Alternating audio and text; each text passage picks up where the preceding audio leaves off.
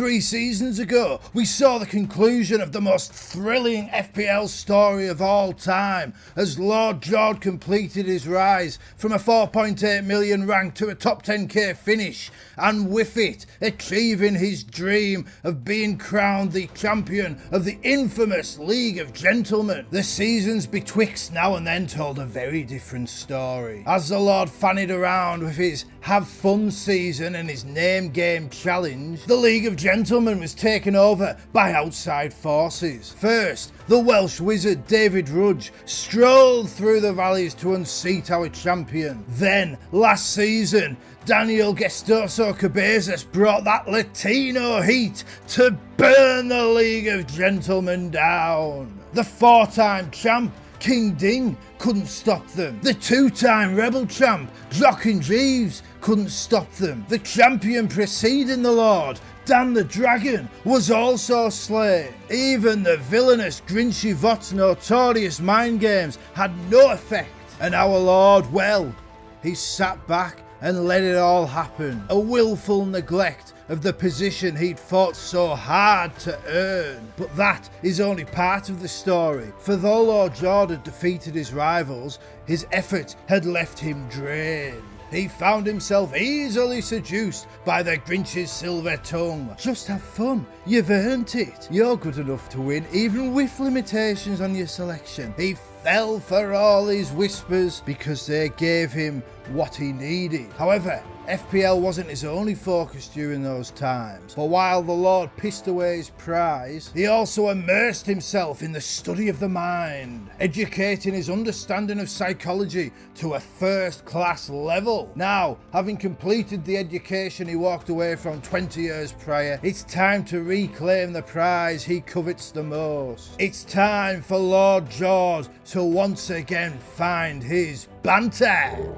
More importantly, it's time to save the League of Gentlemen. Lord George achieved his dream of becoming a champion. Now, he has to keep his friends' dream alive by showing them the gentlemanly ways can triumph over the AI aggregators. The only way he can do this is by returning to the FPL Nightmare.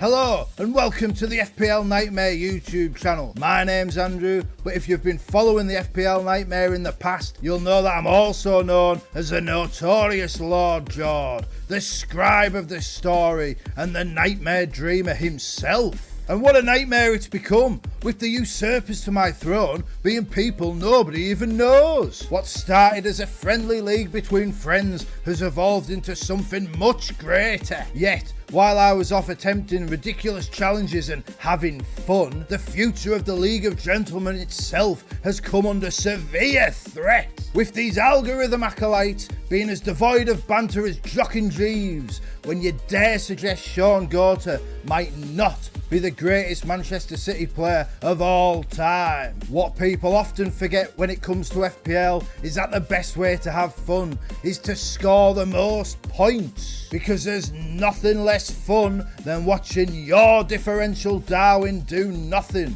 while everyone's Erling bangs in another hat-trick.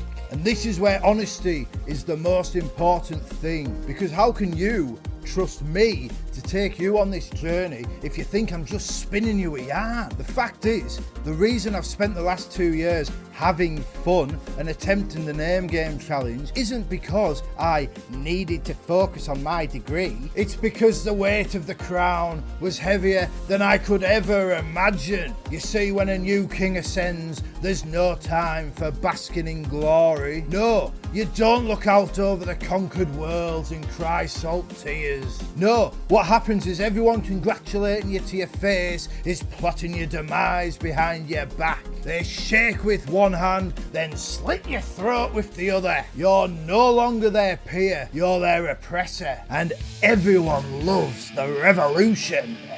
The truth is, I didn't lose my crown. I crumbled under the pressure and I threw it away without a fight. I allowed the wicked whispers of the villainous Grinchy Vot to fester in my brain, feeding my doubts and verbalising my fears. And I let Silver-tongued Simon talk me into taking the easy way out. In choosing those silly challenges, I gave myself an excuse to fail. I allowed my own cowardice to take the reins, and now the League of Gentlemen is on the precipice of extinction. The time for trivialities is over. Gentlemen, the game is on.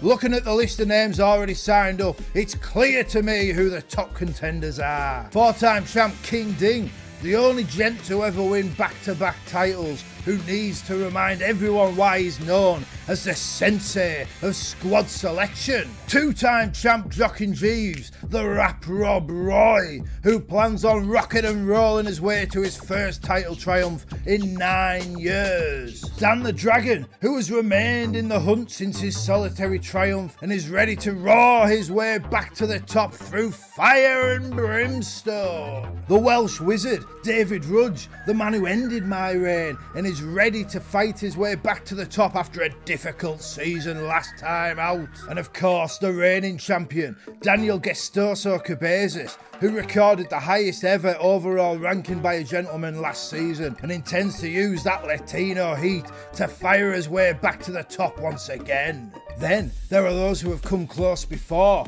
and are desperate to wear the crown for the first time. The likes of Ginger Ben Cuthbertson, Terminator Triss, Mighty Mouse, Hitman Hodgson, John Go-Karting and the Butcher, Big Steve Allison, have all been there or thereabouts in recent seasons. Then there are the Chasing Pack, featuring names like The Ox, The Master Chef, Flash Funk, Hugh Horner, Professor Story, Red Hot Rob, Slick Rick and Metal Mark. For one reason or another, the Chasing Pack have never been able to put together a consistent challenge over the course of the season. They will all be hoping this year is the one where all the pieces fall into place. As it stands, 10 former gentlemen have not registered a team. Some may not do so. Others may well appear in the list once the transfer deadline closes. Of all the unregistered, Deadly Daz is the name to fear. If he can remember the transfer deadlines through the course of the season, his ability may be devastating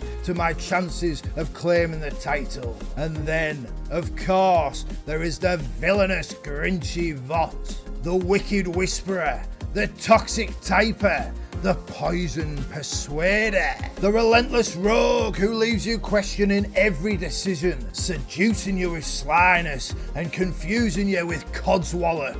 Anyone can withstand the bringer of chaos for a game week or two. Over 3/4 of a year though, that's a completely different story. To be crowned champion of the League of Gentlemen, all of these vagabonds must be vanquished. To do that involves perhaps the most difficult choice of all, one that must be taken before the season even begins. Which of the 4 squad structure options to place your faith in? Now, let's look at them in more detail. There are only 2 reasons to pick a squad featuring both Haaland and Salah: media hype and fear. Haaland was outscored by Ollie Watkins last season, who is £6 million cheaper. Salah was outscored by 6 other players, including 4 of his rival midfielders. And yet sometimes media hype manifests into reality, and avoidance of fear is the best way of securing the best outcome. Nailed captaincy every week can go a long way in FPL. This draft has 2 great 7.5 million midfielders who will consistently get points. It's got 2 5 million gambles who could make a mockery of their price. 3 nailed strikers on penalties. 4 of the best attacking fullback FPL options, as well as a top quality goalkeeper. It's a viable strategy, and while your faces might differ slightly, it is a strategy that can take you all the way to FPL glory. However, just by dropping Salah to Saka, the man who outscored Mighty Mo last season and whose trajectory is up and away, the entire squad opens out. Instead of those 2 5 million punts, you can have the nailed Brereton, Diaz and Nkunku, both of whom will be goal-scoring focal points for their team throughout the season. Though Pope becomes Henderson, Munoz becomes Saliba, the most nailed defender in the league's greatest defence. This is a very strong squad with great rotation, especially if you pick the best 4.5 million defender. If you thought Haaland no Salah opened up the squad, just look at what the inverse can create. By switching Haaland to Solanke, you free up £7.5 million worth of funds, and that 7.5 million can go an awful long way. Saliba becomes Alexander-Arnold. The 2 5 million punts become Andreas Pereira and Bukayo Saka. Whether you go with Pope and Joao Pedro or Dean Henderson and Chris Wood, the strength in depth in that squad is astounding, and the squad rotation possibilities are beautiful. You could even switch Andreas down to Winks, go with Pedro and upgrade your 4.5 million defender to Saliba. That would give you the 4 best defensive options in the game, an elite midfield and attack, and very solid bench cover. Are you really sure you need to spend £15 million on last season's 5th highest scorer? And then there's a draft with neither. Look at that squad, just look at it. When you focus only on what you have and ignore what you do not,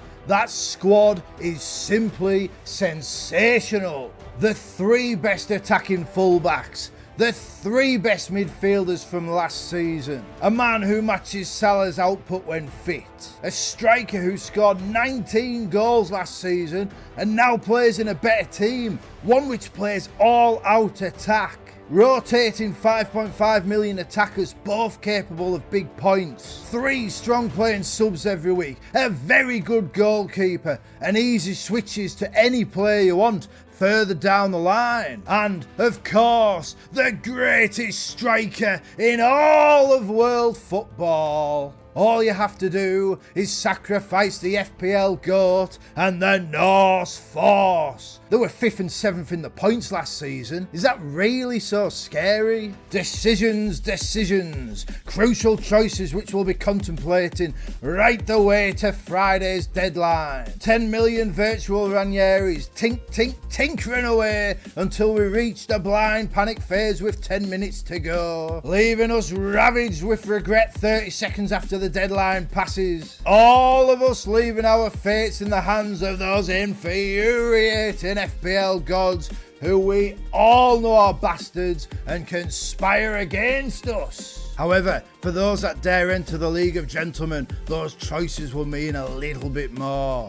The stakes are just a little bit higher, the sting of defeat a little more severe. In this pivotal campaign for the future of the division, only one gentleman will call himself champion. Can one of the league's bridesmaids finally become the bride? Can a member of Clan Banter once again rise to the role of tribal chief? Will one of those algorithm androids lay the division to rest? Or will the gentlemen have to sell their soul to the devilish Grinch to save the division from these nefarious forces? Hit that subscribe button and we'll find out together as we begin a new chapter of the FPL nightmare. I'm so passionate about FPL, I'm not even bothered that I've recorded the entire video with my colour all over the place.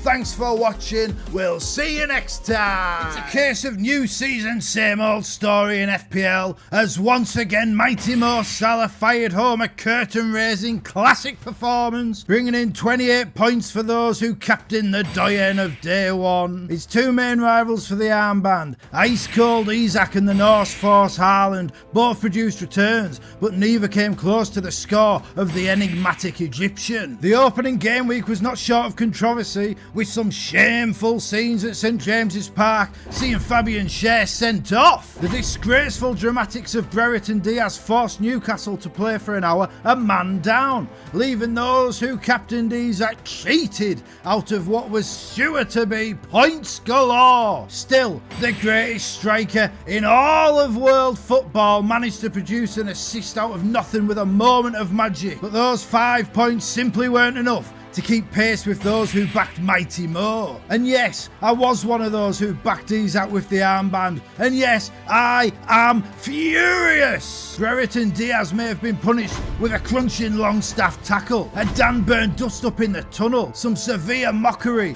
and the opening day defeat. But that will not be the end of his suffering. Brereton Diaz now finds himself facing the ultimate punishment, a lifetime ban from George Lord. I don't care if he's got a double game week against San Marino and the Castletown Nappy squad. That bad banter conman will never wear the fabled black and purple stripes.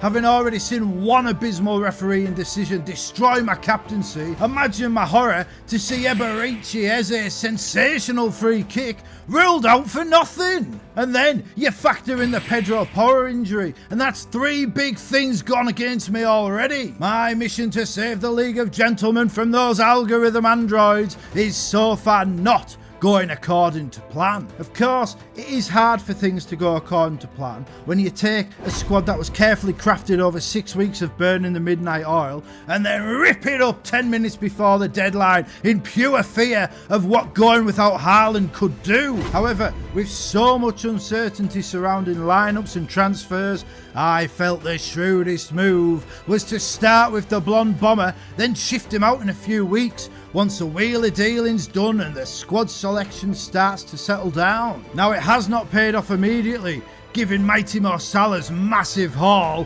but it's game week 2 where that decision could be vindicated. The big surprise to me is that almost half of the gentlemen went without Haaland, and now they must either make multiple transfers or spend the coming game week hiding behind the sofa. The big question is whether to gamble and play the triple captain chip. Normally the answer would be no, but with the potential for only 2 double game weeks this season, my preference to use bench boost and free hit in double game weeks, and none of us knowing what the mysterious mystery chip will be, the likelihood is I will have to deploy the triple captaincy in a single game week at some point. Is that point game week 2? Where the greatest goal machine and the best attacking team plays a newly promoted club at home? It's tempting. If it's the right decision, it doesn't matter that it's only game week 2. If it's the wrong decision, there's still 36 long game weeks to go until the end of this season. But in those 36 game weeks,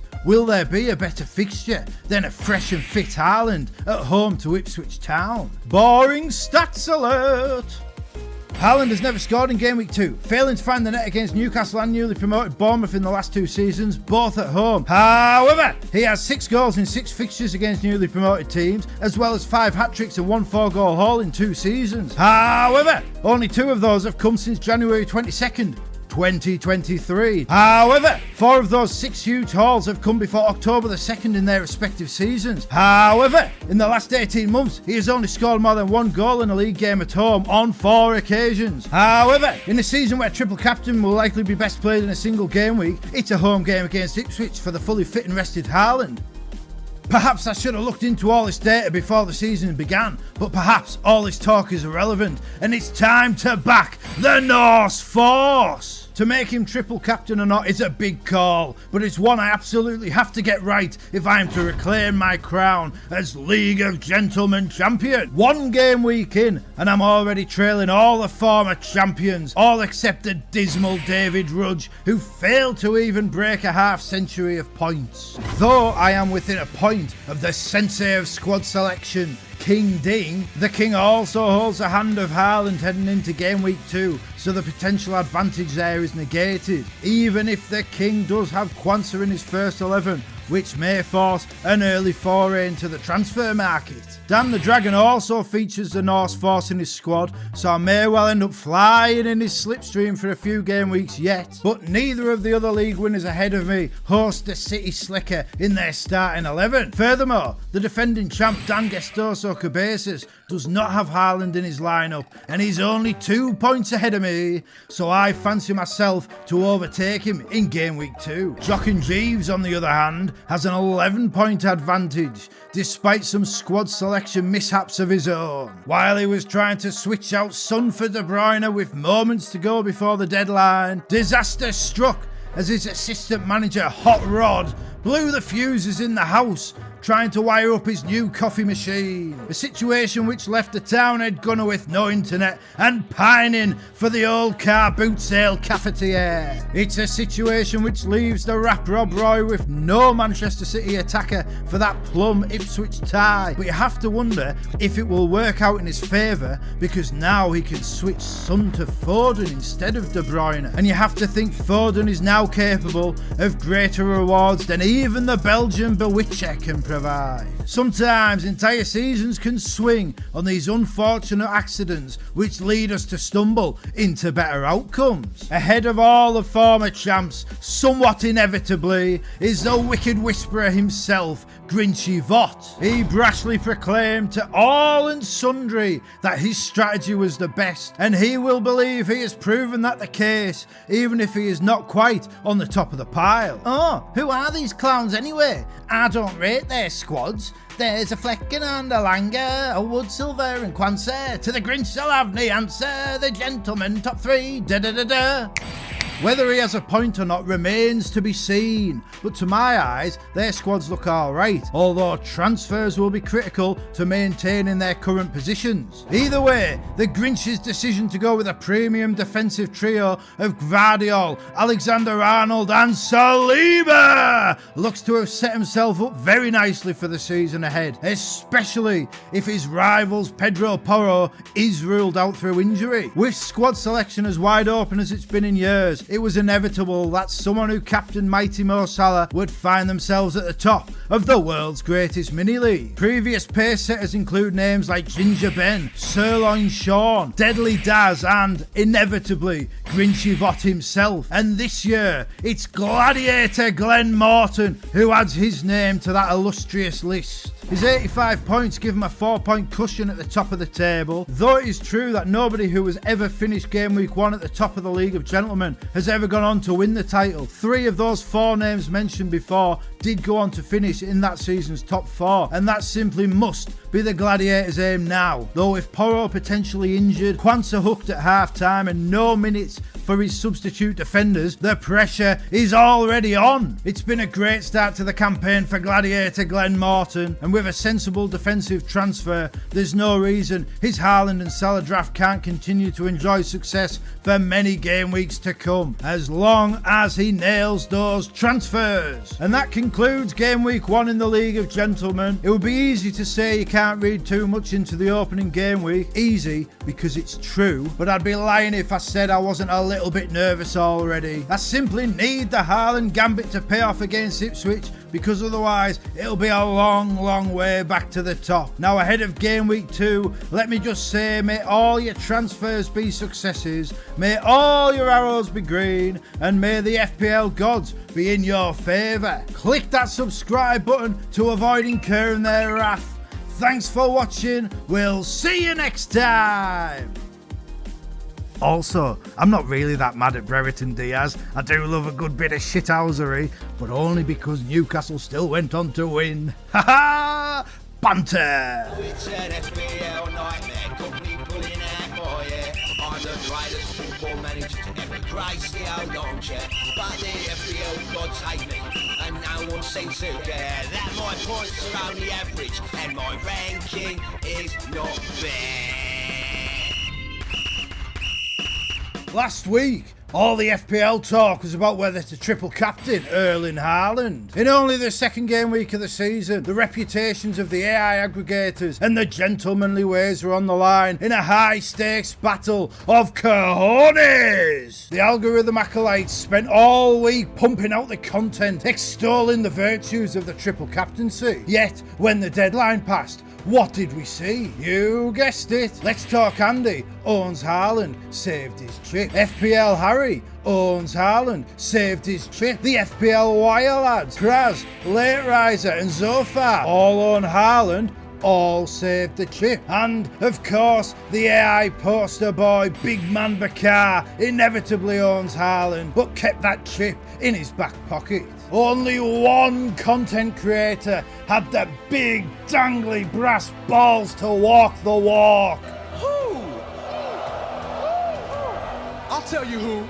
If it's the right decision, it doesn't matter that it's only game week 2. It's time to back the Norse Force. In the eternal battle between good and evil, fighting the cause of the gentlemanly ways can feel like a never-ending struggle. It can feel like whatever you do, the acolytes just keep rising, overwhelming you with their presence. Perhaps the war is one which cannot be won, but this battle gives us an early strike which offers us a little bit of hope. Hope that the game has not been lost to the unthinking horde. Hope that there is still a place in the game for honour. Hope that in the end people will realise what the gentlemen have known all along. That the only thing that can end the darkness and lead us into the light is banter. It wasn't just the algorithm acolytes that the gentlemanly ways overcame this week, but also the twisted, malevolent mind games of the wicked whisperer himself, Grinchy Vought. Fearful of the impact the Norse Force could have, he unleashed a nefarious scheme, spreading discord by collaborating with Slow Sports News to spread rumours of an injury to Erling Haaland. However, the Grinch's powers are not yet at their peak, and rather than rising up the table, he was hoisted by his own petard. He registered the lowest score in the top 2/3 of the division, and he plummeted from the heights of 4th to the depths of 22nd place. After he dismissed Haaland owners as sheep in game week 1, the situation went from bad to worse after the knee of Xerxes denied his Garnacho a goal. The Grinch's initial response was to float talk of a wild card, and while you have to expect cooler heads to prevail before the deadline, it cannot be denied that going from leading all the former champs to being behind them all except Dan Gestoso Cabezas, who's only 1 point behind with a transfer in the bank, is a bad situation for the Grinch. Some would say an FPL nightmare. However, the Grinch wasn't the only gentleman to suffer a nightmarish outcome, with Metal Mark giving the triple captaincy to Phil Foden, who was then ruled out through illness. That meant it fell to Vice Captain Isak to pick up the mantle, but he failed to impact his game whatsoever, leaving Metal Mark with a wasted trip and a long 36 game weeks ahead. So dire was the situation, so distraught was Metal Mark, that he immediately announced the cancellation of his long-running podcast. The undercover weekly bullshitter reporter Jez Messing can exclusively reveal that this decision was taken to devote more time to FPL research. But whether it helps Metal Mark in the long run remains to be seen, as he faces a long fight back from 30th position. In the case of the former champs, it was a much better game week for dismal David Rudge, whose big hitters Son, Haaland and De Bruyne all came through with huge hauls. Those massive scores helped him rise 16 places in the table, leaving him within 3 points of King Ding and the 10th place Dragon, who both had solid, if unspectacular game weeks. Both those former champs find themselves right behind Hilo Hodgson, the golfing prodigy who smashed it right down the fairway with his signing of the 10-point Smith Rowe. Perhaps the dark horse for the title this season, Hilo Hodgson has a new clarity gained from his fairway forays and will already have his eyes set on his next terrific transfer. Also starting well are two of the Appleby Assassins Guild, with Red Hot Rob and Sirloin Sean so far leaving their guildmaster Big Steve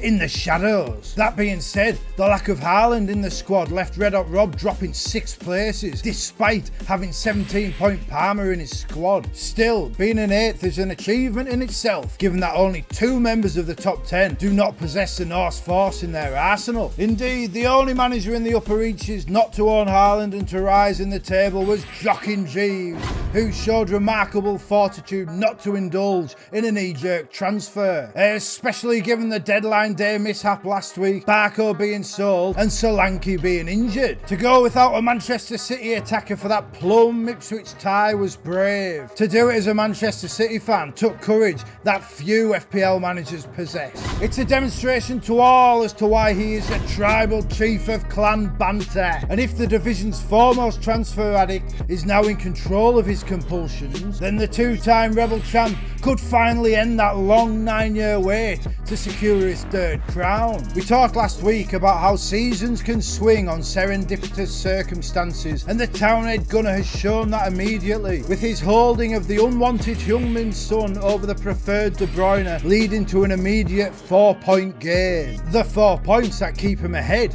of the 5th place Ginger Ben, another who played his triple captaincy on Erling Haaland. Elsewhere in the transfer market, it was a mixed bag for the gentleman, with those who secured immediate profits being far outweighed by those who did not, and who now suffer an anxious wait to see if those moves will pay off in the longer term. In total, only 3 managers secured an immediate improvement of more than a handful of points, which goes to show the risks inherent in the market manoeuvres. Indeed, the biggest danger this season will come when switching between premium players, as evidenced by last week's Starboy being comprehensively outscored by both Son and Palmer. If you nailed that transfer, you'd have 29 points. If you got it the wrong way around, you'd be left with only 8. Last season, when I attempted the name game challenge, I tried to switch between Son, Sterling, Salah and Sakar based on fixtures, only to somehow miss all the big hauls and end up with fewer points than if I'd just stuck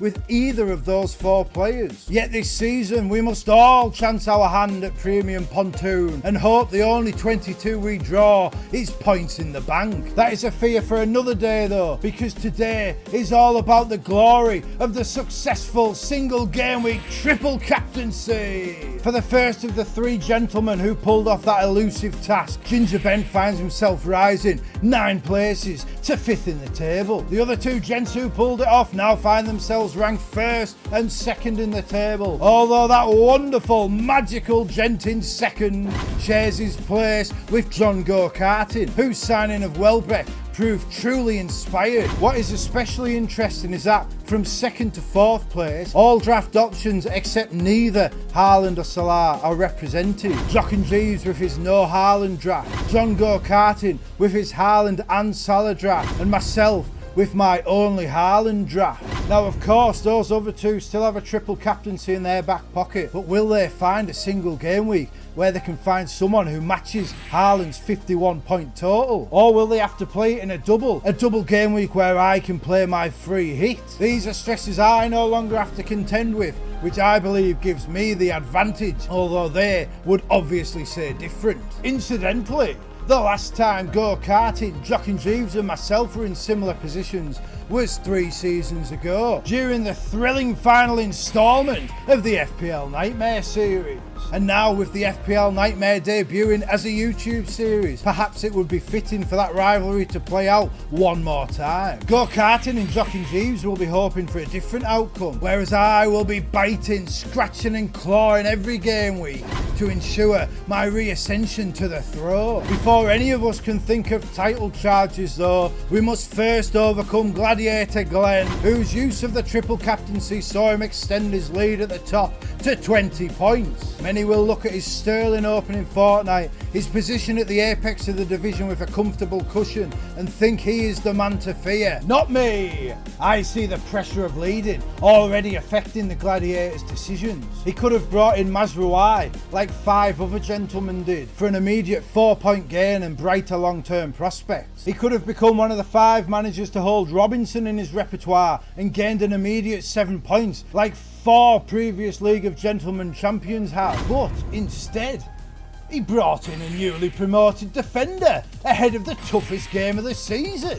Last week we warned that the acid test of the Gladiator's credentials would be his transfers. This week he's failed that test. However, he did demonstrate championship cojones to use his triple captain, so any true final verdict of his potential remains undetermined. Of course, it is still far too early in the season to extrapolate these results and apply them to a 38 game week season, but it is ominous for the rest of the gentlemen that the big hitters are already smashing it for 6. It means that an awful lot is riding on game week 3, especially with a long international break to follow, with all those hours left to ruminate over mistakes. While the wider FPL world can excuse away a little mishap, contenders in the world's greatest mini-league know that any error could be critical, as demonstrated so effectively by their Grinch's 18th place fall. Now ahead of game week 3, let me just say, may all your transfers be successes, may all your arrows be green, and may the FPL gods be in your favour. Smash that subscribe button for a little bit of luck, and we will see you next time. FPL nightmare, company pulling out more, yeah. I'm the greatest football manager to ever grace the old armchair. But the FPL gods hate me, and no one seems to care that my points are only average, and my ranking is not fair. 3 game weeks in, and it's already shaping up to be the tensest season in FPL history. The one with the toughest questions around team selection and no easy answers. You watch Haaland smashing another hat-trick and you think you have to rip up the squad to get him in. You see Salah go point for point, round for round, and you think you can sacrifice Haaland for a stronger squad elsewhere. You see Saka smash it in game week 1, Palmer, Son and De Bruyne haul in game week 2. They all go quiet in game week 3, and next week Phil Foden's back. You write Isak off and think Havertz is a hero. Then you see Isak score 1, nearly score the greatest lob of all time, and see he has Wolves, Fulham and Everton in his next 4, while it's Spurs and Man City away for King Kai. Madueke and Jota produce the points, but then they're blank, while Mbuemo, Eze and Diaz do the business. Big at the back is working out beautifully, only for every team bar Manchester United to wipe out their opponent's clean sheet. We thought we'd have the information we need by now, but just when we think we have the answers, the FPL gods change the questions.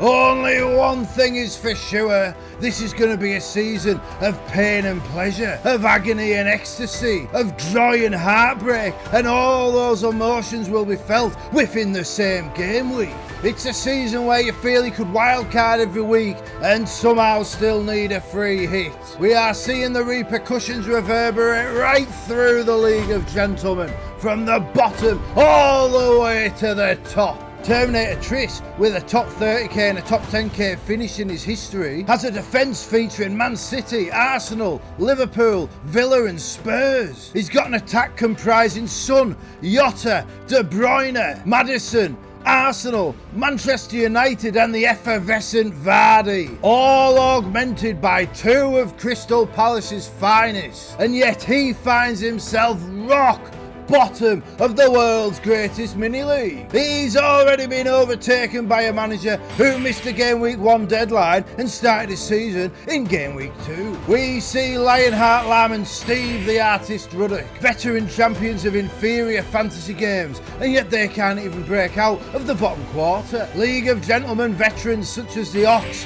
Deadly Daz and Mighty Mouse, who has an incredible 9 top 100k finishes. They all captain Haaland, yet they can't break out of the bottom half. 3 of the last 4 League of Gentlemen champions languish outside the top 15. This week alone we've seen 6 managers take hits and 4 more lay the wild cards on the table. These are turbulent times in FPL, and the stormy seas are going to shipwreck some of the greatest to ever play the game. Several big names fell victim to the murky depths of the sinking feeling in game week 3. Slick Rick fell 9 places from 17th to 26th after his triple Spurs squadron fell victim to the greatest striker in all of world football. Mighty Mouse sank 5 places to 22nd. The Rough Rider dropped 8 places to 19th. Sirloin Sean and the Dragon descended from 6th and 10th respectively to joint 17. The most notable decline this week though was that of Jockin Jeeves. All week he's been in my ear like he's been possessed by the Grinch himself.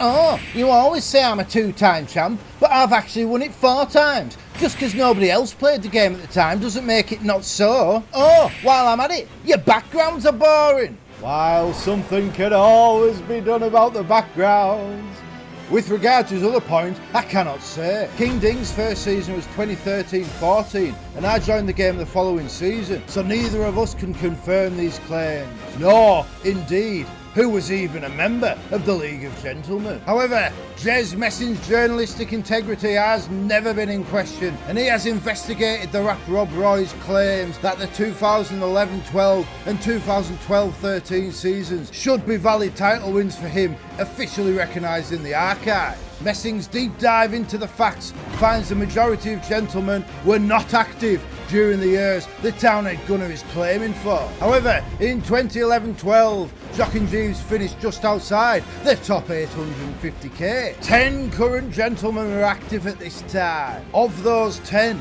Professor Story and Ashton Bash were both beaten by Jeeves and were verifiably not gentlemen at the time. This can be verified in the official FPL Nightmare book series, which you can read about at the links below or at the QR code at the end. 3 other competitors, Big Steve, the Master Chef and Flash Funk, were all plausible gents from that era. However, they too failed to outscore Jock and Jeeves. 4 men verifiably outscored Jeeves in those years: John Go-Karting, Terminator Triss, Red Hot Rob and Mighty Mouse, the latter 2 who were in the middle of an obscene run of top 100k finishes. However, none of those were gentlemen at the time, and if you say that doesn't matter, I'm telling you, you're wrong. It absolutely does, because the pressure of the world's greatest mini-league is unlike no other. So who knows if they would have actually beaten Jock and Jeeves in a title shootout. It's a similar story in 2012-13,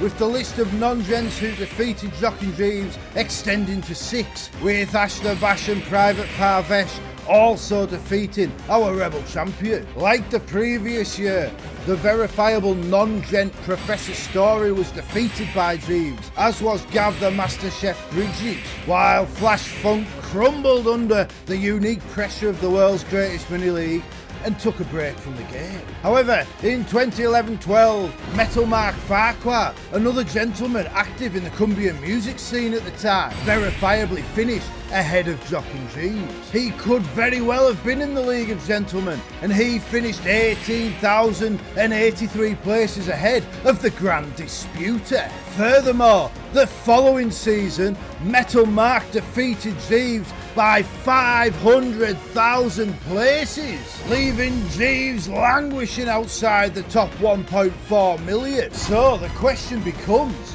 was Metal Mark in the League of Gentlemen in those seasons? Both men being heavy hitters in the Cumbrian rock revolution is circumstantial evidence that suggests he would have been. However, Metal Mark was under the tutelage of the infamous Raz White, Jeeves' arch nemesis both musically and promotionally, with the fallout stemming to a cancelled charity gig by one of White's bands. So, if we accept the plausible argument that his dalliances with Razzmatazz left him banned from the division, it is certainly possible that Jeeves' 2012 ranking was enough to beat a bunch of rank amateurs who no longer play the game. And as such, an argument could be made he does deserve to be credited as a champion in that season, if Metal Mark is excluded. And like we said, the following season, Metal Mark finished 500,000 places ahead of Jeeves. So if we accept him as a gentleman at that time, then there are no titles for Jock and Jeeves. However, even if we accept the very fair assumption that Metal Mark was whitelisted from the division, confirming Jeeves as the 2012-13 champ is a much harder stake to claim. You see, Jeeves' band, The Revolution, used to rehearse in a tavern known as the White Horse, owned by football manager maestro Neil Stinger Davidson, an establishment frequented by both Big Steve the Butcher and Maverick Mikey P. In that season, Jeeves finished outside the top 1.4 million. The Butcher ranked 1.2 million. Maverick Mikey, he ranked 1.09 million. They both shot down the Townhead Gunner. Yet, perhaps Jeeves, in his desperate desire to be seen on the same level as King Ding, would deny even them. And if so, that's fine. we can let him have that one. There's one man he can't deny, however. One man who was inextricably linked to the rap Rob Roy during those years. The McGuigan to his Gallagher. The Lemmy to his Fast Eddie. The McCartney to his Lennon. Oh my. The man who was in not one, but two of Jock and Jeeves' bands. And who was in clan banter since its formation. Sharing those Waverley days and Waverley nights.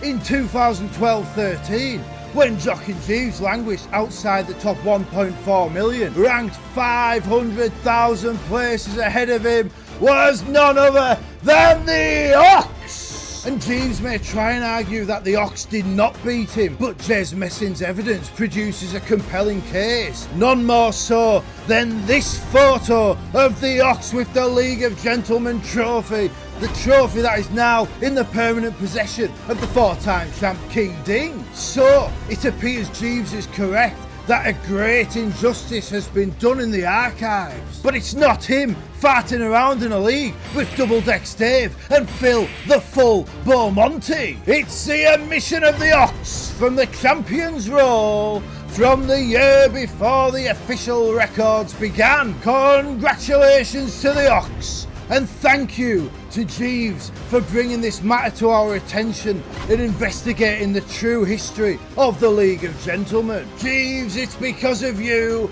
that Ox will forever be recognised as a rightful champion. As for Jeeves' claimed title of 2011-12, we'll leave you, the audience, to consider Jez Messin's report and make your own mind up. All we can do, based on the evidence uncovered by the Weekly Bullshitter's #1 investigative journalist, is to take Jeeves' 2 verified titles and place an asterisk next to them. It's the only fair thing to do.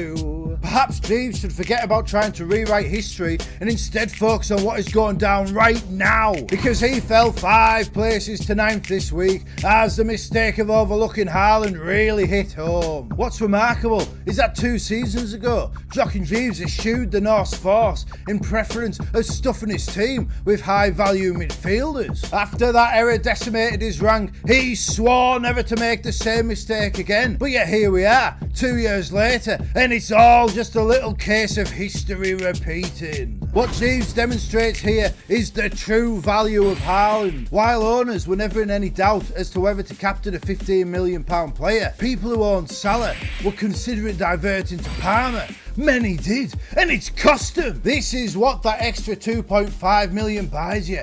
Peace of mind. Salah can keep pace with Haaland for points, but it's an awful lot easier to switch the captaincy off him, costing yourself big points in the process. Given the upcoming fixtures for the Norse Force, you feel not owning him is a mistake that has to be corrected soon by the 2-time asterisk champ. So great is the threat of both Haaland and Mighty Mo that we have to expect a spate of wildcards for game week 4. The wider FPL community is abuzz with talk of activating the chip and restructuring the squad, and wildcard advice is always good for the views, so here's mine: do not activate that chip. Let's get real, it's game week 4. Oh, but fixture swings. Oh, but now I know exactly who I want in my team. Give it a rest. There are 17 game weeks until you get your second wildcard. An awful lot can happen in 17 game weeks. The Champions League hasn't started. The festive frenzy is still to come. Players that seem unmissable today may seem unpickable in 3 game weeks' time. Injuries and suspensions can hit. Form and selection can swing. You only have 3 game weeks of data,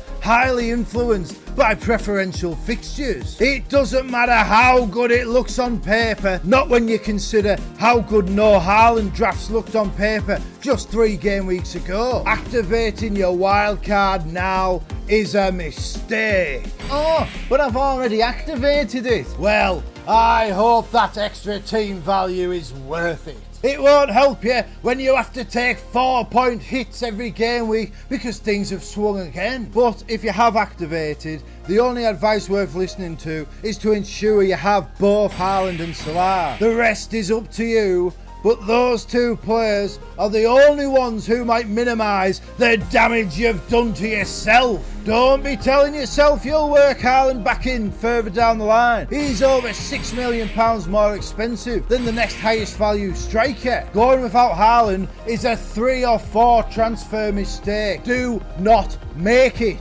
Or if you think you're both clever and lucky enough to manage without Haaland, then don't have him in your team. Please do make that mistake. Please, everyone activate your wild cards and get rid of Haaland. Leave him for me. I want to win this blasted game, and the more people that abandon the best asset in the game, the easier that will be. Just know you will not be fighting for glory. You'll be languishing in irrelevance with Grinchy Rot, who has become the biggest victim of his own wicked whispers, bantering himself into a terrible squad and talking his way into taking a hit, which has cost him 13 points. The division's poison persuader has turned into its cautionary tale, and now he spends the international break sequestered in Mount Crumpet, almost certain to wildcard his way into more trouble. The Grinch needs to turn things around soon, because he's at risk of missing out on the most exciting title race in years. He's pleaded for the big guns to take it seriously, and now they're leaving him in the dust. Ilo Hodgson continues his rise through the ranks with another sterling performance, but he shares 5th place with the 4-time verified champ, King Ding, who smashed home the division's 2nd highest game week score to rise 6 places. They both closed the gap on the 4th place Ginger Ben, who still managed to rise in the table due to Jockey Jeeves' fall. And what's especially pleasing for the Macca Messiah is that he is still yet to make a transfer, which puts him in prime position to push on even further. He's now 4 points behind my team, which drops to 3rd place despite another strong showing, largely as a result of my mistake in signing Muniz in game week 2 rather than Joao Pedro, a mistake I have already corrected after moving early in the transfer market. You can't get every decision right, but that one has cost me 2 transfers and 13 points. The 13 points I am behind 2nd place. So yes, I've moved early in the market to secure the Samba sensation, because sometimes mistakes need to be fixed before they spiral out of control.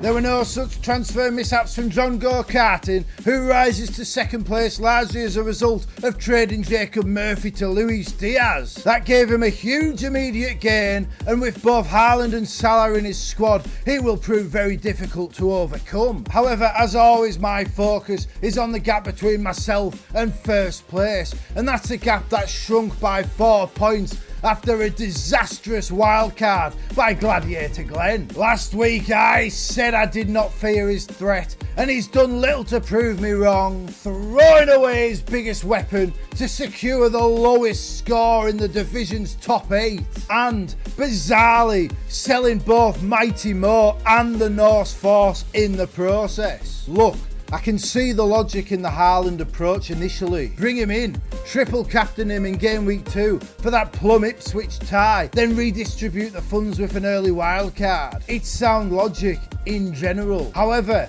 to go without both Haaland and Salah after the opening pair of game weeks is just silly. £15 million is a lot of money, but Haaland is always unstoppable in the opening 10 game weeks of the season, and even after that he will consistently get you a goal. With the bonus point alterations this season, 1 goal for Haaland will likely be enough for 3 bonus points, meaning he's essentially getting you a goal and an assist. Plus, you can back Haaland as captain against anyone, which can't be said for most options, including Mighty Mo. People bang on about Haaland's price all the time, but I think the peace of mind he offers you is worth sacrificing a Foden for an Eze. And look, Son, Saka and Palmer, they're good picks. Yet Son faced Newcastle last week and now has Arsenal next. Saka has Spurs and Man City in his next 2 games. And Palmer is great, but you simply cannot put all your eggs in that basket case of a club he plays for. Umblemo did great for Glenn this week, but now he plays Man City. Watkins is out of form, somewhat unfit, and the Champions League is about to start. Isak punished that Watkins mistake immediately, and now he plays Wolves, a team so bad they convinced the casuals Madueke was a must-have. What the Gladiator has done is wildcard in a game week 6 draft 3 game weeks early, and now he's left himself with no way to get to the best 2 assets in the game without making multiple transfers. It is a terrible, terrible strategy, and I will go on the record now as saying it is this moment that has ended his title chances. The only way the Gladiator can go is down, and all you FPL managers considering a game week 4 wildcard, just look at that squad and realise how badly you're about to mess it up. That's how easy it is to throw it all away. There's a big difference between bravado and balls in FPL, and the Gladiators kindly demonstrate to us all the folly of being over-aggressive. Ahead of game week 4, I urge you all to take a pause, to allow cooler heads to prevail, and to return to the game stronger than you left it. It's a matter of time before the Gladiator falls at his sword, but you still have a chance. So with all that in mind, let me just say, may all your transfers be successful, may all your arrows be green, and may the FPL gods be in your favour. Press down on that subscribe button to keep the Grinch in his place, and we will see you next time. It's an FPL nightmare, got me pulling out more, yeah. I'm the greatest football manager to ever grace the old armchair, but the FPL gods hate me, and no one seems to care that my points are only average, and my ranking is not fair. It was an appalling return from the international break, with the FPL gods serving up a game week where almost 1 million managers threw the wildcards on the table, when we all thought big points were guaranteed. And yet instead of partying in the 100 club, we've all found out that our names aren't down and we're not coming in, leaving us nursing a hubris hangover with our expectations for the season both shaken and stirred. I spent Sunday kiboshed on the toilet with a tummy bug, which meant the only throne this would-be FPL king was sat on was a porcelain one. Yet the evacuations from my bowels were nothing compared to the drizzling shits served up by the FPL gods. You only have to look at the team of the week. If you take out Watkins and Haaland, only Gabriel had an ownership percentage in the double figures. The rest, you just couldn't make it up. 2 Man United defenders the game week after a thrashing, 1 Nottingham Forest defender away at Liverpool, 7 players with an ownership lower than 5%, 3 defensive players who conceded a penalty, 2 holding midfielders, Dwight McNeil. Even though we know these game weeks are coming, they always have a habit of catching you by surprise. And yet, of the 940,000 managers who played the wildcard, including 4 of the gentlemen, you just know many of them will be cursing the luck. They'll be out there saying these outcomes couldn't have been predicted, that their reasoning was sound even if the results were not, that variance and luck just weren't on their side. And all I can say to those people is, you should have listened. Even though you're my rivals, I tried to help you. I told you point blank the game week 4 wildcard was a mistake. How many of you wish you hadn't played it now? I feel so bad. If only I'd edited last week's video a little bit quicker, I could have saved you from yourselves. Still, I doubt many of you would have listened. You would have dismissed me as a crank, some gobshite wannabe trying to make a name for himself at the expense of the so-called FPL experts. And that's fine. Tell yourself it was just bad luck if that makes you feel better. I'm here to win this blasted game, and the more of you that throw your seasons away, the better. The problem is, I'm the sort of person that needs to feel that I've tried to help you, and I just know that in game week 6 so many of you are already planning to throw those wildcards away as well. You're gonna hit that button and throw away your strongest weapon just to bring in a few players with 2 or 3 good fixtures. I should just let you do it and increase my own chances of glory, but I am a gentleman, and the gentlemanly ways dictate that I play this game with honour. So I'm going to help you. And this time, I'm telling you the game week before you press that button so you can have no excuses. This is the fact. The only people that should be wildcarding in game week 6 are those silly sausages who still aren't harnessing the power of the Norse force. If you have Haaland in your ranks and you're planning a game week 6 wildcard, it's time to give your head a wobble. You already own the greatest asset in the game, and your wildcard should be about maximising his impact. If you don't activate in game week 6 and then he gets injured in game week 7, you can sell him knowing you can wildcard him back in whenever he's fit again, while almost 1 million people will have to make multiple transfers. That is power. A power that so many of your rivals have just thrown away. Why on earth would you make the same mistake? If you want to win this game, do not activate your wildcard in game week 6. It's that simple. Unless, of course, you don't have Haaland, in which case you should do whatever it takes to get him in. Me, I just don't understand how people still don't get it. You've got Grinchy Vought, who got our worst score of the game week, and Jock and Jeeves, who got the second lowest. Both of them are highly skilled players, yet they're as stubborn as mules, and it's cost them big time, with Captain Haaland single-handedly outscoring their entire teams. Then you've got Red Hot Rob, all those top 100k finishes, yet he keeps dropping in the ranks because he won't correct his mistake. It's like they're trying to prove some sort of stupid point. It's boring when everyone has Haaland. It's just like playing FPL on easy mode. As if there's some sort of virtue in playing badly and doubling down instead of just fixing your error. A 4 or 8 point hit a couple of game weeks ago would have seen all 3 of those gents with an extra half century of points. That hit would have seen Red Hot Rob or Jock and Jeeves in second place instead of languishing in mid-table. How much longer are you gonna leave it? Sometimes the obvious thing to do is the right thing to do. Just get him in, lads, for my peace of mind. Right, that's enough saving my rivals season. You've all been officially warned and my conscience is clear. Now, with all of that goodwill nonsense out of the way, let's get into what really matters, the quest for glory. Look, I can't lie.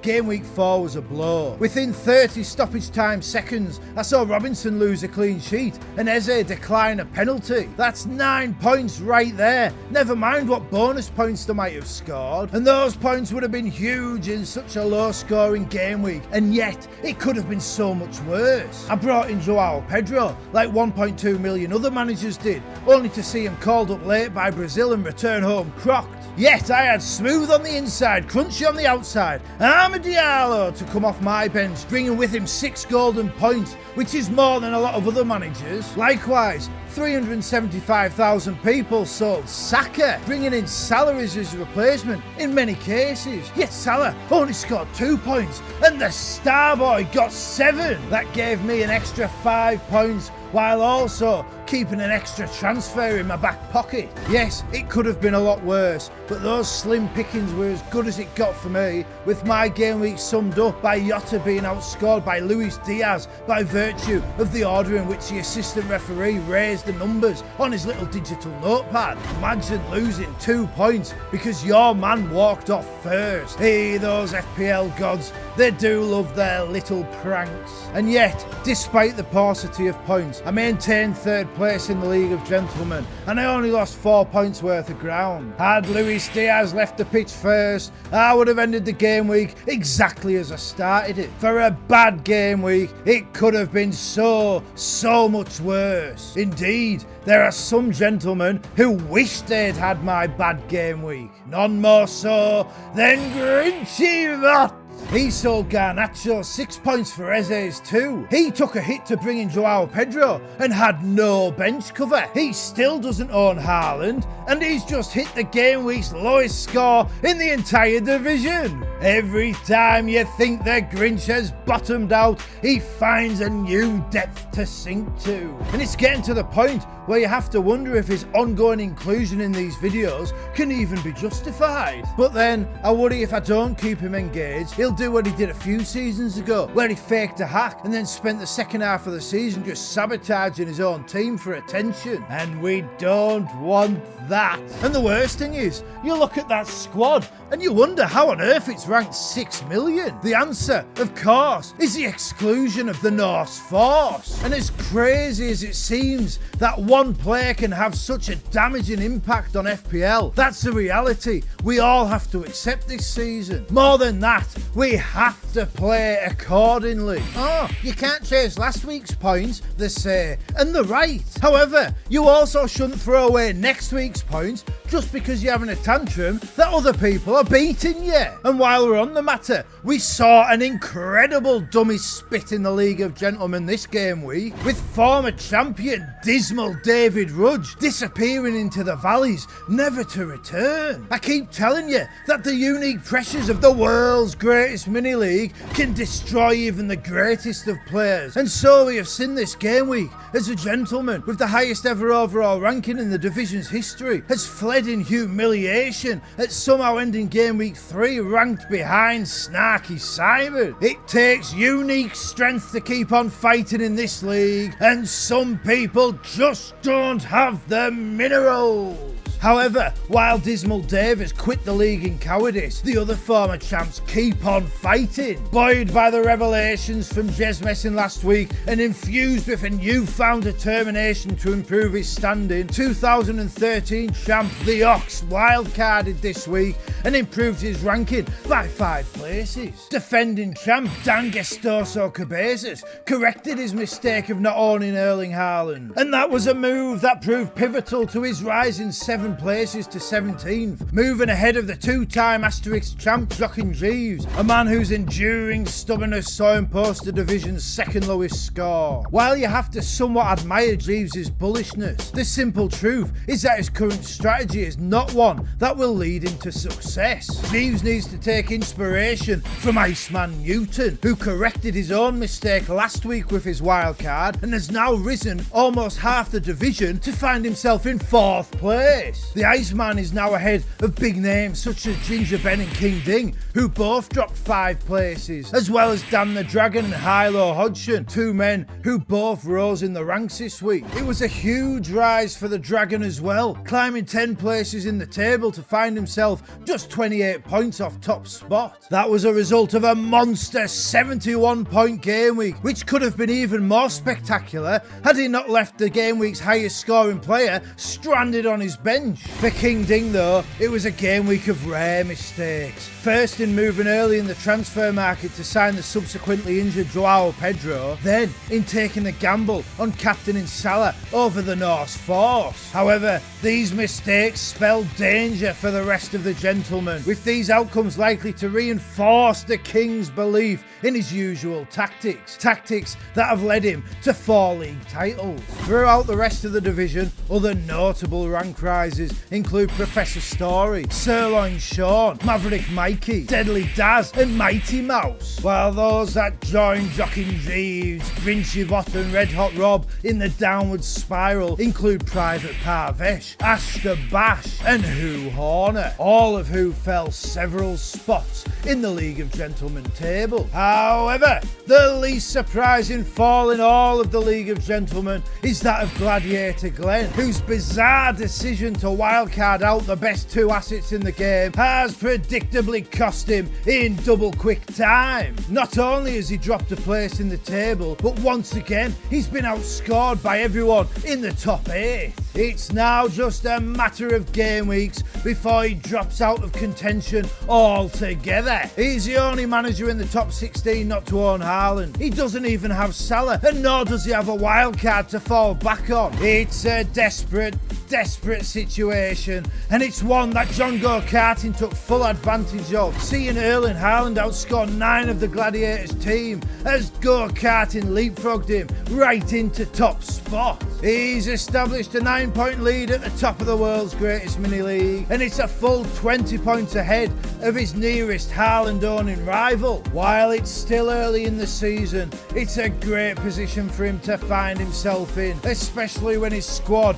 is as good as that, and he still has all his chips to play. People say that it's too early in the season to apply this much importance to the league table, that these rankings will bear little resemblance to the final positions, yet you can already see the contenders moving into place. For me to regain my crown will take an almighty effort, especially given game week 4 saw all the other former champs, Jeeves excluded, strengthen their position in various ways, while I also lost ground to those gents desperate to add their own name to the League of Gentlemen honour roll. For me to achieve my ultimate aim of becoming the world #1, I'm going to have to play an awful lot better than I have so far, not least in the transfer market, with every single transfer I've made so far proving to be an almighty mistake. Not only have all my transfers been abysmal, I've also used that triple captainship,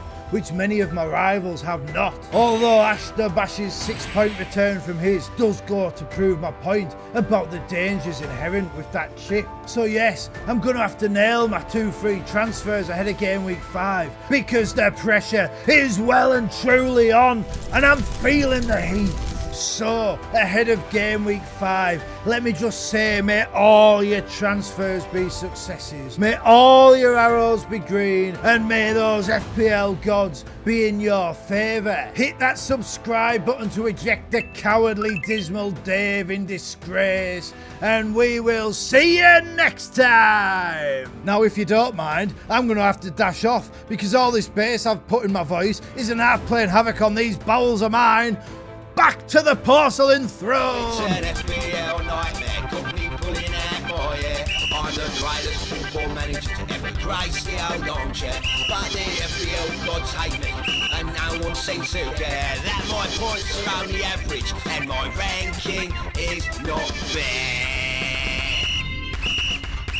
It was another game week in FPL where some of the players we don't own scored points, and some of the players we do own did not. And if that sounds pretty obvious, it's because it is. It happens every single game week, yet for some reason this time out, everyone is freaking out and activating the wildcards. I told you last week what a mistake that would be. There's still 14 long game weeks to go until that second wildcard is active, and if you own the best asset in the game, there's absolutely no reason to play it right now. Yet, all I see everywhere is people activating their chips and then bragging all over social media about how great it is that they're making such a silly mistake. I don't get it. It's so bizarre. Oh, I need to do it. I need to target the fixture swings. Oh, I need Eze gone, they say. Like he hasn't scored 1 goal already, had another one wrongly ruled out, like he doesn't take all the free kicks and his fair share of the penalties. And oh yeah, he plays Everton,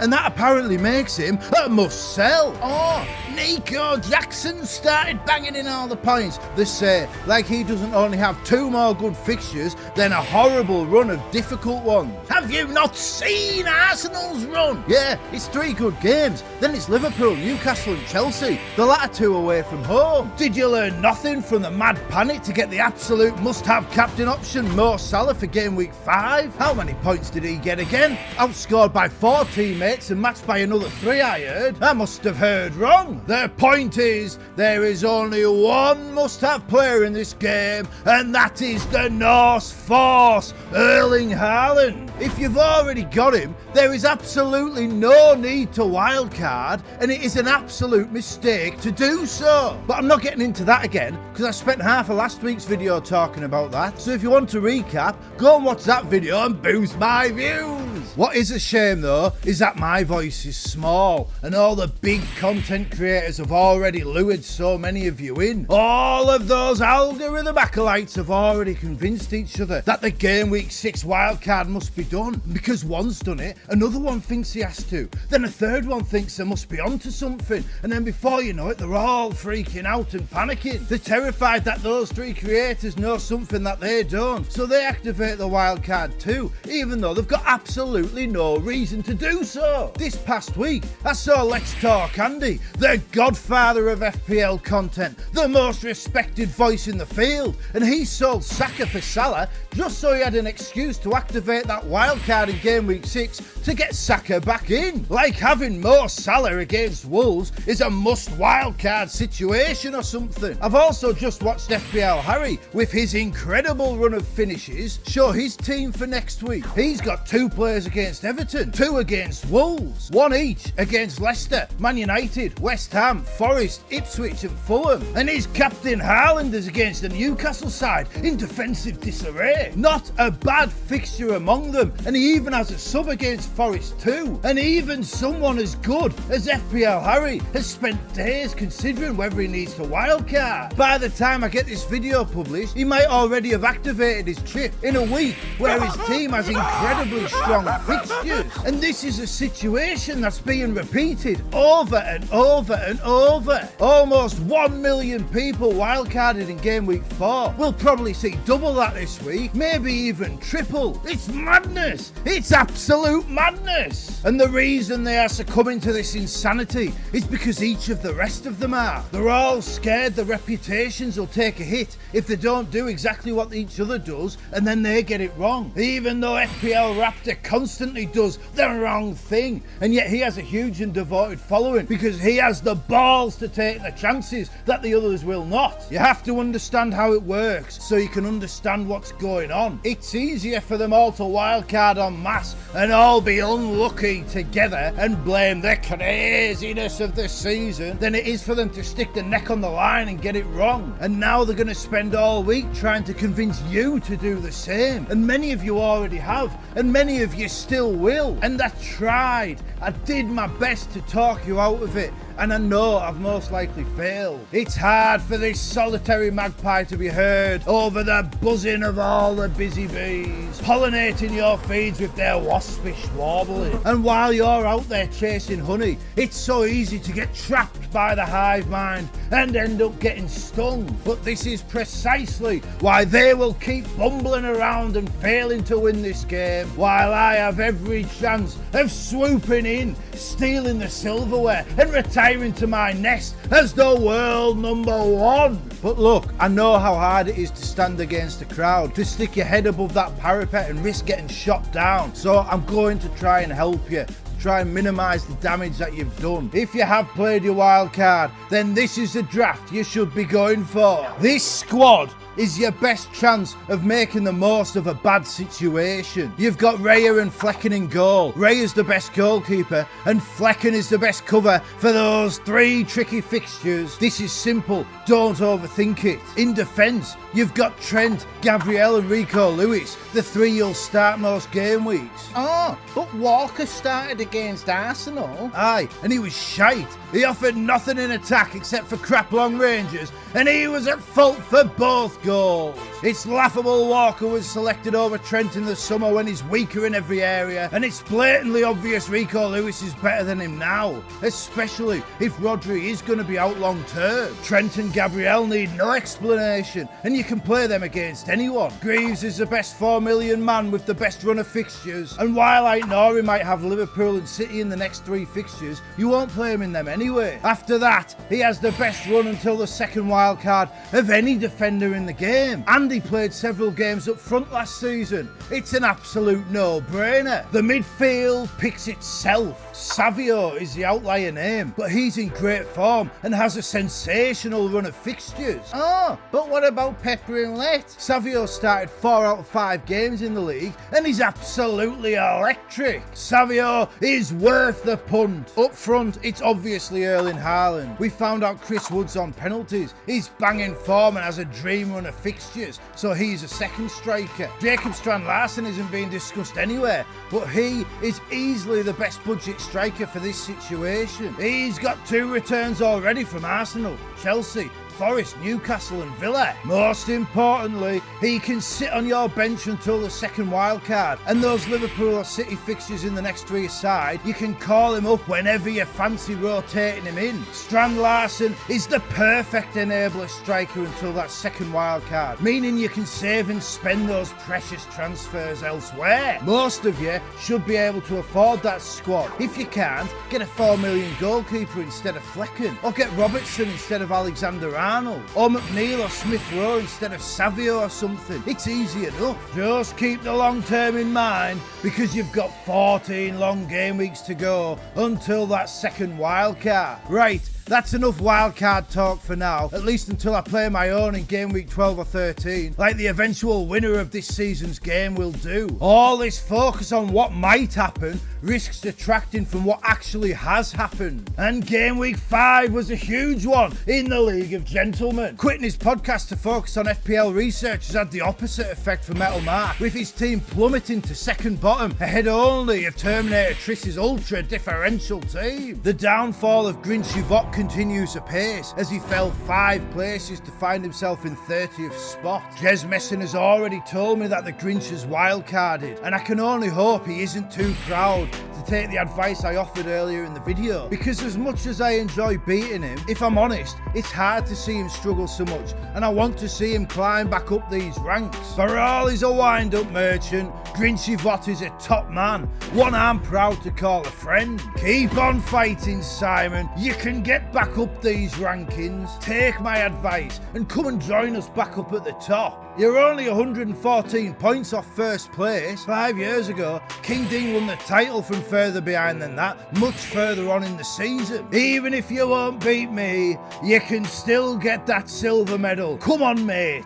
We miss you up here. Ahead of the Grinch, Lionheart Lamb, Steve the Artist and Slick Rick climbed several places, while Professor Story, Private Parvesh and Mac Daddy McMahon slipped in the rankings. The resurgence of newly discovered 2013 champ The Ox continues, with a monster 80-point game week seeing him leapfrog Deadly Daz, The Butcher, Mighty Mouse and Hugh Horner right into the top 20. The wildcard in Rough Rider climbed in the table, as did former winners of the League of Gentlemen Jock and Jeeves and Daniel Gestoso Cabezas, all of whom rose a handful of places. King Ding was replaced in the top 10 by Sirloin Sean, with the big difference being Sirloin started the sizzling Mazrouai while King Ding left him on the bench, while the gentlemen from 9th to 5th are separated by only 7 points. In 4th place is where you'll find my team, and while you think I might be disheartened by my second 1 place fall in 2 game weeks, I'm actually buzzing with how this game week has gone. For one, I ignored the cries of the AI androids that Salah was the most must-have, can't-miss, undeniable greatest captaincy option ever. And not only did Captain Haaland bring me in more points than Captain Salah would have done, I didn't even bring in Salah at all. You won't find me making silly transfers to justify the mistake of a wild card. I want Saka for the next 3 game weeks, so I wasn't just going to transfer him out for a 1-week punt like a former leader who's now scared of going against a crowd. Likewise with Isak. I could have sold him for Watkins, but I gambled that owning Isak for game week 5 and Havertz for game week 6 through 8 would yield more points than owning Watkins for the same time frame. So I was prepared to risk weakening my team for 1 game week to strengthen them in the longer term. As it turns out, those FPL gods seem to favour my faith, rewarding my devotion with 19 points from my Aston Villa pair, including extra bonus points added 24 hours after the match, and also 9 points for Dean Henderson. And not only that, despite my only Liverpool attacker being the non-playing Jota, I climbed 150,000 places in the overall rankings. I'm not too worried about going from 2nd to 4th in that time frame, because over the last 2 weeks I've actually closed the gap on top spot from 20 points to 18. So I'm actually closer to my goals, even if I superficially appear further away. All in all, it was a good game week. However, I have taken an almighty gamble for game week 6, and on Sunday night, 6 days before the deadline, I made 4 transfers for a 4-point hit. And I'm not going to be all mysterious about it. I did Konsa, Ahmad, Isak and Jota to Gabriel and Guillermo, Luis Diaz and Chris Wood. I don't like moving so early, and indeed, I was punished 2 game weeks ago when I did so with Joao Pedro. However, there will be much volatility in the transfer prices this week, and I did not want to risk missing out on the players that I really want. To win this game, you can't just do what everyone else is doing and play it safe all the time. Sometimes you have to make the big balls calls. I believe those transfers, even with a 4-point hit, give my squad the best balance and attack power over the next 6 or 7 game weeks until my likely game week 12 or 13 wildcard. It's not ideal, but I believe it's the right call, and in a few days we'll all find out together whether or not I was correct. Soaring past me was Dan the Dragon, who has scored 163 points in the last 2 game weeks and risen over 2 million places in the overall rankings. He did get a bit lucky with the 10 points of Rodgers coming off the bench in place of the non-playing Jota, but that just goes to show the importance of having strong substitutes, which is something all you wildcarders should bear in mind. It's the Dragon's market manoeuvres that have been crucial to his success, with previous signings Smith Rowe, Luis Diaz and Rodgers contributing 34 points this game week, which is a stark contrast to the 3 points in 4 game weeks I've gained from the only 2 transfers I've made before the game week 5 deadline. A situation I desperately need to change this week, while the Dragon hopes will continue indefinitely. The Dragon is now only 1 point behind second place John Go-Karting, whose time at the top lasted only 1 game week, just as it did 3 seasons ago. Back then, losing top spot saw Go-Karting slip right out of contention, going from 2 points ahead in game week 30 to finishing 139 points off the pace after game week 38. He will be desperate to ensure history does not repeat itself, although wasting transfers on substitute goalkeepers is perhaps not the best way to make that happen, especially given the wheeling dealing Dragon's transfer aptitude has proven so masterful. Go-Karting falling to second place means, of course, that Gladiator Glenn is back on top. I had a meeting with Jez Messing before the transfer deadline, and I left that meeting feeling this might be the case, after he showed me some undercover CCTV footage from the Gladiators training ground. In that footage, Glenn gave a rousing speech to his beleaguered troops, vowing to prove the doubters wrong. My name is Glenn Morton, Commander, the mighty toe cutters, and I will have my vengeance on Lord George. in this life or the next. For me, that's quite scary stuff, but fair play to him. He took my dismissive approach and rammed my words right down my throat.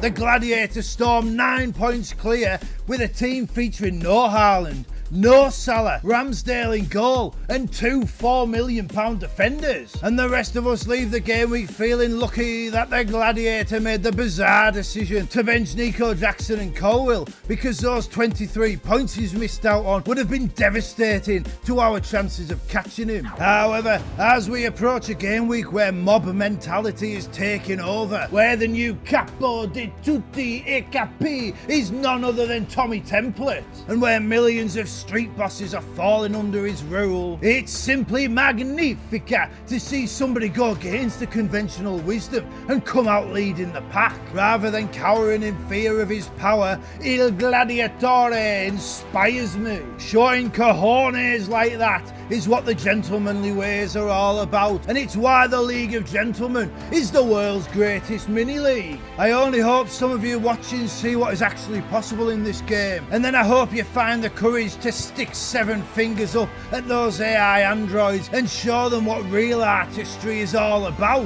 Ahead of game week 6, may all your transfers be successes, may all your arrows be green, and may those FPL gods be in your favour. Steal the honey from the hive mind by hitting that subscribe button, and we will see you next time. It's an FPL nightmare, got me pulling out, boy, yeah. I'm the brightest football manager to ever grace the old armchair. But the FPL gods hate me, and no one seems to care that my points are only average, and my ranking is not fair. Game week 6 was a stunning wake-up call for FPL managers, with the wildcards ending up a busted flush and points farmer Palmer proving the canary in the coal mine, signifying to everyone that the serious business of FPL management is well and truly underway. What was most impactful about Cole the Goals' 4-finish salvo is that it came in a game week where so many other big names failed to fire. Arsenal's much vaunted defence conceded twice. Luis Diaz did nothing. Saka did nothing. Young-Min Son was injured. Alexander Isak was injured. Eze blanked. Man City conceded. Liverpool conceded. And Bruno Fernandes was sent off. Later, rescinded. And to top it all off, the Norse force was successfully shackled by Big Dan Burn. For this to happen in any game week would be huge. For it to happen in a game week where so many wildcarded, and so many of those wildcarders went without Palmer, meant the impact was even greater for those who possess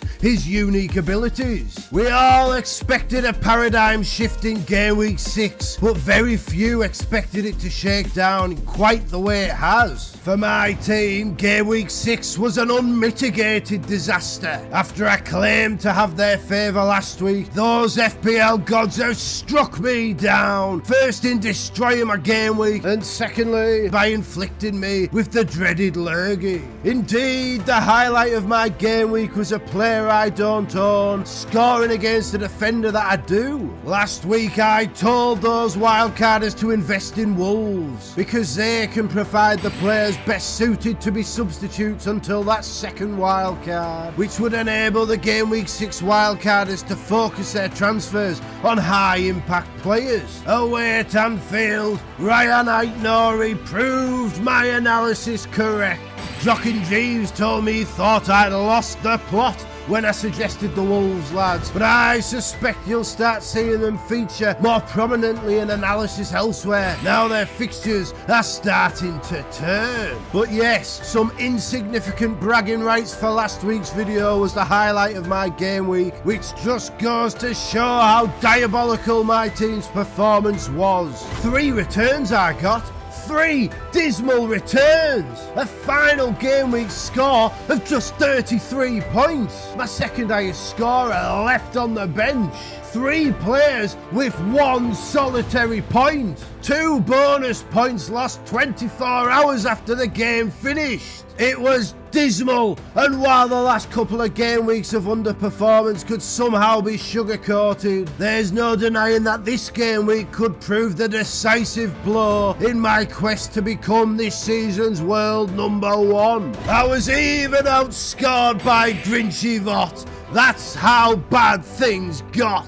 Last week I took the 4-point hit, transferring Konsa, Jota, Ahmad and Isak to Gabriel, Mbeumo, Diaz and Wood. Inevitably, game week 6 was the game week where Jota finally outscored Diaz. And though I ultimately broke even with my transfers, neither gaining nor losing any points, ultimately I should have listened to King Ding. He told me not to bother taking the hit, but by last Sunday night I was in a blind state of panic, fearing going without Diaz for another game week. I hoped fortune would favour the brave, but instead it's another self-inflicted mistake by this old fool who simply will not learn the lessons of his own past success. In my entire FPL career, I've played the King Ding style just once. In that season, my overall ranking was 9,394 and I won the League of Gentlemen at a canter. Yet here we are, 3 years later, and again I'm falling back into those old losing habits. Ultimately, that makes it 5 failed transfers out of 6 this season, with only Mbeumo offering my team any sort of points return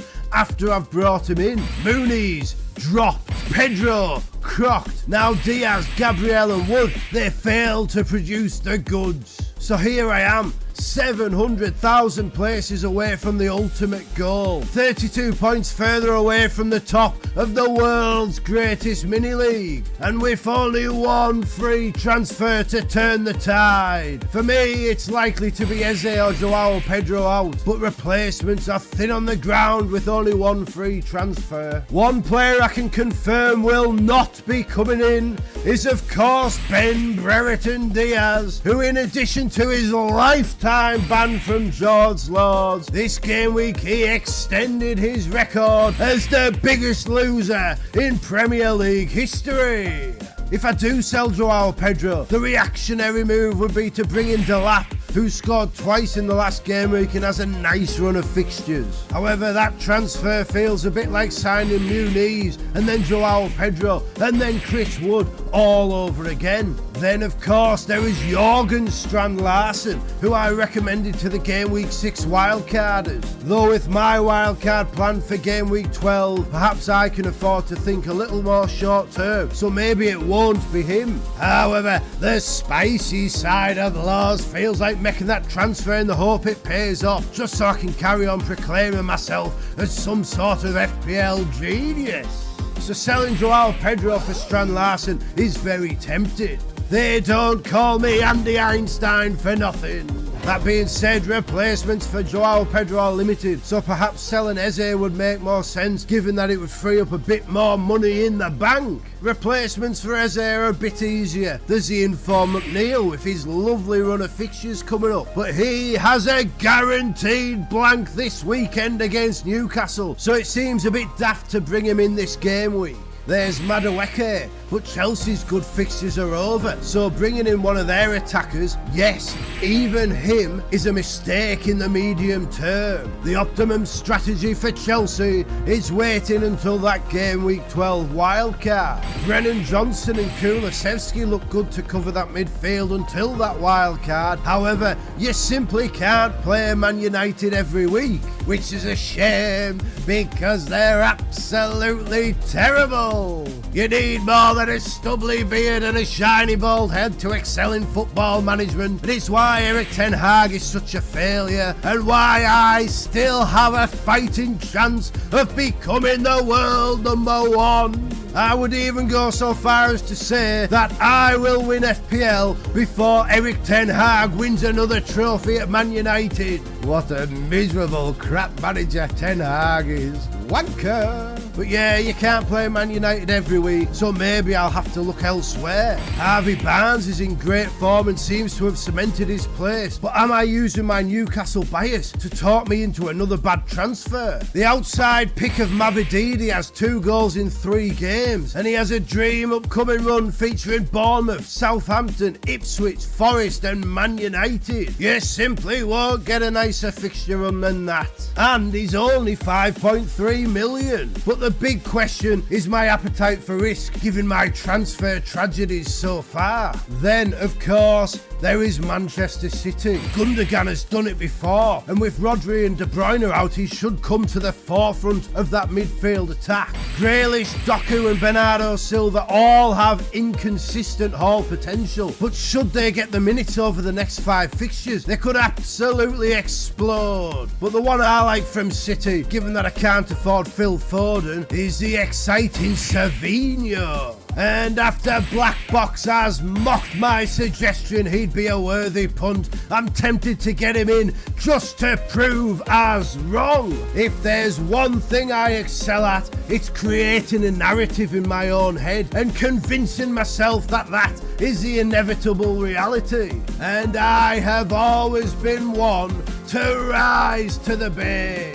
Already I can hear Grinchy Vaught laughing at how rattled I am, but I can also hear the true visionary Kevin Keegan saying we should all be dreamers at heart. Can Savinho with a likely 3 or 4 starts in the next 5 fixtures, outscore the rest of the Eze replacement options? Part of me is so tempted to find out. All I know is that I need to get this one right, because never mind the world number 1, I'm not even in the world number 1 million. In focusing so much on potential wildcards for others, I've lost sight of what really matters. Having banter with my mates and winning the world's greatest mini-league. A task that grew much harder after game week 6. I secured the 4th lowest points in the division and I fell 6 places. I'm now only a point ahead of Mighty Mouse, and I've got previous winners The Ox, Dan Gestoso Cabezas and Jock and Jeeves hot on my tail. Although I do hold a wild card in hand over all 3 of those.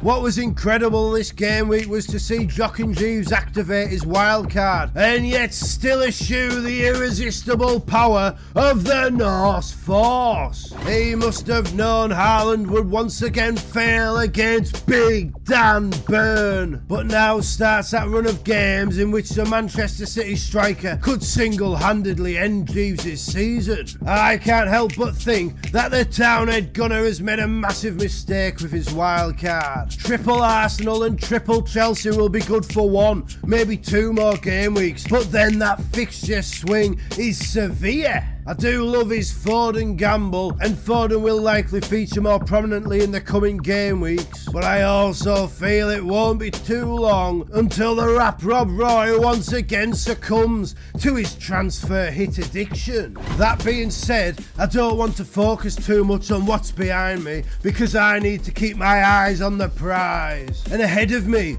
all I see are red arrows. Between myself in 10th and the 5th place go-karting, 5 out of 6 managers dropped in the table, with only the wild card in Ginger Ben rising in the ranks. Now Ginger Ben, he is one of Tommy Template's most ardent followers, but yet he showed the wider FPL world how to play the game in the modern era this week, using the advice of the content creators to craft his squad, and then gambling on 2 or 3 major changes. For the Mac and Messiah, that came in the form of excluding any sort of quality on his bench in order to squeeze quarter-century Cole into his starting 11. Whether his high-risk, high-reward squad proves sustainable in the long term remains to be seen, but he's lopped almost a $250,000 off his overall ranking and he's risen 3 places in the table, so it's very much a promising start. The big riser in the table this week was King Ding, who climbed 7 places in the table after a monster 81-point game week, with Palmer, Salah and Watkins his major weapons.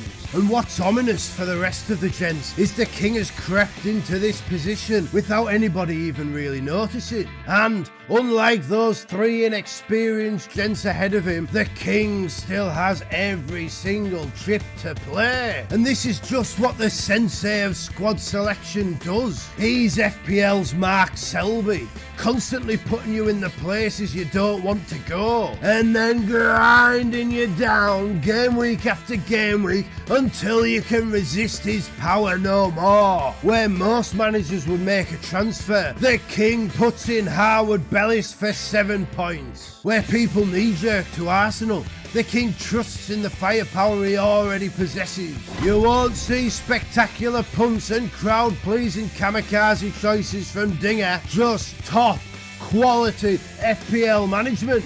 You see, King Ding doesn't win game weeks, he wins titles. And that is the terrifying prospect for those 3 gentlemen ahead of him. Between the 3 of them, Wildman Whitfield, Iceman Newton and Gladiator Glenn have just 2 top 1 million places ever. They don't have the experience, they don't have the pedigree, they don't have the chips. All they have is a bright start and the right premiums so far. But Wildman Whitfield in 3rd, He has 3 finishes outside 3 million in the last 4 years. Iceman Newton in second. He always starts well, and then he gets bored halfway through the season and fades away to nothing. What they are on right now is a hot streak, but what will they do when the winter chill kicks in? Will they have the minerals to maintain their excellent start? I just don't think so, and it's up to them to prove me wrong. The Gladiator, he is starting to do just that. He's showing more nous than I originally gave him credit for. Abandoning Salah and Haaland in game week 3 was quite the ballsy move. Some would even say it was a big balls call. And it's one that has paid off in spectacular fashion so far. In game week 3, Salah and Haaland went big, but so too did the Gladiators Palmer, Diaz and Mbeumo. In game week 4, Haaland scored twice, so too did the Gladiators Watkins. In game week 5, Haaland and Salah got a goal and assist between them. The Gladiators Diaz and Son doubled that total. And now in game week 6, Palmer and Watkins have slaughtered the 2 biggest names in the game. Gladiator Glenn is showing the world a different way to play FPL, and he's almost pulling it off in spectacular fashion. Almost. The only problem he has is that he is showcasing some spectacular points dodging when it comes to captaincy. When Diaz got 15 points, he captained 6-point Palmer. When Watkins got 13 points, he captained 3-point Palmer. When Diaz got 16 points, he captained 8-point Palmer. And now, of all the game weeks to do it in, he's stripped 25-point Palmer of the captaincy and give it to 3-point Saka. And that in total is 49 points lost in 4 game weeks through the wrong captaincy choice. And the thing is, had he nailed those picks, then the Gladiator with no Haaland and no Salah would have been 72nd in the entire world. 72nd.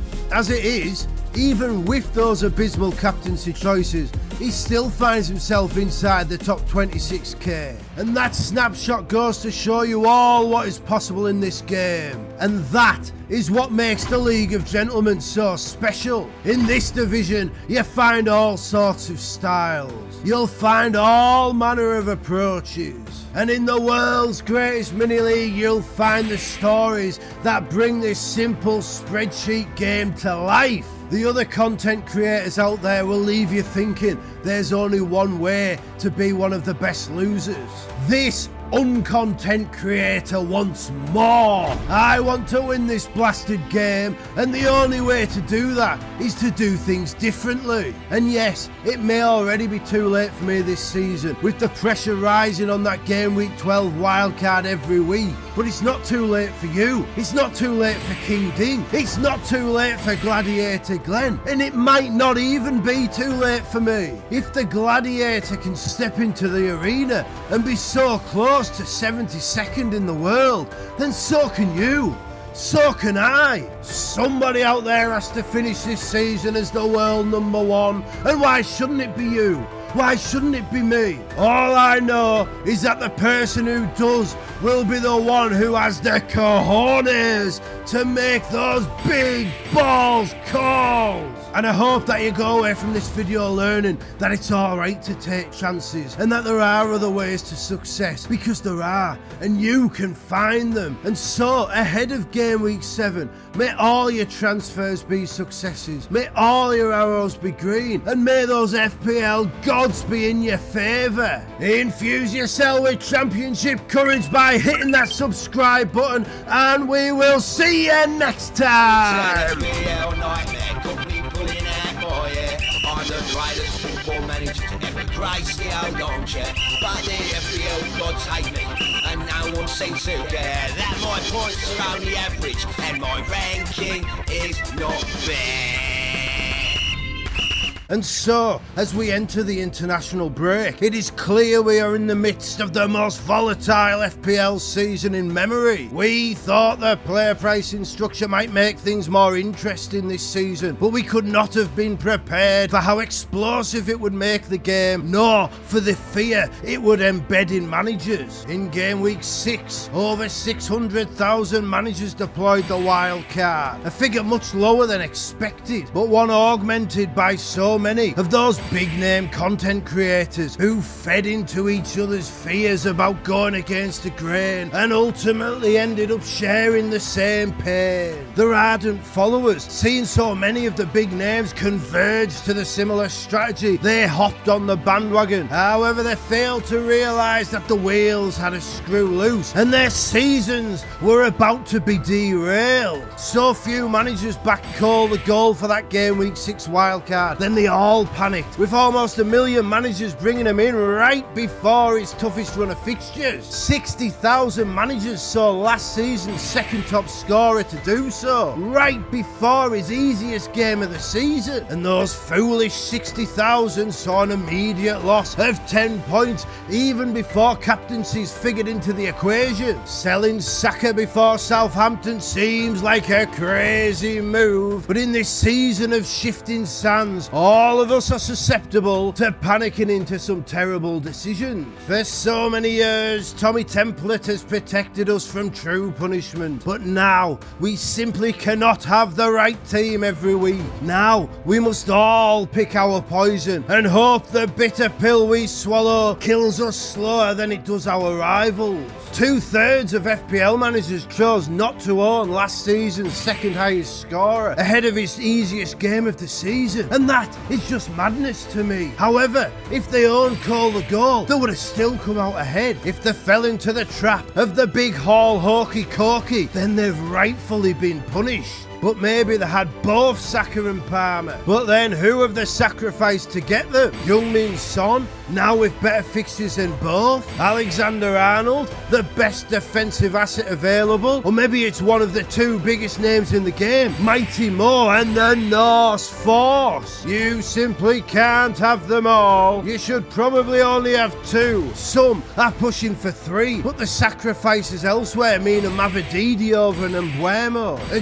Greaves over a Gabriel, or a Jimenez over a Havertz. In the short term, these moves can pay off. Welbeck has matched Watkins so far. James Justin is ahead of Robertson. Kovacic is level with Boyne and ahead of Son. But this is not a short-term game, and in chasing game weeks, you're sacrificing championships. Reactionaries do not win titles. Only long-term planning leads to sustained success. Oh, but Lord George, you panic bought Diaz for a hit. Oh, Lord George, you told us to get Savinho on our game week 6 wildcards. Aye, I did. I'm not immune to an ice-cold chill of fear coursing through my veins. I bought Diaz for a hit, and it's cost me 17 points in just 2 game weeks. As for Savinho, well, that remains to be seen. I know Black Boxers will have been smiling away at Savinho not playing a minute in game week 7, thinking it proved him right. However, I also advised to have Strand Larsen and Aït-Nouri as cover, and if you'd followed that advice, then having Savinho in your starting 11 would have been worth between 6 and 9 points in game week 7. Indeed,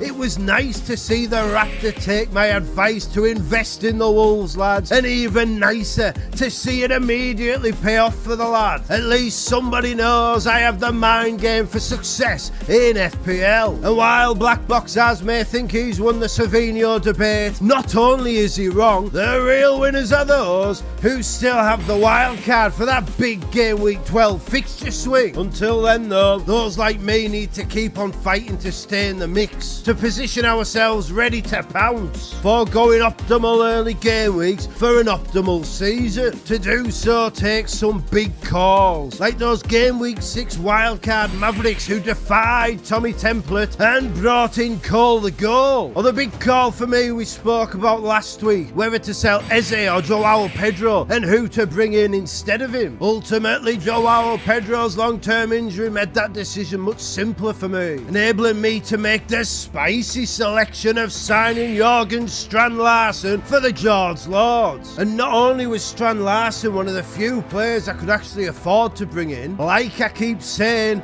in the long term, he is quite simply the best option to be your 8th choice attacker. And yes, I could have taken a hit to bring in Solanke just like everybody else, but instead I chose to lead the way and I indulged in some grand larceny, which meant I stole away with an extra 6 points. Not only that, but if Trenton and Wermo continued to bang, the Starboy went supernova and Big Chris Wood erected an 8-point flagpole right the way back up to 4th position in the world's greatest mini-league. After such a dismal showing last week, this week my Lords came through, securing the 2nd highest total in the top 10 of the League of Gentlemen. And it could have been even better if only I'd had the cojones to back brilliant Bakayo with the captaincy. As it turned out, only one gentleman made that big balls call to entrust the Arsenal talisman, and it's fitting that it was the townhead gunner himself, Joaquin Jeeves. In a game week when the entire rest of his team secured only 2 assists and 1 clean sheet, their Saka double up was enough to give Jeeves the top score in the entire League of Gentlemen. Those 64 points see Joaquin Jeeves all the way up to 13th, still 68 points off top spot, but in a much better position from which to attack. Joaquin Jeeves may be the manager of the week, but throughout the rest of the League of the Gentlemen, the stories keep being told. Terminator Triss ended his ultra differential challenge, then for some reason he left Nico Jackson and Mbeumo on the bench to start 5 defenders. Even so, his 62 points, bolstered by a bold triple Man United defence call, saw him finally rise from the foot of the table, overtaking both Metal Mark and the Master Chef, whose season looks burnt to a crisp and ready to be written off by Gordon Ramsay. Dodger Rogers missed the opening game week of the season, but yet even after starting in game week 2, he's found a way to climb up to 30th in the League of Gentlemen rankings. That being said, he also offered up another example of a wasted triple captaincy, with Palmer's 6 points not enough to classify the trip as a success. Finally hitting the comeback trail is Grinchy Vaught, who made no changes to his team last week, perhaps in a tantrum at his minimal exposure in last week's video, and yet he managed to climb 2 places to 28th. Of course, he did not take my advice to bring in the Wolves lads, so he only had Semenyo to come off his bench for 2 points, which limited how high he could climb. But at least, after 6 seasons, he finally has a substitute's bench. Of course, it's typical for the Grinch that just as he succumbs to the pressure to bring in Haaland, the Norse force blanks in back-to-back game weeks. However, you have to feel that decision will pay off in the game weeks to come. Another surprise struggler this season is the Butcher, Big Steve Allison, who famously won back-to-back silver medals a few seasons ago, but now finds himself down in 27th place. On paper, his squad looks strong, which makes you wonder why he's struggling so much. But when you look at his transfer history, the story is revealed. Not only did he waste a transfer switching Barco to Jamal Lewis in game week 2, he signed Madueke, Duran, Nico Jackson, Luis Diaz and Cole Palmer the game week after their big score, many of them for a hit. It's all too reactionary, which just goes to speak for the wider FPL community as a whole, with a fixture list and a player pricing structure that denies any real long-term template picks. People are panicking when the player they have underperforms compared to the one they could have had, and then they freak out and switch when what they needed was a little bit of faith. Just this game week, after he first transferred Madueke in the game week after his first big haul, the Butcher's given up and sold him right before another big haul. Not only that, he did it for a hit. Don't get me wrong, the Butcher can still get back in the running, but how many of you are making the same mistakes? I know I've done it, and I'm certain most of you have done it at least once, and for for us to have a chance of becoming this season's world number one, we all have to learn the lessons of these mistakes. And the Game Week 7 transfer choices are a major source of the volatility inside the League of Gentlemen's top 15 this game week. King Ding benched Lewis Hall to bring in Dwight McNeil for his guaranteed blank against Newcastle, and that was a decision which ultimately saw him fall from 4th to 12th rather than limiting the damage to just 8th. After a stunning performance last time out, the Kings struggled in Game Week 7, only managing to score 31 points, the second lowest in the entire top 26. The lowest scorer in that bracket was Iceman Newton, who sold Madueke's 10 points for Nkunku's 1, which means instead of being in 4th place, he finds himself sharing 8th with Hilo Hodgson, who took a hit to start 3-point Rogers over 8-point Dean, a move that again cost him 4th spot. It could have been worse though. They could have been like the Dragon, who was one of 3 gentlemen in that 60,000 who sold Saka for Parma, missing this week's huge haul through fear of last week's. And indeed, in the entire top 23 of the division, only 2 managers made transfers that could be deemed as successful. Wildman Whitfield was one, switching the injured Van Heck to the 10-point Nathan Collins. But even that wasn't enough to stop him dropping to 5th spot, with Cole Palmer's assist his only other return in the entire game week. The only other manager to make a successful transfer was that handsome, charismatic, uncompromising, game-changing, uncontent creator who brought in Jorgen Strand Larsen and saw himself shoot right back up to 4th position. 500,000 places closer to the ultimate goal of world number 1 and hunting down those 3 gentlemen ahead of him. And the worst thing is, I should already be in 2nd spot, closing down the gap on the Gladiator, but I went and bottled the big balls call and captained Haaland over Saka. And that's on me. That's my fault, and you need to learn from that. And while those 2 gents ahead of me also rose in the table, I closed the gap on both of them. It may have only been a handful of points, but the gap to Ginger Ben closed thanks to my Chris Wood leaving his DCL in the mud, with the Everton man becoming another successful pocketing for Big Dan Burn. And what's interesting is the 9-point gap between us equates to almost 300,000 places in the overall rankings, which just goes to show how tight things still are. And if your overall ranking is getting you down, just remember that and just realise that one big game week will see you cut through the rest of the field like butter. And the man in 2nd place is John Go-Karting, suggesting that smooching top spot the other game week may not be the kiss of death for his season like it was a few years back in the 3rd FPL Nightmare book. And I'll be honest with you,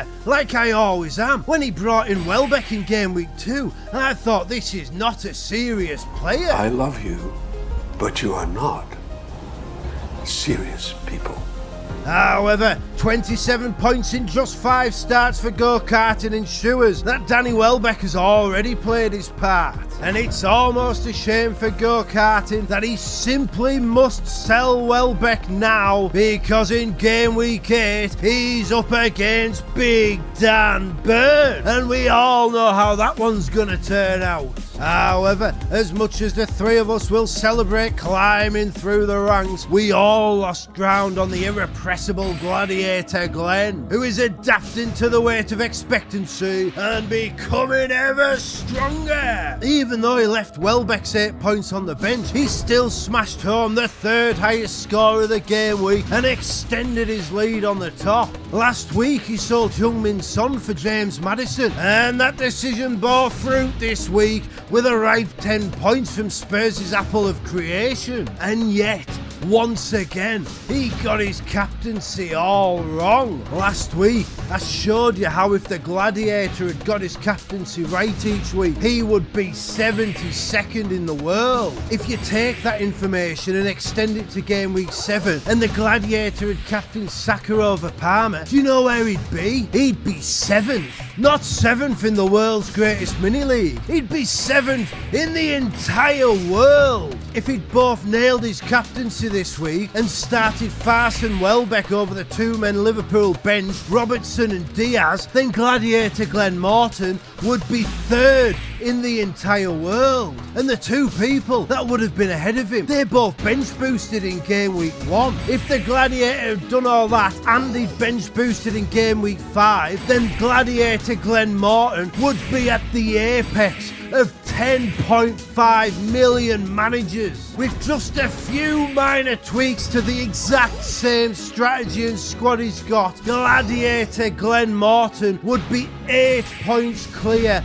of the entire world. He's had the squad to do it every game week. He's just got a few minor details wrong. And so, because of those small margins, instead of ending game week 7 as the world number 1, Gladiator Glenn Morton ends it in the doldrums of 9,019th place. And yet somehow, I think he'll be happy with that. And it's that satisfaction that will prove his ultimate downfall, because I'm coming for the Gladiator. I'm 4th in the world's greatest mini league, and the 3 gents ahead of me have all used their wildcards. They can't deploy the optimum strategy of the game week 12 wildcard, and that's when I make my move, and that's when the season turns in my favour. Until then, I've just got to keep hanging in there, staying in the slipstream until it's time for me to overtake on the home straight. And until then, there is 4 game weeks of opportunity. 4 game weeks to gamble on those explosive short-term options before wildcarding into that optimum team that takes me clear. And you look at my team, and there's no major need for a transfer this week. But I'm going to let you in on a little secret. I'm going to tell you the master plan for that game week 9 fixture against Southampton. I'm going for a triple Man City attack. I've already got Haaland. I'm going to be swapping Saka for Foden. And that third option, well, you know who I want. You know how desperate I am to rise to the bait. And it's what I'm going to do. The only question is whether I take an even bigger gamble and I move Eze or Luis Diaz to that Man City midfielder for that game week 8 fixture against Wolves. And you know who it is that I want, and I know that you want me to get him, and it all depends on how the international break shakes down. But assuming no other issues present themselves in my team, and assuming that man is fit, then in game week 8 I think I'm going to take the chance. You've simply got to give the people what they want, and I know the people want me to bring in Savinho. And I'm going to give you my word that if Savinho is fit and there are no other issues in my team, then I will rise to the bait of Black Boxers and I will bring in Savinho, and I'll do it for you. But more importantly, I'll do it for me, because he is the right choice until that game week 12 wildcard. I believe in Savinho, perhaps even more than Savinho believes in Savinho, and I will show him that faith by backing him if he's fit. And that is the big lesson we should all be taking away from this video. The lesson is that FPL is not about hope, it's about faith. In these turbulent times, when the fear of missing out is monumental and the range of choices before us causes the seeds of doubt to grow, you simply have to be strong. You simply have to put your faith in your players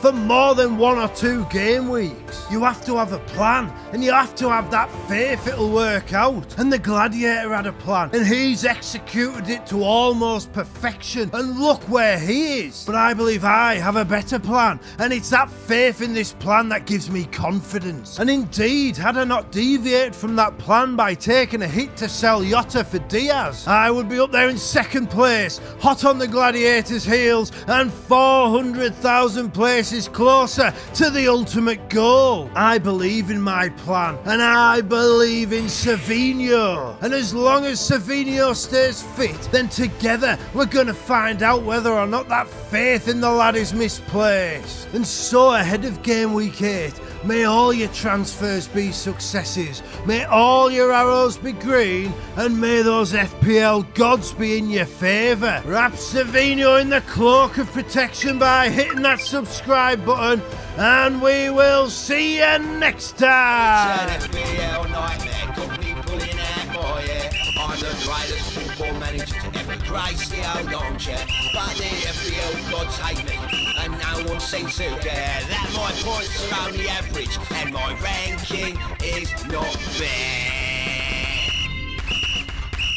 And so, Game Week 8 was the Clint Eastwood of Game Weeks, with the FPL community demonstrating the good, the bad and the ugly, and the big name content creators finding themselves squarely in the line of fire. The Game Week began with the good, with first the release of a new episode of FPL Phillips's Who Wants to Be a Millionaire series, which is a particular pleasure of an old puzzle fan like me. This episode starred the FPL Consult, who is a name unknown to me, but who came across as a lovely lad. Then later, following the release of a video of the Arsenal team arriving at the hotel, confusion reigned over whether a hooded figure was Bukayo Saka or one of his other teammates. After Gianni Buttice began an investigation worthy of Jay's messing himself, it was thought the man with no name could be identified by his height. The legendary Andy Martin took over the case, driving his Gran Torino through the night, braving the gauntlet of the security barrier, and then, when he was challenged as to why he was present at the scene, he persuaded the enforcer to take a photograph by the sign to enable a height comparison. This was, without doubt, some of the greatest banter in the history of the FPL community, demonstrating to us all what the spirit of the game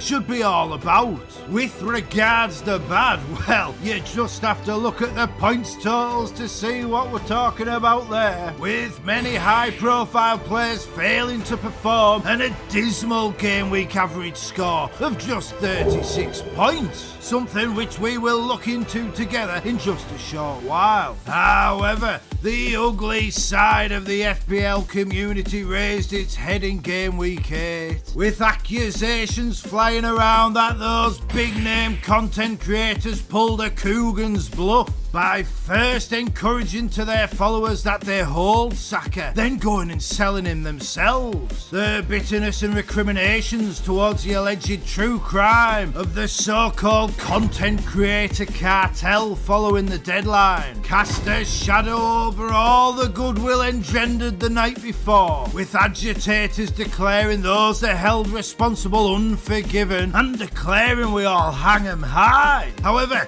to this uncontent creator, all I see is a bunch of cyberspace cowboys acting like $1 million babies in an attempt to deflect from their own poor performances. Those accusations hold little merit in my eyes, because those big name algorithm acolytes always leave the transfers late, often to their own deadline live streams. Also, the rumours of Saka missing out had increased throughout the week, not least when the Raptors shared that video of the Arsenal fan TV lad saying unequivocally that he would not feature at the weekend. So, to me, objectively, selling Saka was the right thing to do. The lad's a great player, but he was an injury doubt with 3 tough fixtures in his next 4, whereas Foden and Son had both been declared fit by the managers and they have a dream run of games. Furthermore, I distinctly remember the shitstorm created when the godfather of the so-called FPL cartel, Let's Talk Andy, released the information about Gabriel potentially being dropped on his deadline stream before Game Week 1 last year. Indeed,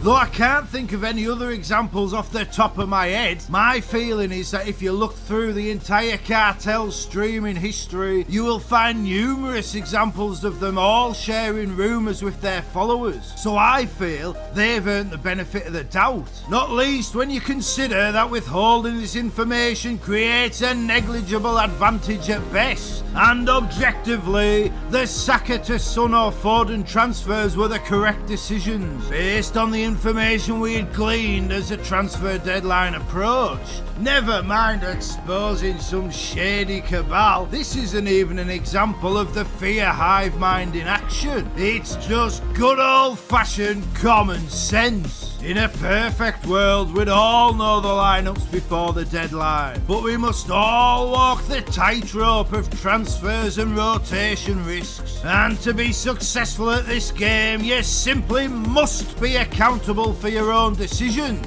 For being accountable for your choices is the gentlemanly way. And speaking of accountability, I know there are some of you out there who will feel disappointed that, after all my big talk, I did not in the end sign Savinho for game week 8. I get it, I do. But I did say that I would sign him if there were no other issues in my squad. And a £10 million man sitting on my bench is a pretty big issue, especially when Savinho himself had not trained before the press conferences. So I took my time. I thought a lot. I thought of everything that I've got. And though Savinho will still be here tomorrow, my dreams of becoming the world #1 may not. So I did the other move we discussed, and I brought in Foden. And then Savinho started and Foden was benched. And then Savinho did nothing, and Foden made a sudden impact with an assist off the bench. Ah, FPL, what a wicked web you weave.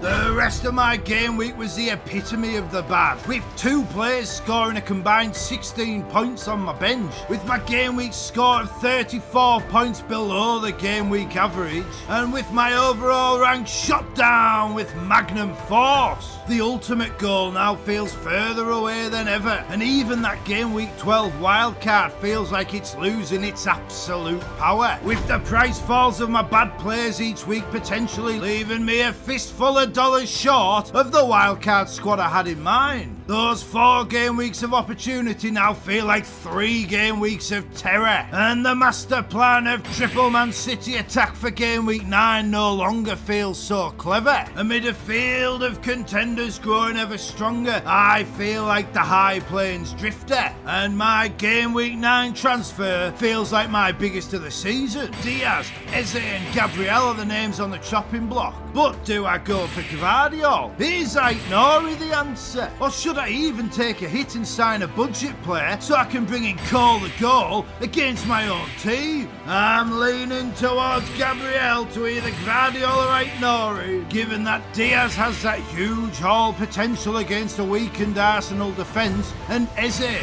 for all his lack of points so far, is coming closer and closer every game week to getting that big score. Furthermore, he's got the best fixtures of all 3 potential exits in the run-up to that game week 12 wildcard. Aït-Nouri is the romantic pick, given that I told those game week 6 wildcarders to bring him in, and now they're all doing so just 3 game weeks late. The extra funds that the Algerian assassin would generate for my team would go in very handy towards that game week 10 transfer too. However, last week Gvardiol again demonstrated why he is arguably the greatest attacking defender in the game, and he has 3 lovely fixtures until my game week 12 wildcard. But then again, with Foden in my team and benched in game week 8, do I really want to risk keeping another rotation risk in Diaz? Is it more sensible to sell Diaz for a Maddison, McNeil, a Johnson, Bowen or a Garnacho? Or is bringing in Aït-Nouri and leaving myself the option of Son in game week 10 or even Foden to Salah a more prudent move? There's so much to consider, so many options to weigh up, and I have to be as accurate as the American sniper in whatever shot I take, because before thinking of becoming the world #1, I need to get to the top of the League of Gentlemen, and the rankings in the world's greatest mini-league are as volatile as I can ever remember. Inside that top 15, nobody can gain a foothold, with big rises one week followed by big falls the next for all but the league leader. Indeed, it speaks to the wider FPL world as a whole that managers as good as Deadly Daz, the Grinch, Terminatrix and Big Steve the Butcher can be cast adrift outside the top 24, all scrambling to get their way back into contention. And the greatest example of the ebbs and flows of the division this week comes in the form of Dan the Dragon, whose team appeared to be drawn from the dead pool and ended up producing 0 returns. Like myself and many others, he suffered from having his best players stranded on his bench. And now the 2021 League of Gentlemen winner has plummeted in the rankings to 15, just one place ahead of defending champ Dan Gestoso Cabezas. There were big rises for both Joaquin Jeeves and Private Parvesh, with the exclusion of Haaland from their squads critical in the last 3 game weeks of blanks from the Norse force. They'll not relax until after game week 9 though, not with that plum Southampton tie to come, and 7 of the 9 managers ahead of them in the table almost certain to give him the armband. It's directly ahead of Jeeves in 9th where you'll find my team, but so tight is the situation that had I started Strand Larsen over Eze, I would be in 3rd place, and the 10 points between myself on 490 and go-karting on 500 are worth almost 400,000 places in the overall rankings. It's still that tight. Progress in this game is never linear, and it's easy to feel all is lost when you're having some trouble with the curve. But all it takes is 1 or 2 good game weeks and we'll all be sailing up that mystic river towards glory. Indeed, in the League of Gentlemen, only 20 points separates Uncaged Page in 12th and John Go-Karting in 2nd. And that 20 points is just one good captaincy decision, yet it's almost a million places in the rankings. In circumstances such as these, you have to keep going. You have to sail through the stormy seas.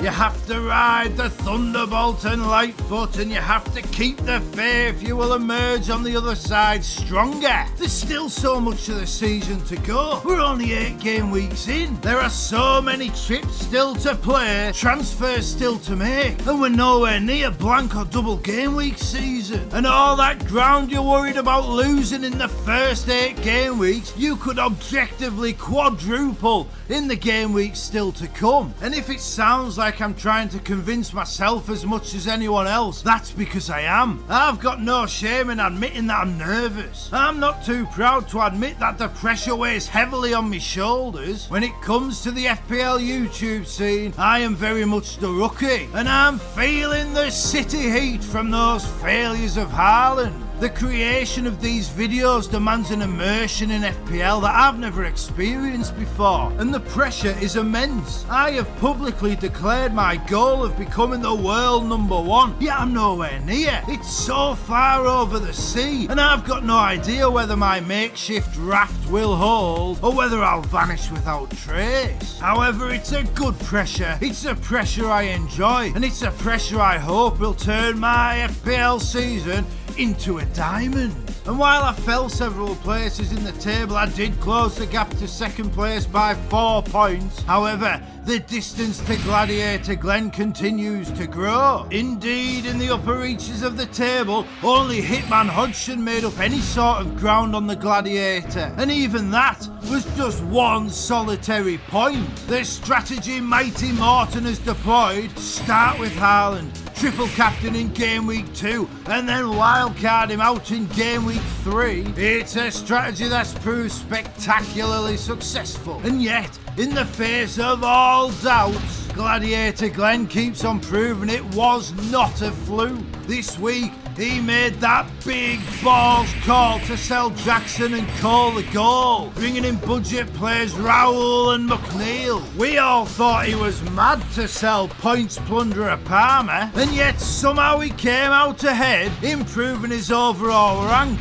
to 5,365. Glenn Morton breathes that rarefied air because he has the cojones to soar where eagles dare, offering a stunning demonstration of the gentlemanly ways and decimating the algorithm acolytes with ease. And to go back to the earlier point, this is what those complaining about the so-called content creator cartel seem to fail to realise. When those big names are so slavishly entirely devoted to the computers, the programs and the algorithms. And when they are so easily seduced by the safety of the hive mind, the honey is there to be stolen. And the gladiator reached out and took it. And now all the AI androids are malfunctioning. They're stuck on the 1517 to Paris, while Glenn Morton drives his pink Cadillac on the road to glory. And I'm gonna try and catch him. And yes, 68 points feels a big gap, but it's not even 3 points a game week. And I have a sneaking suspicion that the Gladiator plans to bring in Haaland next time out. And if he does, that's when he'll make his first big mistake. Because for all this Southampton fixture is a plum tie, it's just one match. Bringing in Haaland for it though, that's 2 or 3 transfers to course correct afterwards to get back on what appears to be the winning no Haaland strategy. If I was the Gladiator, I'd be bringing in Foden for Saka, because you simply can't leave a £10 million man on the bench. And then next week I'd do Diaz to Salah, because Mighty Mo is in imperious form. Those transfers could easily head Haaland off at the pass, while still retaining plenty of funds to strengthen further in game week 11. Whereas bringing in the misfiring Norse force could leave the Gladiator on his knees in the Colosseum, at the mercy of those vengeful FPL gods and with no place to turn. Having Haaland in the ranks for Southampton is nice, but upending a winning strategy to bring him in is something those algorithm acolytes would do. It's as bad a decision as playing the wild card in game week 6, and I hope the Gladiator allows faith in their gentlemanly ways to overcome fear of one out of form player playing in one match. And it might sound odd to you that I want my rival to succeed, but if I am ever to become the world number 1, it'll be because of the performance of my rivals in the world's greatest mini-league. A rising tide lifts all ships, and the almighty task to catch the Gladiator has become my own personal escape from Alcatraz. To have any hope of the ultimate glory, I must first overcome Mighty Morton, and I would much rather rise to his outstanding level than see him throw it all away and sink to mine. And while I may look like a pale rider now, I still have that game week 12 wildcard to come, and that's when I believe the season turns in my favour. And perhaps my season is destined to end at Heartbreak Ridge, but until it's over, I'm gonna keep on fighting for this title, and I'm gonna keep on fighting to become the world number 1. And I hope you keep on fighting too, because there's an awful lot of FPL to be played. All possibilities lay before us, and we could all end up anywhere from the plains of the Wild West to the greens of the East Wood. And so, ahead of game week 12, let me say, may all your transfers be successes, may all your arrows be green, and may those FPL gods be in your favour. Become the punk that feels lucky by hitting that subscribe button, and we will see you next time. It's an FPL nightmare, got me pulling out more, yeah. I'm the greatest football manager to ever grace the old armchair, but the FPL gods hate me, and no one seems to care that my points are only average, and my ranking is not fair. Following all the social media melodrama last week, it was the FPL gods who had the last laugh, with Son hanging on the wire and Foden failing to fire, while brilliant Bukayo sauntered through the Liverpool defence and smashed home a Saka cracker, leaving him the top scorer of the 3 premium midfielders at the centre of the controversy, despite not playing a single minute last week. Some would call it luck, others would call it karmic justice, but either way, it's time to move on and focus on what really matters.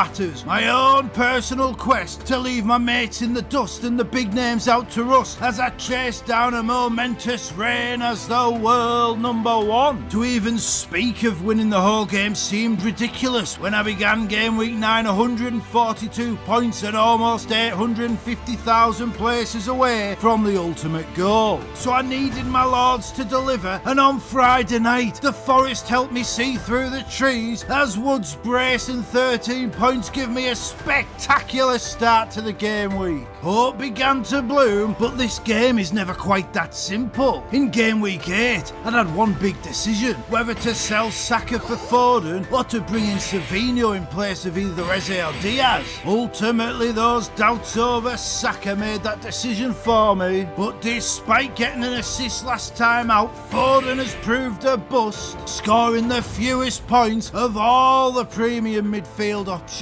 So I have to accept that I got that decision wrong. And then in this game week, I had two big decisions to make. Who to sell Gabriel for and who to bench out of Eze, Rodgers and Jorgen Strand Larsen. With that first big decision, I chose to bring in Aït-Nouri rather than Gvardiol, as I want the Algerian assassin long term, and I didn't want to miss out through some price rises between now and my game week 12 wildcard. And though Gvardiol ultimately scored 3 extra points, there was a great pleasure in seeing the romantic pick fire home another defender's goal. With the second big call, it was one of those choices that felt destined to go wrong no matter which option I went for. Despite my declaration of belief in him last time out, I opted to bench Eze because he had neither the fixture nor the form. Inevitably, Eze outscored both men I chose to start by 5 points. Frustrating, but not quite as frustrating as seeing Haaland, after scoring an early goal, decide to turn into a jigsaw and fall to pieces in the box. Still, at least I wasn't one of those 300,000 managers who wasted their triple captaincy chip on him. My game week 2 51 pointer looks better and better as the game weeks go by. Another thing looking better was my game week 9 score after flying Brian brought the Mbeumo with a monster 15 points. Then seeing my points total increase with a Diaz assist and a heroic Henderson 8-pointer. An 8-pointer that proved especially crucial given how so many of my rivals have Spurs attackers in the lineups. Though it never quite reached the heights that Friday evening promised, game week 9 ultimately proved fruitful, and now I stand 5 points and 170,000 places closer to the greatest prize of all, with 29 game weeks to go and 3 chips in hand.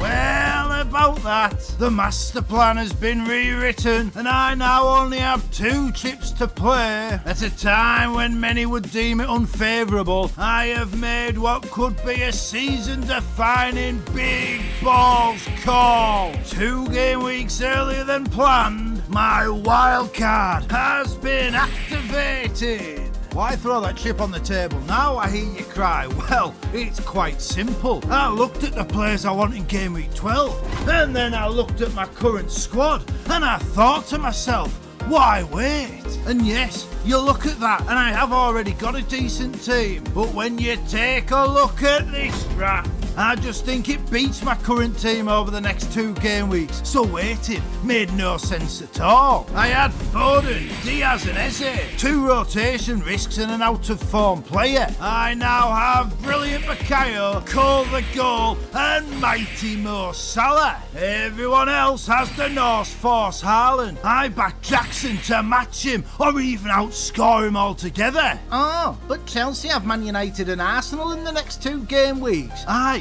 they do. Arsenal have injuries all over the parish and can't be trusted to keep 11 men on the pitch. And Man United, well, they may have just sacked Erik ten Hag before I started recording, but they're absolutely terrible. Chelsea could easily get 5 goals across those 2 matches, and if they do, it'll be Cole the goal and Nico Jackson at the heart of it all. Oh, but Foden and Haaland have Bournemouth, while Saka's away at Newcastle on a Saturday lunchtime. Look, I hate to admit this because it hurts to do so, but Newcastle have been absolutely awful this season. We've played well for about 45 minutes across our opening 10 league and cup matches. We can't defend. We're toothless in attack. Saka and Arsenal are vastly superior to us. And not only that, they are fueled by revenge for that controversial title-costing defeat to us last season. Not only is Saka a far superior pick to Foden right now, pal, but right now,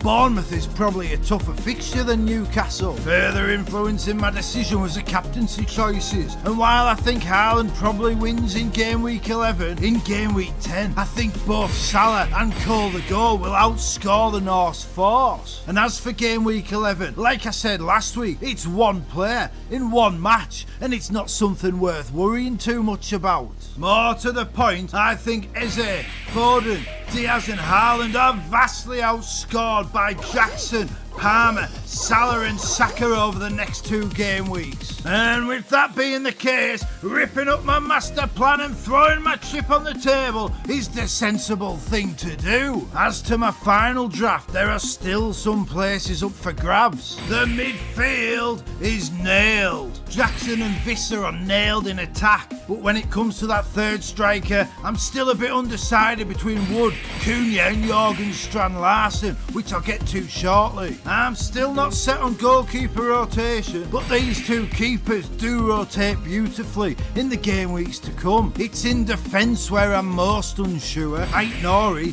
he's nailed. It feels like Rico Lewis is nailed because he's the best sub £5 million defender and he's playing almost every week for Man City. Gusto and Mazraoui are the big defensive punts. Mazraoui covers some awkward game weeks well, though I'm far from set on him and I could easily go for Vandenberg for a cheaper option. I would like some Chelsea coverage in that back line, whether in defence or in goal, and I do find Gusto's differential potential appealing. Still, I could go for Sanchez in goal, a £4 million defender and Konate rather than one of the keepers in that draft, Gusto and Mazraoui. The big call, far bigger than selling Haaland if I'm honest with you, like I always am, is what to do with Trent Alexander-Arnold. Ultimately, I feel like the squad is better balanced with only one premium defender, and I think Vardiol is the better choice. I think the Croatian kingpin has surpassed the future free transfer Madridista as the Premier League's best attacking defender, and he's £1 million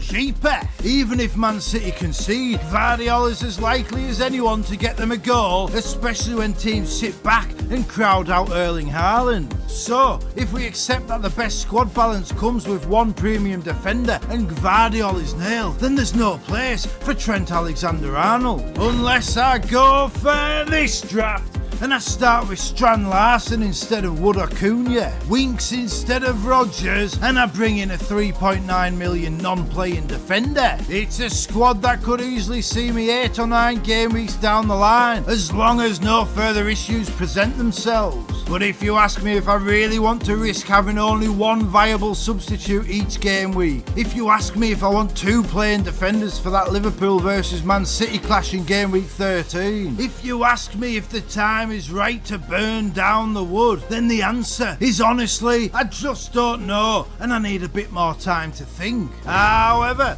all I'd have to do is go 2 or 3 game weeks without making a transfer, and then I could switch to 1 premium defender and 2 playing subs, so maybe it is worth the gamble. I'd only lose £0.2 million if I sold Rodgers, which really isn't that bad. However, if the question is do I fear going without Haaland for the next 2 game weeks and beyond, then the answer is honestly no. If I'm completely honest with you, once I pressed that wildcard button and confirmed his removal, I felt liberated. I felt excited at the challenge for going against him for captaincy every game week. And I finally felt like the season was swinging in my favour. It felt like I was finally entering the headspace of someone ready to hunt down those 671,425 managers ahead of me. Like I was giving myself the best opportunity to make up that 137-point gap. And like I was finally taking the business of winning this blasted game seriously. But Lord John, why don't you just stick to the game week 12 wildcard master plan and just make a sensible, decent transfer? Who cares about decent? The game, Mrs. Hudson, is on. You can't beat 10.6 million people by playing the same way they do. On average, I need to make up 4.72 points a game week to outwit those managerial Moriartys and claim top spot. I've bided my time, and now the time is right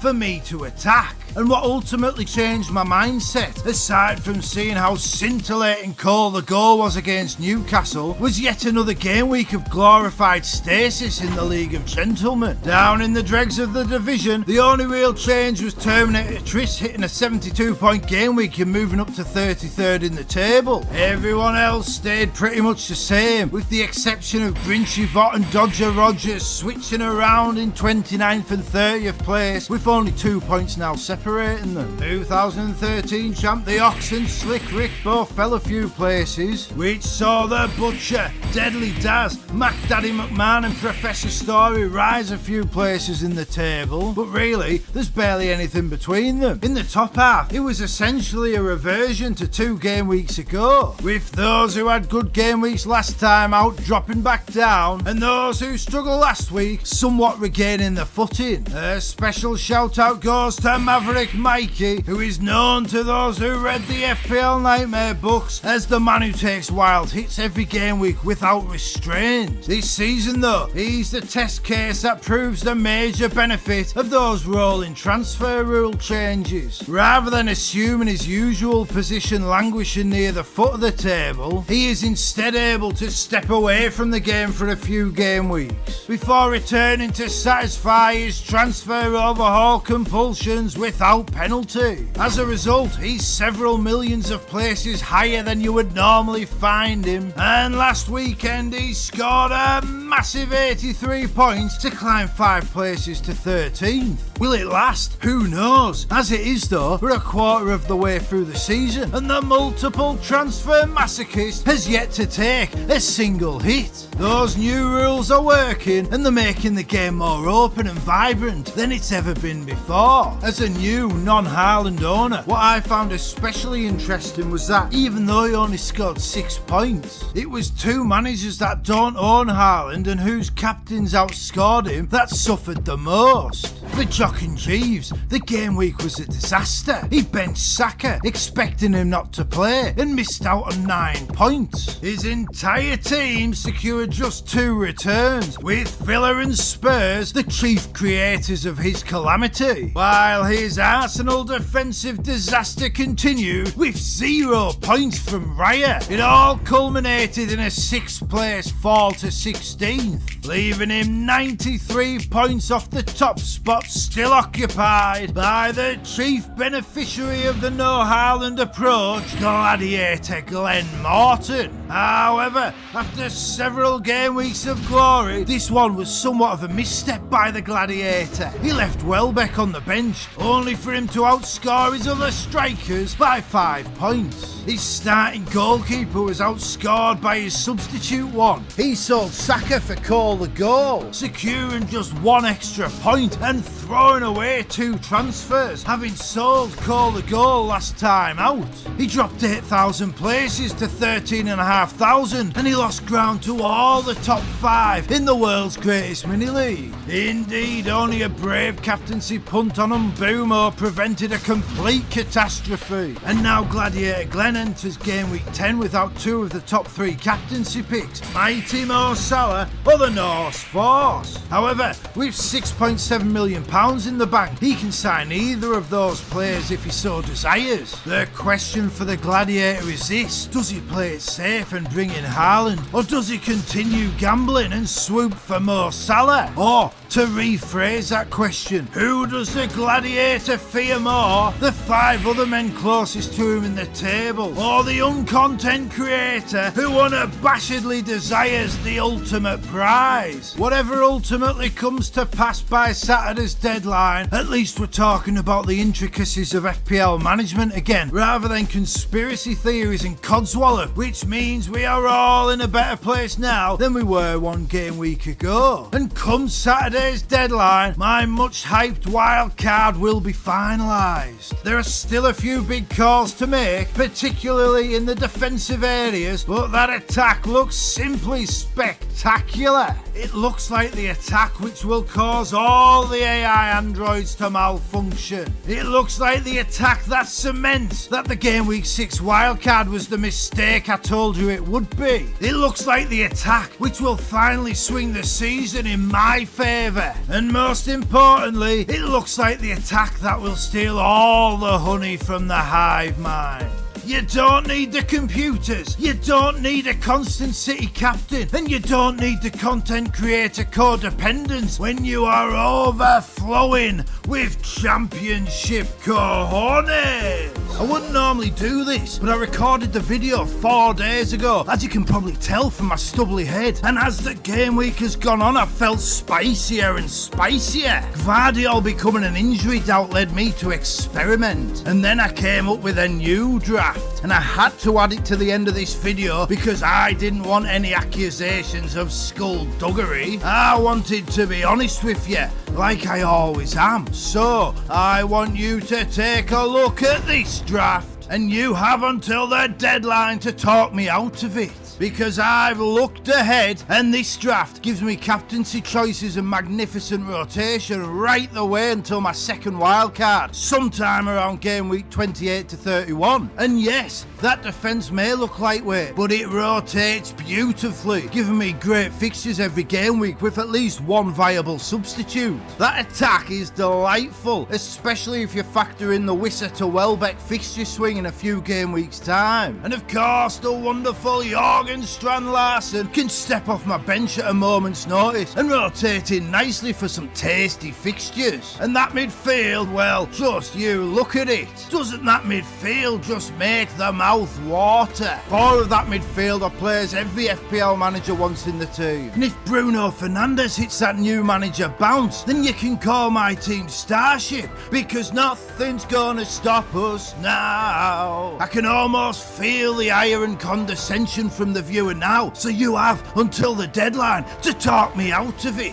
When I was a young boy, the greatest man in football history imprinted his philosophy upon my soul. To paraphrase that king among men, I want people to dream about their FPL team. They should. We should all be dreamers at heart. Some people are the opposite, and they say you can't do that. But when you ask them why, they can't give you a reason. Well, I say, why not? Why not dream of becoming the world #1? Why not make the moves I think will give my team the best chance of the ultimate glory? Instead of saying I want to be one of the 10,000 best losers, why not say I want to win it all? Maybe it will prove an impossible dream, but I'd rather fail chasing that dream than resign myself to yet another FPL nightmare. 2 game weeks early my wildcard is played, and now the chips will fall where they may. And ahead of the biggest deadline of the season so far, let me just say, may all your transfers be successes, may all your arrows be green, and may those FPL gods be in your favour. Shake yourself from that selection somnambulism by hitting that subscribe button, and we will see you next time. It's an FPL nightmare, got me pulling out more, yeah.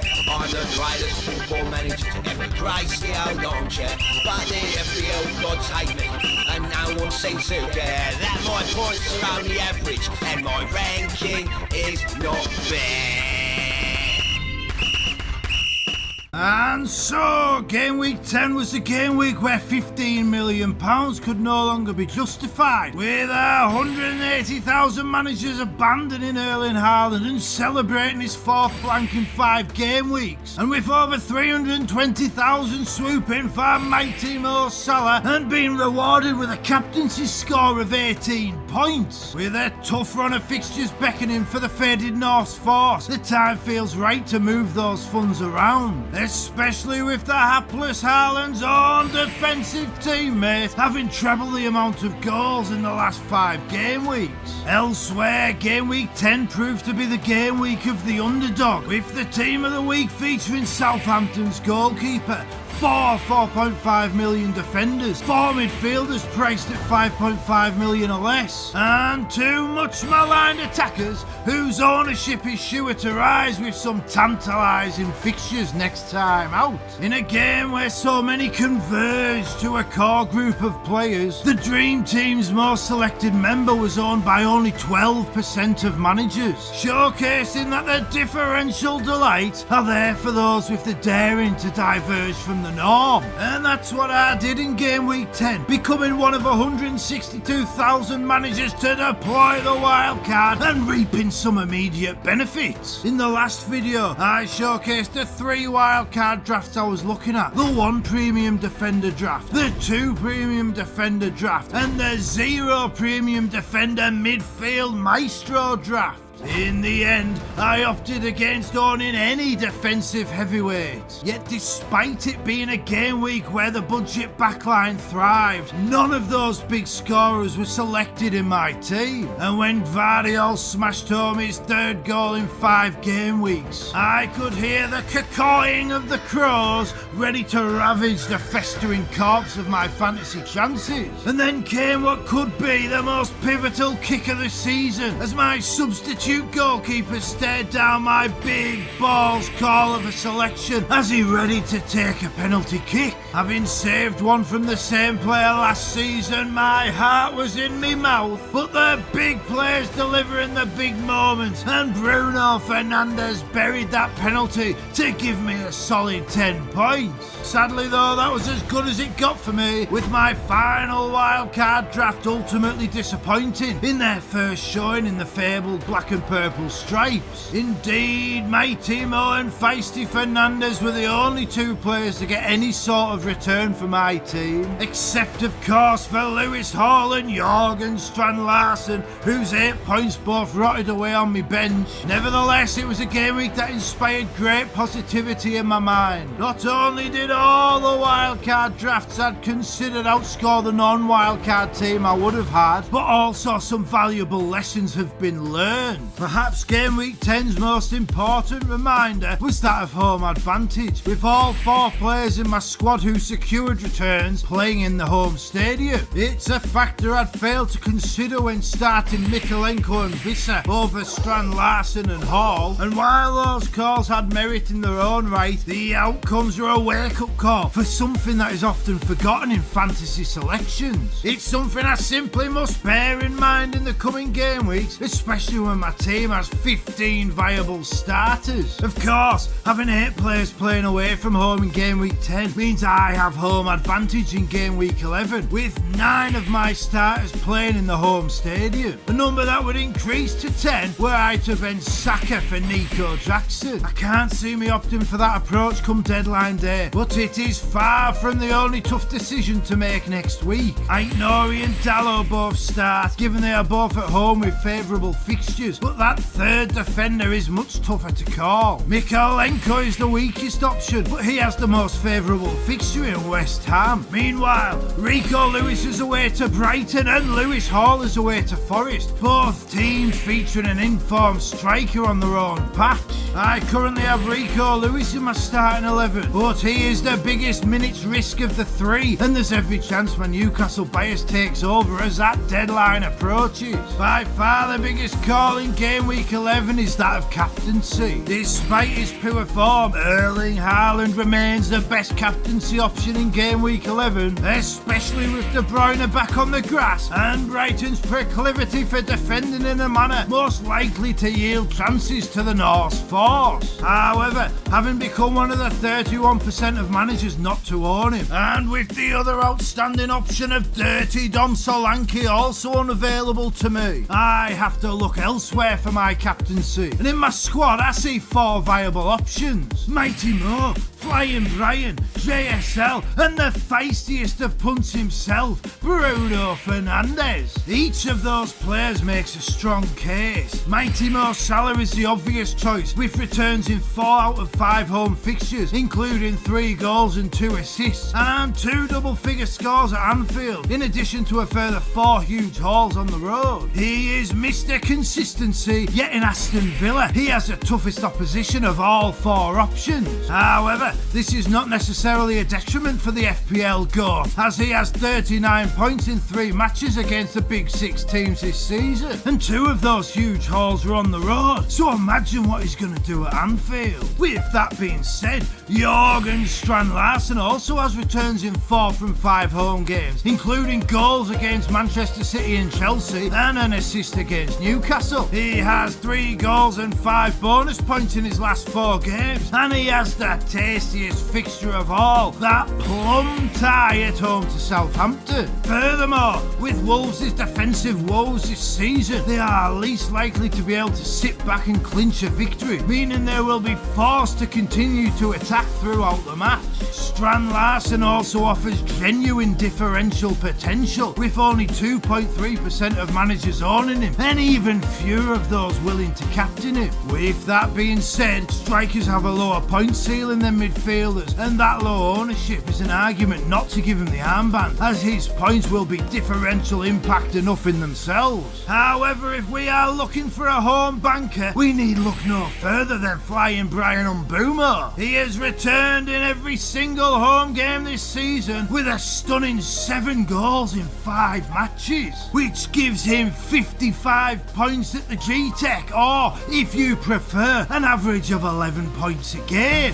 Furthermore, opponents Bournemouth have only 1 clean sheet all season and have yet to win on the road, music to the ears of a team that has 9 goals in the last 2 matches on home turf. If we look only at the facts and the stats, then flying Brian Mbeumo is the obvious captaincy choice in game week 11, perhaps even if you have Haaland in your squad. And yet, there's a small part of me that wants to plump for the feisty option of Bruno Fernandes. His record this season does not compare to the other options. His team looked turgid for the majority of the game against Chelsea on Sunday, and yet Bruno Fernandes scored his 3rd goal in 2 games since Erik ten Hag was given the boot. He had other chances to add to that goal. Furthermore, just last week he scored twice in a 5-2 win against Leicester, his opposition in game week 11. What's more, he has that fabled new manager bounce, which often imbues talismanic players with supernatural powers in the short term. And of course, Bruno Fernandes was my top scoring player in game week 10. I imagine that when the deadline draws near and that differential dread starts to rise, my thoughts will narrow to Salah or Mbeumo. After all, the scores of JSL and Fernandes will be differential enough without the armband. And ultimately my captaincy choice will come down to cojones, because while Mighty Mo is a safe pick, Brian Mbeumo is objectively the best choice for game week 11. If I do entrust the armband to anyone other than Mighty Mo, I simply must get the decision correct, because that 4.72 points a game week average I need to make up on the world number 1 has extended to 5.5 points a game week. A change so significant, it suggests my priority should be on regaining top spot in the League of Gentlemen before turning my attentions back to wider glory. Down in the dregs of the division, it was another game week where things stayed pretty much the same, with one significant exception. At long last, after so many game weeks of pain, the villainous Grinchy Vought managed to secure a significant green arrow, rising 2 places in the table and nearly 1 million places in the overall rankings after securing the 2nd highest score of the game week.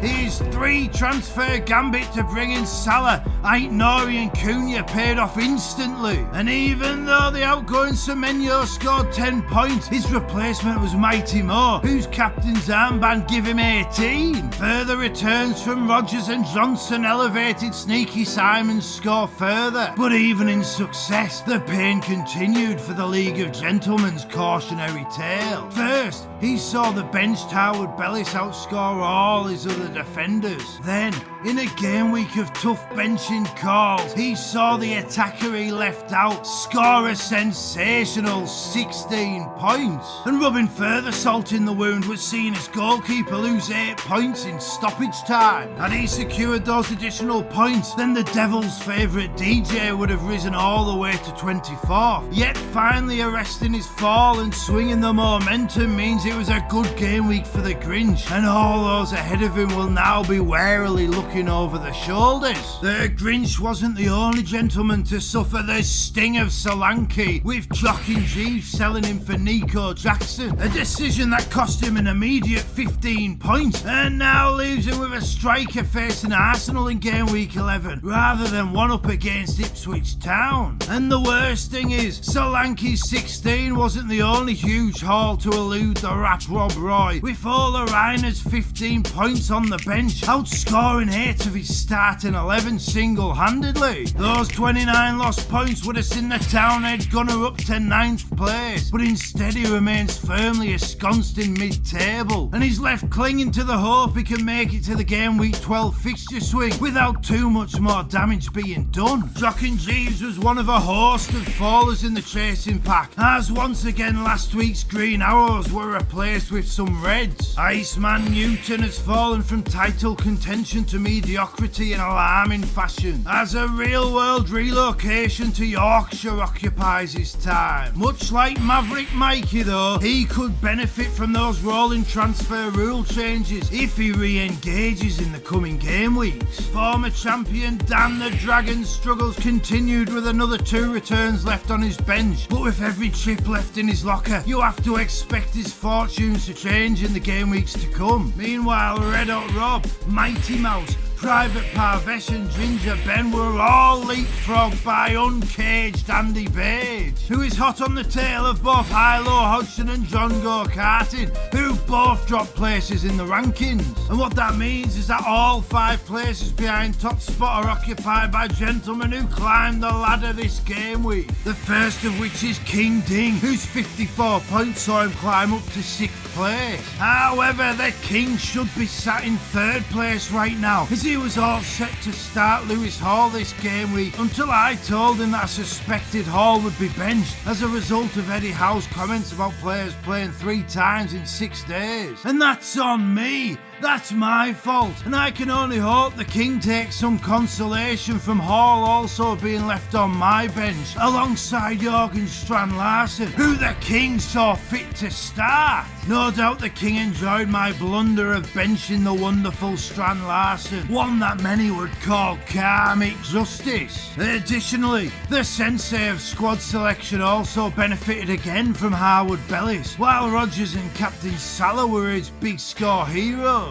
However, what is perhaps the most pertinent is that the King is the highest scoring gentleman still to have every single chip in his locker. And those who remember his huge comeback victory 5 seasons ago will recall that it began after the November international break. So, while the uninitiated may suspect the King is out of the running, those of us in the know will never disregard the 4-time champ with the huge chip advantage. Ahead of the King in 5th place is the inspirational story for all FPL managers, as defending champ Dan Gestoso Cabeza served up an ace of a game week. Forearm smashing home 80 points to take centre court and rise 1.8 million places in the overall rankings. And more importantly, he rose 12 places in the League of Gentlemen table. Vardiol, Johnson, Semenyo, Cunha, Solanke and Captain Salah all added to his baseline score, creating a situation so many FPL managers will simply love to see, forcing his rivals to break point and proving the defending champ is far from Wimbledon. It was the Grand Slam game week Gestoso Cabezas needed, proving it is far too early to call game, set and match on his title reign. Ahead of the defending champ are the 4 gents to break the 600 point threshold, with myself on 602 points, Wildman Whitfield on 603 and Brad the Lad on 609. And I could sit here bemoaning my benching of Strand Larsen, but the reality is Brad the Lad had Semenyo on his bench, so the situation could have been an awful lot worse. However, all 3 of us have our sights firmly set on Gladiator Glenn, and it's a target that moved further away in game week 10 after he outscored us all by a handful of points. For the 3rd game week in 4, the Gladiator left Welbeck's return on the bench, and you have to wonder what more the Brighton Brigadier has to do to make it into the starting 11. And it's a situation that could extend into a further game week 2, with Brighton set to play Man City this weekend, though given given the form Man City are in at the minute, and that Welbeck came through the Manchester United Academy, you have to wonder if benching him again will prove another massive mistake. Given Welbeck is one of my top targets to replace Wisser in game week 13, time is running out for the Gladiator to reap the rewards of his ownership. And he really needs to, because only a stoppage time goal from Maddison and a surprising clean sheet from Ramsdale prevented yet another game week of decline. Still, it was another successful captaincy call from the Gladiator, making it 2 from 2 after a spectacular run of points dodging in that regard. And though it was far from a vintage game week, the Gladiator did grind out the points to extend his advantage just a little bit, and that means the rest of us have one game week fewer to close the ground. It may be seen as a fortuitous game week for the Gladiator, but getting points when playing badly is the mark of a champion, and it's up to the rest of us in the chasing pack to catch him. And catch the Gladiator is exactly what I'm going to do. As the Gladiator's squad starts to look threadbare and the fixtures begin to turn, my wildcard will be the driving force that pushes my Lords to chase him down. We're already 5 points better off than we would have been without gambling on going early on the wildcard. And now the Gladiator will look at my team for next week and he'll know that, on paper at least, the walls are starting to close in. Mighty Morton does not have the transfers to get anywhere near the depth and power my squad possesses. And every reactionary move that Mighty Morton makes, I will be making the proactive one that increases the pressure. They're going to have to call me Andy Anaconda because I've sized up my prey, and now my grip on this title race will tighten like a vice before I devour the Gladiator whole and slither away with my second League of Gentlemen title in the entire history of the world's greatest mini-league. Only King Ding and Jockey Jeeves have multiple title reigns, and this is the year I add my name to that short yet illustrious list. And as we enter the final game week of my 30s, my Lords are simply destined to give me the gift of a score that well and truly sets me on the road to glory. I look at my team and I think 80 points is a conservative estimate, and maybe you'll all come back next week and laugh at me, but maybe, just maybe, game week 11 is when the season truly turns in my favour. And so, ahead of a game week that will surely only end in my biggest score of the season, let me just say, may all your transfers be successes, may all your arrows be green, and may those FPL gods be in your favour. Inject yourself with a venom of victory by hitting that subscribe button, and we will see you next time. I could hear the caw of the crow, the caw, caw, caw, caw. I could hear the caw of the crows ready to. It's an FPL nightmare, company pulling out more, yeah. I'm the greatest football manager to ever grace the old armchair, but the FPL gods hate me, and no one seems to care that my points are only average, and my ranking is not fair. And so, as we enter the international break, my master plan is working almost to perfection, with a 380,000 place rise into the top 300k of the overall rankings, and with the distance to the current League of Gentlemen leader Gladiator Glenn slashed by a third. The decision to go early with my wildcard has been well and truly vindicated, with an extra 45 points over the last 2 game weeks, and a squad that needs no changes until game week 14 at the very earliest, enabling my transfers to accumulate and the balance of power to swing ever further. After waiting patiently for my turn to strike, sacrificing early season gains for the more long-term view, the season is finally starting to swing in my favour, just like I always had faith it would do. And yet I can't help but be disappointed, because the situation situation should have been even better than it already is. When it came to the decision for the third defender, we opted for Lewis Hall over Rico Lewis or Mykolenko. But their soft goal we conceded cost me 4 points after Mykolenko kept a clean sheet. However, starting Mykolenko away from home was never under any serious consideration, so I'm philosophical about those points. Sometimes in FPL your third sub does the business, that's just the way it goes. And it is not what I'm disappointed by. The big frustration in defence was seeing Diego Dalot subbed off 3 minutes before that crucial 60-minute threshold, while Mazraoui stayed on the pitch and went and got himself 8 points. Mazraoui was in my wildcard draft right up until the last minute, when I decided to go for the more nailed and more attacking Dalot instead. And now all the talk I'm hearing is that the incoming Amorim is more likely to prefer Mazraoui's style to Dalot's, and all the extra money I've spent on devilish Diogo is gonna go to waste. Still, the Man United defensive slot in my wildcard was always a 3-game week punt, and it may yet still work out, so that's not what I'm disappointed by either. Nor am I disappointed by Palmer and Saka failing to deliver for their 2nd game week running, nor by Strand Larsen being outshone by the precocious Cunha this week, not even by not having the greatest striker in all of world football in my squad after he's finally hit a run of form. No, what I'm disappointed by is my own hubristic greed. In a game week where so many of the big names had such favourable fixtures, I thought I could get even more of an advantage by captaining a 7.5 million midfielder. All week I had the armband on Bruno Fernandes, with the tacit admission that come deadline day I would most likely revert to the safe option of mighty Mo Salah. And then I tried to be too clever and I made Brian Mbeumo captain.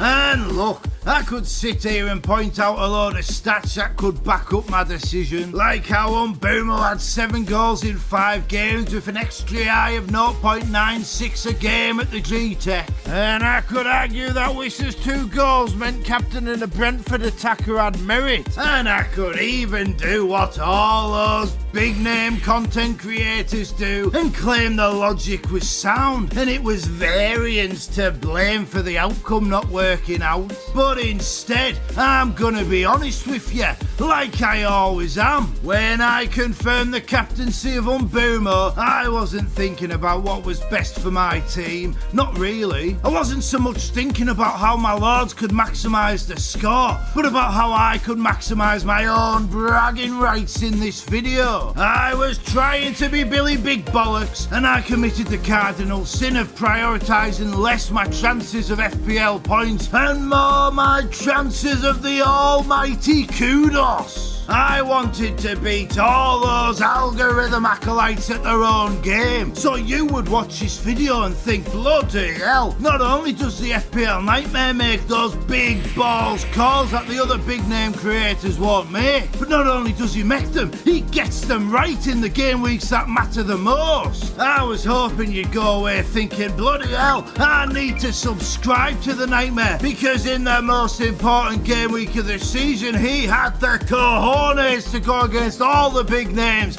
and he kicked their asses. I need to subscribe to him because the FPL Nightmare's an FPL genius. Well, as you can see, I'm no genius. This uncontent creator is just like all the rest, out there scratching, biting and clawing, not just for FPL points, but for the all-important views. And it's cost me big time, because I should be 9 points and over 100,000 places better off. But instead of playing for points, I was out here chasing clout. And that's on me. That's my fault. And I can only hope those FPL gods take mercy on my fallible soul, because if that arrogant action costs me the League of Gentlemen Championship, I don't know if I'll ever be able to forgive myself. So there it is, the whole ugly truth laid bare. I got a small taste of the views, and in chasing that dopamine hit I forgot what I was meant to be chasing all along, that ultimate goal of becoming the world #1. With that being said, I did manage to pull a little bit closer to the ultimate prize despite my pomposity, with the points per game week to make up now down from 5.5 to 5.44. It's a marginal gain, but it's a gain nonetheless, and we'll take those all day long. Furthermore, I was still able to put together a very good game week indeed. It wasn't quite the 80 points I claimed was a conservative estimate, though had Dallo played those extra 3 minutes and had I not been so arrogant with the armband, I would have ended up with 92 points. So I was right to be confident in my wonderful squad. But yes, luckily for me it was still a very good game week, and on paper my team for game week 12 looks likely to explode again, with 6 big players against promoted teams, with 2 inform attackers against Everton, with an attacking defender at home to West Ham, and with favourable fixtures for both Aït-Nouri and Saka. However, in game week 11 I had home advantage, whereas in game week 12 I have 9 of my lords on the road, which does lower the ceiling somewhat. Still, it all looks good on paper, and having been humbled for my captaincy charlatanism this week, I can state right now that in game week 12 I will be going with Captain Salah, and for the foreseeable future it will be either Mighty Mo or Cole the Goal. I'd love to get Isak into this team for game week 12, but I will likely have to wait until game week 14 when those fixtures swing for both Visser and Fernandes. And that's a situation which isn't ideal, because while I rose to second in the League of Gentlemen table, the 2 apples of Mama Hodgson's eyes both wildcarded Isak into their team and cut through the core of the field, posting some golden delicious scores and almost pipping me to that second place as they join me in some high stakes gladiator hunting. Hilo Hodgson climbed from 8th to 4th, with new signings Salah, Fernandes and Isak the big scorers, and a special mention going to goalkeeper Andre Onana's 9 points. However, it appears Hilo Hodgson also aimed for the green on a par 5 with his captaincy, only to drive straight out of bounds as Solanke's goal-scoring feet turned to the sand of the bunker.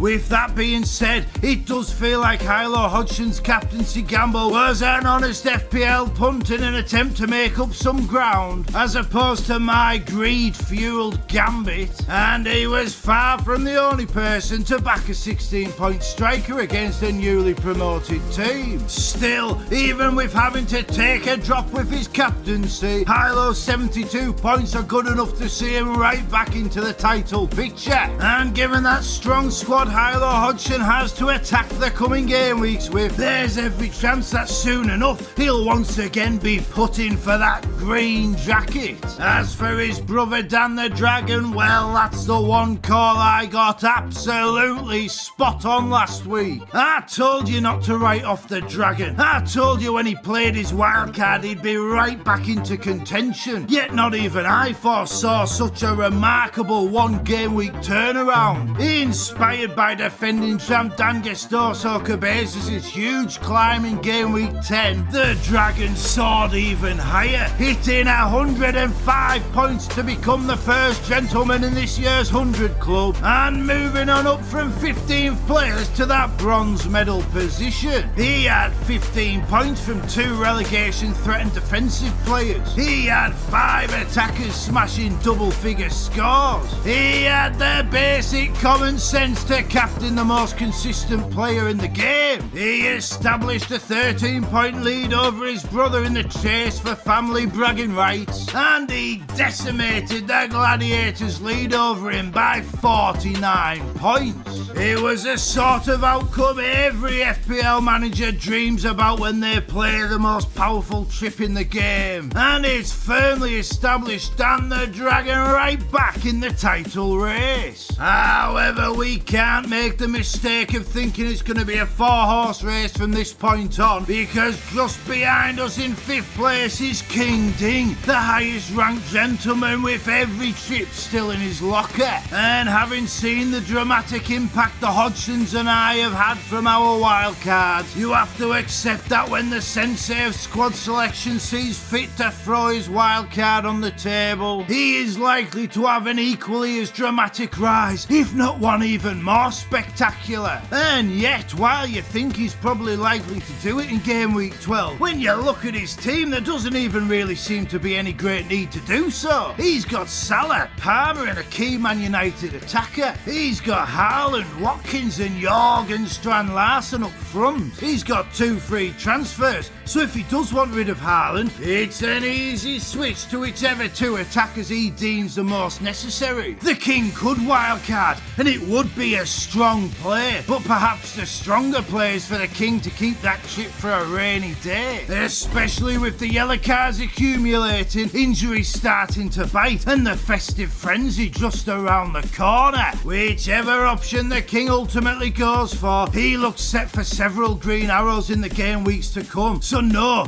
this title race is not a 4-horse race, not by a long shot. So yes, that's at least 4 strong contenders, 3 with newly refreshed squads and 1 with the ability to do so whenever he wants. 4 solid walls all closing in on Gladiator Glenn, who looks about as vulnerable as it's possible to be while holding a 43-point lead. It's been 8 long game weeks since the Gladiator played his own wild card, and now his squad looks to be hanging on at the seams like the dirty old pair of boxer shorts you just can't bear to throw away with Christmas just around the corner. He's got a goalkeeper who can't keep a clean sheet to save his life, and another one with a fractured finger. He's got McNeil, Greaves and Alexander-Arnold all injured. He's got 2 other defenders who can't keep a clean sheet. He's got Robertson and Maddison, who are no longer undisputed first choice in their own teams. He's got Watkins out of form. He's got Raul Jimenez 1 game week away from a horrible run of fixtures, and he's got a Brighton attacker whose place is now under severe threat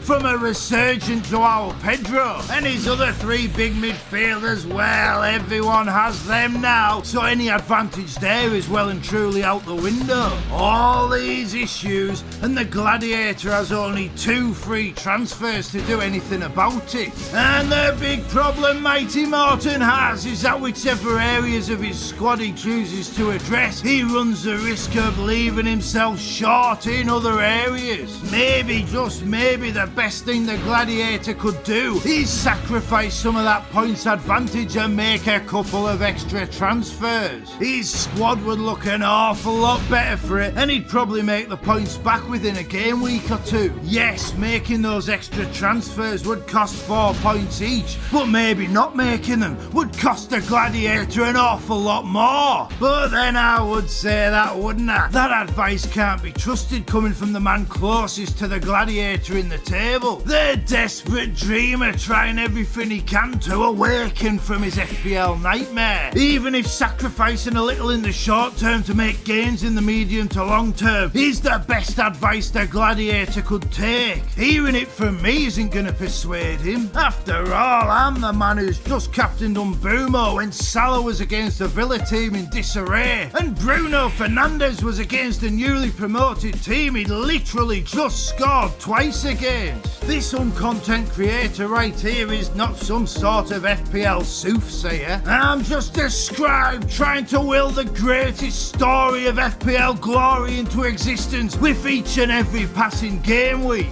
Furthermore, I'm the manager who stands to gain the most from Mighty Morton making a mistake. He'll be sat there at home watching this thinking this is yet another example of some of those fabled mind games. But then does me being sat here knowing that the Gladiator will be thinking that mean that me suggesting that very good advice is designed to make the Gladiator not take it? Is this entire section of the video all designed for an audience of 1? That's some sort of double bluff banter. That's something the Gladiator has to ponder over the international break, while the rest of the chasing pack can sit here with no such selection quandaries. Of course, the international break might throw up the odd injury problem, but us late wildcarders can make proactive transfers from a position of strength, rather than making reactionary moves as part of a scrabble for survival. And yes, while I do wish I had the greatest striker in all of world football in my team, Nico Jackson has that game against Leicester, so he is more than capable of matching him. Hilo Hudson and the Dragon have just played the wildcards, and the King can do so whenever he sees fit, so those three gentlemen will also be relaxed in the transfer market. But for those who played their wildcard hand too early like the Gladiator did, the pressure is rising. As the weather gets colder, the damp is starting to come through the walls of their rickety old houses, and the black mold of a bad squad is leaving them gasping for air. Game week 12 has long been pinpointed as a pivotal game week in this year's FPL campaign, one where all those fixtures swing and the momentum can shift in dramatic fashion. It's loomed over the horizon for every manager, whether as the rise of a new dawn for those with patience, or as a potential sunset on a season of promise for those early birds who went chasing the worm. And now game week 12 is here, and the festive frenzy draws ever closer, and we're about to find out exactly what every single FPL manager is made of. We're about to find out whether the Gladiator has the nous to go the distance, whether those early wildcarders are able to arrest the reversing momentum of their squads, and most importantly, we're about to find out whether the uncontent creator can get his massive ego in check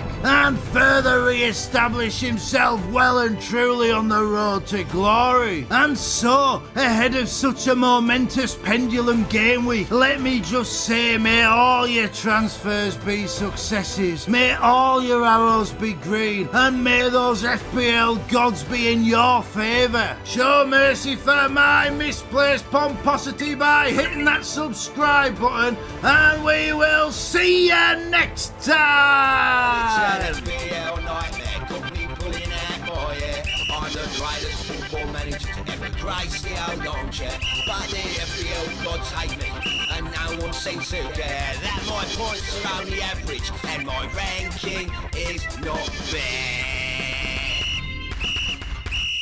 And so, game week 12 was another game week where my momentum continued to grow, with the distance to those behind me extended by a handful of points, and with the distance to Gladiator Glenn at the top of the world's greatest mini-league closed even further. However, much like this spot in the middle of my eyebrows, I can't stop picking at my team, because a very good game week should have been even better. First, the moronic Madueke started to feel sorry for Steve Cooper, denying my Palmer a goal which would have given my Nico Jackson another assist. That's at least 8 points down the drain, and who knows what would have happened with the bonus points. And you know me, I'm not one for conspiracy theories, but I think Maresca must have felt sympathy for the man who replaced him in the Leicester hot seat, because Chelsea then went and gave away a stupid penalty in stoppage time. Now I'm gonna be honest with you, like I always am. My first thought was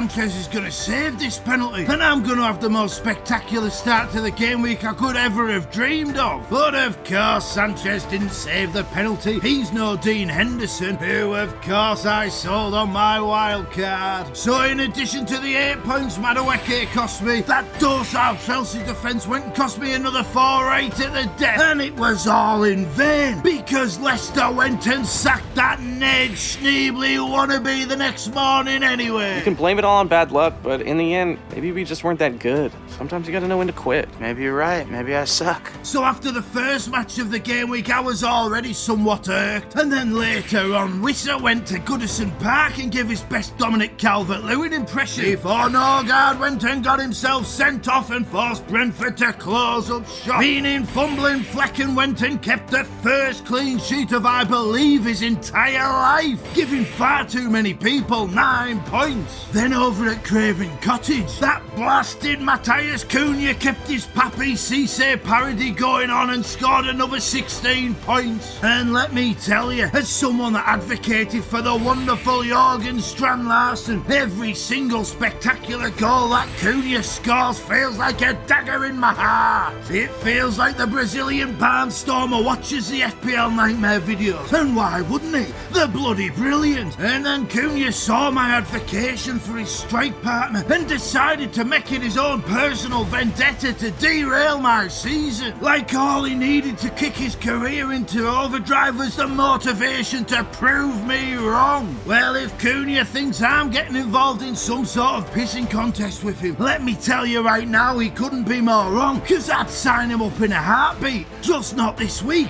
because I can't quite afford him yet, and I'm not getting rid of Wissa when he plays Leicester, and he owes me big time. Furthermore, out of Vissa, Joao Pedro and Cunha, I actually think Wissa gets the most points in game week 13, so it makes no sense to sell him just yet at all. So I'm sticking to my master plan and roll in my transfer. Team value be damned. And you might think I'm a bit frustrated this week, and you couldn't be more right, because I tell you what else wound me up. Bruno Fernandes doing absolutely nothing against one of the worst teams in the league, while a 5-man Man United defence somehow conceded to them. And of course Dalot played the full match this week. Why wouldn't he, when they've already conceded? He couldn't make it to 60 minutes last week when they kept a clean sheet, could he? But no, this week he's all over the pitch. And who knows, maybe the two things are linked and Man United defend better without Dirty Diogo. I wouldn't know, because I was too busy drinking coffee up at the secret rendezvous point with Jock and Jeeves to watch that match. And maybe I should prioritise scouting my squad over debating the merits of PCs versus Macs. But sometimes a man just needs to disengage from the game. And with this hectic schedule coming up in the FPL world, we could all do with learning how to manage our FPL obsession better before the festive frenzy chews us up and spits out the bone.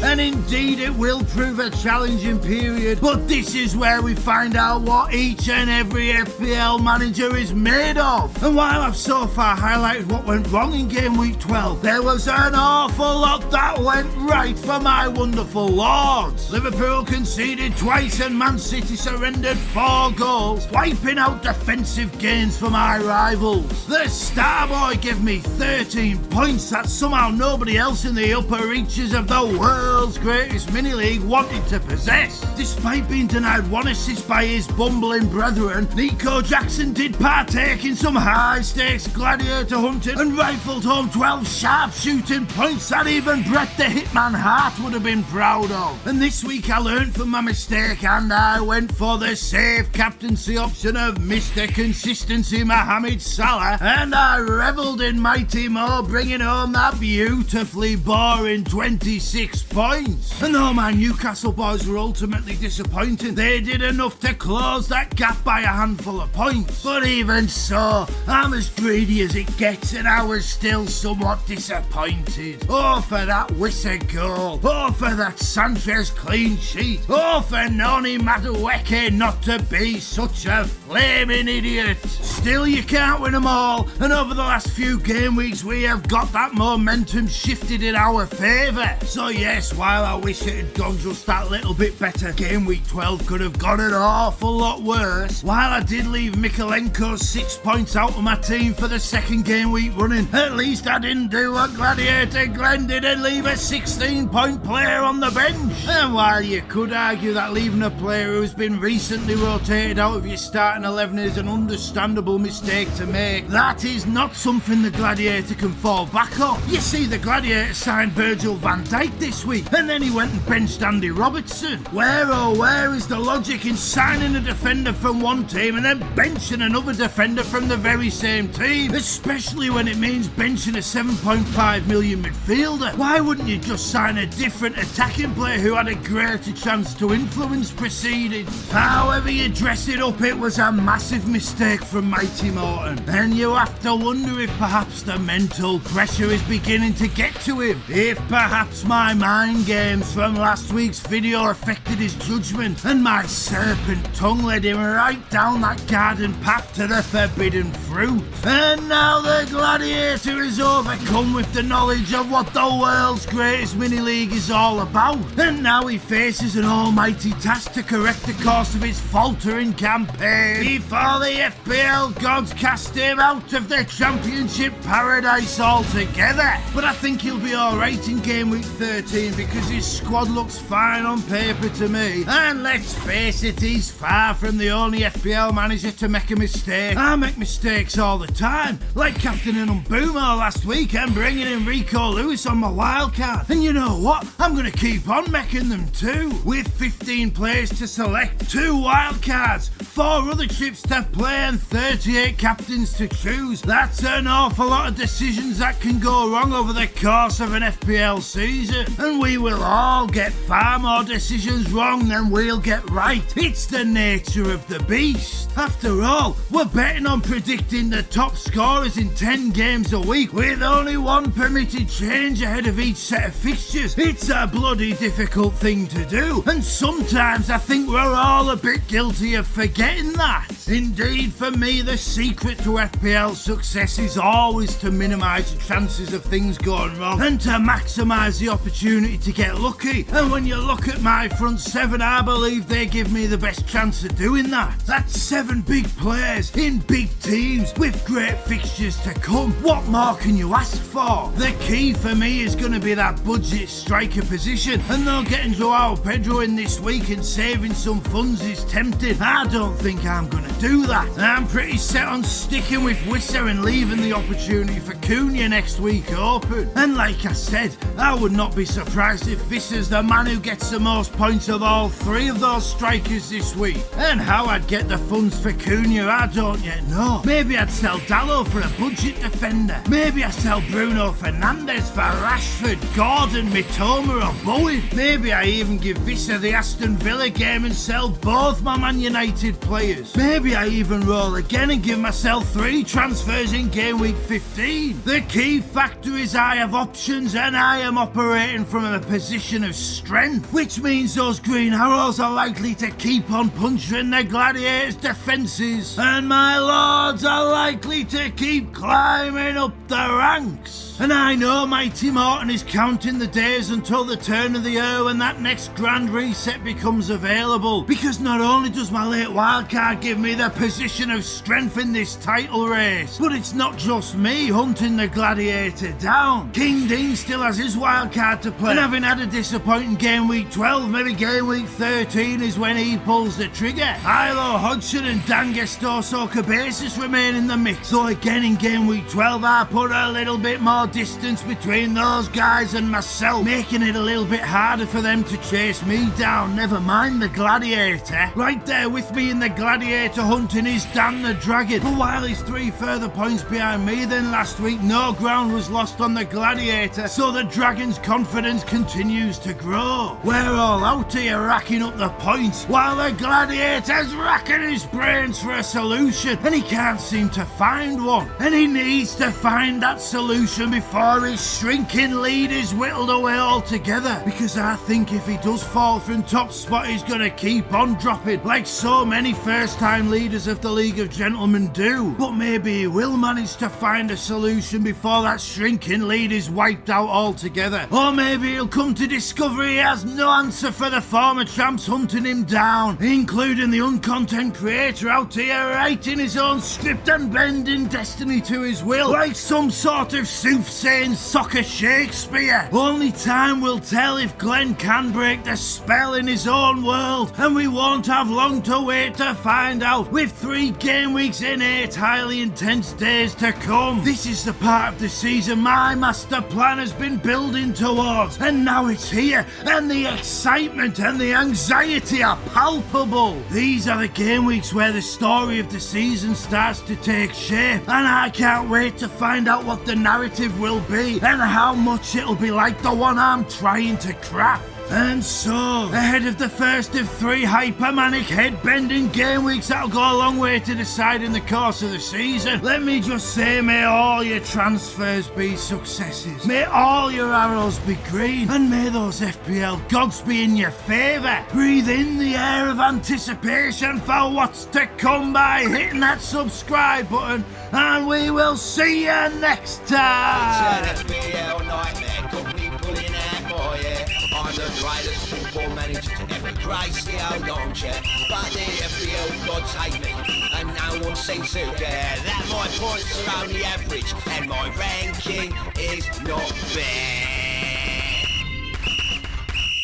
And so, the first of 3 hypermanic head-bending game weeks is over, and it ends with my lord smashing right through the glass ceiling of the top 100k, and with Gladiator Glenn's advantage at the top of the world's greatest mini-league absolutely decimated, as the 41-point lead he held at the start of the game week has had 35 massive bites taken out of it. Now, we often talk on this channel of the importance of showing those championship cojones, and quite often it's in the form of what signings to make and what players to drop. However, in game week 13, the big balls call came in the form of a transfer I did not make, as I opted against bringing in the absolute can't miss must-have Joao Pedro and Matheus Cunha. I stated in the last video that I believed such transfers were unnecessary for my team, for I own the almighty Johan Wissa, and nobody stops Brentford attackers at the G-Tech. What's the point in signing Pedro or Cunha, I said, when I believe my man's going to outscore them both, and he owes me big time? Well, the wonderful Wissa owes me no more, because he went and quadrupled the points of those popular picks. However, it wasn't all good news in the Saturday 3pms, as not only did Aït-Nouri score 0 points, but then my Newcastle lads went and let me down for their second game week running. First, Alexander the not-so-great went and showed exactly why so many people avoid him, going off injured early doors and securing just 1 point. And then my defender went and conceded when it was all over by the shouting. Between soft hands Sanchez last week and lost his man Lewis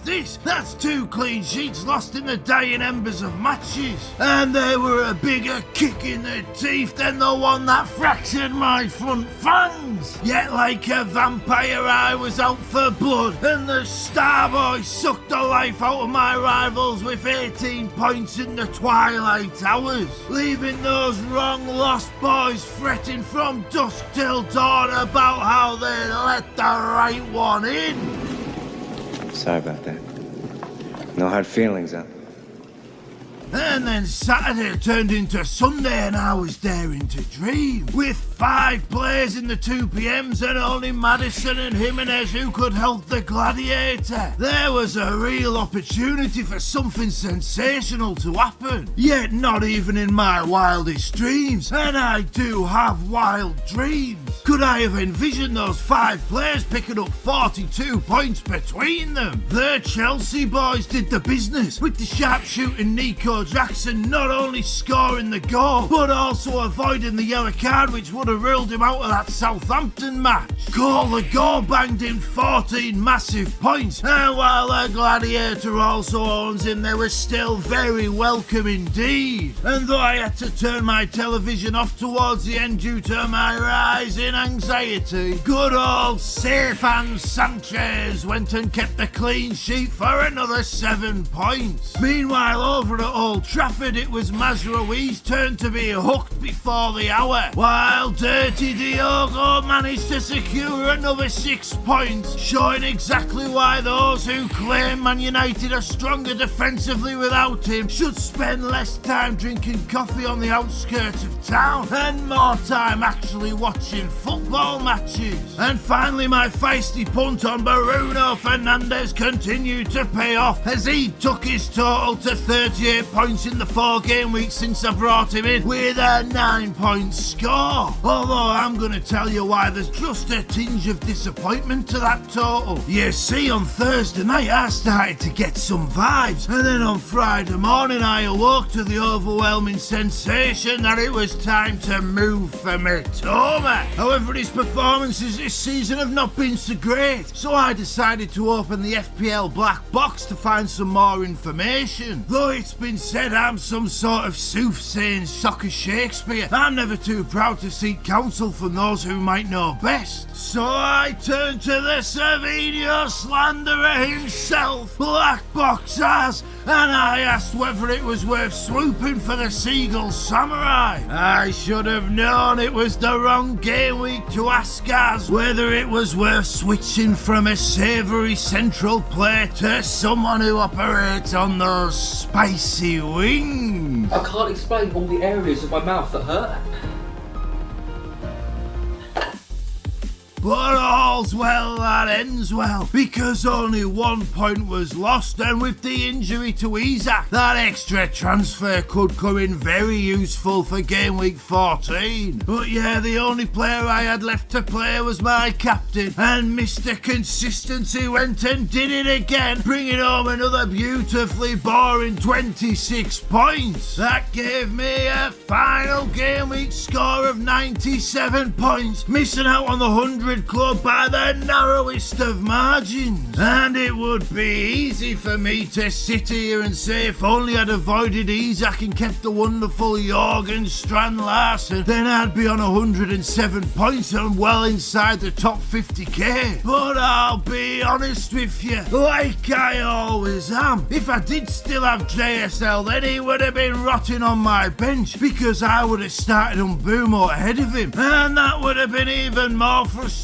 than having sold him in the first place. And though the signing of Isak seems like it hasn't worked out, I will never regret backing the greatest striker in all of world football. However, the Isak injury does leave me in a quandary for game week 14, because the original plan of replacing Fernandes and Wissa seems less than optimal with Isak injured, Diblin suspended, and 2 defenders playing Liverpool and Arsenal. And this is the moment I thank Black Box Az, because thanks to him I have options. I could just give Wissa the Villa game, and given the form Adrian Brody's team are showing, that maybe wouldn't be the worst thing. No. It looks run now.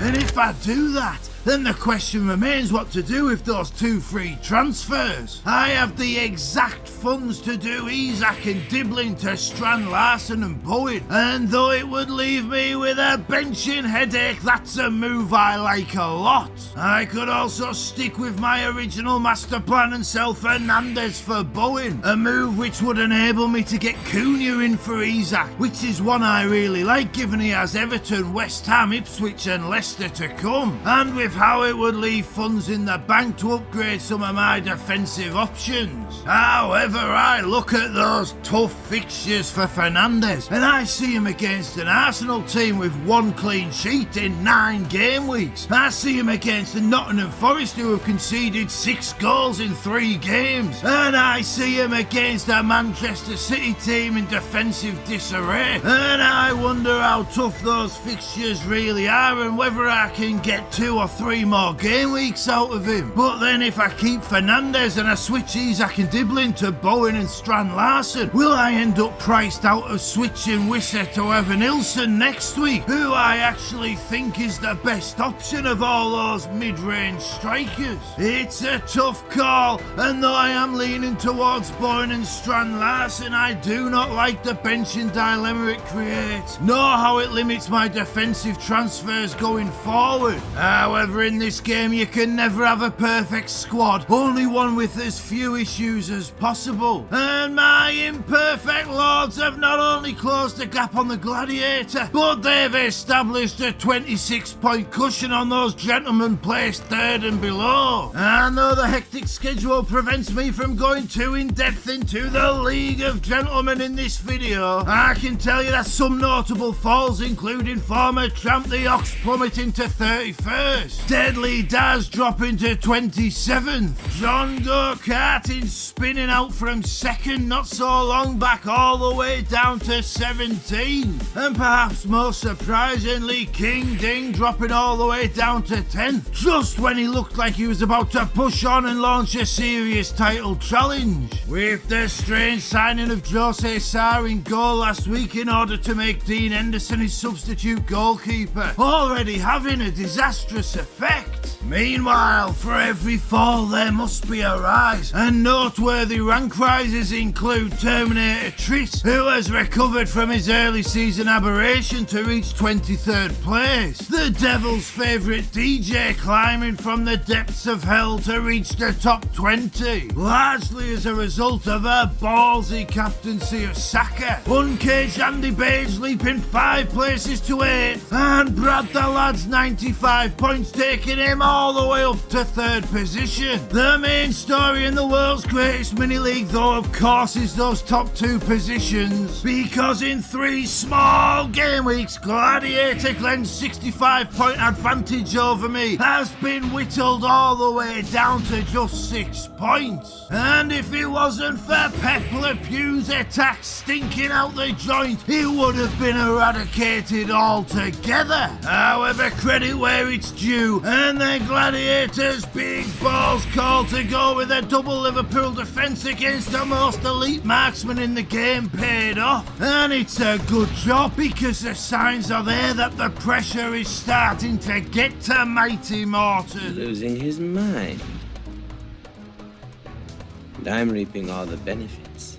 After the 16-point benching of Maddison last week, this week's bizarre call was to ignore the statistical evidence of Mbeumo's declining impact and to give Brentford's new wing-back the captain's armband, a decision which proved a massive unforced mistake. And now the margin for error is next to nil, and with our team sharing only 2 players, the potential is there for massive swings each and every game week. And the toughest thing is that the Gladiator has no time to recover from this massive setback, because the second of 3 highly intense game weeks in 8 days is already upon us. And there's no time for emotions to settle and for cooler heads to prevail. Game week 14 is here, and we all have dilemmas over our teams and barely any time with which to solve them. And for the first time in a long time, I'm not entirely sure what the best course of action is. The pivot to Isaac 2 game weeks ago has left my transfer decisions more difficult than they otherwise would have been, and the difficulties now present after the divergence from my master plan highlights the dangers of those reactionary moves to each and every FPL manager, especially when it comes to those injury-prone players. And while I'd love to be sat here giving it the old Billy Big Bollocks, the truth is I'm actually quite nervous, because I've gone and made it up to that pedestal I'd hoped to place myself on, and now I have something tangible to lose, and the odds are far more likely that I'm going to be hit with the red arrow rather than firing out another one of those glorious greens. And I can only hope those FPL gods are kind to me and I can make it through game week 14 in good shape, because I'm now in the top 87,000 in the entire world, and that means there are 10.75 million hungry sharks circling beneath me, and that Isaac injury may mean they start to catch the scent. In this game it only takes one mistake for the hunter to become the hunted, and my potential for error has increased exponentially. And so ahead of the seemingly inevitable midweek madness, let me just say, may all your transfers be successful, may all your arrows be green, and may those FPL gods be in your favour. Release the heat from the pressure cooker by hitting that subscribe button, and we will see you next time. It's an FPL nightmare, company pulling out more, yeah. I'm the greatest football manager to ever grace the old armchair, but the FPL gods hate me, and no one seems to care that my points are only average, and my ranking is not fair.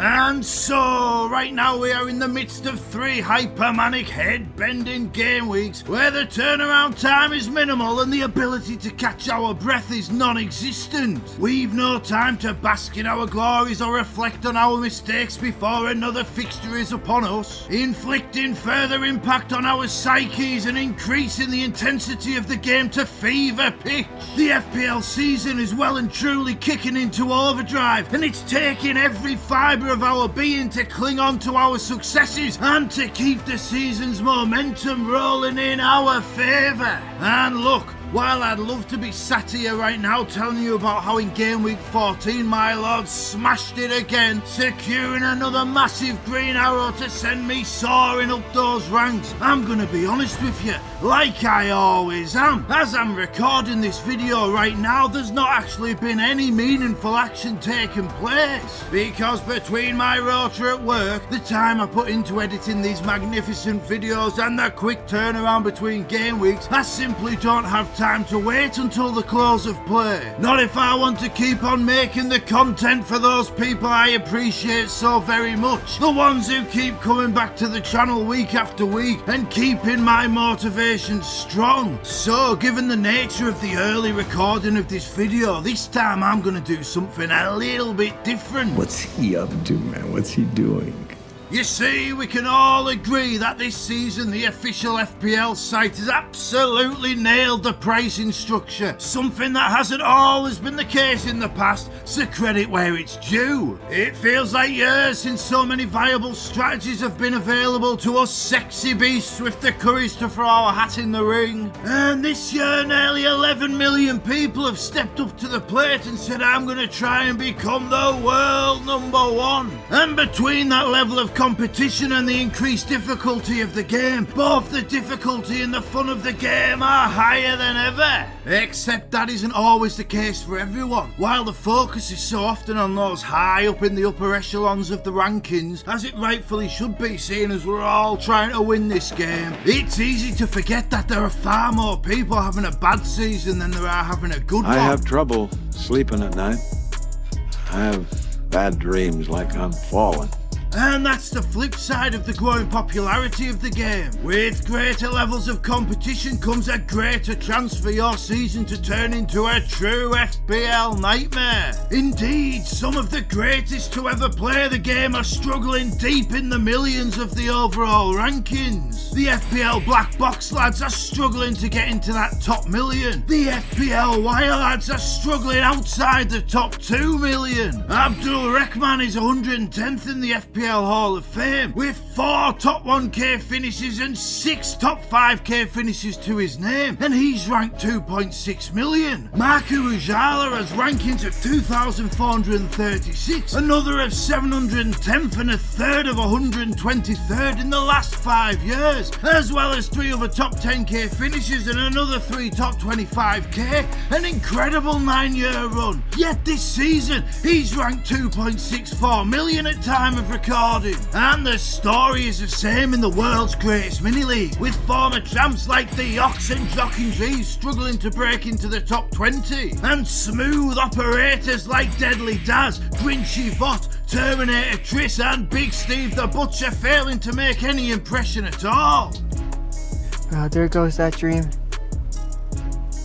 Yes, this season is proven to be the toughest we've known in FPL for a long time. And when even the best of the best are struggling to find any level of consistent success, you can only imagine how hard some other people are finding it. And I know there are those out there who take this game to heart, and for whom a bad week in our fantasy world can overshadow their next week in the real world. You don't write 3 books and launch a YouTube channel called the FPL Nightmare because everything's going well. Let me tell you that for nothing. You see, I've had 1 top 10k finish in my entire life, and to achieve that took a level of obsession with the game that I wouldn't recommend to anyone. Not really. And yes, it made a fantastic ending to my book trilogy, going from a 4.8 million ranking to a top 10k finish. And yes, it's a story to inspire every FPL manager out there, but I can tell you for nothing it was bloody hard work, and a lot of the time it wasn't that much fun at all. Play ball, and I can't do it.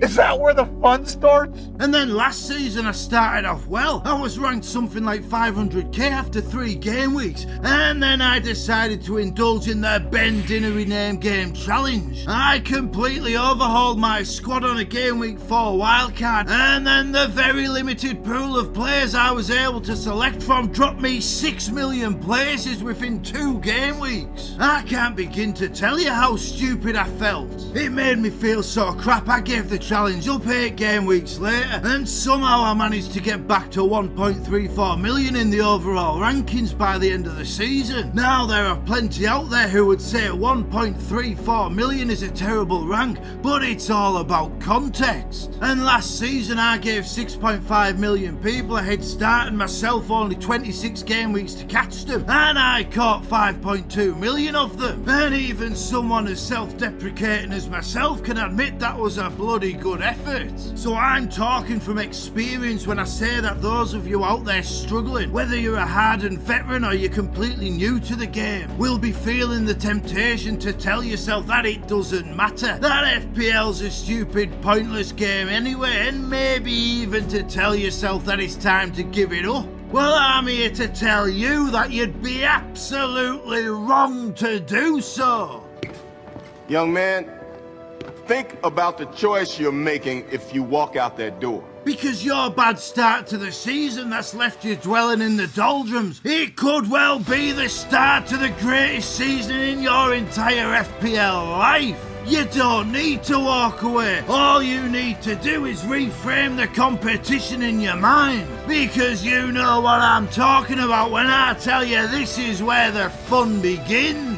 When you're an engaged manager in this game, there's always one advantage that you have. You are still in a position to influence proceedings and to change the course of the future. Now you may not know this because it's highly confidential, top secret information, but my FPL Nightmare videos are highly targeted at only the coolest, only the cleverest, only the most beautiful people to play the game. So if you are seeing this video, please know that you are already winning at the game of life. I don't have thousands of views because my videos are laser focused to find only the most special individuals out there, to give a psychological boost to those who may need it and to give the upper hand to those who deserve it the most. And yes, believe it or not, I'm talking about you. If you're seeing this, you're already in the top 500 most wonderful people to play FPL. So let's readjust how we see the game together and give each other the boost that we might need right now. Let me ask you, what do we all love most in FPL? Yes, that's right, it's those vibrant, colourful, spectacular green arrows. Wherever we begin a game week in the world, if we get bestowed the beauty of the rank bounce next to our name, then we always feel better about ourselves.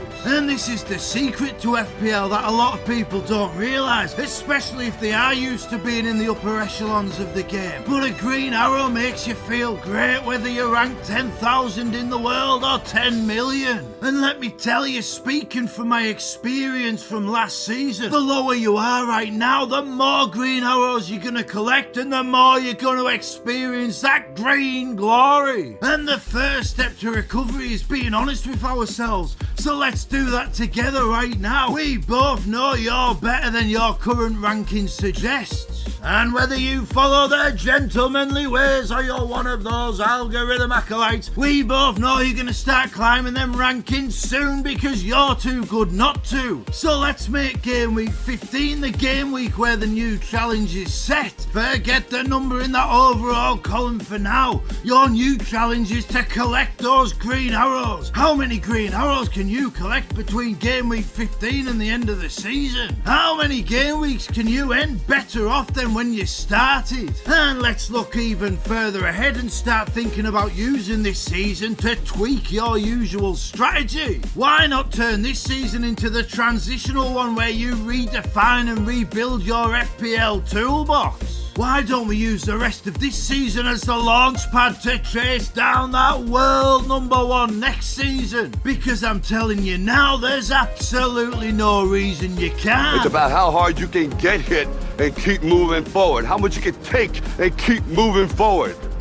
That's how winning is done. And let's look at the season so far. We all thought Erling Haaland was the absolute undeniable must-have player of the campaign. But now we've discovered that dispersed power takes down more opponents than an horse force. Things aren't always what they initially seem, especially in FPL. Sometimes we have to dare to be different, but sometimes those FPL gods dare us to be different. And some people are already doing that. The biggest name in the field, the one with arguably the most to lose, let's talk Andy, has already made the big balls call to triple up on the Arsenal defence. And whether it works out for him in the long run remains to be seen. By the time this video comes out, he might already have sacrificed the experiment. But he deserves credit for having the cojones to go for it, especially with so many social media snipers ready to shoot him down. What moves can you see for game week 15 and beyond that you would normally talk yourself out of? Because I can tell you in game week 13 I woke up before the deadline with a feeling Mitoma might outscore Bruno Fernandes, and I thought I need to get Mitoma in, but then I went and talked myself out of it just to see Mitoma score 10 points. And that's a good feeling. I denied myself through not changing my strategy,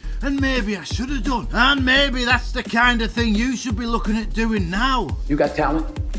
You got a chance, and I want to hear about your environment, what your mama didn't give you, and the white man won't give you no shot. You got a chance. Why not give those sort of moves a shot and use your transitional season to experiment ahead of your top 10k push next season? After all, I went from a 4.8 million ranking to the top 10k in just 18 months, and if someone as bad at the game as the uncontent creator can do it, then I know you can too. And if you want to know how I did it, then you're in luck, because I wrote the books on the subject and they detail exactly how my strategy and mindset changed game week by game week. So when I look you dead in the eyes and I tell you that your crappy ranking now can lead to your greatest ever season, you can read those books and know for a fact that I'm being honest with you, like I always am. When it's at its best, FPL is a magical game. There's a reason we've all become so utterly addicted to it.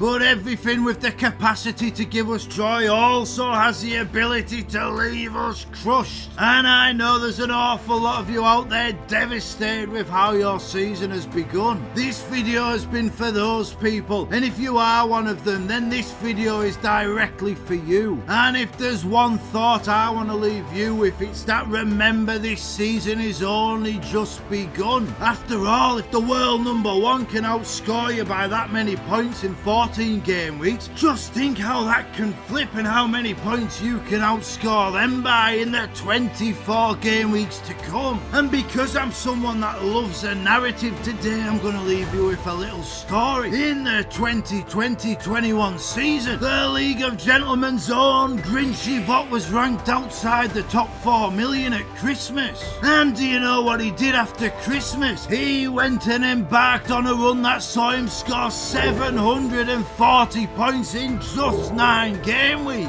And by the end of the 2021 season, Grinchy Vot had turned that 4 million ranking into a top 150,000 finish.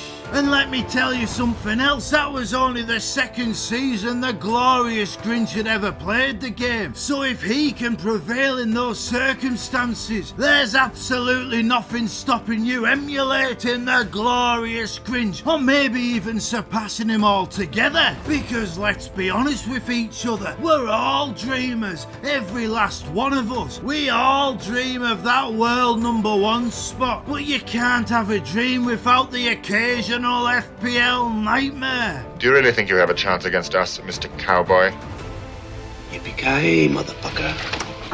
But what you need to remember is that every nightmare ends with the dawn of a new day. And also that the The green arrow that flies the farthest is the one pulled furthest back in the bow. So I want you to go away from this video and I want you to take one last look at that overall ranking, because this is the last time it's gonna matter for a long time. This is the game week where we stop judging success by the cold numbers and instead we start counting the glory of the green arrow. And game week 15 is the game week where our mission to become the 2026 world champion well and truly begins. And so ahead of the third game week in 8 days, let me just say, may all your transfers be successes, may all your arrows be green, and may those FPL gods be in your favour in a way they maybe haven't been so far this season. Hit the bullseye with your green arrow by hitting that subscribe button,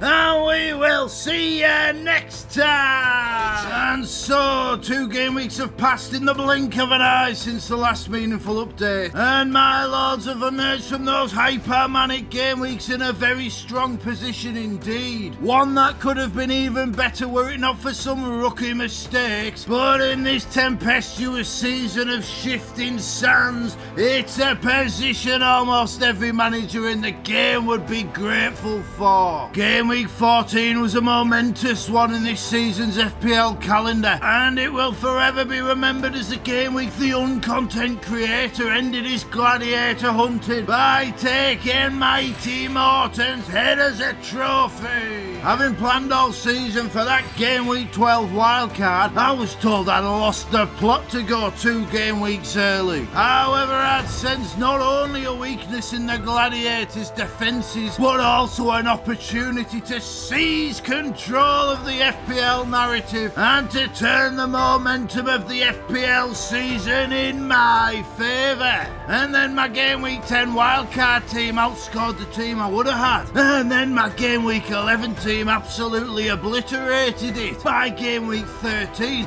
I'd gone from 680,000 in the overall rankings to the top 100k, a massive rise in just 4 game weeks, one that proves there is always a method to my madness. And then in game week 14 my master plan came to fruition as I became the first gentleman past the 900 point threshold, cementing my top 100k ranking and taking top spot in the world's greatest mini league for the first time this season. As the greatest striker in all of world football, justified my faith by wiping out that double Liverpool defence of the gladiator and scoring the 11 points that took me clear. And though it was frustrating that Haaland had found no way through that defence the game week before, it just made it all the sweeter that my ascension to the apex was delivered by Alexander the Great. A lot of folks said it could never happen, that you were too unstable. But that was not the case. You are the man. When the smoke clears, I will be standing, for I am the master and I am the ruler of the world. However, though it was satisfying to see myself at the top of the table, not a single salt tear was shed, because the League of Gentlemen has not yet been conquered, and I was still 93,580 places away from the ultimate subjugation of the FPL world. However, though I had closed the gap on the world number 1 to 146 points, we were another game week closer to the end, and the ground made up was not enough. I simply could not afford to rest on my laurels. I had to continue to attack, and with 3 transfers to play in game week 15, it felt like it was my moment to strike. And then I went and made the rookie mistake of moving early with my transfers, and it all blew up in my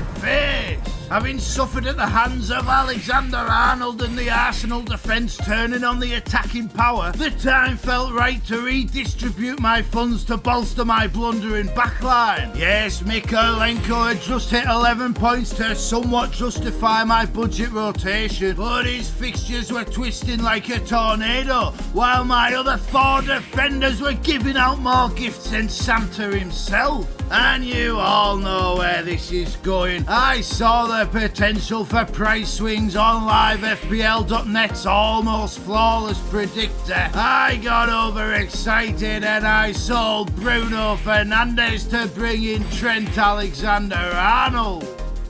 Oh no. Oh no. Oh no. Oh no.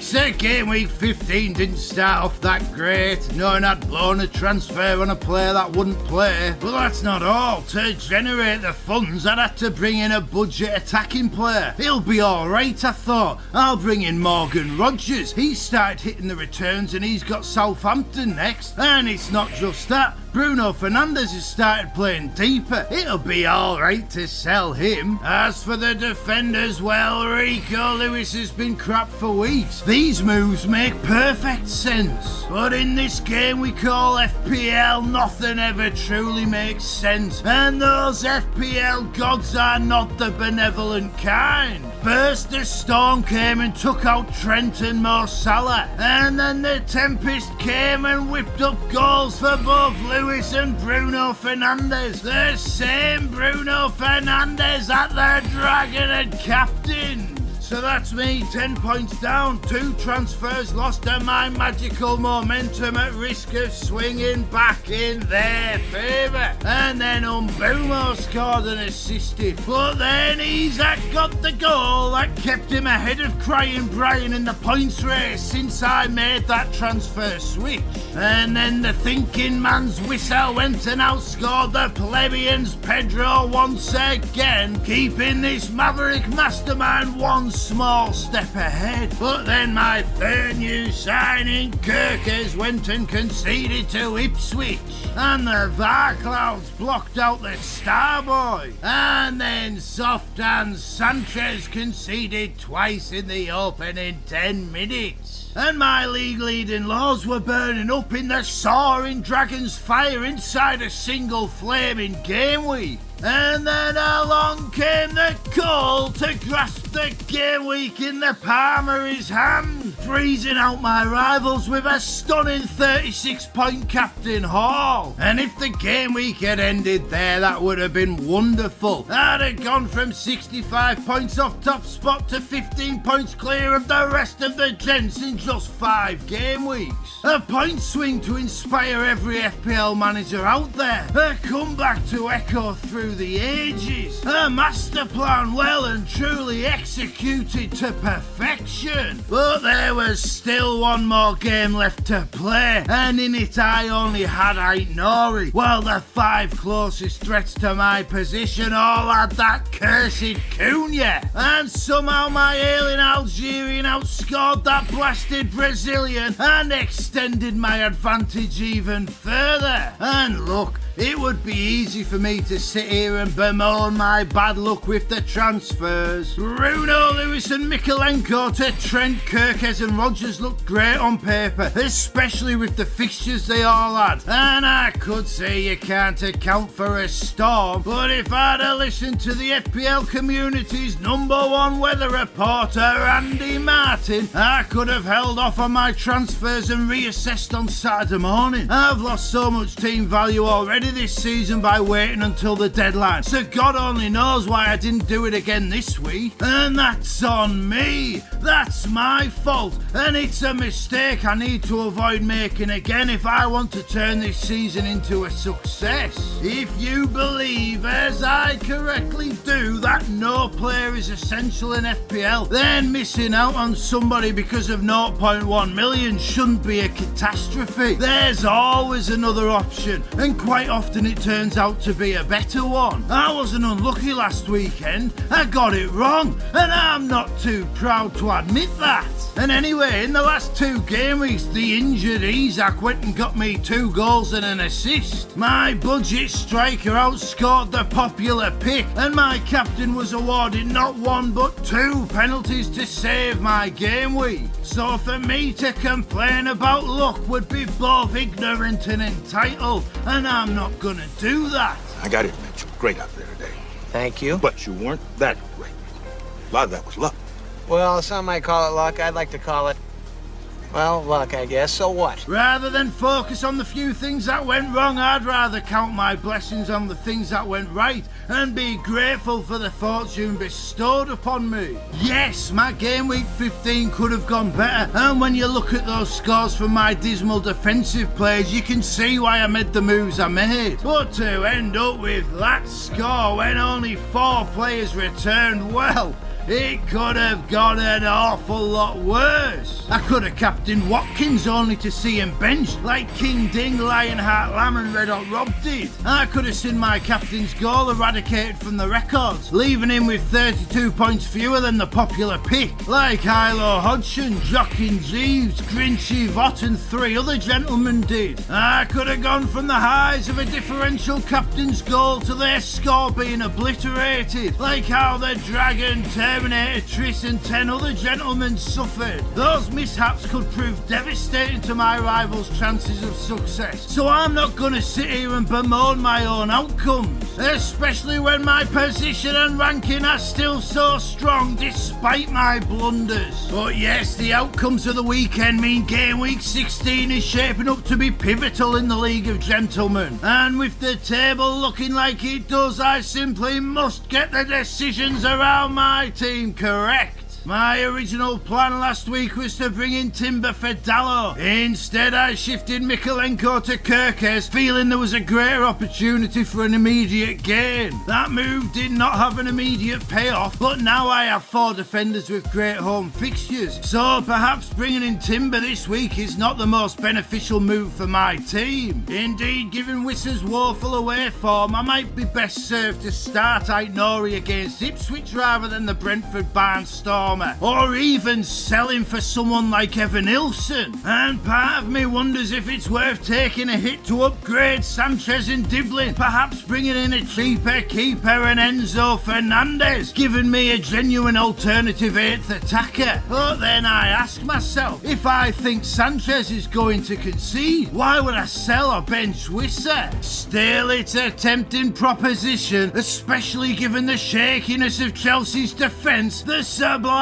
nature of their attack, and their fixture run until game week 28. What's losing 4 points in a game week after all, if it gains you 20 or 30 points in the medium term? I dare say when it comes to the crunch, I'll roll my transfer. In the back of my mind is that upcoming fixture swing for Haaland, and while Haaland may not appeal right now, it's always worth keeping the option open for the Norse force. However, FPL is always about grasping opportunity, and if I see one, I will not be scared to move, whether it's shifting Wissa to Evan Nilsson, Dallo to Timber, taking the hit for Enzo, or even something else I haven't considered yet. All I know is that after blowing my triple transfer advantage, I have to make the right choice this time, because the consequences of repeating my game week 15 errors will be severe. Yet in a game week where so much went wrong, rather than curse those bastard FPL gods, instead I thank them for the few things that went right.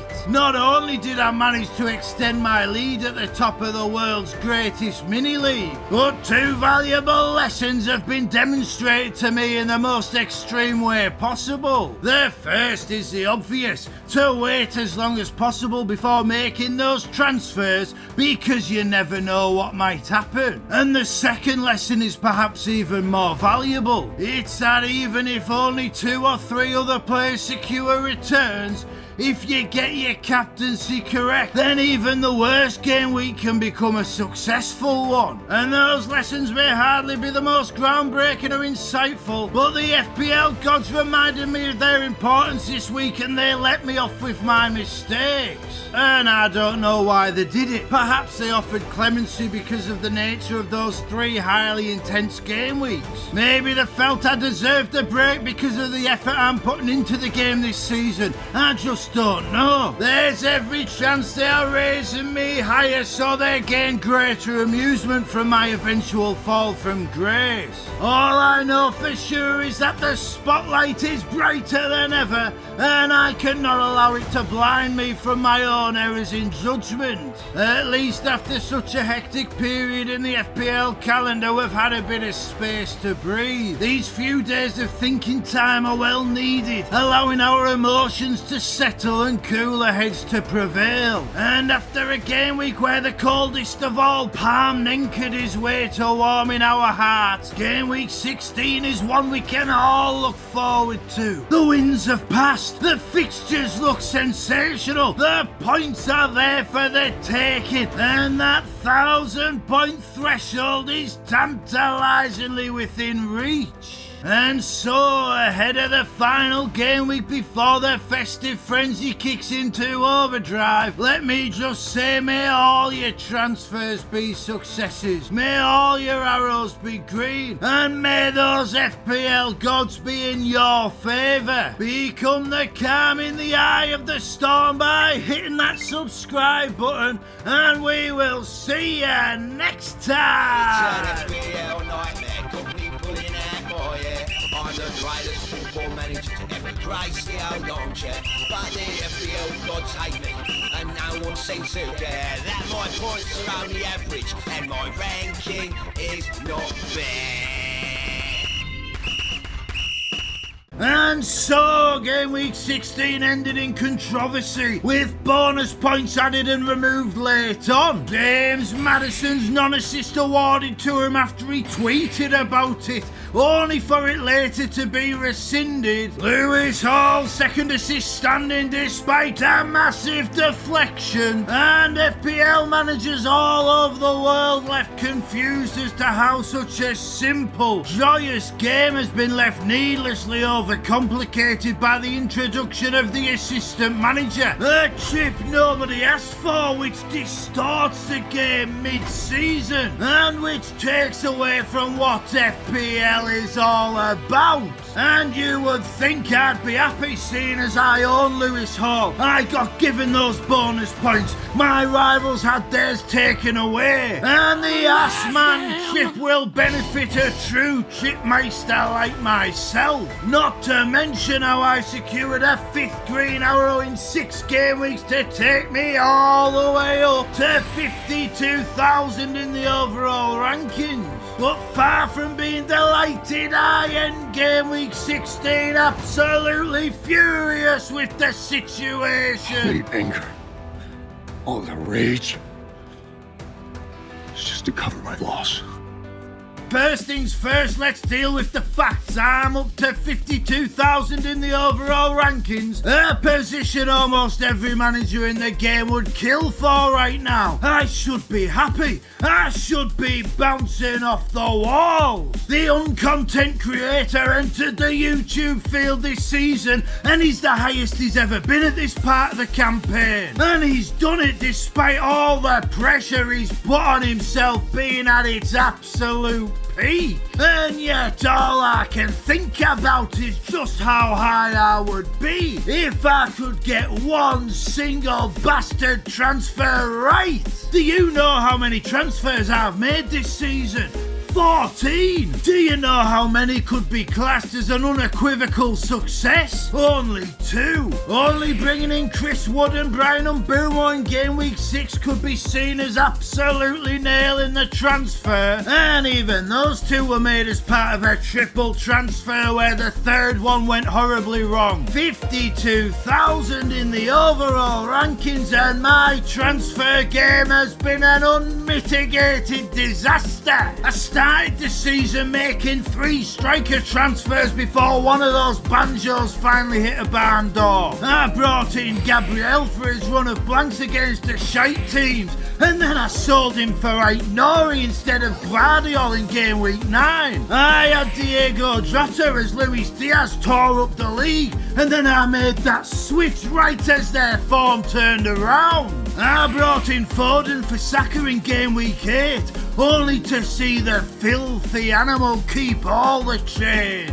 And even my successful signing of Isaac for Mbumo is tainted by Strand Larson, the man Isaac replaced, getting 3 returns since I sold him. And now, in the biggest farce of all, I've blown my triple transfer advantage in game week 15, and it's cost me 20 massive points in 2 game weeks. Do you know where I'd be if I'd missed the game week 15 deadline? I'd be 16,000 in the world. And not only that, I'd have a 33-point lead at the top of the world's greatest mini-league. And I'd have 5 glorious transfers to press home my advantage. Instead, I've seen my lead close by a handful of points. I've missed another opportunity to close the gap on the world number 1. And all I see when I look at my team are problems that not even Sherlock could fix without 3 massive hits. Ugh, breathing's boring. Is that 3 patches? It's a 3-patch problem. And look, I know you see this team here and you see a team that's doing alright. That's a decent enough score for game week 16. It's 12 points above the worldwide average, and it's 6 points above the top 100k average. And that is why I got the green arrow and rose another 15,000 places. Considering none of my big midfielders or my premium defender did anything of note, that's about as good an outcome as you could hope for. But don't you see? Where did my points actually come from? Yes, that's right. My 2 expensive strikers are my budget defender with attacking threat. And that's exactly why I despise that I made that triple transfer travesty so much. Because I'd wildcarded to perfection in game week 10. I deployed the masterful strategy of front-loading my team and rotating the budget defenders. I'd looked at popular strategies espoused by those big-name content creators dead in the eye. I'd gone against them and I was making them all pay. And I was tearing through the field like Stone Cold Steve Austin in the Royal Rumble. And then I lost my nerve. I blew the big balls call and my cojones shriveled up in the winter chill. Rather than continue to leave those algorithm acolytes in my wake, I spread the funds around my squad like they always tell you to do. And I sold one of my informed premium attackers for the most expensive defender in the game. The situation went to become worst. And now I'm no longer headhunting with my sniper rifle. Instead, I'm firing blanks. And now I look to next week's team and I realise I've shot myself in the foot. And I know you look at it and you're saying, bloody hell, Lord George, what on earth are you twining about? All you need to do is switch out Norrie and Rodgers for a Madden Robinson and that team is absolutely sorted. You could even bench Trent Alexander-Arnold if you wanted. That's how good that team is. And yeah, you might be right, and that might well be what I do. But I've already lost massive squad value on those transfers by refusing to move early. Well, why didn't you just do it, you daft bastard, I hear you say? Well, I'll tell you why. Because I've moved early for precisely 2 players this season, and I bet you can guess exactly which 2 players they are. Who?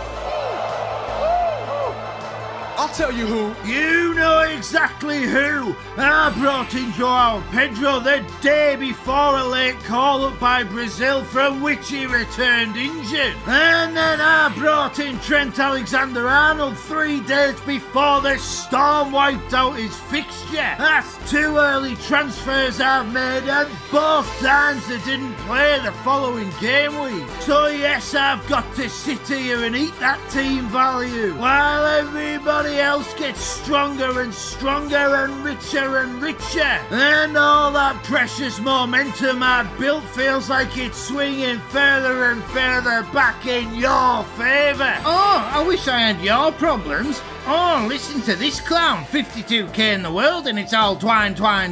Some of us are ranked 3.5 million and below and you don't hear us bitching and moaning like this loser. Oh, this is absolutely true. I know I'm complaining from an entitled position and I should be grateful for those blessings I've been bestowed. However, I'm a greedy son of a gun and I want more and more. I want my highest ever overall ranking. I want that League of Gentlemen Championship for a second time. And furthermore, I want to win this blasted game. And I want to do it this season. So I can walk off into the sunset with my head held high. And every single flaming transfer I make feels like it takes me further and further away from those goals. Still, you never know in this game, maybe it'll all work out for the best. I'm stuck with Trent Alexander-Arnold until that double game week now, and who knows, maybe that'll turn out to be a master stroke. Maybe ending up with Amad Diallo instead of Bruno Fernandes will grant me more points than if I'd just stuck with a Portuguese playmaker 2 game weeks ago. Maybe keeping Wissa another game week will be a blessing in disguise and he'll put Nottingham Forest to the sword. Or maybe my frustration will continue to grow until that deadline and I'll end up taking a -8. I'm so frustrated that anything feels possible right now. And maybe you're right and I'm seeing problems where they don't exist. I just don't know. All I know for sure is that there are plenty of managers in the League of Gentlemen with problems far greater than my own. Ones which far outstrip my desire to become the FPL World Champion. The Master Chef and Metal Mark haven't even hit 700 points yet. The Ox is down to 33rd and he is dropping like a stone. Flash Funk has yet to hit the dance floor. Slick Rick has hit the skids even with that Spurs triple up doing wonders this week. Iceman Newton has melted away. Hugh Horner, the artist, Lionheart Lamb and Wooden Spoon Helling have never even got going. The 5 big name veterans, Deadly Daz, Jockin Jeeves, Grinchy Vop, Big Steve the Butcher and Terminator Triss. They've gotten embroiled in their own mid-table madness and only 22 points separate the 5 of them. And I must say though, it seems crazy to me to see those wily operators struggling so much as they are. It's surely only a matter of time before they make it into the top half, especially when they are producing game weeks like Deadly Daz just did, hitting 89 points in a game week where most managers struggled for 60. And then just above them inside the top half are Mac Daddy McMahon, Ginger Ben and King Ding. And the King, he looked all set for a title challenge just a few short game weeks ago. And since then it's been 4 red arrows out of 5 and he's now 113 points off the pace. John Go-Karting has recovered a bit in the last couple of game weeks, but his 12th place is still a long way from that second position he occupied not so long ago. While Mighty Mouse and Sirloin Sean are still over 100 points away from the top. Indeed, only 8 gentlemen are within 100 points of my league leading Lords. And the biggest surprise of all is that Maverick Mikey Patterson is one of them, with these new rolling transfer rules playing right into his mass overhaul strategy and leaving him alongside Hilo Hodgson in joint 8th position. They are both just behind Red Hot Rob and the Rough Rider, with defending champ Dan Gestoso, Cabezas and Brad the lad not so much further ahead. And this is what I'm on about. For all of my bitching and moaning, every single one of those strong contenders is floundering like a fish out of water. Since I hit the turbo with my Game Week 12 wildcard, all of those respected rivals have faded in my rearview mirror, with only two gentlemen left within 50 points of my narrative writing wonder boys. And the secret of their power is they are prepared to make the big balls calls. They take the most chances and they show their biggest cojones. Even though Gladiator Glenn dropped to third this week, he still benefited from Madison's huge haul. A player criminally overlooked in the FPL community this season. But the Gladiator didn't overlook him, no, he kept the faith in Madison. And he was rewarded with a game week saving 15 points. One especially important after Robertson went and got himself a red card. Yet it wasn't quite enough to hold on to second place, with the Dragon soaring right past him despite also suffering the Robertson red. Luckily for the Dragon, he got the big defensive 50-50 correct, with his selection of Lewis Hall over Aït-Nouri gaining him a massive 17 points. And indeed, for all my cries of misfortune, if Robertson had stayed on the pitch, and if the Dragon had started Fernandes over Joao Pedro like any sensible manager would have done, I'd be in second place in the League of Gentlemen right now. So I really shouldn't complain too much, especially when all my problems are of my own making. Indeed, we continue to discover the swings on these 50-50 calls are extreme. And this week it was the Dragon's turn to thrive, while I was left licking my wounds and cursing the impetuous nature of that triple transfer gambit. And now the balance of power in the League of Gentlemen seems to be shifting again, and I simply must respond immediately, because after all of the anticipation, all the build-up and all the hype, it is finally here.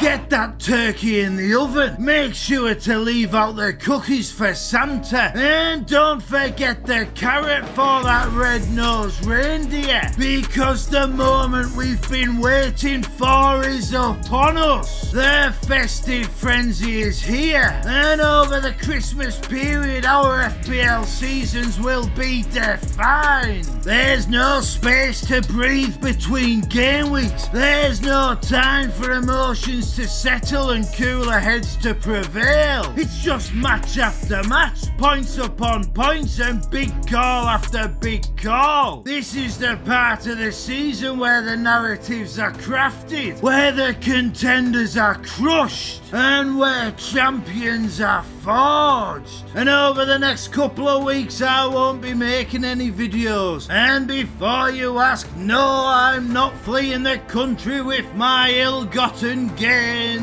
from winning the FPL Zeus Content Creator Fund for December. Though I do want to take a moment to thank you so very much for voting for me, and for giving a huge slice of validation to this insecure desperado. To know that I've got so many people supporting me on this journey means the absolute world to me. And my promise to you is that that prize will go back into making these videos as good as they can be, to help keep you all as entertained as possible, and to hopefully get those views and subscriber numbers I'm so addicted to rising. Once again, thank you so very much for all your support and for helping to make all these efforts of mine worthwhile. I'll be back in the new year with the next update, and I can only hope I'm still top of the League of Gentlemen and that the world #1 is a little bit closer. And who knows, Maybe I'll thrive in this 4-game week festive frenzy and all my dreams will come to life. After all, you've all given me that winning taste back between my teeth. And that could spell disaster for the dragon, for Gladiator Glenn, for the rest of the gentlemen, the world #1 and everybody else in between. But maybe I'm FPL's Jack Nicholson and this is as good as it gets. Listen, I really think you have a chance here. I mean, the best thing you have going for you is your willingness to humiliate yourself. Maybe putting the weight of the FPL world on my shoulders is too much for me. Maybe it's all gonna come crashing down and those 38 vultures in the world's greatest mini-league are gonna feast off my carcass. And maybe this documentation of my season will demonstrate to you all what a true FPL nightmare really is. Either way, I'll be doing absolutely everything I can, not only to become the FPL World Champion, but also to keep you hooked on the greatest narrative in the game. And this, my friends, is what FPL is all about. These are the periods in the season we live for. These are the game weeks that live on forever in infamy. And so ahead of the festive frenzy that threatens to consume us all, let me just say, may all your transfers be successes. May all your arrows be green. And may those FPL gods be in your favour. Fill Santa's sleigh with sacks of green arrows by hitting that subscribe button, and we will see you next time. It's an FPL nightmare, company pulling out more, yeah. I'm the greatest football manager to ever grace the old armchair, but the FPL gods hate me, and no one seems to care that my points are only average, and my ranking is not fair. And so the madness of the 4-game week festive frenzy is over, and FPL managers around the globe are left dealing with the aftermath. And of course I took a break from our story during this hectic period, but like the great Arnold Schwarzenegger, I promised I'll be back. And what a story we have for you today. You see, for some, the festive frenzy is their end of days, the part of the season where they realise their chances of glory are gone, and unable to stay hungry, they activate their escape plan and disengage from the game. I don't know why you cry, but it's something I can never do. For others though, the moment the Iceman cometh is where they take command over their season, with the intensity of the situation pumping iron through their veins, as their overall rank climbing hits turbo time. And for my lords, we entered the period top of the world's greatest mini-league, and we were just outside the top 50k, but a true FPL Judgment Day was upon us, and the game was blown wide open as Bukayo Saka's injury forced managers into a scavenger hunt for solutions. And I'll be honest with you, like I always am, I felt I'd suffered a raw deal when my replacement, Bruno Fernandes, got overcome by that red heat and brought in -2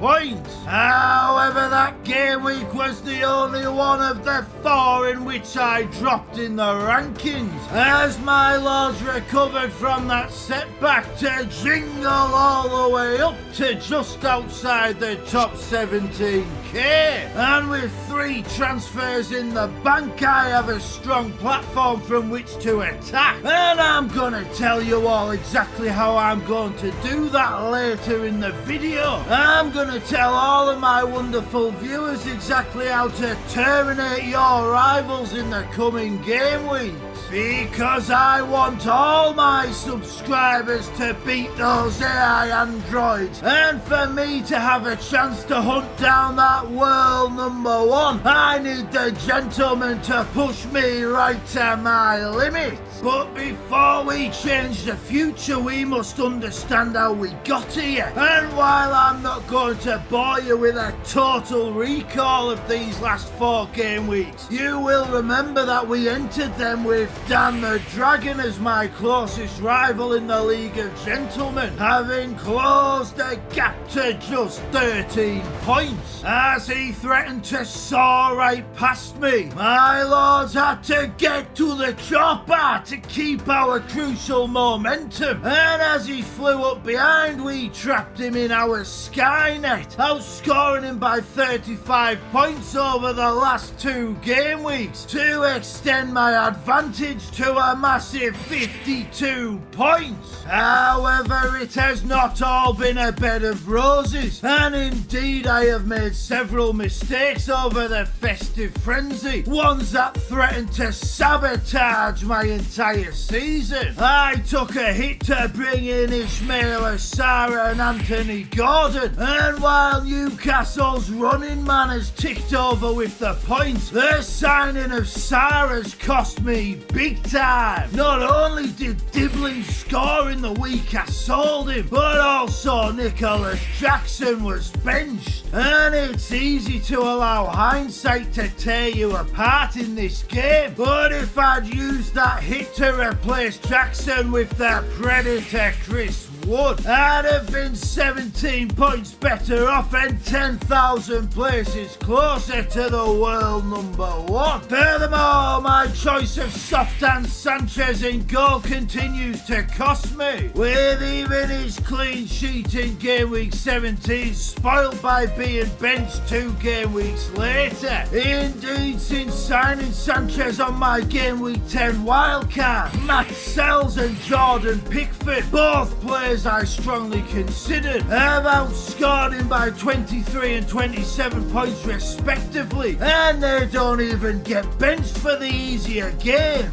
If I'd signed the right goalie on my wildcard, and if I'd got Wood instead of Sarr 2 game weeks ago, then I'd be at least 40 points better off and in the top 2,000 in the world. Oh, how seasons can swing on such seemingly innocuous choices. Still, I must apply the eraser to these wistful wonderings of what might have been, because what transpired was indeed very good. I hit 90 points in game week 19. I blew the doors off the 100 club in game week 17. I was the League of Gentlemen's Manager of the month for December. I managed to get a green arrow in game week 20 despite having no Nottingham Forest or Brian Umbumo. Furthermore, when it comes to the player choices, all those algorithm acolytes recommended Robinson in the defence, but my rotation of Kinky Kirkes and Lewis Hall Mighty, well, they outscored him by a colossal 35 points over the last 4 game weeks, showing that the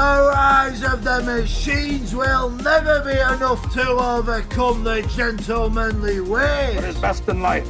Crush your enemies, see them driven before you, and hear the lamentation of your women. And I even gained an extra 6 points by deploying the lesser seen 4 at the back, which gave me a bonus Kirkes clean sheet, having demonstrated championship cojones by making the decision to bench Rodgers the game week between his 2 huge hauls. People said I was crazy to do it, but in an insane world it was the sanest choice. And though this video has so far focused only on my outcomes, it's not as if the rest of the gentlemen are merely collateral damage in my nightmare narrative. Though they may see me as Conan the Barbarian, a destroyer decimating their chances of claiming the crown, they are the reason I am performing as well as I am.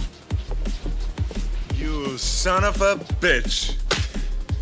There are no expendables in this exposition, because without the gentleman, there is no chance of the FPL nightmare having its dream conclusion. But when I do look at the outcome of the festive frenzy upon the world's greatest mini-league, I start to worry you'll think my assertions of the Advent importance were nothing more than true lies designed to build some drama, because 5 of the bottom 6 remain exactly the same, with the only news of note being Slick Rick plummeting from 27th to join them, and Metal Mark rising 4 places from second bottom. We spoke last time about the wily veterans Grinchy Vop, Deadly Daz, Jockin Jeeves and Terminator Triss all jockeying for position outside the top half, and they all continue to do so, with the only other notable change behind them and above the basement dwellers being Dodger Rogers climbing 4 places this past game week,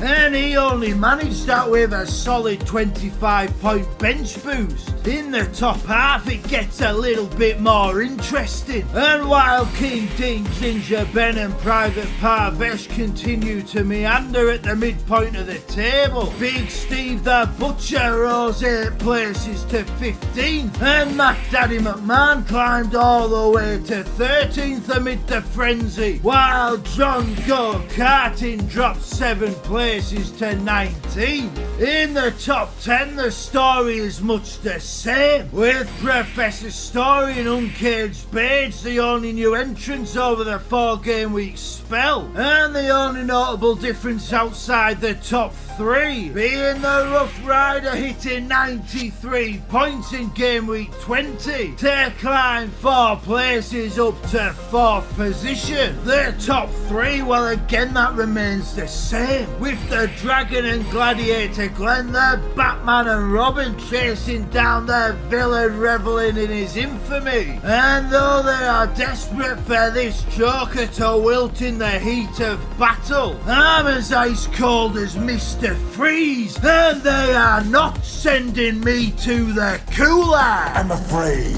their bad condition has left me cold to your pleas of mercy. So the festive frenzy ends with me 52 points clear of Dan the Dragon, and with game week 20 seeing 22 massive points slashed off the world number 1's advantage, leaving me only 135 points adrift, the closest I have been for quite some time. And you may think 135 points is too big a distance to cover, but in game week 10 I was 65 points behind Gladiator Glenn, and now I'm 69 points ahead, which is a 134 point swing in just 11 game weeks. All I need to do is what I've already done, and I've got a free hit in hand, and there's the double game weeks and the ass man to come. And while you may think I'm setting myself up for a dark fate, I choose to believe this is in fact the genesis of the greatest glory, because yes, there's a lot of ground to make up, but I eat green arrows for breakfast, and right now I'm very hungry. Say breakfast is the most important meal of the day. So you ask, how are we going to do it? How do we ensure that the second half of our season makes the first half look like Danny DeVito in comparison? Well, that, my friends, is easy. All we need are these 3 simple things. The first is patience, and this is by far the simplest, because you don't have to do a single goddamn thing. Just stop overreacting to the game week just gone and the game week to come. Give the players you've got a chance to get you the points. The best way to do it is this: when you look at a signing, ask yourself this: if they're blank this game week and someone else goes big, will I still want this player? And if the answer is no, then just don't bring them in.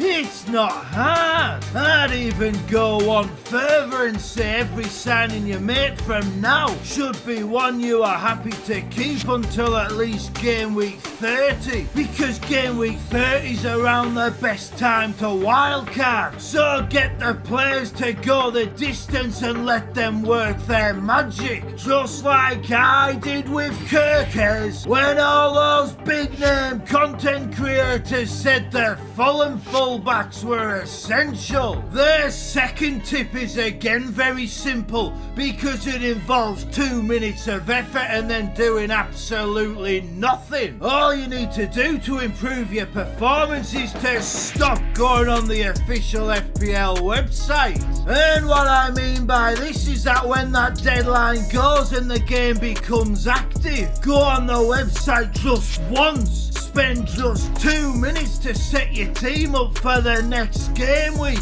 and then avoid the official site and the app until the following deadline day. If you want to check your team's score, then do what all the best FPL managers do and use livefpl.net to see how you're getting on. You've got your team, you've got your mini league, you've got up to the minute scores and bonus points. What more do you want? You don't need that official site when all their information is wrong anyway, and the temptation to tinker will torment you. If you must fart around with transfers, then use FPL.team, and then at least you'll be able to see how they rotate every subsequent game week. Just make sure to stay off that official site until it's time to make your moves, and you'll find that the previous game week has faded in your mind and you can make clearer choices. Unlike all those hundreds and thousands of your rivals who think games against Man City and Liverpool make Brian Mbeumo so must have that they've gone and signed him up a week before the deadline when there's still cup matches to be played. And the final tip is obvious. You simply have to have a master plan. If you spend just 1 hour looking beyond game week 22, your entire season will be improved. 1 hour to pick a dream signing for all the remaining game weeks. That's all, and it may even only take 10 minutes. You might not end up signing them. Form, injury and suspensions might make them unviable. Someone else might emerge from nowhere. But if you have that signing in mind, then you will climb the ranks, I promise you that. And the best bit is you don't even need to do it for the rest of the season. If you know that you're going to hit that wildcard button around game week 30, just plan up until then and then reassess the rest later on. And if even that small thing is too much effort for you, then just read all about FPL.com's ultimate game week guide on deadline day and see what they think. Because that website is the best at what they do. They even give you a wildcard guide with about 5 different variations every week for absolutely nothing. However, I strongly recommend formulating your own ideas first, because if you consume FPL content before your thoughts are clear, you will be easily swayed by those algorithm androids and the hive mind. All those people who are incentivized by your failure. But if you know what you think is best beforehand, then your mind isn't so easily corrupted, and that strengthens your convictions and gives you the upper hand. Oh, but you're a content creator too. How on earth is disengaging this much going to help? I'm not saying to disengage, I'm saying to engage differently. I can't speak for the subscription sites out there because I've never paid for any of them. I'm not sponsored by anybody. I'm just being honest with you like I always am. The only websites I've ever needed are livefpl.net, FPL.team and allaboutfpl.com. FPLGodsBeGreen.com. They're my go-tos, and I'm 17.2k in the world with 3 transfers in the bank. That's where I'm at. How are all the algorithm acolytes getting on? Because I think I'm out here kicking all their asses. The Sherlock Holmes to their kindergarten cops. So who are you, man? Shit! I'm the party pooper. So there it is, the secrets to my success. Patience, disengagement, and the master plan. It isn't rocket science, but it's turned me into the Terminator of the algorithm acolytes. And now you too can become an unstoppable FPL machine. And I know what you're thinking. This guy's a couple cans short of a 6-pack to think he can win this blasted game. And that's no problemo. I'll just keep on doing what I do. And I'll keep the faith that my dreams will come true. Because though the unknown future rolls towards us, I face it for the first time with a sense of hope. A hope that people will fight back against the machines and play with the heart. A hope that those special people watching this video will find a way to improve their experience. And I hope that this year's FPL World Champion will be the uncontent creator. The man who called his shot for all the world to see. And if this season is the last stand, if it ends with me saying hasta la vista baby to my reputation, well then god damn it, I'm gonna feel alive in the meantime. And I'm gonna try my best to be remembered as the last action hero. And I hope to make you feel the same way about your own game. And I hope to make you take those big balls calls and dare to dream. And I know you think what I talk about is impossible, but I'm here to tell you that the future's not set. There's no fate but what we make for ourselves. And so ahead of game week 21, let me say may all your transfers be successes. May all your arrows be green, and may those FPL gods be in your favour. Come with me if you want to live by hitting that subscribe button, and we will see you next time. It's an FPL nightmare, got me pulling out more, yeah. I'm the greatest football manager to ever grace the old armchair, but the FPL gods hate me, and no one seems to care that my points are only average, and my ranking is not fair. And so another 2 game weeks have passed, and though my lords have emerged still in a strong position, it cannot be denied we have taken a bit of a battering. Indeed, right up until the 80th minute of the final game of game week 21, the momentum had swung so far in our favour that we were beginning to look beyond the League of Gentlemen entirely. And then from nowhere things took a bit of a mad turn as the Saints gifted devilish Diallo a hat-trick from the heavens. Having captained Isak when all of my rivals went Salah, I'd started plotting some attacking moves for game week 22. But all those plans went out the window with the realisation that my advantage was far more precarious than it had seemed just a few minutes earlier. However, I remained in a fantastic position entering game week 22 with my big balls call to captain a yellow flag player, seeing me rise up to 12,229 in the overall rankings. And though my lead at the apex of the world's greatest mini-league was 18 points fewer than it would have been had that game week ended 10 minutes earlier, it still stood at a massive 58 points. And yes, I permitted myself a moment of pride when the black box revealed the rankings of the game's elite, as the great and the good were all trailing the glorious gobshite. I've spent all season talking a big game, and there I was backing it all up.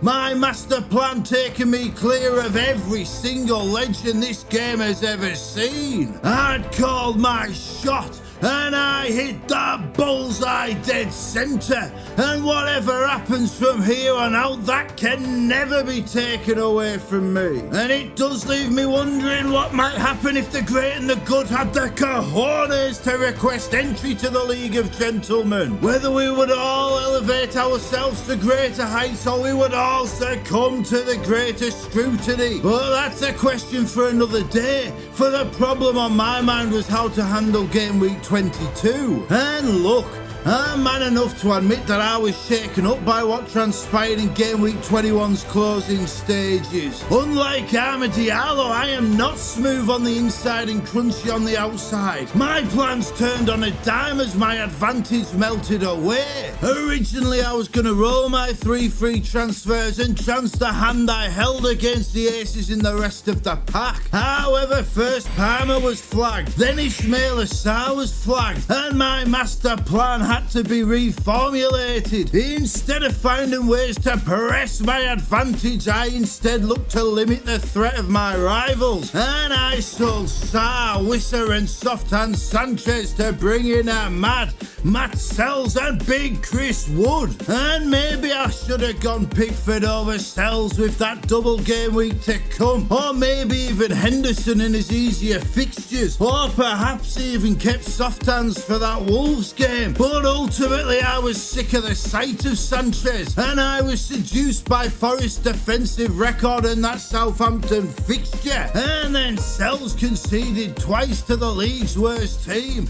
and now that move looks somewhat of a blunder. That's twice in 2 game weeks now I've been sabotaged by the Saints. And next week, my Newcastle triple up travels to the South Coast. Oh, goody gumdrops. Maybe Brereton Diaz seeks retribution for his lifetime ban from my lords, and all he wanted for Christmas was a gypsy curse over my FPL team.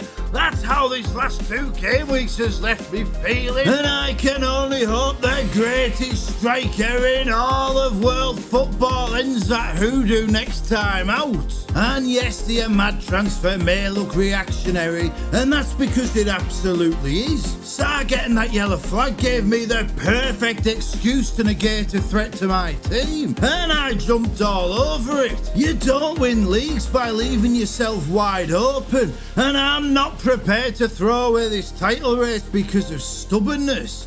I don't care how I look. It takes courage to look like a fool.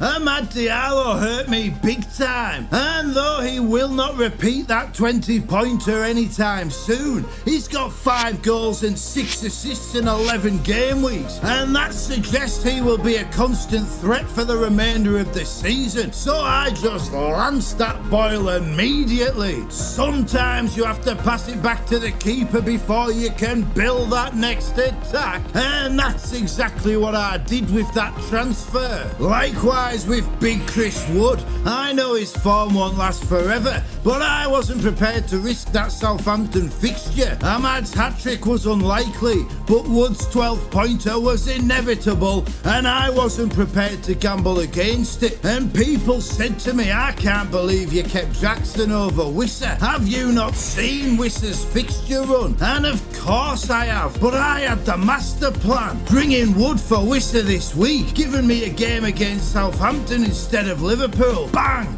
10 extra points, thank you very much. Now we have Wood and Isak as our constant strikers, and they aren't going anywhere. That third striker spot was an opportunity, and in a game week where I made safe, boring defensive transfers, this is where I took a bit of a gamble. Keeping Jackson over Wissa gave me a game against Wolves rather than Liverpool. And look, it didn't come off like I hoped it would, but it was worth a shot. I'm trying to win this blasted game, and to do so you have to take chances. And sometimes the outcomes go for you and sometimes they don't. But I still end the game week in the position every other manager in the League of Gentlemen wants to be in, and all I can do is hope to come back stronger next time out. Keep striving, never give up, fall down 7 times, get up 8.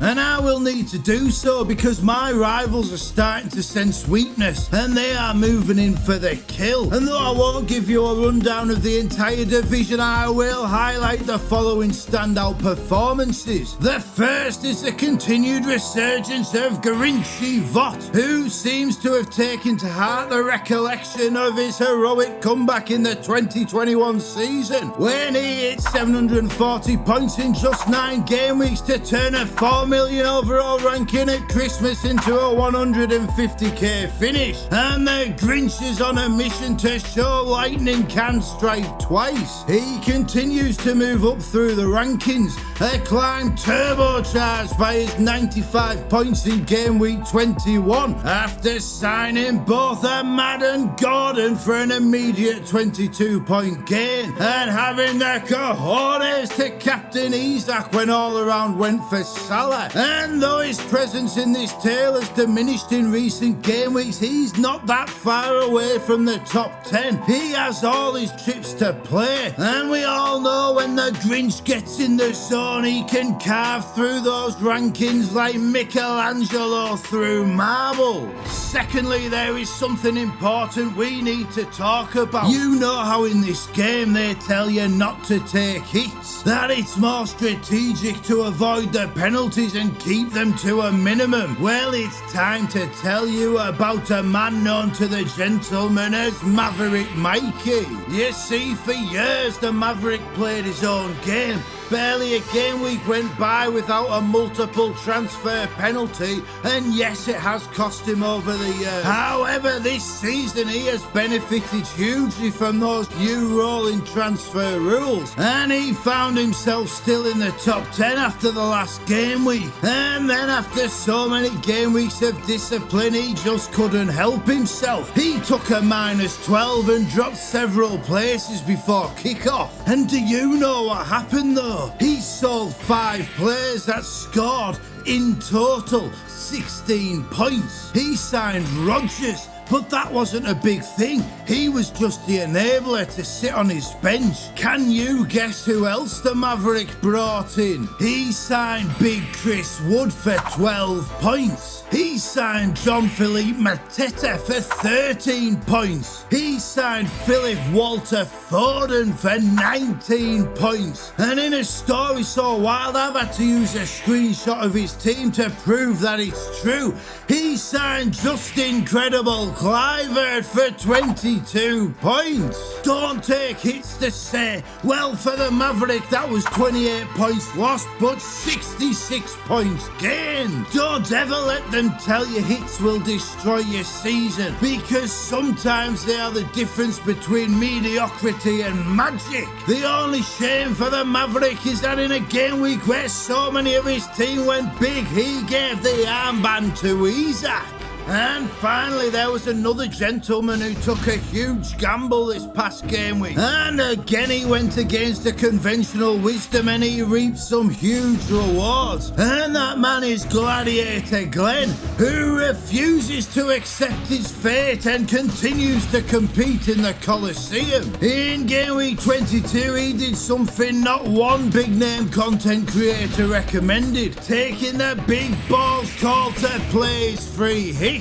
And you might think that's madness, that we are approaching blank and double game week season and so these trips need to be saved. But let me tell you something, this is what his non-free hit team would have scored. And this is what his free hit team did score. And yes, while it could have gone better, just look at all those extra points that Foden captaincy delivered. And that's what the trips are for, to give us extra points we wouldn't otherwise have had. I mean, it was only last season when so many used their free hit in one of the worst game weeks in FPL history. Can any of us really be sure that our free hit will increase our score by the amount the Gladiators did for him. That's 3 trips the Gladiator has deployed in the wrong game weeks this season, and yet the Gladiator's out here kicking the asses of so many who play their game the right way. There's always another route to success in FPL,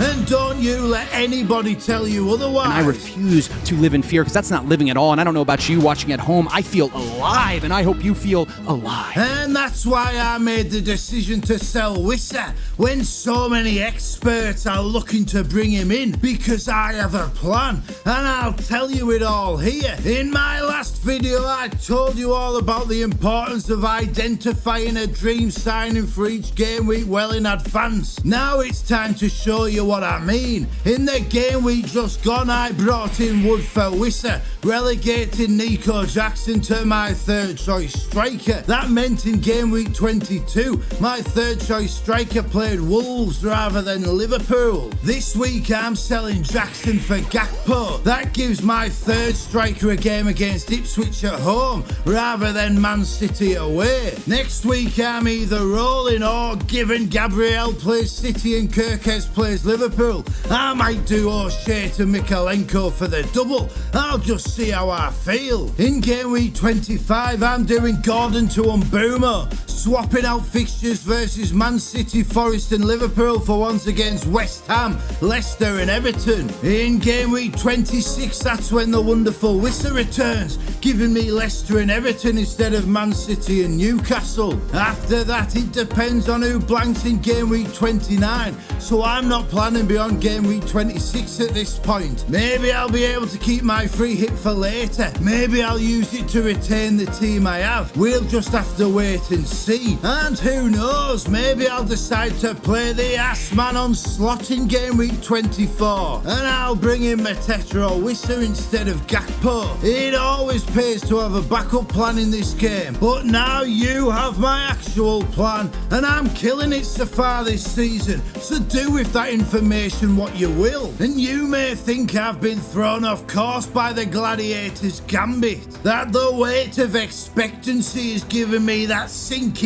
feeling, and that the pressure is crushing me like a billionaire diving to the Titanic. But my master plan is what will navigate these stormy seas as we sail towards our destiny. Sometimes you have to take one step back to take 3 steps forward, which is the pattern I've followed since that game week 10 wildcard, and so far those forward steps have led me to the gates of the promised land. The top 10k is tantalisingly within reach, and those defensive transfers last week have given us the platform with which to attack the game weeks to come, and that starts in game week 23, and whether you choose to mimic my moves or go against them is up to you. I really don't mind. For my League of Gentlemen rivals though, the cards being on the table presents an interesting dilemma. Now they have to make the decision of whether to play it safe and hope their differentials see them through, or whether to take me on and alter their own strategies. They have to weigh up whether now is the time to attack my lead, or whether it is better to limit their risk and hope to chip away my advantage.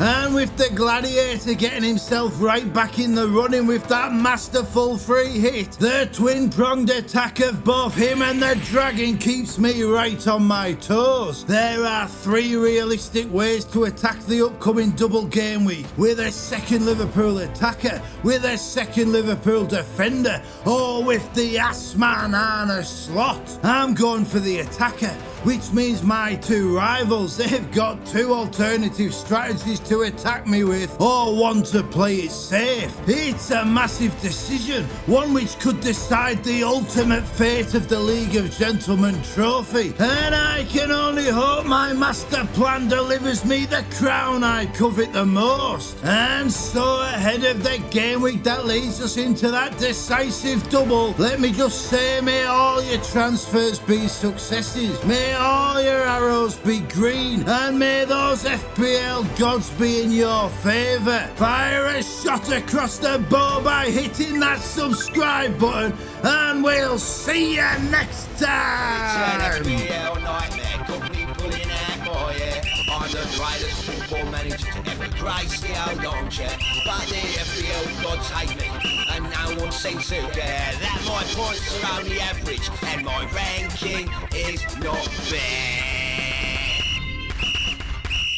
And so Double Game Week 24 is here, and it brings with it the promise of big points as FPL managers prepare to deploy one of the fabled chips. Most are eyeing up their triple captain while others are being lured in by the promise of the Assman. For managers like myself who have already deployed the triple captaincy, Double Game Week 24 provides a different challenge as we are operating from a position of weakness, with fewer options available and higher potential for the dreaded red arrow. Especially if, like me, you've thrown away the free transfers in the bank, your other defenders are playing Liverpool and Man City, and you have only got one free transfer to make. Nevertheless, I have a plan. Well, actually, I have 3 potential plans. It's just deciding which to go for. And I'll tell you all exactly what those 3 plans are a little later in the video, but first we need to understand what our starting position will be, so it's time to look back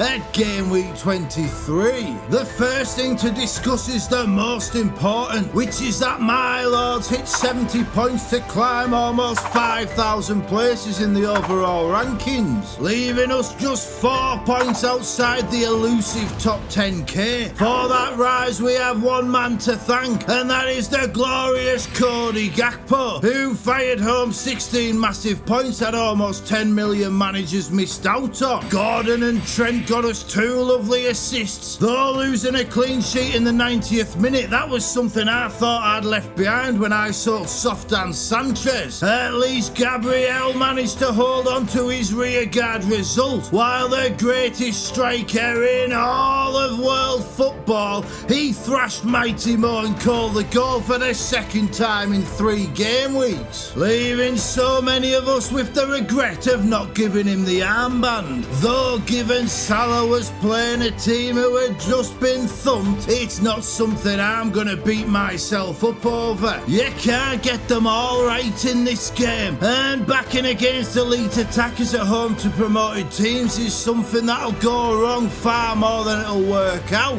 It's called playing the percentages. It's what smart managers do to win bowl games. And when you look at my team, you'll see Kirkes on my bench and think that's the second game week running I've lost out by benching him for Hall. And that's absolutely true. Indeed, had I started Kirkes this week, I'd have been inside that top 10k and daring to dream. But would any of you really have benched an attacking fullback against Southampton? Especially when the other option was to bench the Kiwi crusher himself, Big Chris Wood. I know Bournemouth have done well recently, but I'm not sure backing a defence to be perfect for 90 minutes is ever preferable to playing an inform attacker who just needs one perfect touch. And maybe I could have started a mad over Rodgers for an extra 2 points, but West Ham at home is far preferable to Fulham away, and they both had goals ruled out, so it was about as 50-50 as a decision as you could get. It does beg the question as to whether I'm somewhat underestimating young Ahmad though, and with nice fixtures for both in game week 24, those coin flips aren't getting any easier to call, and the circumstances I'm up against means I have to get that call right.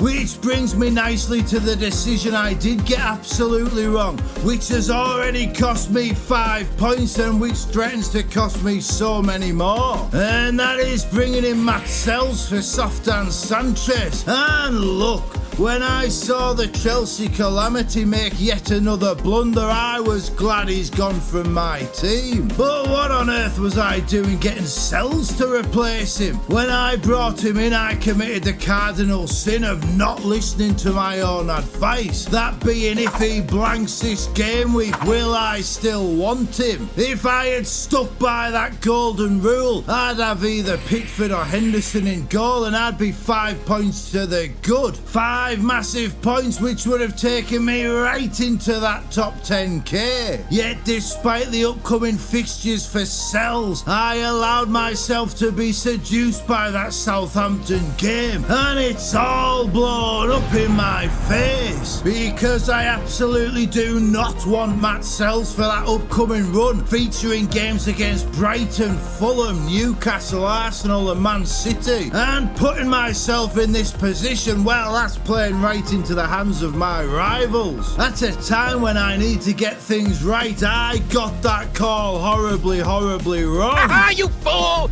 You fell victim to one of the classic blunders. So the question is, what do I do about it? And the answer is simple. I do not panic. Because though that goalkeeping decision has cost me, when it comes to the League of Gentlemen, my lords extended our lead at the top by a fantastic 15 points. If you remember in the last video, I took the big balls call to lay all my cards out on the table. I told my rivals that Gakpo was entering my team, and I dared them to take me on. And do you know what they did? The Dragon, well, he did nothing, rolling his transfers to give himself more time. Well, I say he did nothing. He benched Gvardiol's goal and Jacob Murphy's assist. And while you can say the Gvardiol goal was just bad luck, he'd started both Ahmad and Robinson, an attacker playing a defender. That's bad strategy at the best of times. But to do it to bench a right winger against the worst team in the history of the league, a team who always concede FPL points to right wingers, well, that's a lapse in judgment up there with me signing Matt Sells in game week 22. And now the Dragon has no Gakpo. He has Robertson instead of Alexander Arnold. He has Gvardiol against Arsenal, Raya against Man City, Robinson against two of his attackers, and he's only got 2 free transfers to do anything about it. And oh yeah, he's now 64 points behind me. He does have that triple captain though, which does give him an advantage, but I still think I'm in a very good position. At least there seems to be some sort of strategy with the Dragon. Bring in Pickford, bring in Gakpo and play that triple captaincy.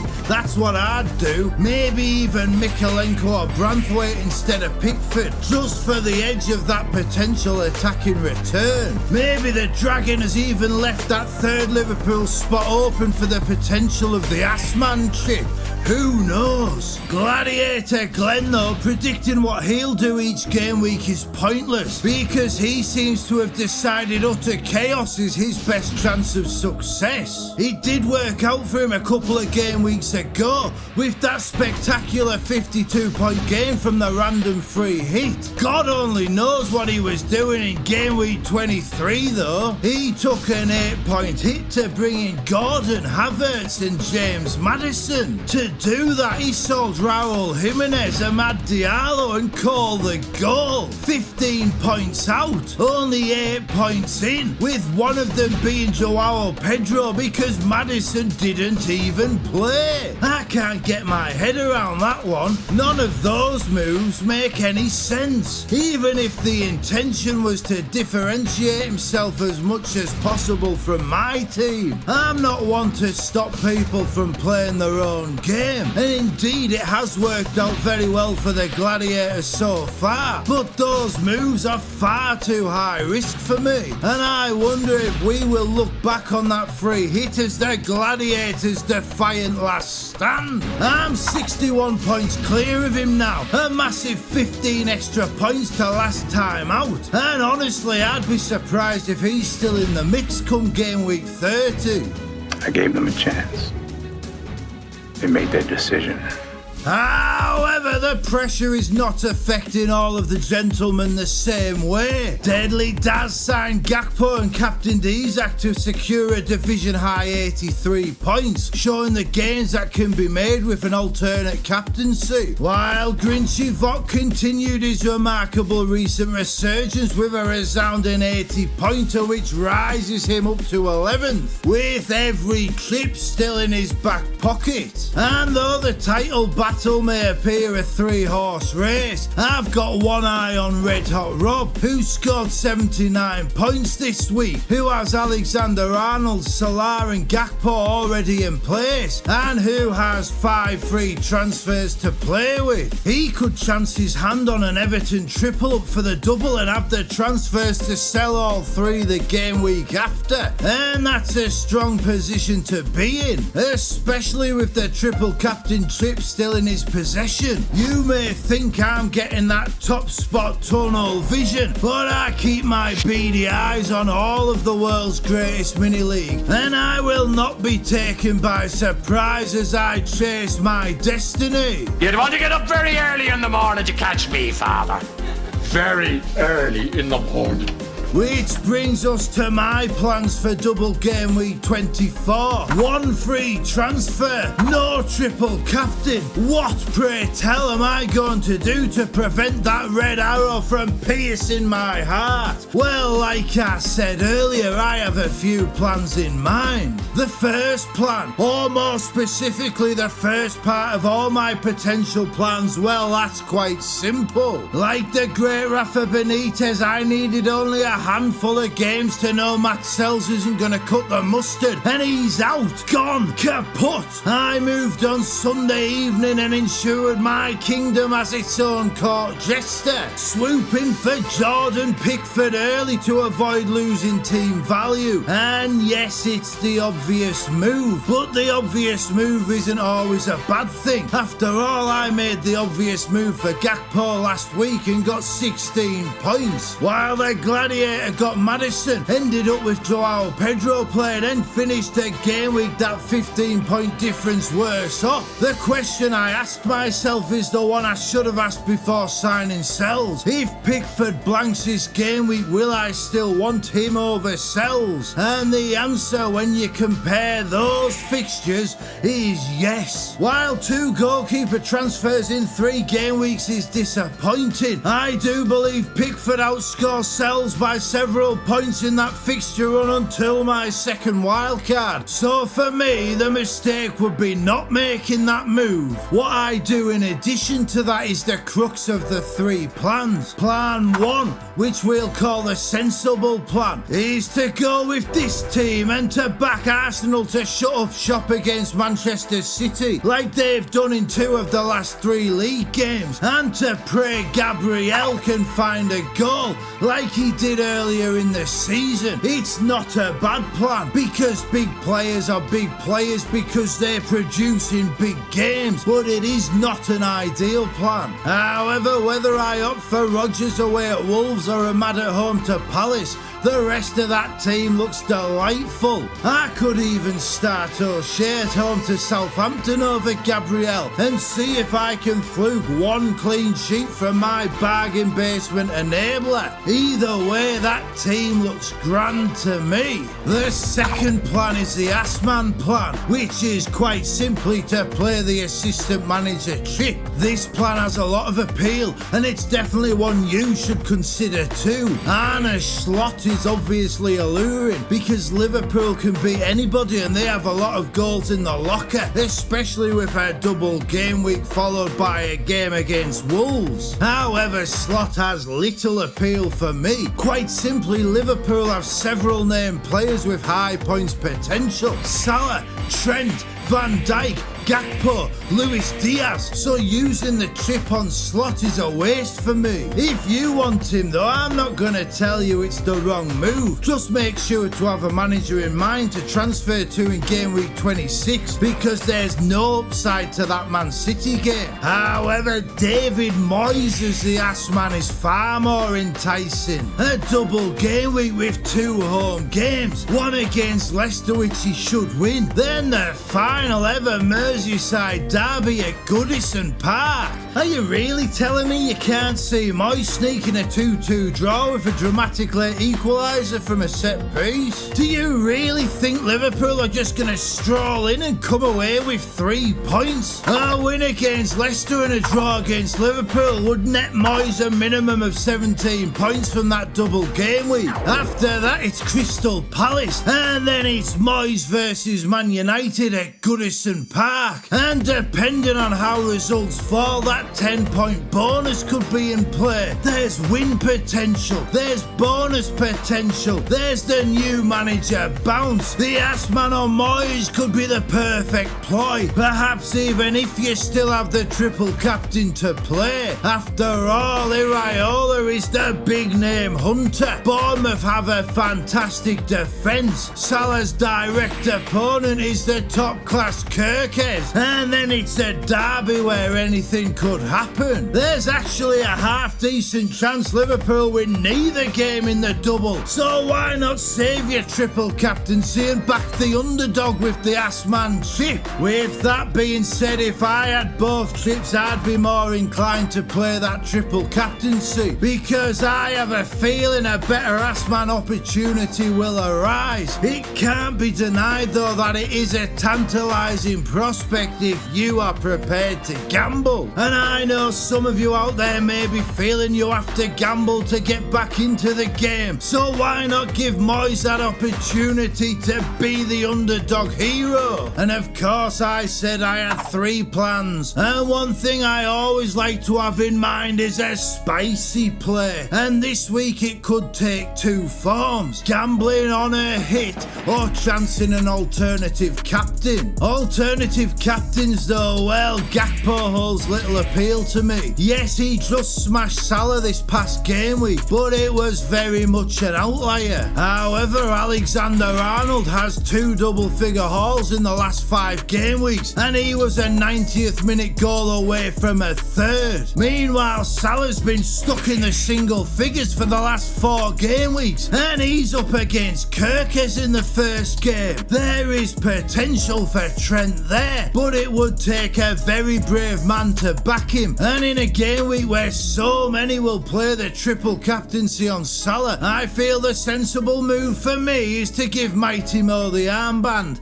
limit his threat and to hope to make gains elsewhere. The question of whether to take a hit though is a little bit more interesting. O'Shea to Mykolenko makes sense given Gabriel plays City and Kirkes has Liverpool, because Mykolenko doubles then is cheap enough to be my 3rd sub until my wild card. Still, bringing in a defender to play Leicester and Liverpool isn't ideal, especially when I've already signed Pickford. After all, Leicester have only failed to score in 2 away games this season. However, it would be a mistake to overlook single game week players, and right now there are some seriously spicy options.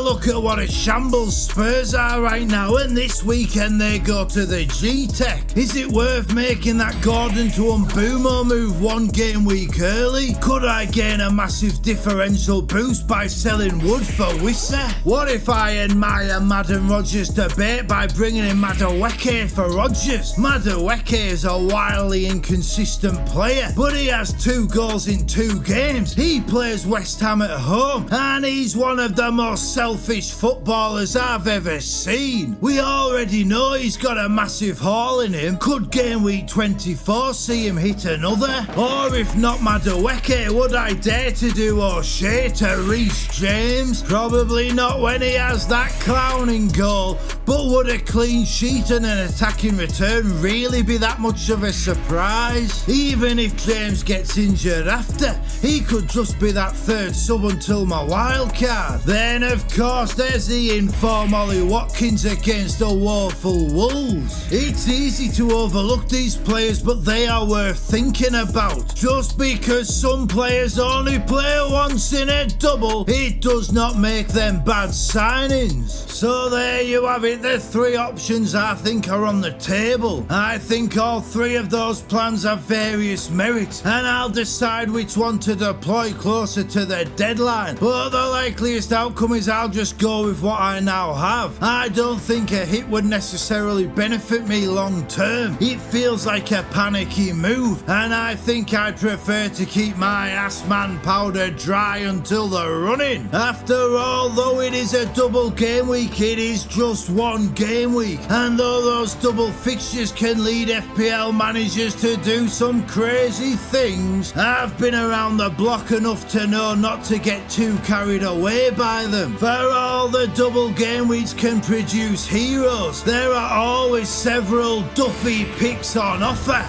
and there's always a menace lurking just around the corner. I accept going in this may be a game week where I lose a bit of ground, that those advances I made in game week 23 may all fall away, but the season is not decided in game week 24. Nobody becomes a champion with 14 game weeks to play, and though I'd love to keep turning the screw on my rivals, it's worth a bit of short-term pain for those long-term gains.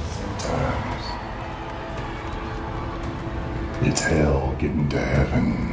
Instead of my original plan of Mikalenko, I've brought in Pickford, and maybe that isn't the most exciting move, but it feels the right move in both the short and medium terms. I now have to put my faith in those FPL gods to guide me through. Maybe the angelic Gabriel grabs a goal from the heavens. Maybe Mighty Mo finds nowhere to go. Maybe a mad makes me glad. Maybe O'Shea saves the day. All I can do is pray. And so ahead of the double game week where we see the debut of a game-breaking new chip, let me just say, may all your transfers be successes, may all your arrows be green, and may those FPL gods be in your favour. Double toil and trouble, make the fire burn and cauldron bubble by hitting that subscribe button, and we'll see you next time. FPL nightmare got me pulling out more, yeah.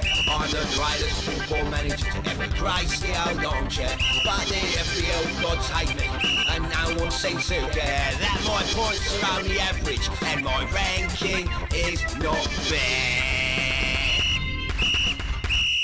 And so now we know game week 25 will see Liverpool and Villa play twice, and for my lords that is the best possible outcome, as my team contains only 2 players combined from the 4 other teams who could have doubled up. It feels somewhat like those FPL gods are shining down on me right now, as a North London derby in the cup final could have severely derailed my runaway train, but now it's full steam ahead with the plotting and the planning as I search for the right track to lead me to the promised land. And I'll let you all know my thoughts on that double game week in a few short minutes, but first we need to talk about game week 24, because all our long-term planning went out the window with little time to adapt, and it's had a massive impact on all our fortunes. Now, of course, there is still that Merseyside derby to play, so nothing in game week 24 is fully confirmed. But what a wonderful throwback the game week proved to be, with the double game week 25 announcement so close to the deadline. It meant there was little time for a template strategy to form, so we all had to go by our own instincts, and my word, it made me feel alive.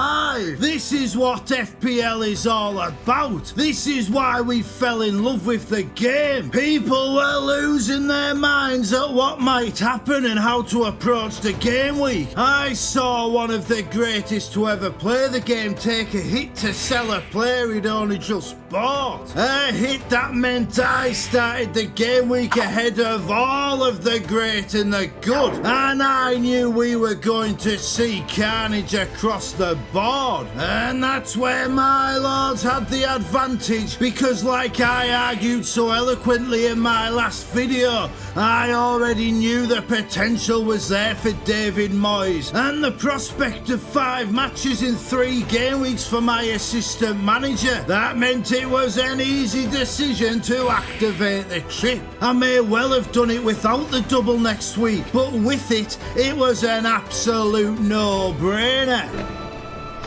Well, now we have a firm grasp of the obvious. So I became one of the Moyes boys, and Divine Davy delivered 12 points in his first of 2 matches. And whatever happens in that second match, that curveball trip has been hit for a home run. And I have a sneaking suspicion there's a few more points to come. As for the rest of my team, well, we started the game week with a goalkeeper assist inside 11 seconds, justifying that second goalie transfer in 3 game weeks immediately. And then it got better, with the man $500,000 FPL managers sold, banging in a hat-trick, and all 3 of my Liverpool lads getting returns, as did Cole the goal creator. Unfortunately though, my Newcastle triumvirate had their minds on shooting down the Gunners, meaning a flat defeat to Fulham and only 4 points. But if that's the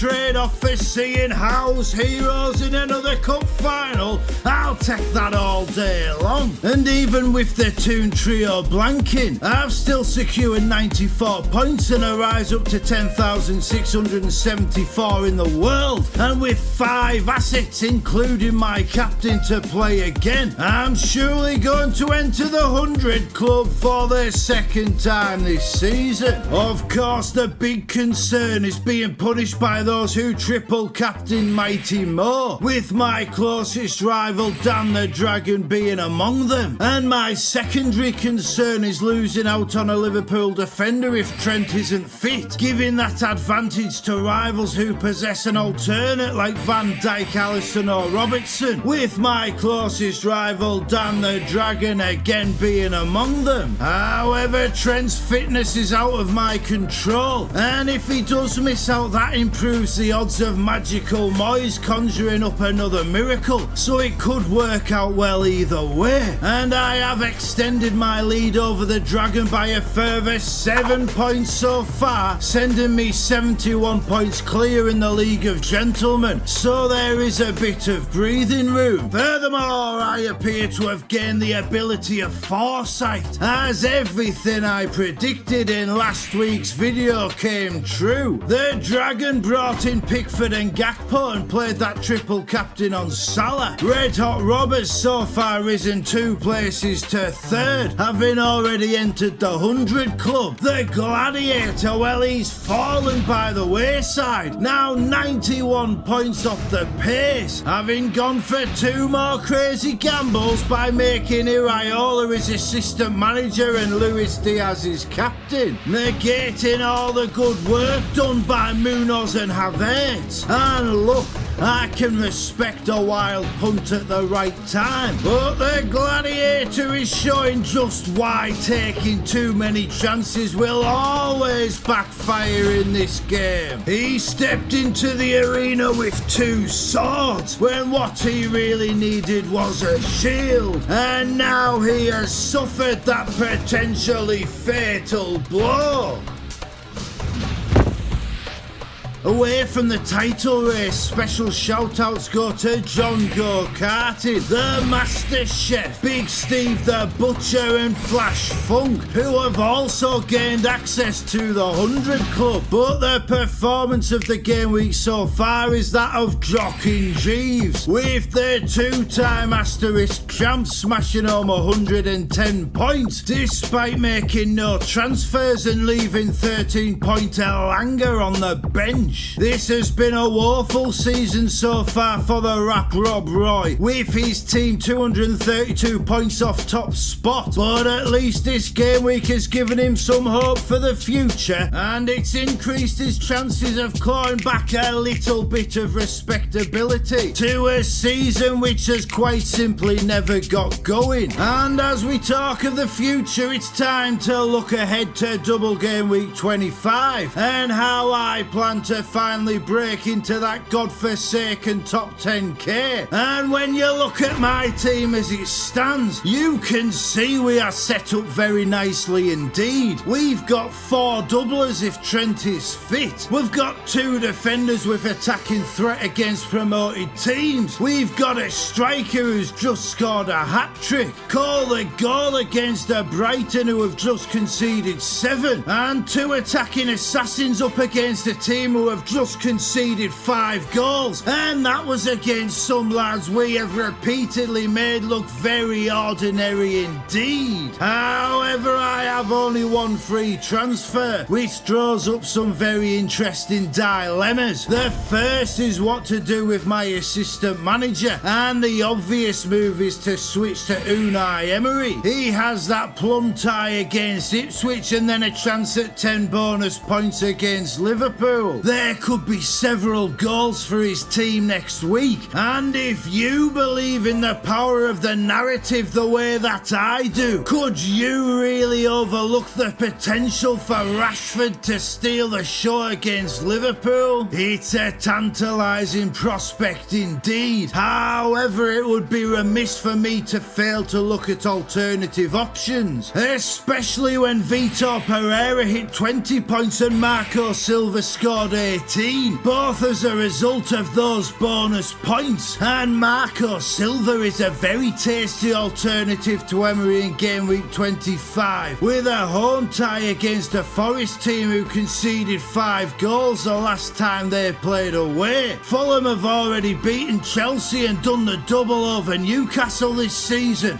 so Forest will hold no fear for them, especially given they were triumphant at their City ground. Were that 1-0 win to be replicated, then Marco Silva would score 19 points in game week 25. Then he'd have a lovely fixture the following game week at home to Palace. And if Liverpool were to beat Villa 0, then to match a Silva 1-0 win over Forest, Unai Emery would need to beat Ipswich 11-0. The numbers don't lie, and they spell disaster for you as sacrifice. And Liverpool beating Villa 0 is not an unrealistic prospect, so I have to keep the Silva option in mind. I can't see Leicester beating Arsenal, Southampton beating Bournemouth, Ipswich beating Villa, or Wolves beating Liverpool. So if I do want an Unai Emery alternative with bonus point potential, then Marco Silva is the man. And I could just keep Moyes as my assistant manager, but I feel I need to attack with this trip,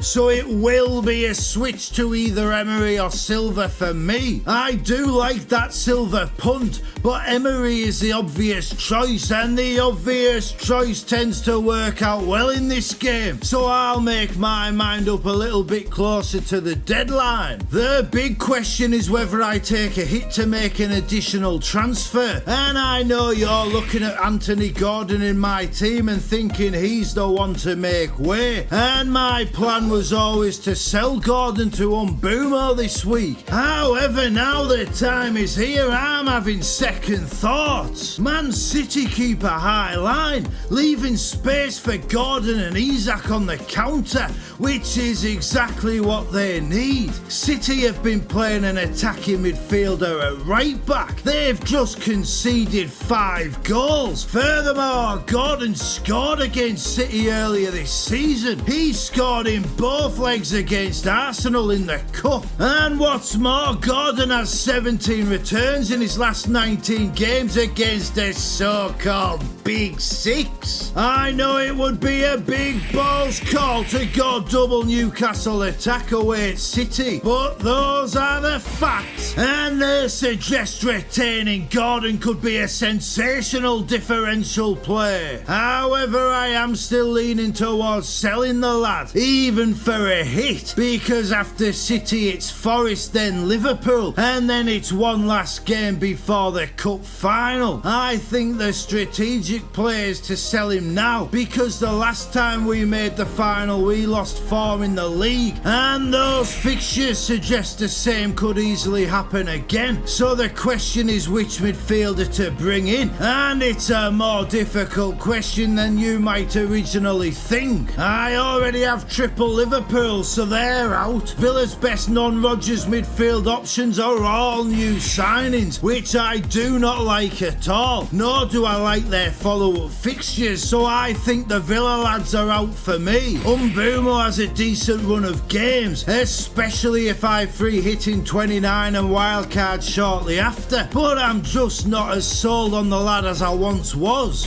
Kluivert has both the form and the fixtures, and he is my preferred option. But FPL legend Andy Martin warns of the impending birth of his child, so I'll have to keep an eye on that one, especially given Andy Martin called the Storm postponement before anybody else. Beyond that, the options are limited. Bowen has some appeal. Nwaneri could be a tasty alternative if you want to gamble. Maybe Dango Ouattara with that out of position advantage. Or even Matthias Tell if you're a true wild man. But if you ask me, the best Gordon replacement, the only one that holds any appeal for me in game week 25 is Justin Kluivert. And if I'm honest with you, I think I will most probably take that hit. And if his last does go into labour and he misses out, at least I'll have a mad playing the shambolic Spurs to step into my team. It could be an awful lot worse, and I think that is probably going to be the deciding factor in me taking the hit to sell Gordon. As for potential defender or striker transfers, I just don't see anything that appeals. Watkins might have seduced me, but I just don't think he's worth selling Gakpo or Wood for, especially given he's an injury doubt. And those considering selling Isak for him, well, I mean, it could work out, but it's a massive gamble to sell the greatest striker in all of world football,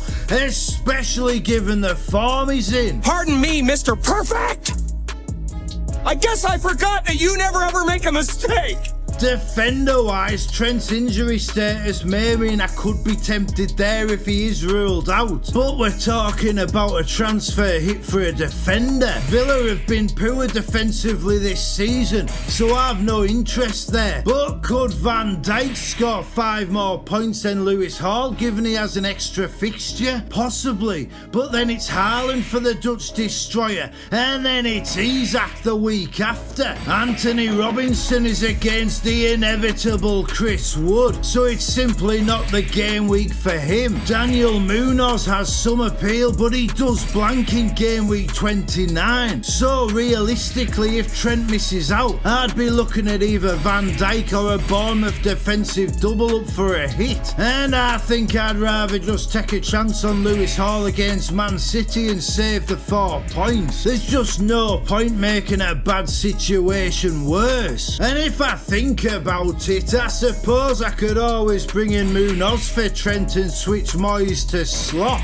and there is some appeal to that play, but it would lock me into free hit 29, so I'm not sure it's the move for me. It's one I'll have to give a lot more consideration to, and I just don't really see me making that move. So my current plan is Moyes to Silva or Emery, and then Gordon to Kluivert for a hit, leaving me with this team, which I think looks very tasty indeed. Maybe you think differently. Maybe you think there's someone I've overlooked, and that's very possible. So if you do, then make sure to let me know. There's nobody flawless in this game, least of all the uncontent creator, so any help at all is truly appreciated. And so one double game week is followed by another, as strategies are rewritten, plans go out the window, and the FPL season is blown wide open. The pressure is mounting, and the weight of expectancy is almost enough to turn a man to drink. Instead though, I went on the FPL Have a Beer podcast. I drank a vat of coffee, and I revealed far too much about myself as I talked about both the game and my life in great detail. And if you haven't seen it yet, I urge you to do so, because it was a great conversation held with a great host. You'll laugh, you'll cry, you'll hear my stories and wonder why, and then you'll come back to the game ready to attack double game week 25, and maybe you'll have some new ideas on how to approach the game. Maybe you'll find a way to gain getting the upper hand. Maybe you'll come away from it thinking I'm a bit of a dick and you'll want to kick my ass for the last 14 game weeks.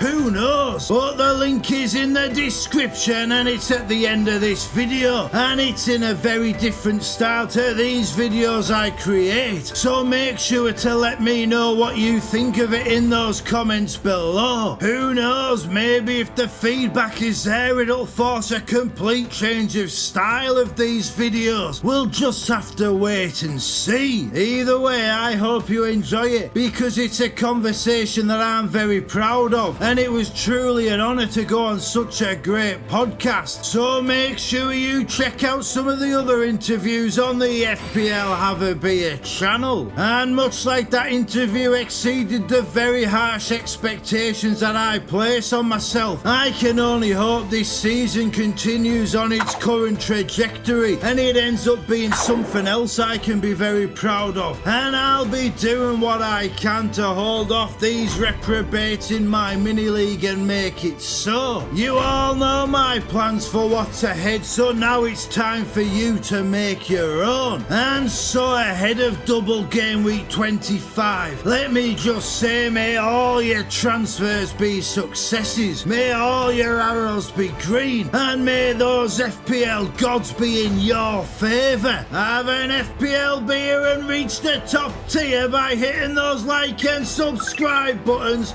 and we will see you next time. It's an FPL nightmare, company pulling out more, yeah. I'm the greatest football manager to ever grace the old armchair, but the FPL gods hate me, and no one seems to care that my points are only average, and my ranking is not fair.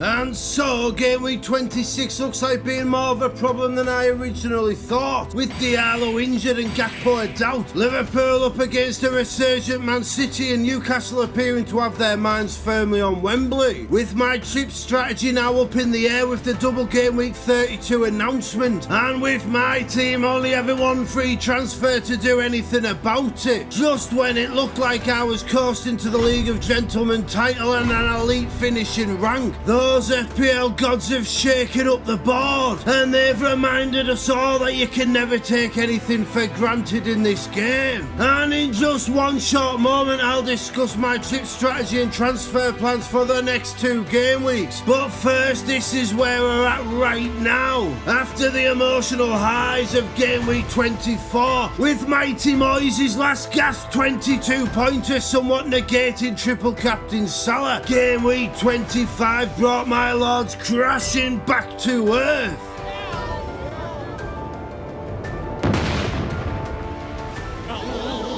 As the deadline approached, I was as indecisive as I've ever felt, with several game plans still in my mind as the clock counted down, and ultimately I resorted to the safe option of Gordon to Kluivert and Moyes to Emery for a hit. And as you can see, my game week has not gone according to plan, with my difference makers flattering to deceive and my new signings underwhelming. And yet it could have all been so different if only I'd had the courage of my convictions, because I called this game week perfectly. I said on Twitter that the power of my daughter's anime was leading me to Dango, and then I went for Kluivert. I said last week that Marco Silva was the assistant manager to go for, and he got 18 points. In my private correspondence with the villainous Grinchy Vot, I even called Big Paul Onuachu and that blasted Marmouche, and yet fear wormed its way into my psyche and left me crippled with indecision. I resorted to the safe popular picks, and now my lead at the top of the world's greatest mini-league is far less secure than it was, with both the Dragon and Red Hot Rob cranking up the pressure. And as I record, there's still that Villa and Liverpool fixture to play, but whatever happens in that game, I doubt it'll be enough to make a significant difference, given the way both my rivals and I have set up our squad. squads. But who knows, maybe you'll be sat there smiling because somehow everything fell perfectly for my midweek maestros. Or maybe you'll be laughing because it's all gone tits up and you're desperate for me to fail. Either way, there's no point in dwelling on what's gone before and what might have been, because all I can do is look to the future and figure out a strategy to swing that momentum back in my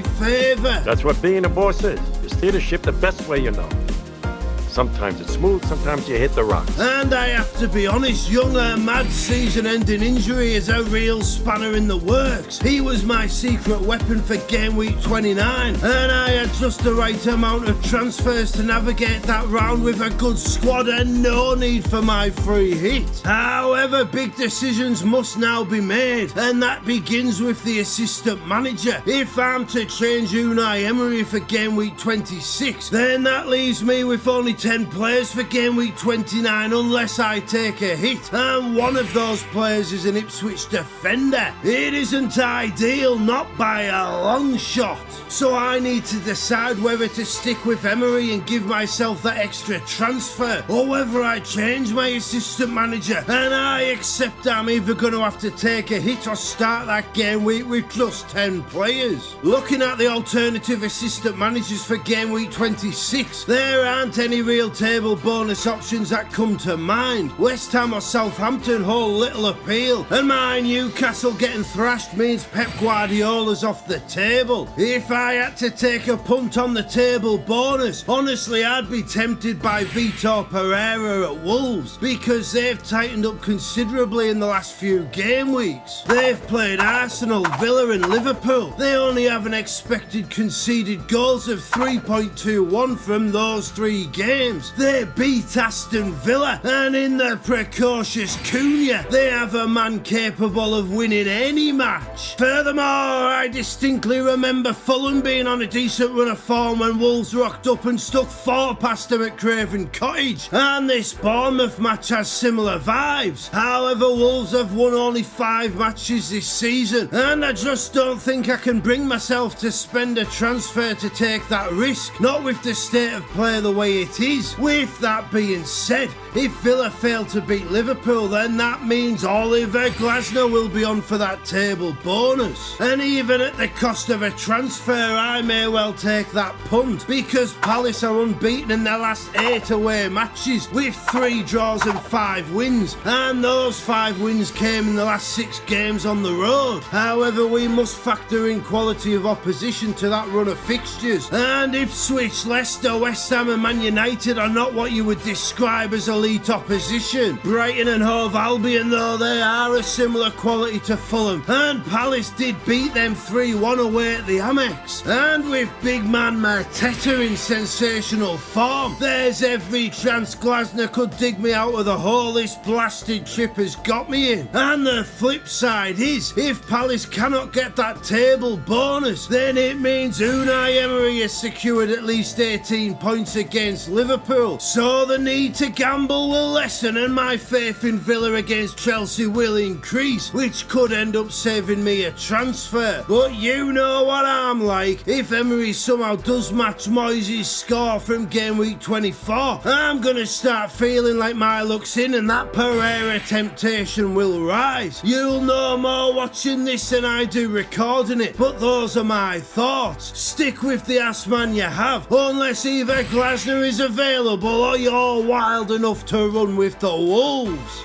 Outside of that cursed trip though, transfers are a little bit trickier. The problem I'm having is that this season appears to have become very volatile very quickly. Teams are getting thrashed one week and doing their thrashing the next. So many lesser lights are shining bright, while those dependable options are failing to ignite. Double game weeks are being announced hours before deadlines and throwing everything into disarray, and it's making those master plans increasingly difficult to formulate. This is basic math, but basic math is too easy for you burros. So I'm gonna teach you algebra because I'm the champ.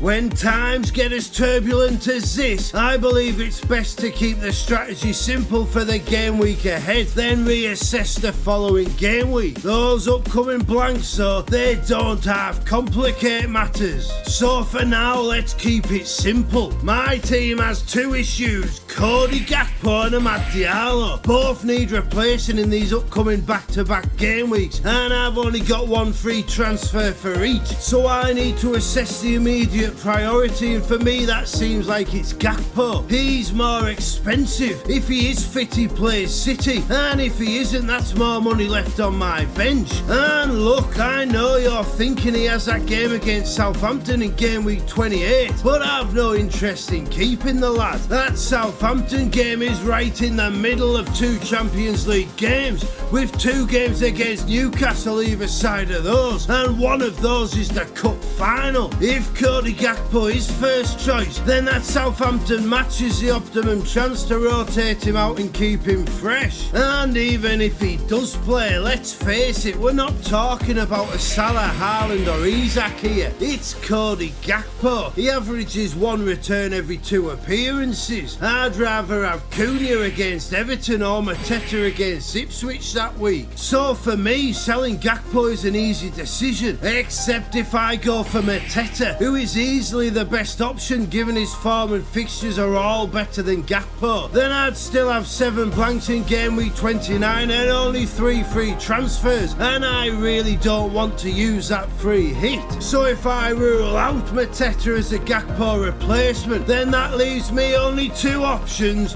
Matheus Cunha or Omar Mamouche. We all know what Cunha can do, but your man Mamouche is a tantalising prospect. Guardiola said City need to spot his runs earlier, then they went out against Newcastle. They picked him out every time, and the exquisite Egyptian finished with both style and panache. You can call it reactionary, but we always say in this game information is king, and now we know Mamouche is the real deal. At only £7.1 million, he could well be essential. However, he does play Liverpool this week, whereas Cunha has a Bournemouth who have just conceded to Southampton, and Cunha has proven himself an elite operator throughout the season, so it's not as simple as move for Mamouche. For me, if you're wanting to avoid that free hit in game week 29, then Mamouche and Cunha are the only Gakpo replacements to consider, and my gut is telling me Mamouche is the one. I'm just not sure if Liverpool is the best entry point, and it is a coin toss decision, so I may well defer it until game week 27 and instead replace Amad Diallo this week. The world seems simple to you, my friend, but when you're a king, very few choices are simple. And when it comes to Amad's replacements, that's a more difficult call than you'd originally think. My initial reaction is to get in Big Dango, given he's cheaper than Amad. He's playing up front and he has a glorious run of games until it's wildcard time. Yet that would mean a Bournemouth double up, and I'm not entirely convinced that's the best strategy, because they are performing at a level which is difficult to maintain. And my beloved Newcastle show me all the time how even a small drop in those levels can have disastrous results. However, there are some other great options. I have 7.4 million to replace Amad with, so I could go for Bowen, Maddison, Savinho or Eze, but for various reasons they just don't appeal. There's a much hyped Ethan Nwaneri, and he is a tempting option. It's not often you can get Arsenal starting right winger as an 8th attacker for 4.5 million. However, that front line he's in is very weak, so opportunities for returns may end up being very limited. The real tempter is the informed Mitoma against Southampton, but looking ahead to game week 29, he'd be away at Man City, which makes it harder for me to bring him in, especially when Bournemouth are at home to Brentford that week. Having talked it all through, my gut instinct feels like it has been strengthened, and I'm now convinced Big Dango Ouattara is the way to go. So in conclusion, over the next 2 game weeks, I'll be signing Dango and either Cunha or Marmouche, meaning I can keep my free hit for later in the season, which makes me feel a little bit more in control of the situation. That leaves me with this team for game week 26, followed by this team for game week 27 and beyond. And yes, it's a simple plan, but it's a good plan, and right now I think that's what's best for my FPL team. And my advice to you is to do something similar and keep it simple yourselves. And yes, that game week 26 team will involve a hit if I bring in a new assistant manager, but when it's a trip as powerful as that, I'm prepared to pay the 4 points cost to maximise my chances of returns, because I'm still trying to chase down that world #1, and that means sticking my neck on the line and taking a risk every now and then. Let's do it tomorrow. There is no tomorrow! There is no tomorrow! As we attempt to navigate the stormy seas of the FPL season, it's easy to find ourselves thrown overboard by the rocking of the ship and the crashing of the waves. It's never just one issue to deal with. It feels like smooth sailing right up until the water enters our vessel, and we are hit with the sinking realization that we are at the mercy of the external elements. The natural reaction is to panic, but that just makes our defences easier to permeate, and our seasons more likely to end up in the briny deep. When I started this recording, I felt the abyss calling, but now I feel I have the keys to escape Davy Jones's locker, and whether they be in the form of Unai Emery, Oliver Glasner or Vito Pereira, whether the breakers of chains prove to be Dango, Marmouche or Cunha, I end this video with more belief than how I began. This season will not see me cruising to victory. It will not be a leisurely coast up the rankings, and that world #1 spot may well have already sailed away on the high seas, but like the great philosopher Dory, I will just keep swimming. When you're this high up the rankings, every extra position is so much harder to claim. Every green arrow is so much more difficult to achieve, and it's easy to get washed away by the currents that come to the pressure and sink back down. But this is what we work so hard for. This is what we all dream of at the start of each season's voyage. And though those FPL gods keep on exerting their power, I'm not going to throw myself to Poseidon's realm and beg for mercy. You're all gonna have to make me walk the plank, and even then I'm gonna try and hit a triple backflip and go out in style. And so ahead of the back-to-back game weeks 26 and 27, let me just say, may all your transfers be successes, may all your arrows be green, and may those FPL gods be in your favour. Uncover that buried FPL treasure by hitting those like and subscribe buttons, and we will see you next time. It's an FPL nightmare, company pulling out more, yeah. I'm the greatest football manager to ever grace the old armchair, but the FPL gods hate me, and no one seems to care that my points are only average, and my ranking is not fair. And so game week 28 is upon us, and with only 11 game weeks to go, every decision takes on maximum importance. And for my lords, the stakes could not be any higher, because in the space of the last 2 game weeks, we have plummeted 13,000 places from the top 10k. Not only that, but my closest mini-league rival has slashed the gap considerably, and he has 3 transfers transfers to my one, and it's gonna take every bit of nous and cunning I possess to turn this slump around. And I'll tell you how I'm going to do that in just a few minutes. But first we need to understand just what has gone wrong since our last installment. And if you want a short answer, I'll give it to you now. Over the last 6 game weeks, I've lost my balls. It's a strange fate that we should suffer so much fear and doubt over so small a thing.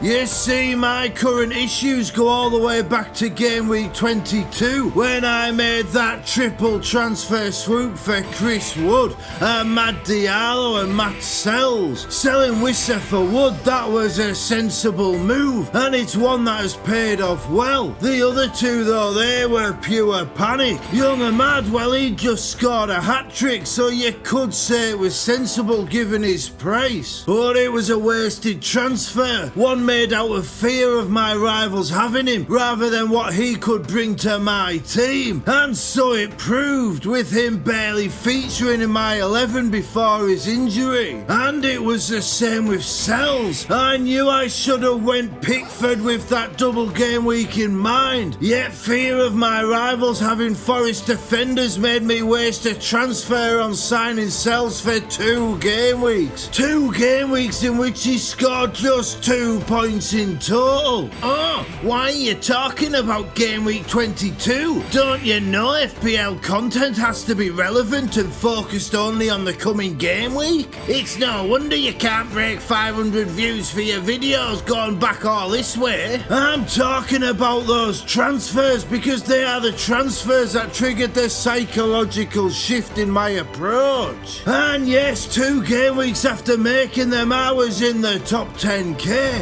And yeah, I stayed there for 2 game weeks, but that was where it all started going wrong. For one, if I'd gone straight to Pickford like I knew I should, I would have been 5 points better off with an extra transfer in the bank. If I hadn't panic bought Ahmad, my starting 11 would have been exactly what it was anyway, with another extra transfer in the bank. And now my closest rival has a 2 transfer advantage, and game week 22 is directly where that can be traced back to. But that's not all, no. Then came the assistant manager trip, and in a rare moment of courage over this last 2 months, I made the big balls call to go with Divine Davy Moyes. In 10 years time, we'll still look back fondly on the time Tarkowski lashed home a 98th minute volley, one that sent FPL managers around the globe into raptures. It was one of the greatest moments in FPL history, one those who experienced it will always remember.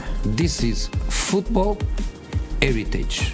And then it was time for game week 25, and I knew Marco Silva was the man. I knew it in my bones. I even staked my reputation on it. And then the game week after, I told you Glasner was the man, and I was the only FPL YouTuber to hail the merits of Vitor Pereira. I told you that either of those would get the big points. 37 extra points in the bank, 59 assistant manager points in total. The controversial new trip was absolutely nailed, leaving nobody in any doubt as to its potential and its season-turning power. I gave you all the secrets, and those of you out there who listen like my man Christian Stroman here, you all reap the rewards. And yet my team, we did not, because I completely bottled it. I went with Emery and I ended up with 15 points fewer than I would have had if only I'd had the courage of my convictions. Yes, instead of making those big balls calls, I'd reacted to the fiery heat of the pressure cooker by diving into the icy water, leaving me making nothing but those contracted cojones choices. You're shrinking. And your 2 little balls are shrinking with you.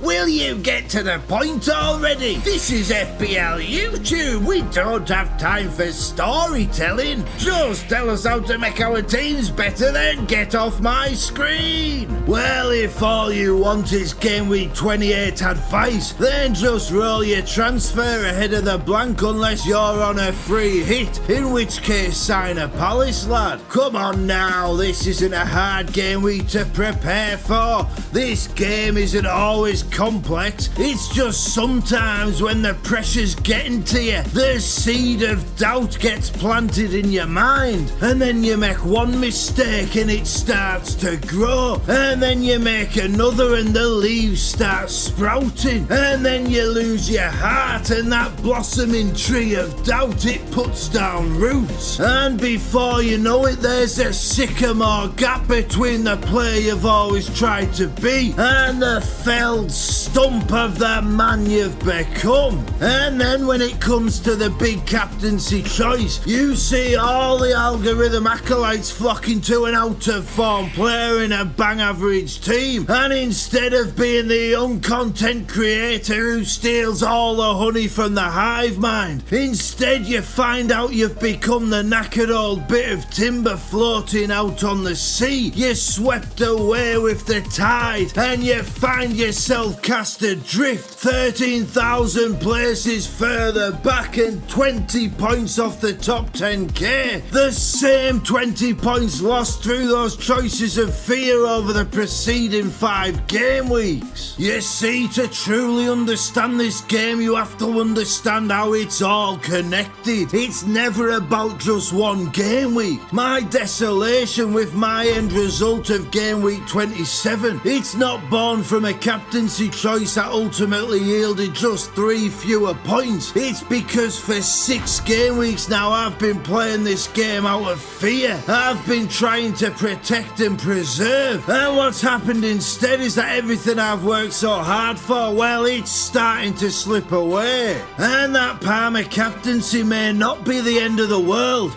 but it simply has to be the end of the cowardice, because FPL isn't like football, not really. It's more like the darts, and you simply can't defend what you already have. You have to step up to the hockey and hit that match-winning double. And for 6 game weeks I've been playing this blasted game with dartitis, scared to let go of my arrows in case it all goes wrong. And those lost 3 points of that Parma captaincy have to be the wake-up call. They simply have to be, because the Appleby assassin is hunting me down. He outscored me by 19 points last week. He did me by 17 points the game week before. He's got 2 extra transfers to make and he still has his triple captain to play. And what's more, given the makeup of our teams is so similar, with 9 shared players in our squads plus both of us owning Bournemouth defenders, those extra transfers in the last 2 game weeks mean the momentum is firmly in his favour. But I have one crucial advantage. I've won the world's greatest mini-league before, whereas the Appleby assassin is yet to finish inside the top million since joining the League of Gentlemen. Furthermore, when I last sat upon our throne, I led for most of the season before dropping to 2nd place in game week 29. We are 2 rounds away from that fateful game week and I still hold a 52-point advantage. And yes, the assassin has those 2 extra transfers, but I could take 2 hits and still be 44 points clear. He may have the momentum, but the balance of power, for now at least, remains in my favour. And I also still have my bench boost to play,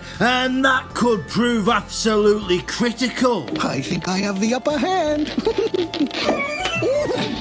Then again, perhaps not. But you see, this is where it all gets tricky, because I'm not just trying to win the world's greatest mini-league. I'm trying to establish some credibility in the content creation field, and for that I need to finish as high as possible in those overall rankings. And I'm not gonna try and spin you a yarn. These last few game weeks have been an absolute disaster. FPL Focal has overtaken me by 9 points. FPL Harry has clawed me back and is now 16 points ahead. The main man Praz has left me for dust, and I'm now 33 points and 15,000 places behind him. Just 2 game weeks ago, none of them could touch me, but they are playing with confidence while I've been stricken by fear. They've been here before. They're established in the field. They know how this one goes. Whereas me, I have just one top 10k finish to my name, and I have placed some extraordinary pressure on myself, and now I'm floundering, acting like the fish out of water so many believe me to be. And now my problems are mounting up. Evan Nilsson is back among the goals, meaning Dango's no longer secure. Will Newcastle really play Isak in the league right before the cup final? If not, then that's another man down next week. Lewis Hall's hobbling along even more than my FPL team, and he is out for the season. And I'm probably just going to have to eat all his price drops, which is far from ideal when the wild card is just around the corner. I've got Wood against City, and for all their issues, that is not optimal. Cody Gakpo may well be benched again. Even Gabriel is no solace, as the assassin has both him and Raya, so a clean sheet for him means double the points for my rival.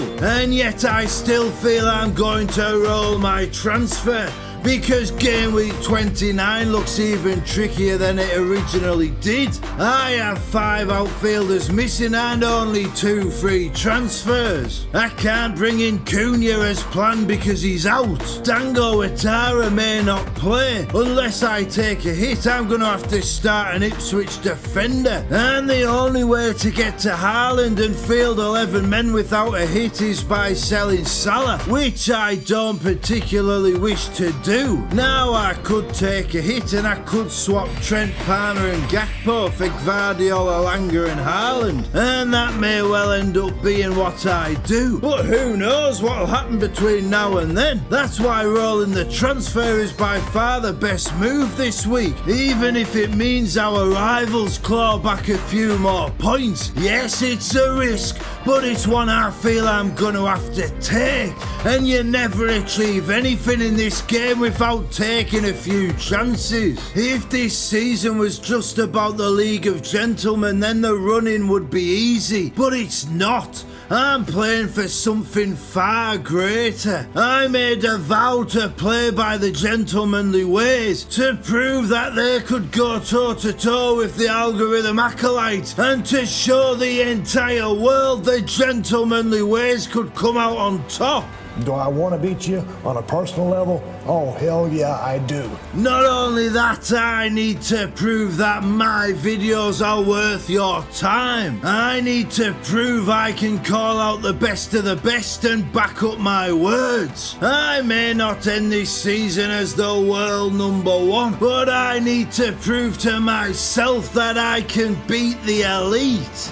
But on a professional level, which bleeds over in my personal existence, my entire self-worth has become wrapped up in the results of this one season, and I need to prove to myself that I am good enough. I need to prove to myself that I am enough. I need to beat you, Rock.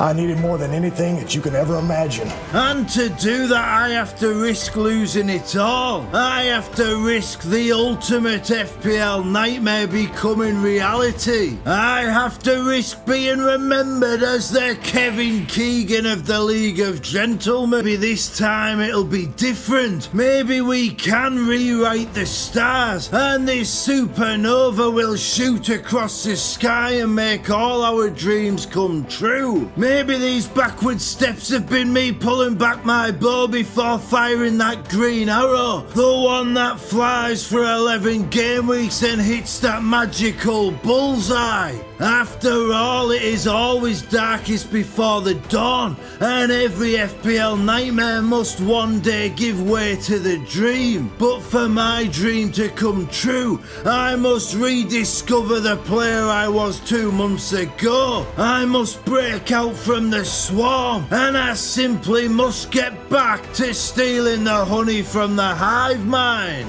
And if fighting on 2 fronts leaves me losing out on both, well then at least I'll have given it a damn good go. And yes, I am scared, but maybe what scares me the most is that I may well achieve what I set out to accomplish, and that I may somehow prove myself right. And maybe I don't beat the best this season, but one thing is for damn sure, they'll have to be at their best to beat me. And so ahead of the game week 28 where you really should roll your transfer, let me just say, may all your transfers be successes, may all your arrows be green, and may those FPL gods be in your favour. Help me break free of my fears by hitting those like and subscribe buttons, and we'll see you next time.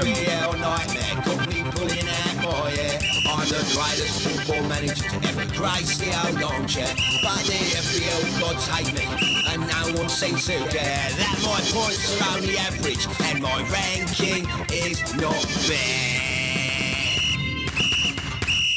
And so, after all the anticipation and hype, game week 29 is here. And now this is where FPL managers show what they are made of. Because this year those rolling transfers mean there are several viable strategies. And how we navigate those absent players will set the tone for the big running. And I have a few strategies in mind and I will get to them very shortly. But first, let's have a quick look at the position we begin the game week in. And as you can see, game week 29 will not be my first blank game week of this season, because Captain Salah aside, my lords have flattered to deceive yet again. The Gakpo gamble was punished with his absence, Dango was benched, Kluivert had a goal ruled out, Palmer missed a penalty, Trent conceded to the worst team in the league, Gabriel again did nothing, Isak played to avoid injury, and Jared Bowen looks like yet another failed transfer. A campaign that promised so much looks like it's slipping away from me, and given my market manoeuvrings have been so poor this season, it's actually remarkable I remain in the position I am. Indeed, it could have been an awful lot worse had the Appleby assassin not struggled himself, but even in a quiet week by his recent standards, he still managed to take 5 more bites out of my advantage. However, that did come at the expense of losing a transfer, and though I quite like his signing of Beto in the short term, the solitary extra point he secured for the assassin may not be enough, given how it limits his options next week, both in terms of player turnover and positional moves. Indeed, given that the centre forward is a key target position for my team, seeing the assassin selections early feels like a big advantage. Unless of course he plans to sell the greatest striker in all of world football, but surely he's not going to make such an obvious error. If he does, then I do feel that would work out in my favour, but my mind has to be on my own team, because my season started going down the pan the moment my focus shifted to reacting to others rather than blazing my own trail. And though we are limping into the blank game week and that wild card can't come soon enough, I have to remember that I am in this position on merit.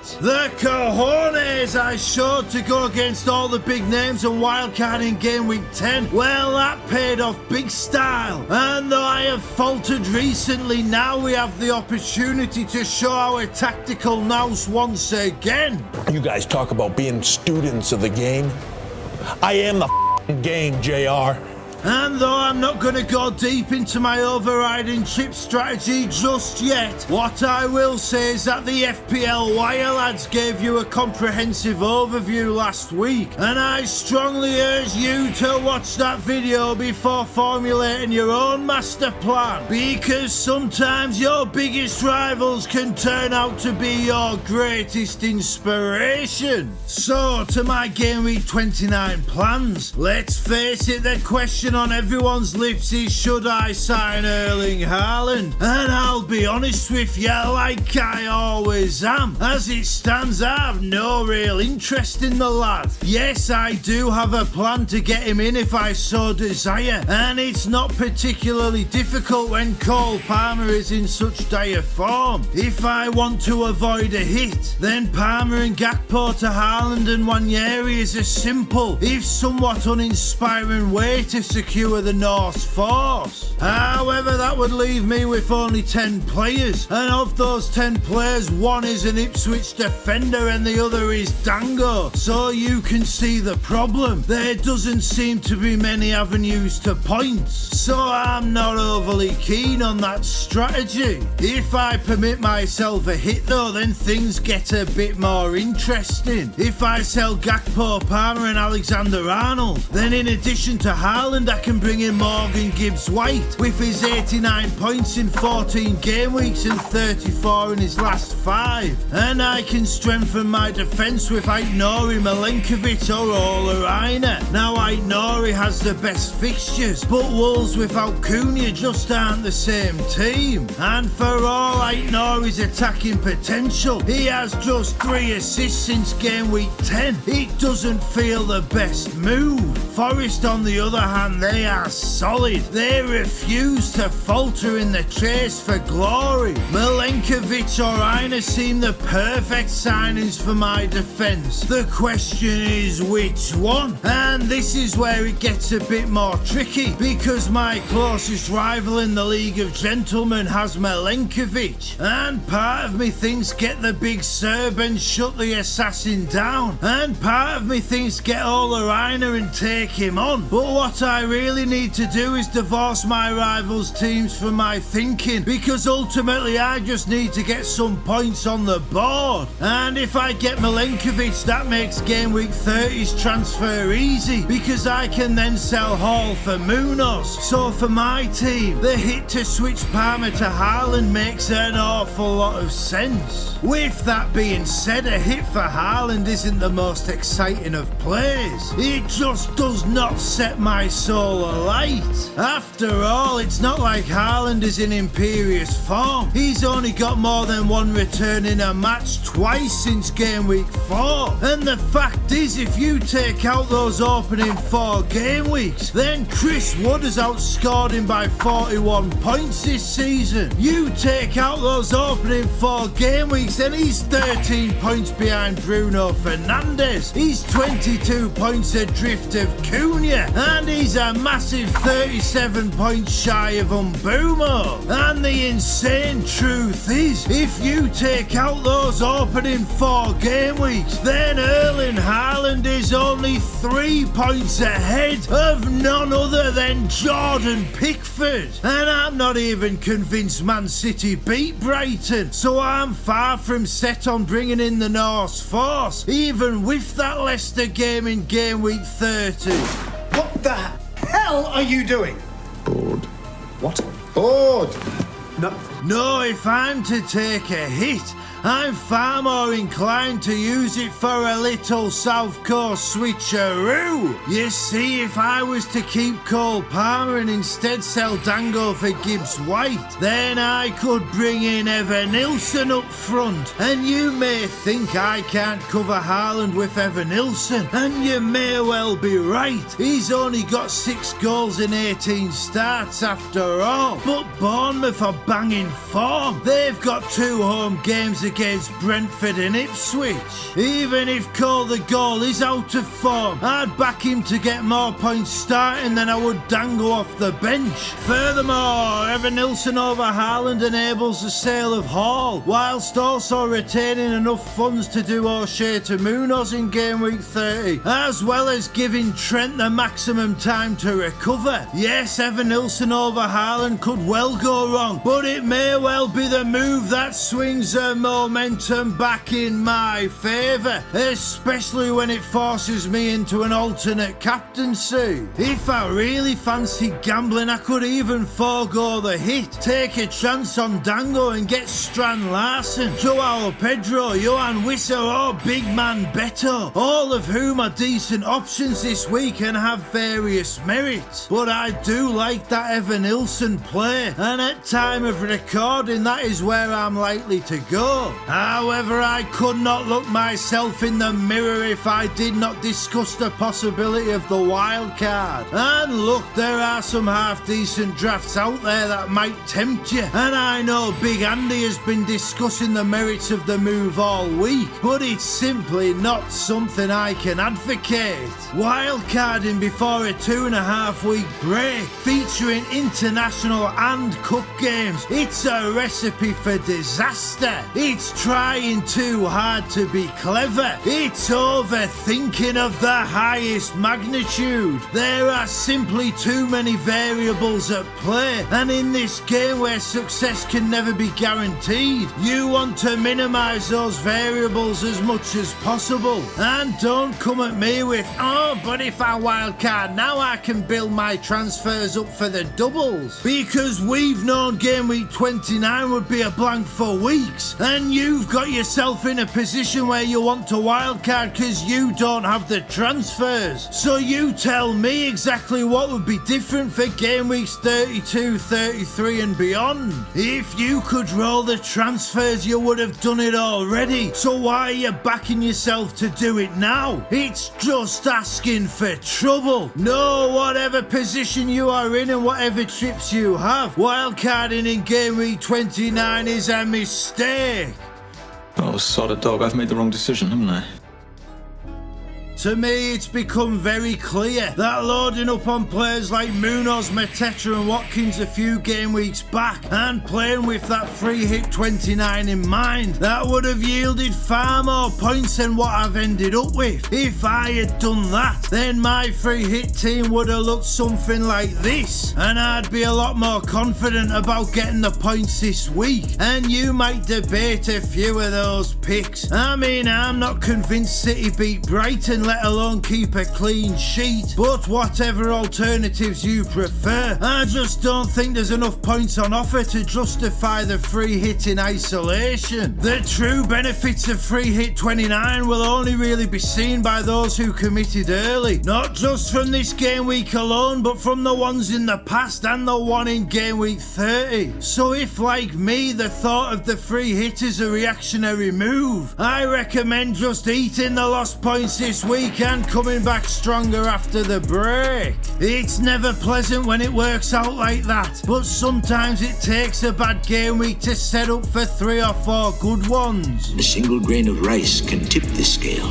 One man may be the difference between victory and defeat. So in conclusion, with all the factors considered, this is what I expect my team to look like come the deadline. And let's be real, it's far from an ideal team, I know that. I'll have Pickford against Bowen, I'll have Gabriel against Palmer, I'll have an Ipswich defender against a top scoring striker. I'll be starting 4 points down. It's not ideal at all. And even if I switch out Palmer for Fernandes to raise that point ceiling, that's still a further 4 points deficit, and I simply can't burn those points because my lead at the top of the League of Gentlemen is already down to 47, and I could take a chance on Dango, sacrifice some team value on Isak and go with this team, which would enable me to bench that Ipswich defender. But not only would I still be 4 points points down, I'd be setting myself up for a horrible game week 30 where I'd need my beloved Newcastle to blank, and I don't particularly wish to do that. So it looks like Evan Nilsson instead of Haaland for my lords, and a Saturday afternoon spent hiding behind the sofa, hoping beyond hope that we can limit the damage. But there is one important thing to remember, and that is that football is a peculiar game at times. Sometimes the weaker team on paper can get the win if they play with courage, and with Mighty Mo out of the equation this week, perhaps that captain's armband can save the day. If I did make my likely -4 into a -8 and I captain Fernandes, could that give me the edge I need? Can this weekend replicate game week 29 from last season, officially the worst game week in the entire history of FPL, and limit the damage to my team? Maybe that could be my best chance of success. However you look at it, it's going to be a tough weekend. There's no denying that, but there is always a chance. There is always a glimmer of hope. There is always a possibility of bringing Goliath to his knees. If you're one of those Davids out there prepared to make the big balls calls. And look, I'm an emotional guy. I make no secret of that. And in recent weeks I have been struggling. This game has beaten me down. Those FPL gods raised me up to the heavens and then they sent me crashing back down to earth. And now I'm grasping for solutions. The desperation seeps out of my every pore. My entire sense of self-worth hangs in the balance, and I no longer know if I can turn it around. But I've got to try. I've got to keep on fighting. I've got to remember that for 21 game weeks I absolutely nailed this season. And yes, the third quarter has seen me take a pummeling. But sometimes in football you have to hang on with 11 men behind the ball for a while. You've got to stem the tide. You've got to repel your rivals before launching that killer counter-attack. And yes, I may be on the ropes, but after this game week the bell is going to ring, and then 16 days later we're back with 9 rounds to put it all on the line. I'm not down for the count just yet, and whatever happens this weekend I'm getting up off that canvas. And if my beloved Newcastle can lift that gypsy curse, and if they can defeat the best team in the land at Wembley, well then this could be the game week I'll always remember. And I do believe Howe's heroes will do just that. For months now I've had this image in my head, and it's one of Tonali's redemption culminating in a Wembley winner. A self-inflicted extended ban ending with a Cantona-esque redemption. And if I can believe my beloved Newcastle will shake off the superstitions, the self-doubt and the shackles of history, then maybe I should believe my lords can do the same. And maybe, just maybe, this is the season where us northern souls end up proving to ourselves that we do belong, that we are good enough, and that we are worthy of being victorious. Maybe after so many years of coming up short, this is the season where all the magpies swoop for the silver. And so ahead of what could be the game week I'll remember for the rest of my life, let me just say, may all your transfers be successes, may all your arrows be green, and may those FPL gods be in your favour. Make your Sunday roast out of the liver bird by hitting those like and subscribe buttons, and we will see you next time. It's an FPL nightmare, got me pulling out more, yeah. I'm the greatest football manager to ever grace the old armchair, but the FPL gods hate me, and no one seems to care that my points are only average, and my ranking is not fair. And so, Game Week 30 is here, and it marks the start of the final quarter of the season, and what promises to be the most dramatic conclusion FPL has ever seen. And for my lords, the chance to make history is very much there, as I stand on the precipice of unrivaled glory. Not only is my second top 10k finish in 4 years tantalisingly within reach, but so too is the ultimate prize, the opportunity to become only the third person in the entire world who can call themselves a multi-time League of Gentlemen champion. And if I were to win that title by hitting that top 10k ranking for a second time, the new benchmark for the division would be set, and a very strong argument could be made that I would have supplanted King Ding as the greatest gentleman to ever play the game. That is what's on the line in these final 9 game weeks, but as you will see, it was also close to slipping through my grasp, and it's gonna take my greatest master plan ever to pull off the impossible dream. And I always have a plan up my sleeve, and I'll give you a little taster of that in just a few short minutes. However, achieving the unachievable will not be easy. Indeed, entering game week 29, my head had gone. My confidence was through the floor.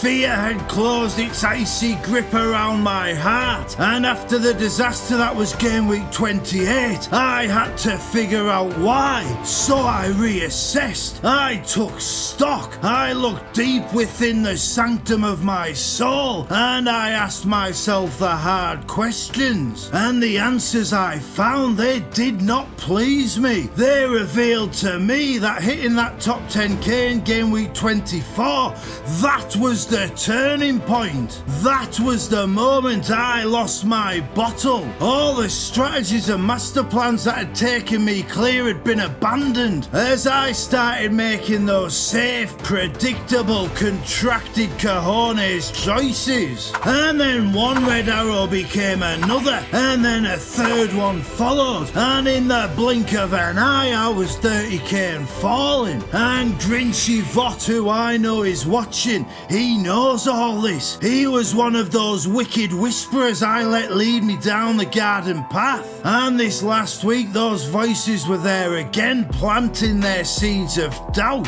As if you're not signing Vardy, you have enough money, so how can you deny Haaland? But I knew I had to be brave. I knew I was the underdog. I knew my team needed surgery, but I also knew what it needed most was cojones. And it wasn't just about my FPL team, no. My beloved Newcastle were also huge underdogs, but I knew they could pull off the miracle upset if only they were brave, if only they played with courage, if only they allowed themselves to show the entire world the true majesty of their being. But I also knew how scary it can be to be yourself in the eyes of the world, unapologetic and proud. And if I wanted my beloved Newcastle to do that against Liverpool, I had to show them how, by doing the same in my FPL team. So I took a deep breath.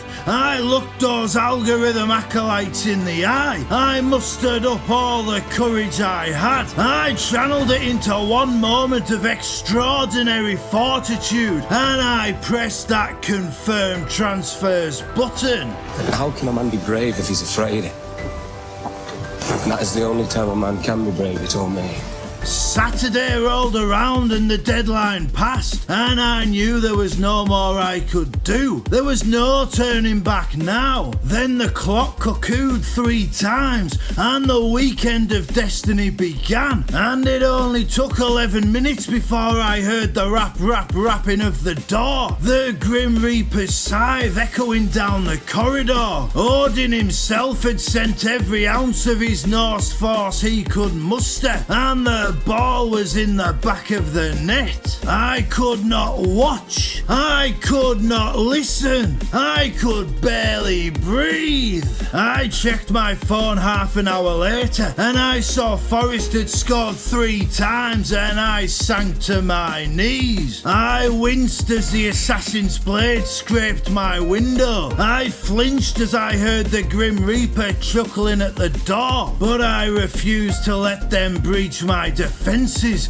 because I had faith in my lords and I felt the angel watching over me. I turned off my phone. I prayed to Sir Bobby Robson above and I waited until the end of play. The full-time whistles blew and with trepidation in my heart I opened livefpl.net. As the live data for the League of Gentlemen downloaded, I braced myself for the inevitable crash. However, those FPL gods had sent me a very special pilot, and my team not only navigated the perils of the game week's first day, they soared above them. Haaland only 1 goal for his captainers. Chris Wood 0 goals for his captainers. The much vaunted Gvardiol only 1 point for his owners. My new signing, the Serbian superstar Milenkovic, 11 massive points. An Umbumo assist for his many owners, but also an assist for the bow and arrow. A Bournemouth defeat, but an assist for Kinky Kirkes. An Ipswich thrashing, but a last gasp assist for none other than Dara O'Shea, bringing home 3 magical points that felt more like 10. When the chips were down, my boys stepped up, but that was only day 1 of the game week. Anything could still happen the following day, and in my heart I was starting to believe. Our deepest fear is not that we are inadequate. Our deepest fear is that we are powerful beyond measure. As the cocks crowed and the birds sang to herald the dawn of the Lord's day, there was something different about the atmosphere. When I inhaled, the air felt cleaner. When I drank, the water felt purer. When I hit my vape, the flavour felt fuller. The anticipation was palpable, and my spidey senses were telling me a very special day was about to unfold. And then Cole the goal was ruled out, leaving me down to 10 men. And then Gabriel did nothing except keep a clean sheet, giving the advantage to Arsenal defensive doublers. And then that cursed Robinson kept a clean sheet and was awarded a bonus point from nowhere. But Chelsea had conceded, meaning that blasted Colwill hadn't harmed me this week. So all was not lost. And then it was time, and I sat back and I watched the greatest game in the history of football. The cats fled up the stairs as I roared myself hoarse. When Big Dan Burns scored his humongous header, they crept back downstairs only to flee once again when the greatest striker in all of world football fired home. My beloved Newcastle faced down the best team in the land. They played with courage in their hearts and fire in their souls. They let their light shine so bright that all the world could see, and they delivered the day we've been waiting for our entire lives. And as our captain wept tears of pure ecstasy, I was right there with him, the joy coursing through my veins at such a remarkable display of confidence, composure and cojones. Bruno Guimaraes captained us to glory, and it was everything I've dreamt for 40 years it would be. And a couple of hours later, as my eyes finally cleared and I was able to see my mobile phone, I saw another vision of beauty. It was the face of those FPL gods smiling at me, and I heard those voices in my ear, and they were whispering, when you were at your lowest ebb, you resolved to play by the the gentlemanly ways. Fortune favours the brave, my friend. Here is your reward.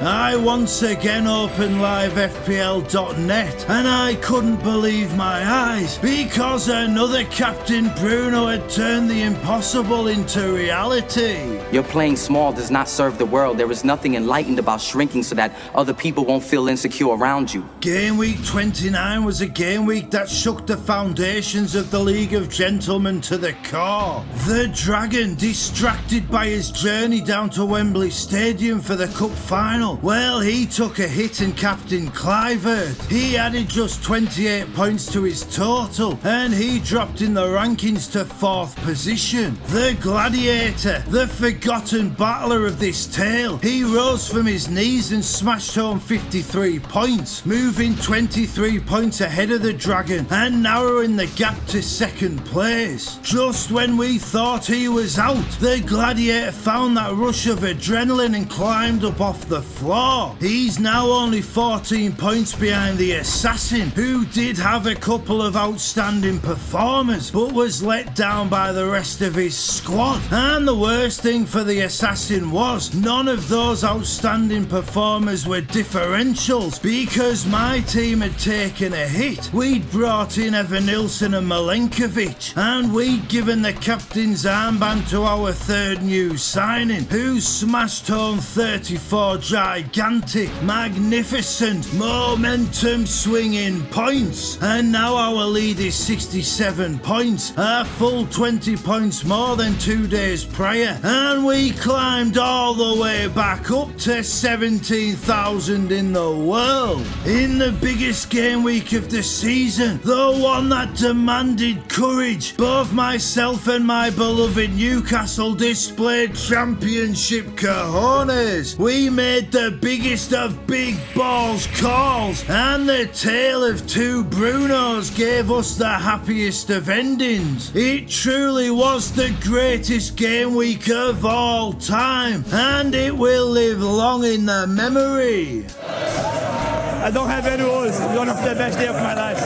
They deserve it. However, that is not the end of our story. Though my lords are in a dream position, we have not yet awoken from this FPL nightmare. There are still trips to be played, blanks and doubles to navigate, and 9 terrifying monsters to overcome. And the 16-day break between game weeks is welcomed because we need to be refreshed for the challenges to come. And when we do return, we'll know an awful lot more about how those doubles and blanks will manifest. But that's for the next video because we're not playing our wild card just yet. And who knows, given the minimal turnaround between game weeks 30 and 31, maybe I'll do my first ever live stream and I'll invite you all to be in attendance as I select my 15 champions to stand against the Horde. Maybe the time is right to take that next step.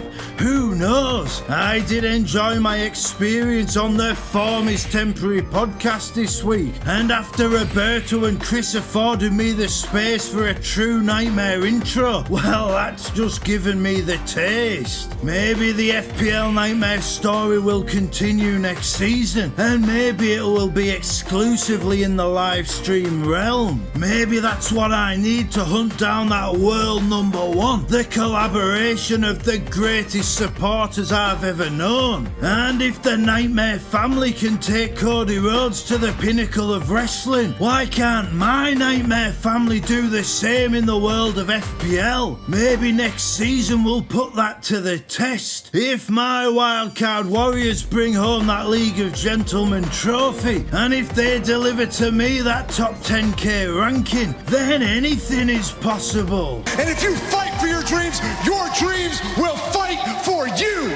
But these are considerations for another day. Today it's all about game week 30, and I know some people have wildcarded, and the possibility of a team consisting of Mo Salah, Alexander Isak, and 9 potential future double game week players all up against promoted teams. Well, that is very appealing. I mean, it's a magnificent team, And even if Bournemouth do miss out on qualification for the Cup, it's easy enough to start. Newcastle plays against Brentford, Forest plays at home to a bottom half team, or Villa and Brighton plays if needed. The options are there on a wild card, and even if we don't know when the doubles will fall, we will know who won in the FA Cup. So I understand the appeal of the Game Week 30 wild card, especially when it also means an extra transfer further down the line. However, if like me you'd rather wait for the fixture information, I don't think this is a difficult game week to prepare for. In fact, I think it's one of the easiest we've had all season. For me, there are only 3 names to consider: Marmoush, Munoz and Mateta.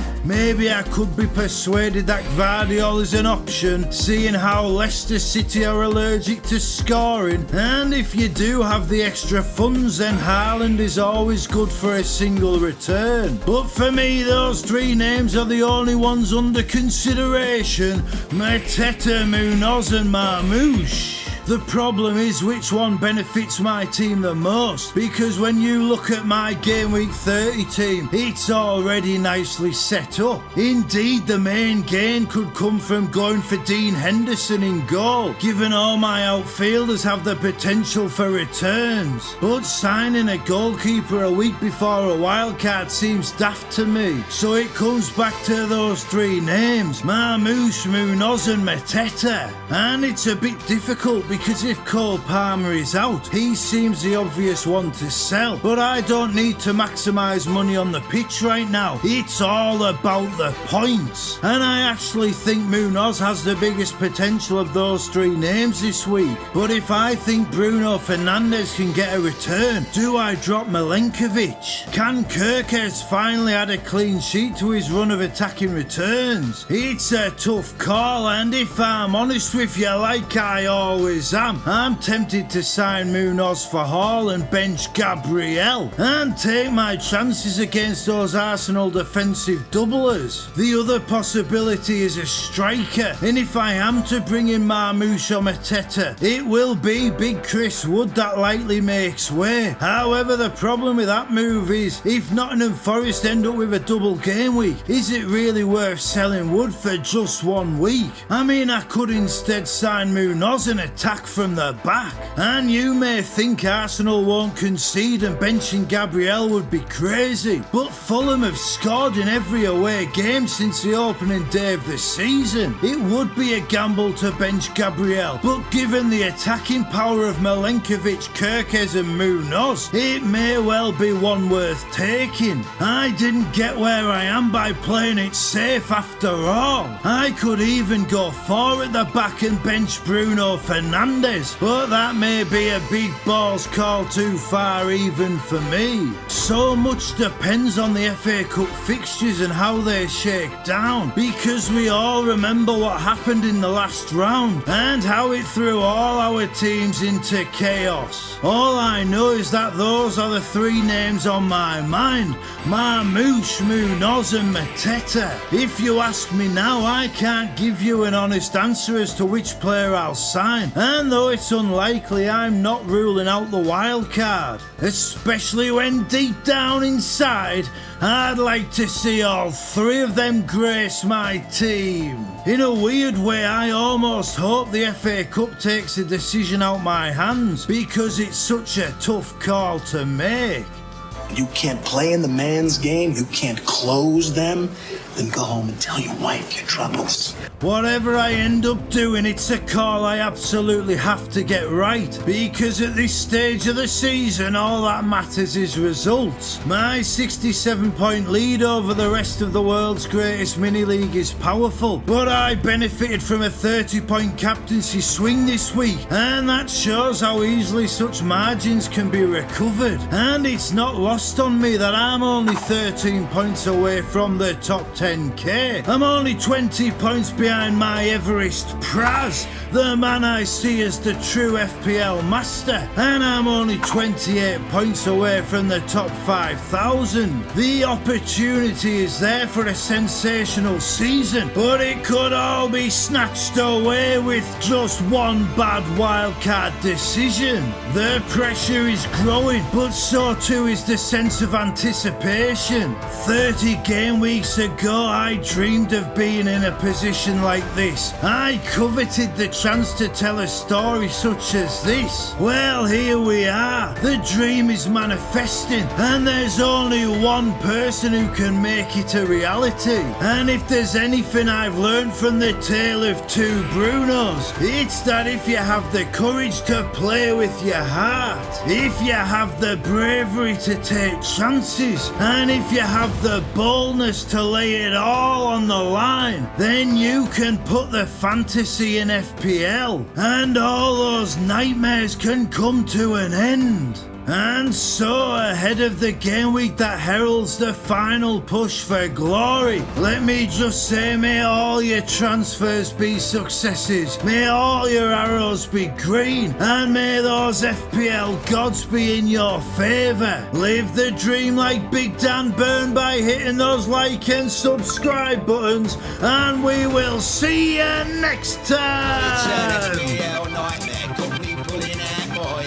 I'm the brightest football manager to ever grace the old armchair, but the FPL gods hate me, and no one seems to care that my points are only average, and my ranking is not fair.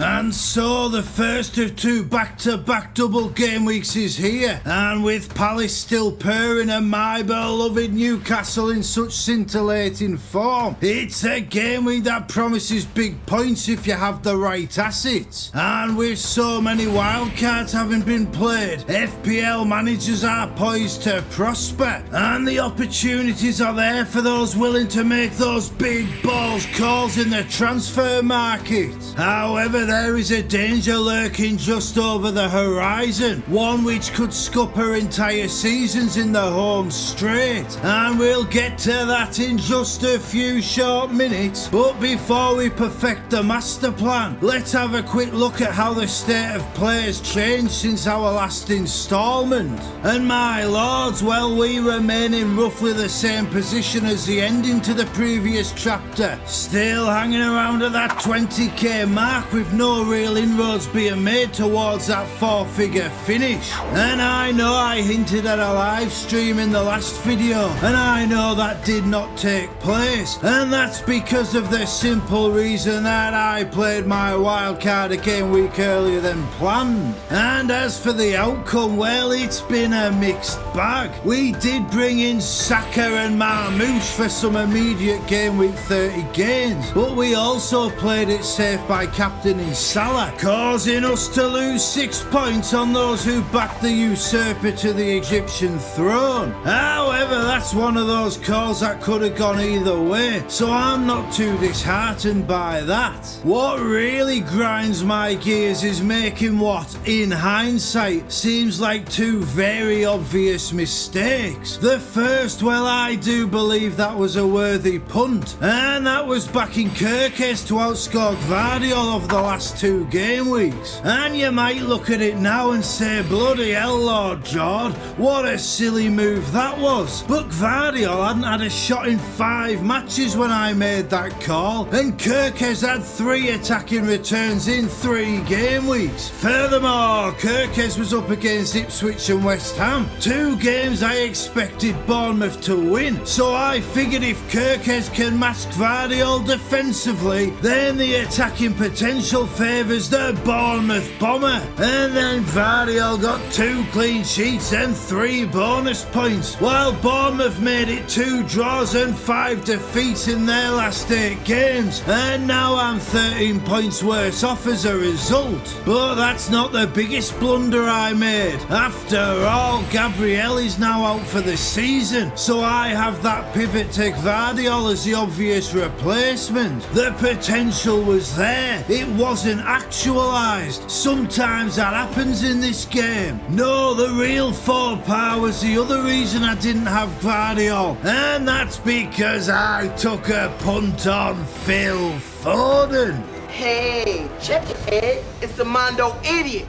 Oh, well, nice to meet you, Mondo Idiot. I'm Ed. Look, I get it. I don't need you telling me what a foolish move that was. I just thought if ever the lad is going to get back in form, it'll be against a team as passive and non-existent as Leicester. But obviously, past it, Pep thought differently because he didn't give Foden a single minute. And then he did play against Man United, and he came off early, having once again done absolutely nothing. And now, having gone early with my wildcard so as to save a transfer for this crucial upcoming period, it may well be that I have to waste it replacing Foden, which is not ideal at all. However, even that could have been worse, because the Foden folly meant I've had 2 weeks of Jacob Murphy in my team, and as you can see, he has been my key man. Game week 31 gave FPL managers the lowest average score of the season, but with Foden confined to my bench, the best traditional winger in English football saved my game week, and he's brought me 2 game weeks closer to regaining the ultimate prize, that glorious, magnificent, highly coveted League of Gentlemen Championship. Because while my last 2 game weeks have been underwhelming, with a measly 97 points since deploying my most powerful weapon, Jacob Murphy has picked up almost a quarter of them himself. And had Foden played against Leicester in game week 30, I can't honestly say if I would have started Murphy last week. So in many ways I've got very lucky indeed. And though these last 2 game weeks have been frustrating, not least having sold Evan Nilsson's 21 points when I didn't need to, had I not wildcarded and had Crystal Palace done what they were expected to do against Southampton, then I would have felt like a fool. And when it comes to what actually matters in this game, winning the world's greatest mini-league, my mild card has still produced enough to extend my lead at the top by 5 points, with my team outperforming all of the chasing pack.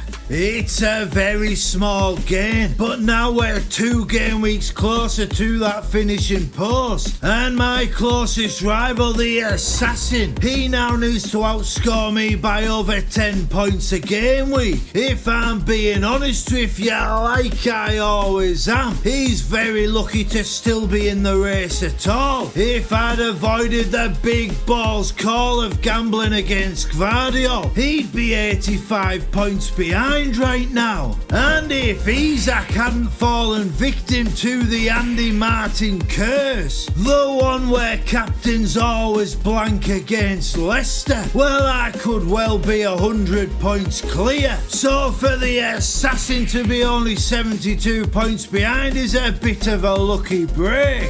And yes, he does still have his wild card, but you have to expect him to play it this week to maximise these 2 doubles. And that means his team will surely end up similar to my own. And yes, he does still have his triple captain, but he doesn't have his bench boost. And you would have to think that those 2 trips cancel each other out. And maybe he delays his wild card a bit longer and triple captains Isak. And that is not a nice prospect for me to consider. But either way, I believe my master plan will be successful, and it will see me become only the 3rd multi-time winner of the League of Gentlemen. You just said, believe it, it will come real. It is my destiny. I believe, Luke. I believe. So, what is this fabled strategy for the upcoming double-double, I hear you ask? Well, for my team, the first transfer is obvious. I will be switching Gabriel to Gvardiol. I gambled against a City man. It didn't work out, and now we correct the error. It's simple, it's boring, but it's the sensible thing to do. The real question is what to do with Phil Foden, and it's one complicated by my desire to play my bench boost chip.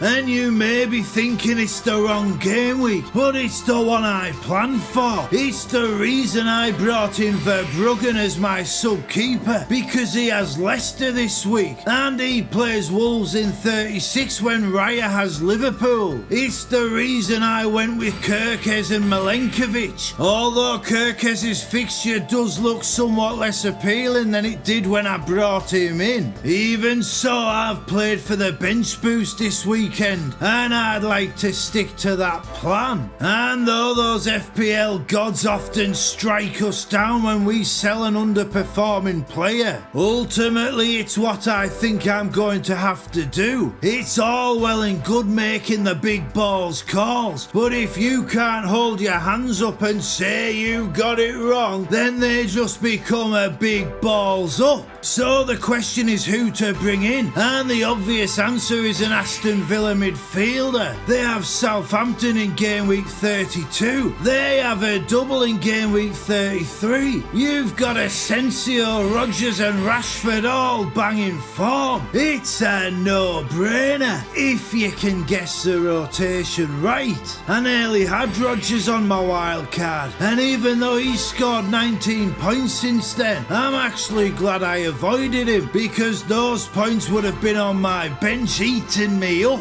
The question is, will Rodgers start that Southampton match, given it's slap bang in the middle of those PSG games? I do feel Asensio and Rashford are more explosive options, but their minutes are far less secure. Given Rodgers has started every single game he's been available for, he feels a sensible signing, especially given Villa could double twice. However, once we factor in the bench boost, it just isn't that simple. Because if I sell Foden for a midfielder fighting in 3 competitions, one that has various alternates at his club, and then the new signing does not play this weekend, well, that's just a bench boost wasted. And we have to consider that potential double and blank in 36 and 37, because transfers are at a premium right now. So maybe it would be better to bring in a player without a double in 33, but who has good fixtures this week and next, and who also plays in 37. The problem is going that route means only having a maximum of 8 doublers without hits, but maybe that could be worth it if it pays off further down the road. Is having that extra doubler really an advantage if it costs 8 points to get them in for 33 and replace them for 37? I'm not so sure, and it's a shame that Alanga's an injury doubt, because you'd fancy him against Everton and Spurs in 32 and 33, and then he covers that 36 and 37 conundrum nicely, because he'd already be in place if he doubles, and he'd play in 37 if he doesn't. I can't afford Palmer, so he's not an option.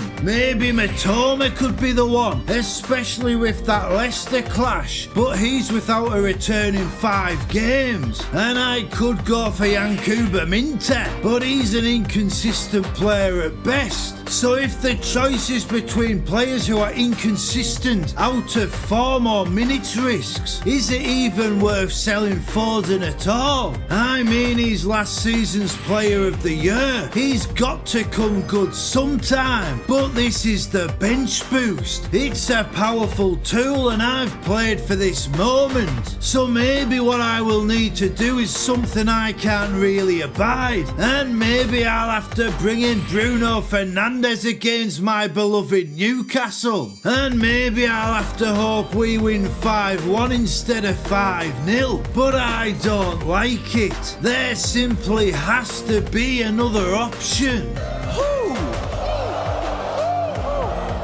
I'll tell you who. And maybe there is another option, because I've found a player going well under the radar. An obvious name that may well be the magic bullet. And that player, the one who may convince me to sell a doubler for a single game week player, well, that man is none other than Luis Diaz. He plays West Ham this week. He plays the abject Leicester next week. He has attacking making returns in his last 4 games. Liverpool are closing in on that league title, and I've not seen anyone looking in his direction. They're all blinded by double game week fever, and after their defeat last week, Liverpool will have a point to prove. That title still needs to be won. Phil Foden to Luis Diaz. It feels punty. It feels like a gamble. Some would say it's a big balls call, and I'm starting to think I've found the answer.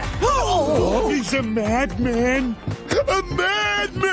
After all, if I'm to make up the 19-point deficit on the top 10k, and if I'm to start attacking the upper echelons of the rankings, I'm going to have to take a few chances. Could Luis Diaz be the one? Could he make it a bench boost bonanza? Having worked through the options, I think it's going to have to be Rashford, Rodgers, Elanga or Luis Diaz, and I'm going to have to leave it as late as possible to decide. But I think I like that Diaz pick the most, and that would leave me with this team for bench boost 32, with Verbruggen against Leicester, Milenkovic against Everton, Kirkes against Fulham, and Diaz against West Ham as my 4 additional players. It's crazy enough that it may just work.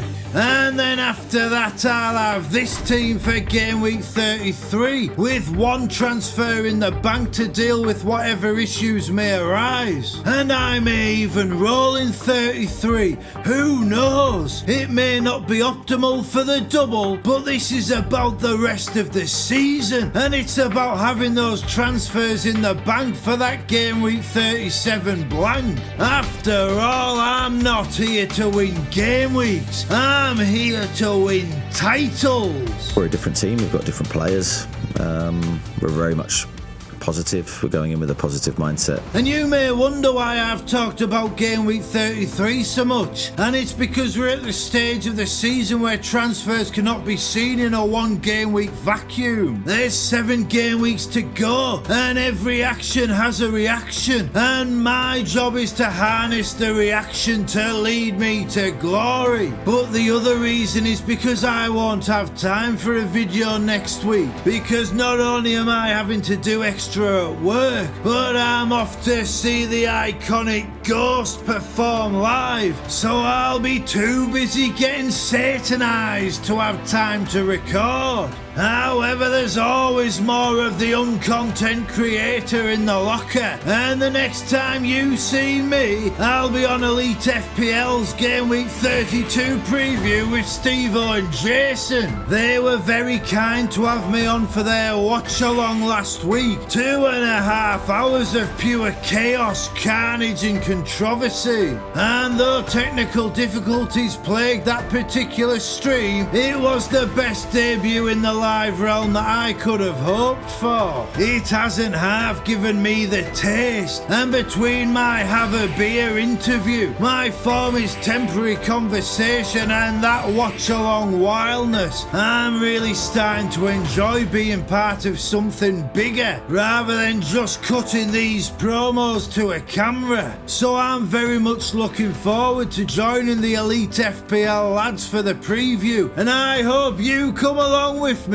and give it a watch. And then it's all about game week 32. 6 players doubling, 9 single game week options with great games, 1 powerful bench boost. There's a huge element of risk, especially with the big games piling up for the players involved, but ultimately the trip must be played, and this feels like the right move for my lords. I'm 72 points clear in the world's greatest mini-league. I'm 19 points off the elusive 4-figure finish. There's 7 game weeks to go. We're so close now, so close for this story to unfold the way it has in our first season of making videos. It's the stuff of dreams, yet being so close to the fairy tale finale, it just increases the horror of of the potential FPL nightmare, and I've got to do whatever I can to prevent that nightmare becoming a reality and to give my fine supporters the finale to the season that this story deserves. And so ahead of the double game weeks, let me just say, may all your transfers be successes, may all your arrows be green, and may the FPL gods be in your favour. Fulfill the bench boost dream with a full 15 by hitting those like and subscribe buttons, and we'll see you next time. FPL nightmare, got me pulling out more, yeah. I'm the greatest football manager to ever grace the old armchair, but the FPL gods hate me, and no one seems to care that my points are only average, and my ranking is not fair. And so, 2 game weeks have passed since our previous instalment, and the big question at the end of the last video was which strategy I would employ, and the decision was made to take all those algorithm acolytes on, with my signing of Luis Diaz ensuring a commitment to the free hit in either game week 36 or 37, and that against the curve signing of Diaz paid immediate dividends, with a rise up to 15k in the overall rankings as we headed into double game week 33. However, as you will see, it has been a double game week disaster, and with no free hit in game week 34, the pain may well continue until it's my time to shine in those final 4 game weeks. And we'll get into my plan to end the season with a bang in just a few short minutes, but first let me show you what it truly means to have an FPL nightmare. And here we go.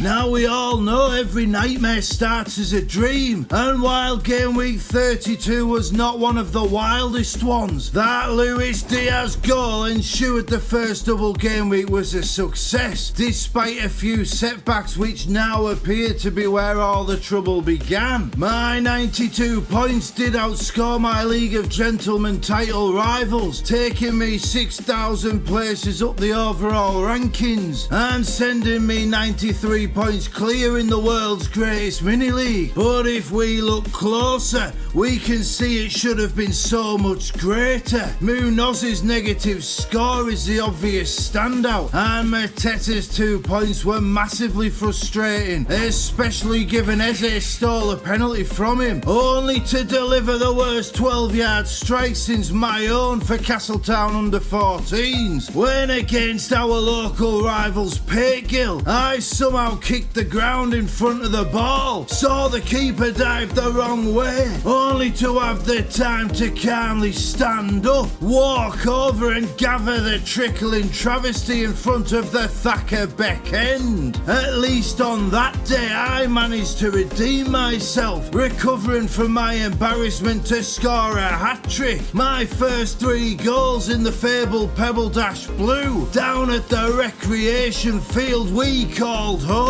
However, there was no redemption for my Palace trio, with Sar's assist the only points those 3 doublers brought in. But they weren't really an issue, especially given I didn't own Eze. No, the problem was with my bench boosters, and seeing Verbruggen concede twice to a team who have only scored in 1 of their last 10 games. Unbelievable! And it was a misery compounded by watching some Forest joker miss control with 30 seconds left to snatch a clean sheet and 3 bonus points away from Milenkovic. That's 12 points lost through the kind of sheer stupidity you just can't account for. And despite my 19 points being a successful bench boost in the context of some of those I saw last weekend, it was the warning sign that things were starting to turn, because in the background something very special was unfolding, and game week 32 was just a taster.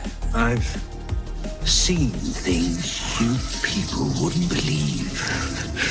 You see, after being written off several game weeks ago, Gladiator Glenn had retreated from the arena. He'd licked his wounds and let them heal, and he was starting to rebuild. And after the assassin declined to use one of his trips, Mighty Morton made his move. He'd already edged ahead of Dan the Dragon into third spot 2 game weeks prior, and now he was ready to turn the narrative on its head. And then in game week 32 it was time. The Gladiator deployed his bench boost, with Aitnori's 14 points making it an unqualified success. Furthermore, he had Nick Pope in goal, meaning Eze's dismal penalty gained him 15 massive points, edging him 3 points ahead of the assassin into second place in the League of Gentlemen. Still, he was 93 points behind my lords, and the critics were saying the title race was over. They forgot the Gladiator forges his own path, and once again he made a series of almighty big balls calls. First, he'd retain the services of Umbumo, the third most sold player of the game week. That's 18 points in the bag. Then he backed the 0-0 in the Bournemouth Palace game, playing 3 defensive players from those 2 teams. That's 22 more points on his total. He started Aitnori over Milenkovic, another 3-point gain, but it was in the transfer market that he showed the most cojones, eschewing all the double game week players to bring in Cunha for Isaac and Bowen for Palmer. Another 13-point gain. Everything Midas Morton touched was turning to gold.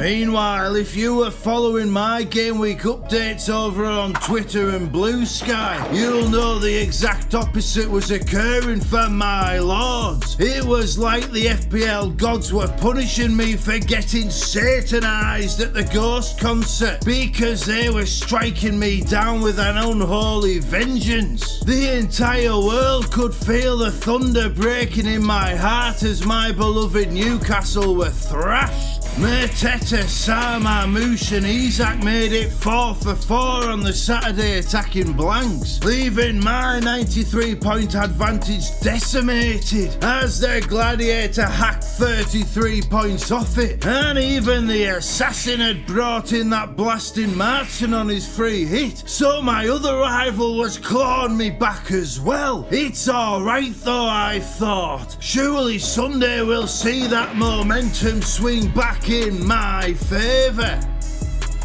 Don't worry about it, they're not gonna catch us.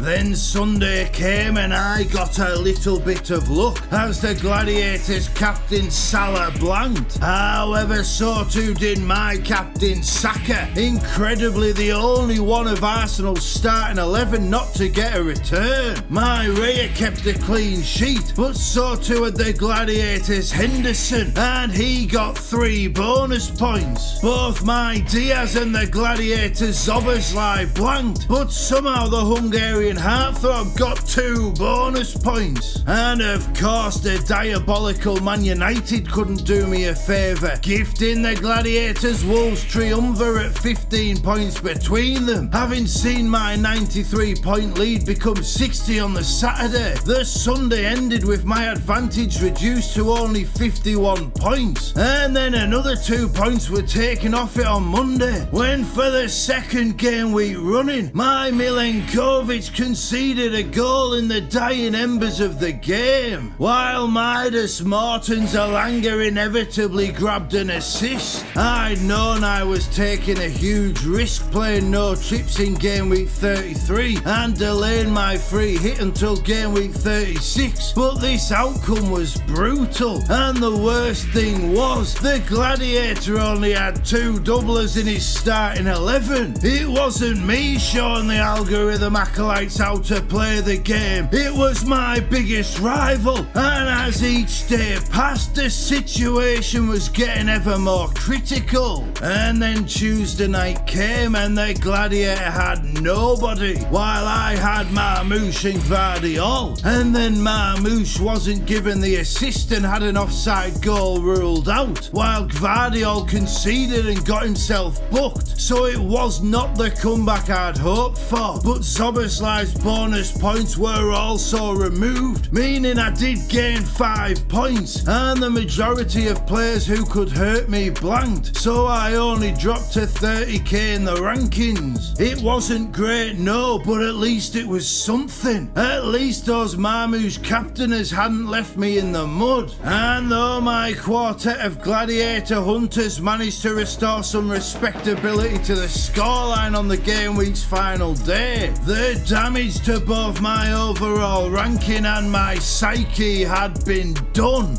Well done. All we did is survive. That's enough. It was a chastening game week, there's no denying that. And it wasn't just the Gladiator, no. The Assassin's free hit proved fruitful, taking more points off my lead over him. And of course, the Assassin and Midas Morton have the advantage again in blank game week 34, because I can only get to 10 players without hits. And with only 5 game weeks remaining, I simply have to get my decisions correct this week, because my grip on that League of Gentlemen trophy has never felt so loose. So with 2 rivals hot on my heels and 2 transfers in the bank, this is what I'm going to do. The first thing is simple, and that's sell Ismail Assar and big man Mateta. And I'm not going to look for differential picks or try to find hidden gems. I'm replacing Sarr with someone who has ridiculously spent only 7 game weeks in my team this season, and that's flying Brian Mbeumo. There might be others with better fixtures. There may be players who could give me an edge, but Mbeumo is the second highest scorer in the game. He's got Forest, Man United, Ipswich, Fulham and Wolves. More importantly, my closest rival used him to put me to the sword this week, and that's something I'm not prepared to let happen again. Not owning Mbeumo for 26 of this season's game weeks has been my most obvious mistake, but nobody makes a fool of me 27 times in one season, so Mbeumo is in. Now Mateta's replacement, that was always intended to be Matthias Cunha, and indeed I very nearly made that transfer last week. However, I'm starting to have second thoughts. I'm not convinced Cunha's nailed. This transfer speculation might see him benched. He's a bit of a loose cannon. Furthermore, if I make him my second signing, then I'm opening myself up to accusations of defensive play, given the Gladiator has him as well. And even though Cunha was always in my master plan, there may be room to negotiate here. Big Chris Wood is back on the scene and back in the goals. Raul Jimenez is up against Southampton. Danny Welbeck is at home to West Ham, and we know Joao Pedro is out. There are options here. However, if I am to forego Cunha, the man I'm most interested in is someone who has never let me down this season, and that is Yoane Wissa. So I don't want to hear any more of this small change shit. We're putting the band back together.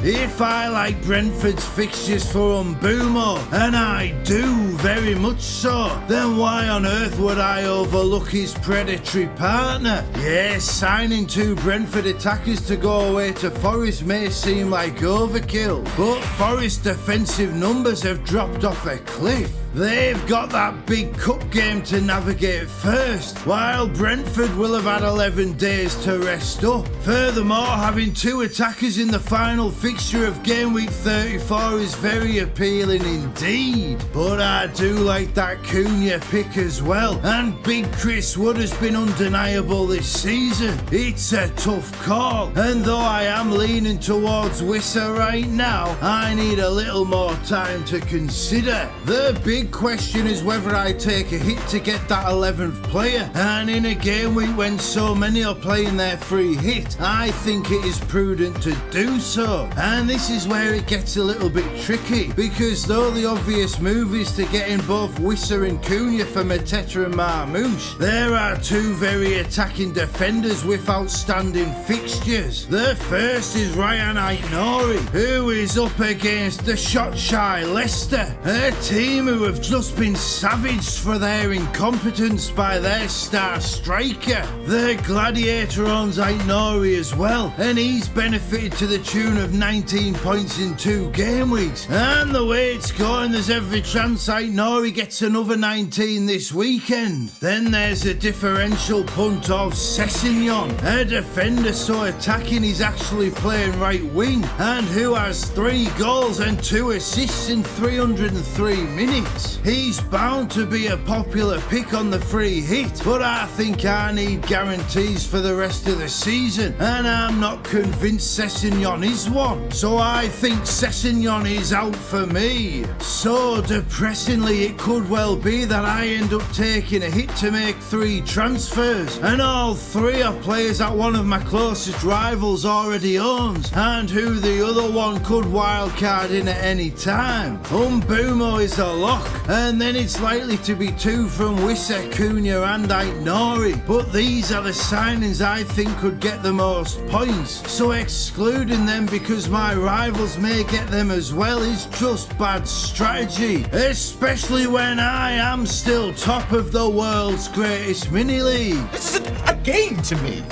This isn't playtime. This is serious business. And this is what it comes down to. With just 5 game weeks to go, I am in a position that at the start of the season I would have given anything to be in. And yes, in recent game weeks I have found myself torn between attacking the overall rankings and defending my mini-league position. But maybe now is where those 2 contrasting battles converge to give me the best possible outcome. Maybe I need to be prepared to lose face in the Maverick Stakes. Maybe I need to eat that humble pie, because maybe defending myself from the twin threats of the assassin and Midas Morton, maybe that's what takes me back up those rankings. After all, the power of the League of Gentlemen is not in the individuals, but it's how those individuals drive each other to greater heights. I may only have that one solitary top 10k ranking to my name, but of our last 5 champions, there has been 1 top 2k ranking, 2 top 10k rankings, 1 just inside 20k, and the other one was not so far behind. While individuals may struggle for year-on-year consistency in this division, the eventual champion simply has to deliver an elite season to be crowned. And the key part of becoming a champion is knowing when to attack and when to defend, and holding back on your free hit trip when the vast majority of engaged players will use it. To me, that is a game week to be defensive. Right now, my lords are defending our position like Inter Milan away at Barcelona. We're throwing our bodies on the line. It's all we can do to keep our heads above the water. But in 2 game weeks time, that's when we get to launch our counter-attack. That's when our pacey winger intercepts the pass. He breaks through and has the whole of our opponent's half empty ahead of him. He's bearing down on the keeper. It's 1-on-1, and he has that free hit to slot it home. And we just need to make sure we're still in the contest when that moment comes. And that goal isn't just a mere consolation. We have to make Gary Neville's voice break as we clinch the tie in stoppage time. It's Torres to give Chelsea a place in the Champions League final. The headline has been written. So you can look at my Spartan defence as an act of cowardice if you want. I don't really care. But just remember that I still have that free hit chip, and I did not play it when I was down on the doublers. I'm not playing it when all those big name algorithm acolytes are telling me to do so. In a season of forging my own path, I will continue to play the game my way, and I will continue to trust that my master plan will see me through. Yes, I was battered all over the ring in game week 33, but the bell has gone. I made it through, and I'm still standing. I may have lost that battle, but the winner of the war is still to be determined. My likely game week 34 team, well, I'd put that up against any of those free hits and think I have a chance. Will they be able to do the same against my game week 36 free hit? Or will they be taking hits to chase my team and then taking even more hits in that penultimate game week when I have transfers in the bank and a full starting 11? And who will enter that fifth and final game week with the momentum, the squad and the transfers to attack?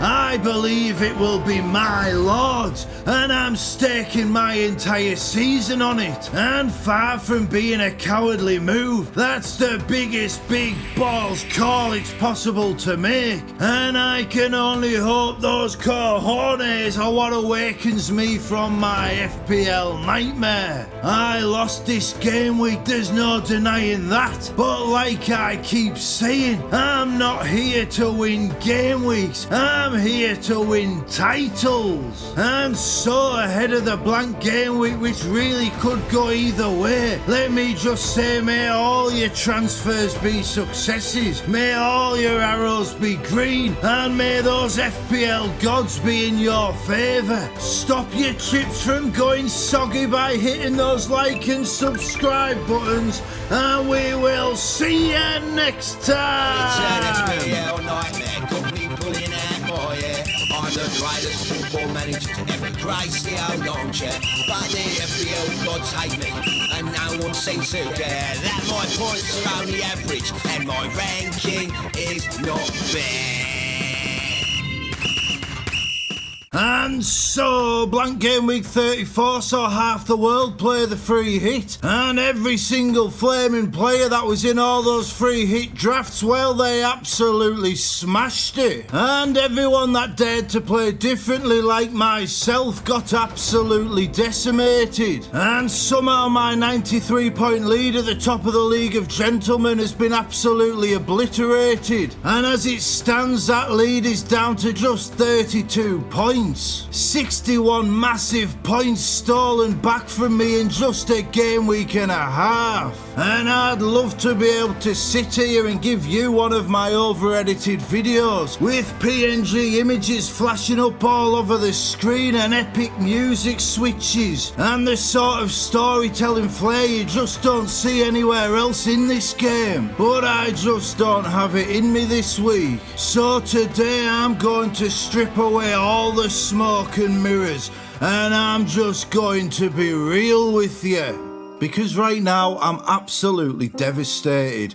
There's no two ways about it. I'm fucking crushed. These last 2 game weeks have broken me, and the thought of spending 20 hours reliving this misery and minute detail over the next few days as I edit in all the pretty pictures to try and make it a better experience for you all, I just can't face it. So I can't give you my over-the-top persona this week, I'm afraid, and hopefully this broken shell of the man I've become will suffice, just this once. And, you know, it's funny because 10 days ago I was so confident. You know, double game week 33 started and I had 5 extra double game week players to my closest rival. He only had 2 double game week players. His reckless, unprepared chip strategy had left him completely unable to attack the doubles. So he just had to sign players that would have a game every week. And somehow he's absolutely smashed me. He's destroyed me and I don't know how he's done it. You know, I called him Midas Morton last week because everything he touched turned to gold, but it's just ridiculous. Like, I know he's a decent player, but 30 points in 3 game weeks is unbelievable. And in that time, I've had 3 clean sheets lost in the dying moments of matches. I've had a keeper concede twice to Leicester. Leicester! You know, they've scored in 1 flipping match that wasn't against Spurs since game week 20, and it was against my bloody keeper. And of course, the Gladiators keeper saved a penalty last week, and then feckin' Aït-Nouri survived one this week. Like, fuck me, yeah, what are you meant to do? This game, like... And you know, I'm not trying to take anything away from the Gladiator. You know, it's impressive as fuck that he's entered blank and double season with no chips and with only 2 double game week players, and he's somehow clawed back 61 points on someone who has had all those extra games. Like, give the bloke his flowers. It's awesome for him. And, you know, I'm dead happy for him, like I am. And yes, I've seen all those light-hearted comments and tweets saying they love seeing him come back and they hope he makes a fight of it. But this has been absolutely savage. Like, game week 32, I take this massive chance. Morgan Rogers in the form of his life, a double game week in 33, Southampton in 32, such an obvious signing. All the big name experts brought him in, and you can see why. And I took a chance, and I committed to saving my free hit in 34, and I brought in Luis Diaz. And do you know what's happened? That move paid off. Diaz outscored Rogers by 6 points, and I still have my free hit. That was a massive call, one everyone told me was daft, and I got it spot on. And then the fecking Gladiator had Szoboszlai this week and he's outscored Diaz, and all the shine's been taken off that move.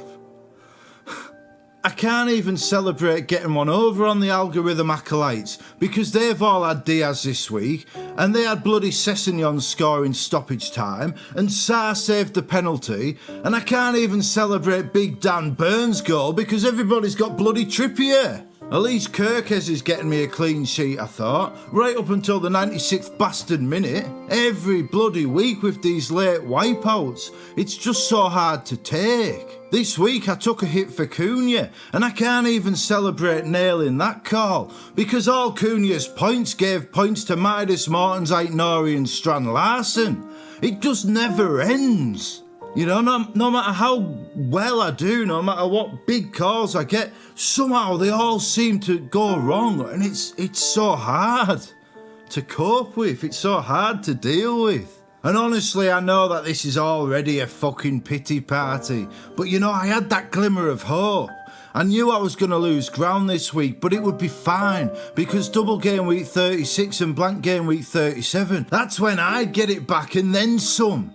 And then fucking Aston Villa. I don't know what I've ever done to them tossers, but absolutely thrashing Newcastle in 33 wasn't enough. They have to go and get thumped by Palace, leaving the double game week in the mud. And then Spurs say they are going to request their game gets moved forward. And like, fine, maybe we get one double up, and maybe it is Spurs, but at least it's something. And then for no reason whatsoever, Aston fucking Villa say they're going to fight against a fixture moving forward into 36. Like, why? Are they absolutely fucking stupid? They've just been hammered by Palace in the semi-final because they've played 3 games in a week. All they have to play for now is that Champions League spot. And now they want to go into the final day of the season, where they'll likely have to win to have a chance of the Champions League, and they want to play 3 or 4 days beforehand when the main rivals will all be rested. It's absolutely fucking thick.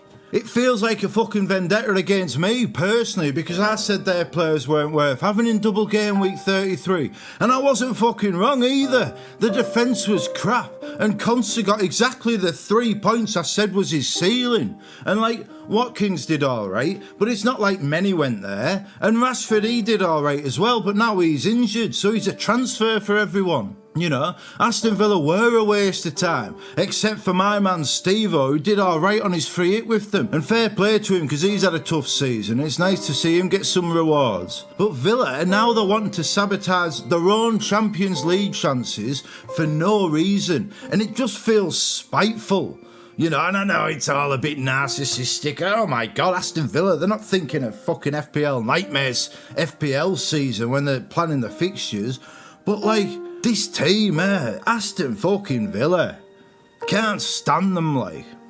So now double game week 36 might be a bust, and I've taken this massive gamble, I've gone against the herd, and it's most likely all for nothing.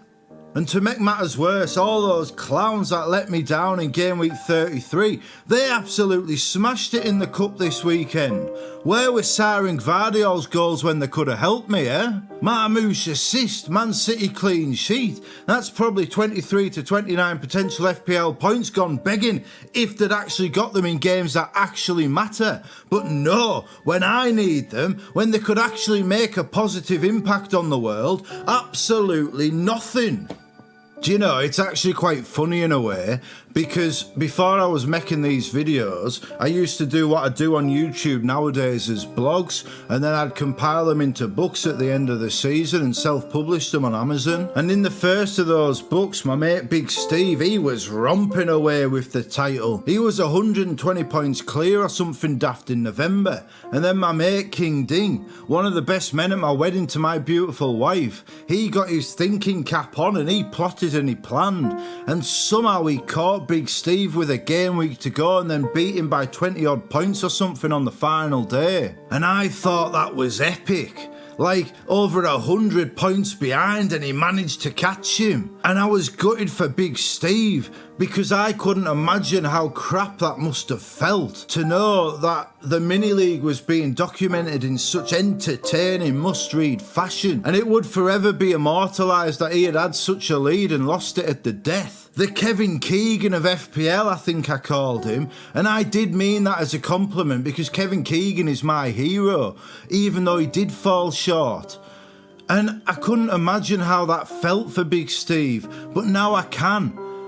Because here I am putting 20 hours a week into making these videos, giving you my heart and soul and everything I've got, earning every single one of those 200 views a video I struggled to get. And now I'm experiencing what Big Steve experienced, but it's even more brutal because the Gladiators chopped my legs off in 2 game weeks and I've still got to make these videos. You know, I may very well end up on the losing end of the greatest comeback in FPL history.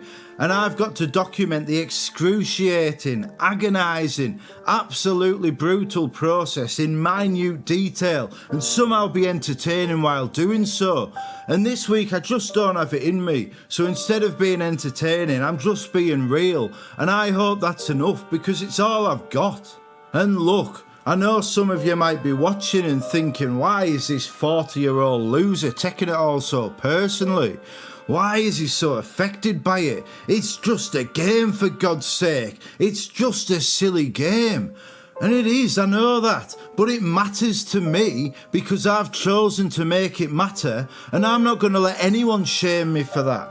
Laugh at me if you want, I don't care.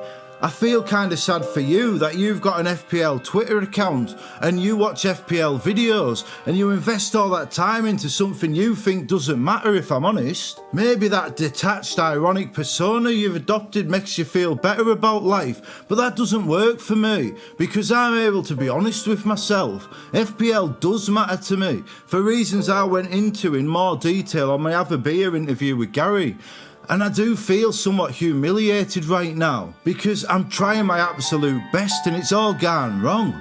And look, I know this doesn't apply to the vast majority of people watching this, but you know, there's always someone that takes pleasure in seeing someone unhappy at this game. And you know, that little bit was just for them. But yeah, I do feel embarrassed. I do feel a bit humiliated. And I find that hard, and I've no shame in admitting that.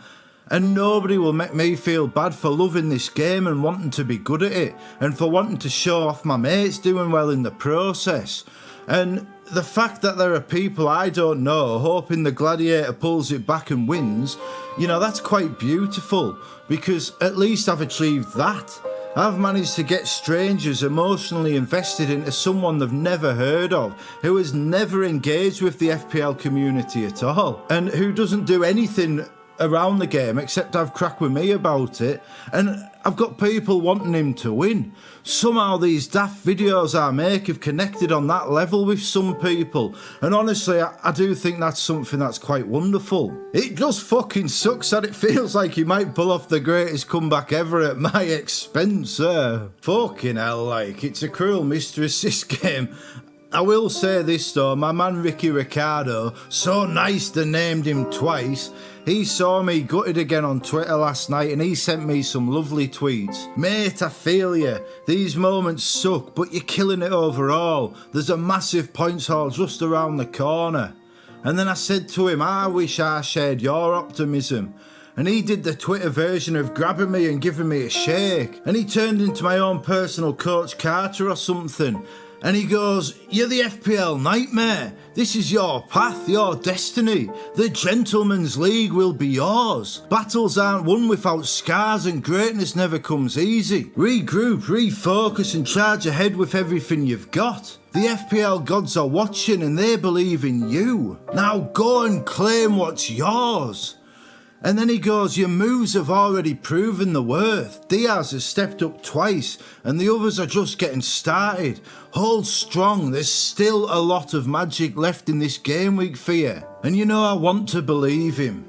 I want to believe in myself the way Ricky Ricardo seems to believe in me. And I don't know, maybe I owe it to you all to try. Maybe I need to see the story through Ricky Ricardo's eyes. After all, I'm still 32 points clear in the world's greatest mini-league. And though both the Gladiator and I have Umbumo to play, I also have Milenkovic and Wissa to come. That lead should extend even if only by 3 or 4 points, but hopefully more. And furthermore, I should climb back up those overall rankings a bit. And then at the weekend, I can sell Saka for Bowen, and that not only negates another of the Gladiators' main threats, but it could give me the advantage in the overall ranking chase. And Midas Morton, he has no trips left, as do most of those ahead of me in the rankings, but I still have that free hit. And while it may not be as powerful as I hoped it might be, in the week Liverpool play Arsenal, Newcastle play Chelsea and Kirkes plays Villa, I can load up on Brentford, Forest and Man City against those relegated teams. And who knows, maybe Erling Haaland is fit, and maybe Haaland can be my differential, and maybe I even get lucky and we do get a double game week, and maybe I can have my pick in 36 and 37 while everyone else is scrambling and taking hits. And if those doubles don't happen, then maybe I managed to stay just ahead of the Gladiator until that final day. And then maybe on that final day I just free hit the exact same squad he has, and I chance that I can beat his transfer and guess his captain, and I just Schumacher my way to victory. Maybe Ricky Ricardo, this wonderful stranger from the African island of Cape Verde, maybe he has been sent by the FPL gods themselves. Maybe he's been sent to lift my blues, to raise my spirits, and to keep me fighting what has undeniably become the greatest battle of my FPL career. And it's funny because I've told you all season I'm trying to craft this narrative to create the most entertaining story that FPL content has ever seen. And I have written a few books, and there's this storytelling framework called The Hero's Journey, and it outlines at what part of a story inciting incidents should happen, when the protagonist should learn his lessons, how the people he meets along the way change him. And this game, it has changed me, and I have been supported by some wonderful people, too many to list right now, but I hope they all know who they are. And if you're watching this and you think you might be one, you most likely are. And in this storytelling framework, The Hero's Journey, the protagonist must face the dark night of the soul before the final battle, the point where all hope feels lost, but their resolve to overcome what once felt unachievable and to win that ultimate fight. And this hero's journey framework, it says this should happen with about 10% of the story remaining. And where are we now? There's 4 game weeks left, and that's about 10% of the season. And I don't know if I can complete this journey. I don't know if I can return home with that League of Gentlemen trophy. All I know is that I'm going to give it all I've got. I'm going to give you all I've got. I'm going to hope Milenkovic, Wissa and Umbumo set me back on the path. I'm going to hope game week 35 sees a momentum shift back in my favour. And I'm going to hope the fixtures fall kindly and I can get my transfers right. And I hope I can get back up those rankings. But if I'm honest with you, like I always am, I'd rather finish 10 million and win the League of Gentlemen by 1 point than finish in the top 10k and lose it by that same point. The League of Gentlemen is all that matters to me right now,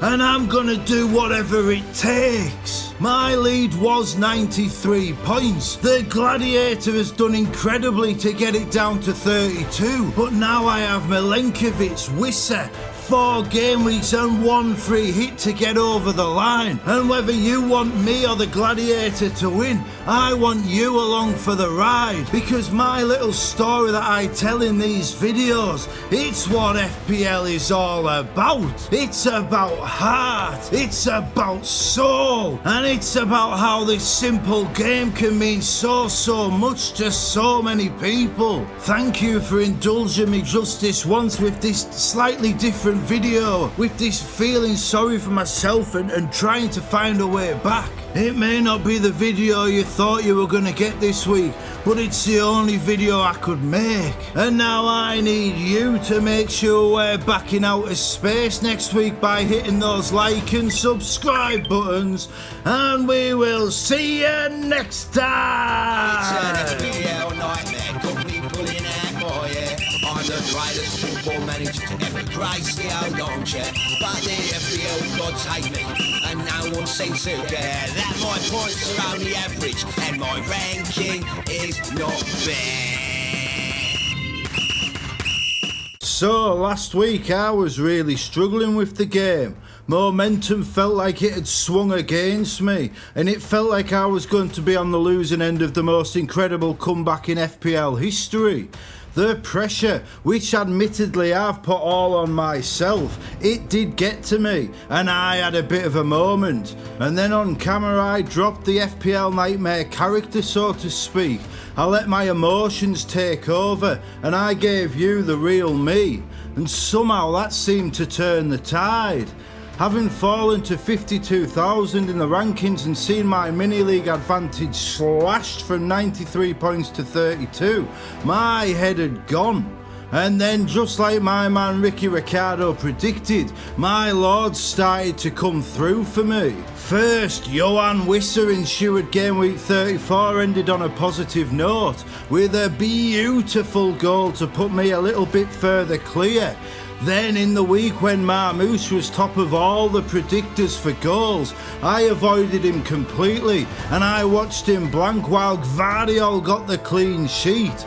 And I know almost everyone has Gvardiol, but do you know who doesn't? The Gladiator, the man summoning all the magic he can muster to get back into the title race. He did not bring Gvardiol in. No, his transfer was Marmoush, and he'd given him the captain's armband. And in the space of those 2 days, the Thursday that ended game week 34 and the Friday that kicked off game week 35, I felt all that pressure lift.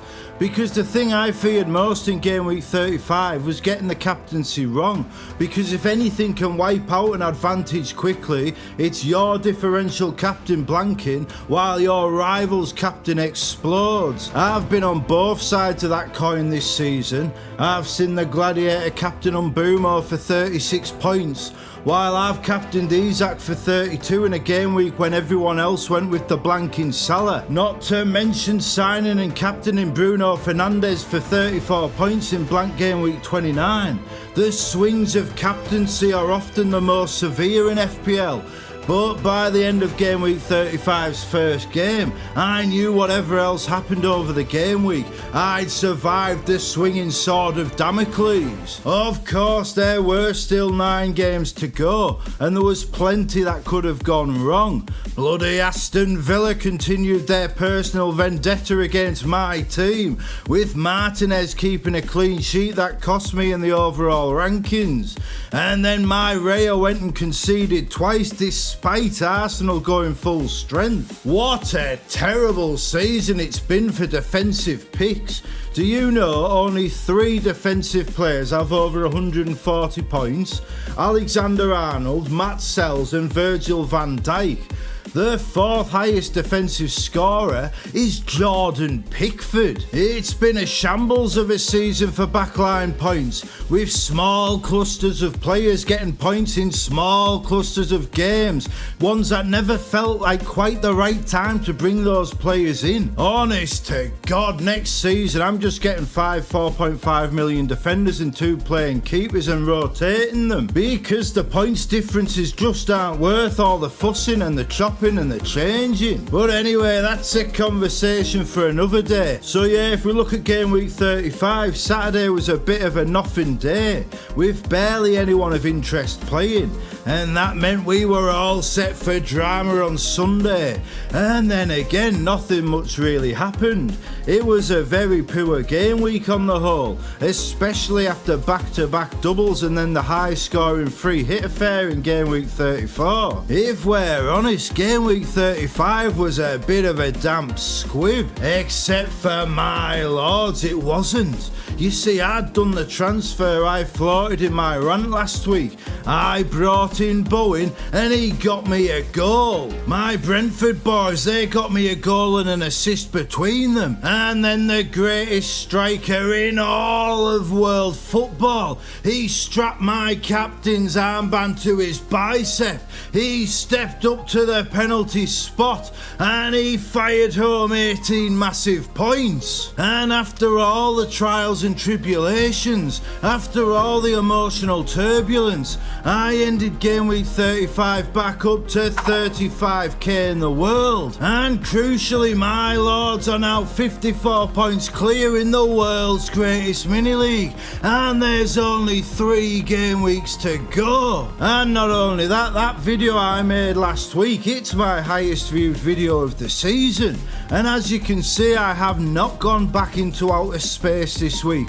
We're still in my living room, and there are 2 reasons for that. The first is that several people I respect in this community, they said to me that they preferred me being real, and after my experiences this season, I have a bit more confidence in just being myself on camera. So we'll go with that until the end of the season, and then we'll see what happens. And the second reason is that in my delusional mind that forms narratives out of nothing, there's a part of me that believes this is what those FPL gods wanted all along. Maybe they wanted to break me down, to dispel all the illusions I've built up around myself, to force me to confront the end of the season not as the character, but as the man. Maybe their plan was to break through all my smoke and mirrors and force me to end this journey as me, because they have broken me down. I did crumble under the weight of the pressure I put on myself, but you built me back up. You who said I love the character, but I think I love the real you more. You who said this is what FPL content needs more of. Real emotion. People being honest. Even you who said I tried to show Nightmares videos to my mates, but they couldn't handle more than a minute of it. Those of you who sent me messages checking I was okay. Those of you who wished me well in my quest. Even those of you you rooting for the Gladiator to take me down, and especially those of you who have had me on your own channels, Gary, Roberto and Steve-O. I created this character to try and propel me to glory, to try and make a bit of an impact. And bit by bit you've all shown me it's not the character that connects with people, it's the emotion. It's being real, it's being open, and it's being truthful. And if I'm honest with you, like I always am, I'm grateful for the events that led up to last week's video. Because yes, I was struggling, and then I was open, and it started to turn around. And now there's 3 game weeks to go, and I'm so close. I'm so close to winning the League of Gentlemen title. And you know, I'm considering doing my first ever live stream on the final day, so we can all find out together if I can clinch that trophy. And whether I bring it home or ultimately fall short, that potential live stream would be pure, unfiltered emotion. And it seems you can handle that, and I think maybe I can too. So I'll have a little bit of a think about the live stream and I will let you know. But before we reach that final day, there are 2 game weeks to navigate. And that 54-point lead at the top of the world's greatest mini-league is very welcome, because I have a huge decision to make on the free hit and I can't make up my mind. We know for sure that there are no more doubles, which is a shame, but it's a lesson learned for next season. However, the free hit is still a great weapon to have, especially given my lords are still 38 points off the top 10k. It's a big ask, but we have a fighting chance, and that cushion over the Gladiator means we can go on the attack. The question is, in which game week should I use my free hit? Now, I will say that game week 38 is a possibility, because I'm not above free hitting in the Gladiator's entire squad. I'm not too proud to shithouse my way to this title. That option is on the table, and I am being open with you about that. However, it is not my preference, because I think my team looks decent for game week 38 without it. So if we look at both game week 36 and 37, both game weeks make a good case. If I go this week, I could have triple Man City versus Southampton, triple Forest against Leicester and triple Brentford against Ipswich. 9 players against promoted teams, as opposed to the 4 I have now, plus my 1 free transfer, which will likely be Kevin De Bruyne. I could then complete the squad with Palace and West Ham players against Man United and Spurs, giving me 15 players against what the FPL Wire call the Golden 5 teams. The 3 relegated teams, and the 2 teams shamelessly sacrificing league position for Europe, Man United and Spurs. And there are various ways I could go about it. I could stack teams, going triple Forest defence against Leicester, triple Brentford attack against Ipswich, the Man City spine with either Marmoush or Haaland, and with the talismanic Bowen and Eze in there as well. I could spread the risk a bit more and switch Aina and Sharda for Collins and Wood. I could even keep Isaac or Cunha, both of whom are excellent assets. There's lots of possibilities, and it's a good week for it, because without the free hit I have Salah playing Saka and Raya. I have triple Newcastle against Chelsea. I have Kirkers against Villa or Munoz against Spurs. My rare alternative is Verbruggen. You know, it's not a bad team, but it's not great, even if I do bring De Bruyne in. The main thing which puts me off a bit is I'd be free hitting and starting 8 players away from home, which does not seem ideal to me. So then if we look at the free hitting game week 37, again it's a good week for it. If we assume I do Saka to De Bruyne in 36, then in 37 I have triple Newcastle away at Arsenal. My keepers are Raya against Newcastle and Verbruggen against Liverpool. Kirkes is against Man City. I'd have 3 players playing 3 days after the cup final. Milenkovic against Bowen, and tougher games for Mbeumo, Wissa and Cunha. If I free hit, then a lot of those issues go away. However, the problem in my eyes is the Wire's Golden 5 teams. The fixtures against them just aren't so kind. Ipswich and Leicester play each other, and while Everton play Southampton, we saw the dangers of relying on them in game week 35. Chelsea and Villa at home to Spurs and Man United could be tasty, but the question is who else is there to target? If we go with attack the Golden 5, then this is the best team I could come up with, and I think it's crap. Double Everton defence and McNeil, Cucurella, Enzo and Palmer from Chelsea, a defender Rodgers and Watkins from Villa, Jamie Vardy and Liam Delap. I mean, you could mix it around a bit, but it hardly screams hunting down the top 10k, does it? I mean, it would certainly be differential, and if it paid off then I would be laughing, but I don't think it even outscores my non-free hit team that week. And if I do deviate from attack the Golden 5 strategy, then I've already got a lot of players that I'd select that week, so free hitting in game week 37 just doesn't seem as worthwhile to me. So then maybe I should consider game week 38 for the free hit, but not in the sense of shithousing the Gladiator, just as in who is on the table. If I again target the Golden 5, then I'd be wanting 3 players each from Arsenal, Bournemouth, Brighton, West Ham and Villa. And look, that team looks great on paper. Double Arsenal defence, Kirkes and Estupinan, Saka, Bowen, Rodgers, Kluivert and Minte in midfield, Evan-Nilsson and Watkins up top and decent bench options. It could do the damage, but the problem is that I don't think it necessarily outscores my non-free hit team. And even more than that, I just don't want to finish the season without my Newcastle players at home to Everton, or without Salah. And I think Brentford versus Wolves will be an absolute goal fest. And this is what we have to remember with the free hit. The question isn't which game week could I get the highest scoring, it's which game week will the free hit have the biggest impact. Which game week raises my point ceiling the furthest.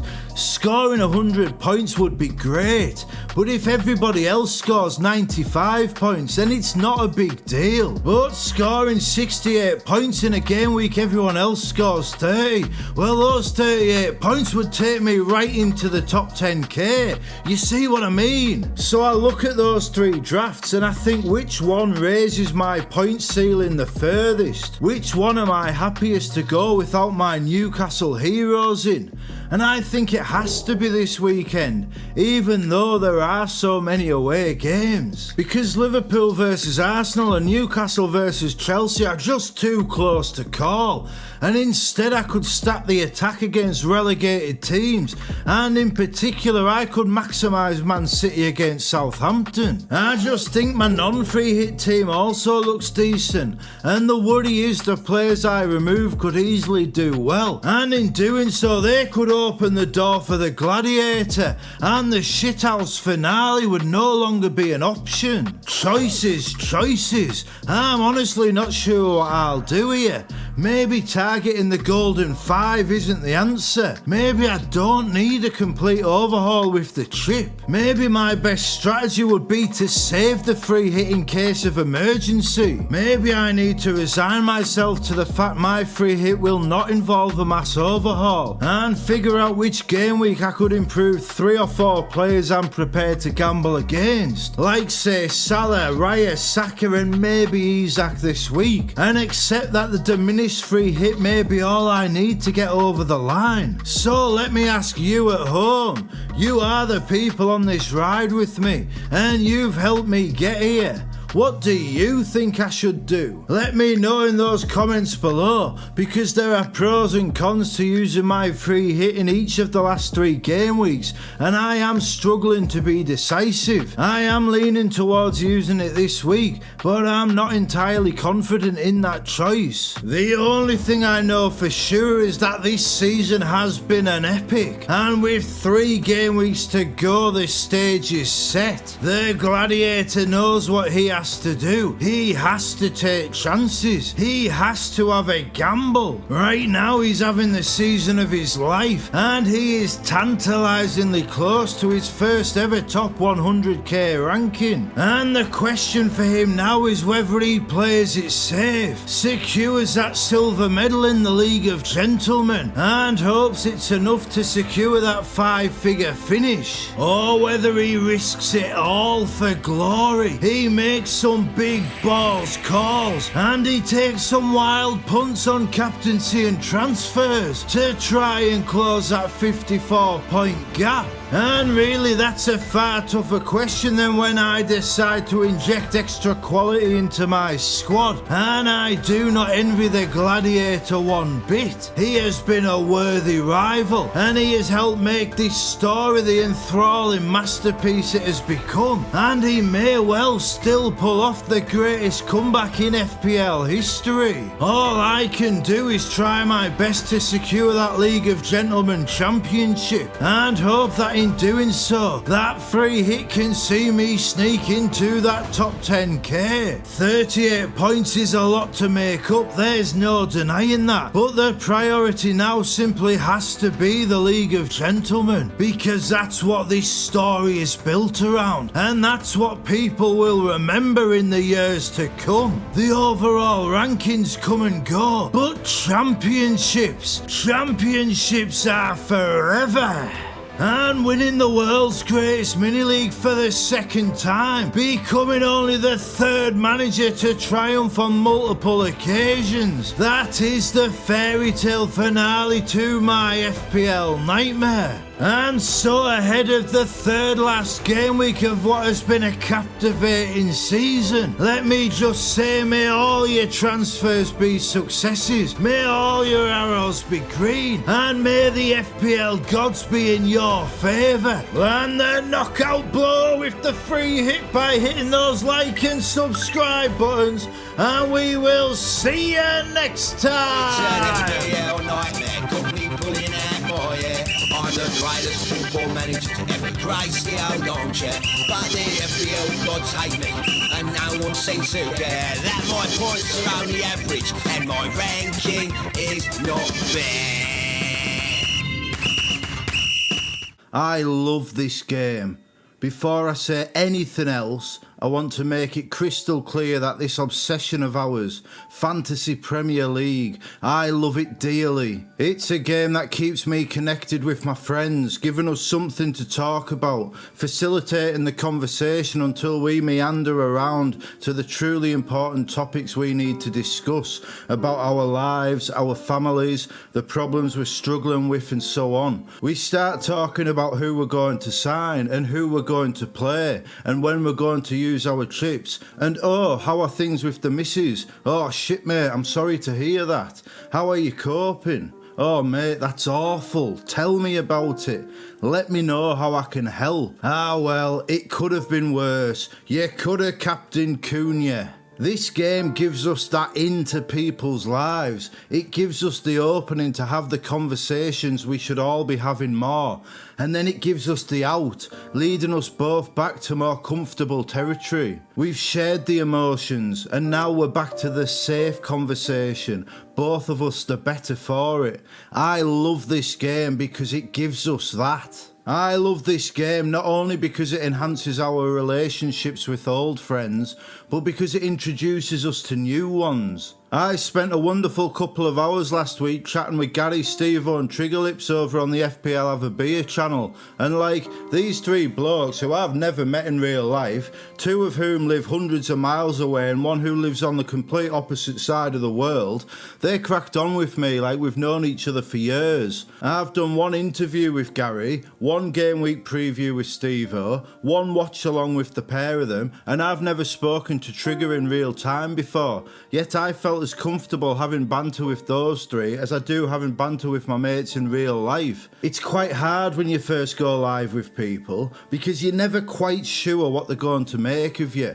You're never quite sure how much of yourself to put on display for the world to see. And on my own channel I have at times adopted a persona, but when I go on these other channels I've made the conscious choice to be myself, to have banter with the hosts in the way I would with my mates and trust that it'll be okay. And I don't know whether Gary, Stevo and Trigger are just being polite or they actually like the cut of my jib, but whenever I record anything with them I walk away feeling better about myself, feeling more accepted, feeling like I've found this small corner of the world where I can be myself and people get it. And it's this game, it's FPL that's given me that, and that's another reason why I love this game. I love this game because of how it enhances my knowledge of football and deepens my enjoyment of matches that otherwise wouldn't matter.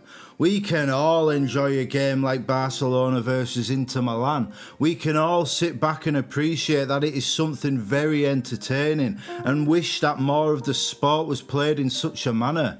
But what FPL does is it makes the most random, obscure games in the league matter to us.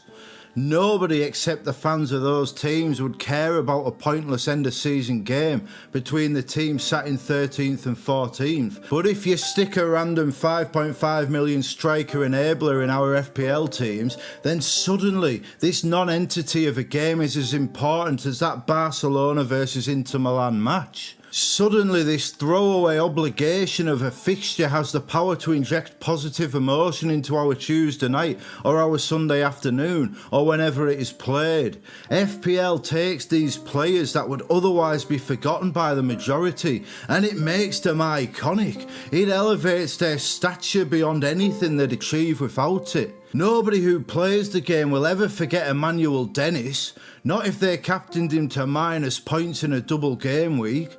John Lundstrom's name would have been long forgotten if he wasn't a 4 million defender playing attacking midfield. Even the great Mohamed Salah, you ask an ordinary fan who should play right wing in an all-time Premier League team and they'll throw all sorts of names at you. But you ask an FPL player and they'll give you only one. This game changes how we interpret football and it elevates players in a way merely watching the game does not. FPL deepens our emotional investment in these random journeymen footballers who would otherwise be wrong answers on a pub quiz, and that's another reason why I love this game. And sometimes I wish I could walk away from it, and right now is one of those times, because sometimes this game I love can be so cruel. Sometimes it can be outright devastating. All the hours of planning, all the weeks and months of playing, working so hard to have the best season possible, a true labour of love, and then the game chews you up and spits you out. It reminds you that 11 million people love this game and you are merely just one, and in the grand scheme of things it could not give a fuck about you. Those FPL gods, you're merely a plaything to them, a tool of amusement, their punchline to the joke your season is becoming. You know, it's been tough since that game week 30 wildcard. While everyone else piled in with reckless abandon on the doubles just around the corner, I strategised so hard. I thought to myself, all that's going to happen now is everyone is going to be doing exactly the same thing, and they are all overlooking these last 3 game weeks where everything points to double and blank game weeks, and I thought to myself, I can't just do the same as them on my game week 30 wildcard, because I'm 17k in the world and I want to keep climbing, and doing the same thing will keep me in the same place. Not only that, but we'll get to these last 3 game weeks and everyone will be fucked because they won't have the players or the chips to navigate them, and I don't want my season to end like that. and I watched as everyone piled in on the double game week players and it paid off. And I winced as everyone played their free hit and every single template player that went and had the game week of their life. And I withered as my closest rival, who had left himself short on the chips by playing them early, somehow he clawed back so many points. It's been a tough run since that game week 30 wildcard. But the way this game could give that joy to those who benefited, the way it could create this impossible comeback narrative for this glorious underdog in my mini-league, I loved that this game could do that. And even though I was suffering, it was alright, because I knew I had my free hit. I knew my moment would come, and it would be my turn to feel that joy, to experience those beautiful moments that only this game I love can provide. And in the back of my mind, I thought even though it's not a double, game week 36 might still be the one. And even though my new friends, the ones I've met through this game I love, even though they urged caution and counselled against it, I felt this week was the one. As we got closer, I became more sure. And then the leaks came in. Haaland starts, De Bruyne starts, Marmoush benched. Finally, I thought. Finally, after so many weeks of pain since that game week 30 wildcard, finally it's my turn. It's my turn to get those differential gains. It's my turn to feel that joy so many have felt recently. Finally, I'm going to put this mini-league title race to bed. Finally, I'm going to climb back up these overall rankings. Finally, it's my turn. And now here I sit, and those FPL gods have once again forsaken me. The free hit advantage is gone. The mini-league hangs in the balance. Everything I've worked so hard for all season is slipping away from me after the most ridiculous, farcical, savage game week I've ever experienced. And look, you can look at my team and think what a stupid bastard I am. And maybe I am. Maybe I have brought all this on myself. But all of those decisions can be justified. Triple Forest defence looks stupid now, but over the course of the season their defence has been elite.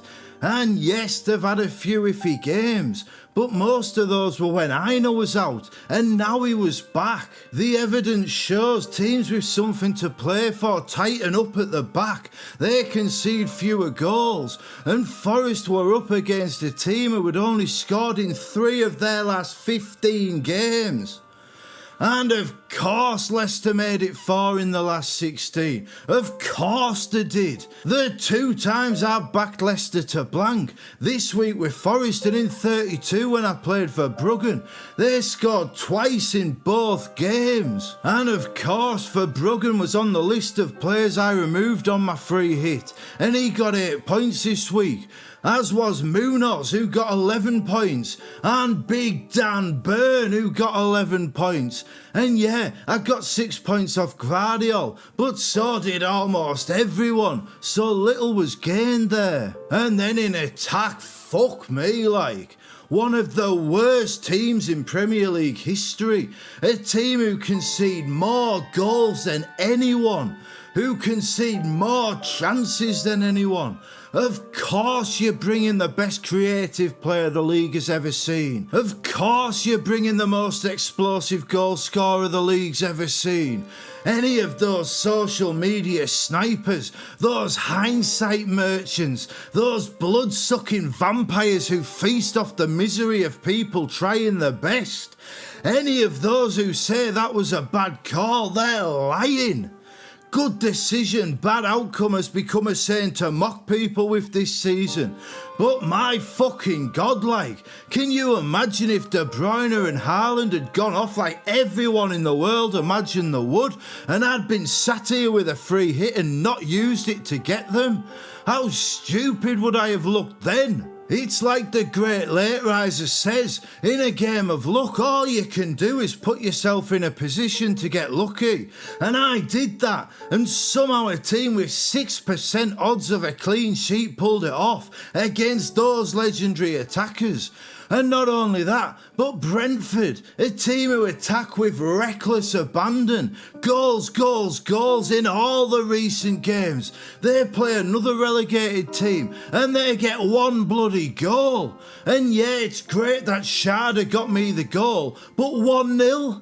Brentford and Man City against two relegated teams and they get one goal between them? Fuck me, like. And of course I took Murphy out, 5 points. I took Bowen out, 8 points. I had Eze in most of my drafts and I took him out to squeeze in Salah, 16 points. At least the Gladiator didn't have Eze, but he had Bowen, he had Alanga, he had Chris Wood, he had Pope in goal and Munoz, and he captained Mbumo rather than a blanking striker. And somehow, in a free hit week with so many delightful fixtures for so many great players with such great points potential, somehow I scored just 37 points. My mini league lead is slashed by over a third to 35 points, and I dropped nearly 25k in the overall rankings, all the way down to 59k,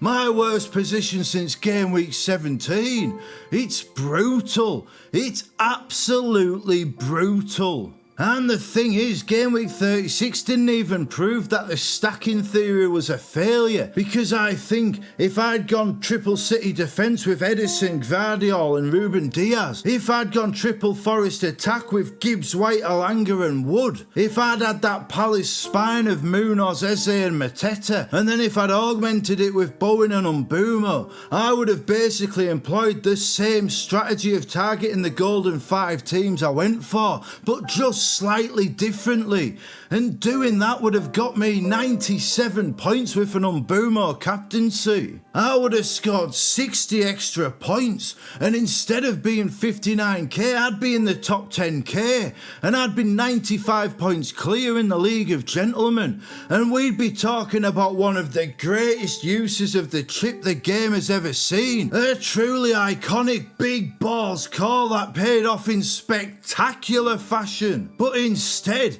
in this season of 50-50 calls being published so severely if they swing against you, instead of experiencing that incredible high, I'm suffering this crushing low. And you know, if I'm honest with you, like I always am, I kinda love that too, because this game gave me the chance of that moment of glory, and those FPL gods chose instead to snatch it away and to go for the maximum drama. And I can only hope in 2 game weeks it'll be worth it. 35 points ahead with 2 game weeks to go is still such a strong position, but I'm grasping, I'm beaten down, my confidence is gone, and I'm just hoping I can cling on for 2 more game weeks. I can't lie, this title running has taken it out of me, and I don't know if I can do it.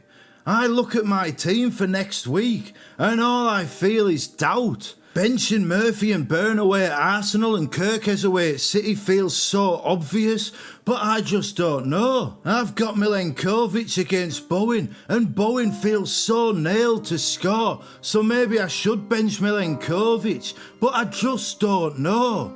I've got 1 free transfer, and I'm thinking I should try and get Watkins in. Maybe for Isak, maybe by selling Cunha and taking a hit to replace someone else, but I just don't know.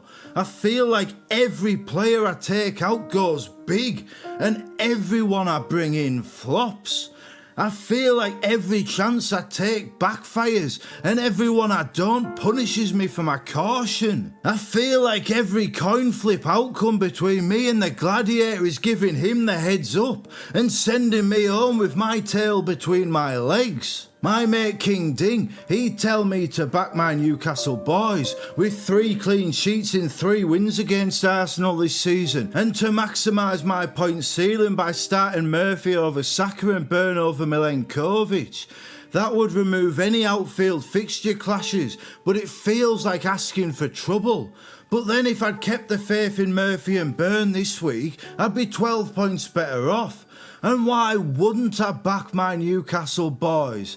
The only thing I've got right since that Game Week 30 wildcard was when I said to Steve on our Game Week 32 preview that Newcastle may well pip Arsenal to second. Well, here we are, and if Newcastle win their last 2 games, we finish second. Maybe the most sensible transfer I can make in Game Week 37 is a goalkeeper one, because that's the one that lifts my point ceiling the highest by enabling me to play with no clashes at all.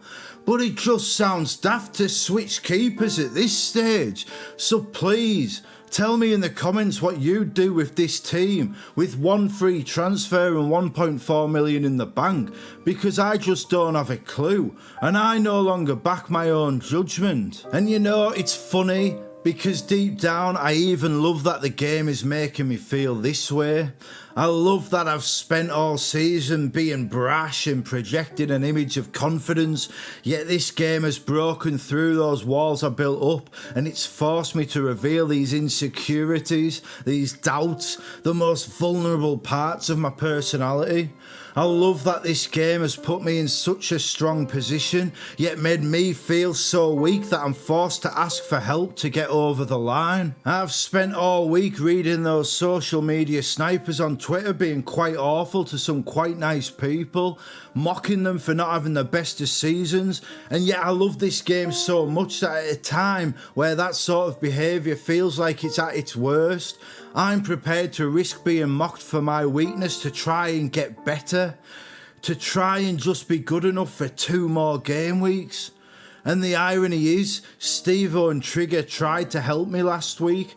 They told me to save the free hit, and if I'd listened to them, then I'd be 27 points better off right now. But do you know who else gave me advice? The Gladiator.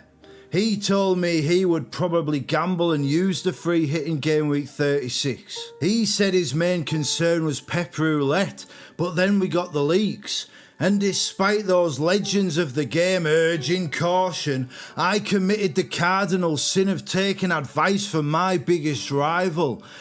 And you know, though it would be absolutely devastating to lose the League of Gentlemen title from here, if I was to lose it because the Gladiator played the ultimate mind game, if I lost it because he studied my videos and he knows about my Keegan tendencies, he knows that I'm a dreamer and that I always hope for the best.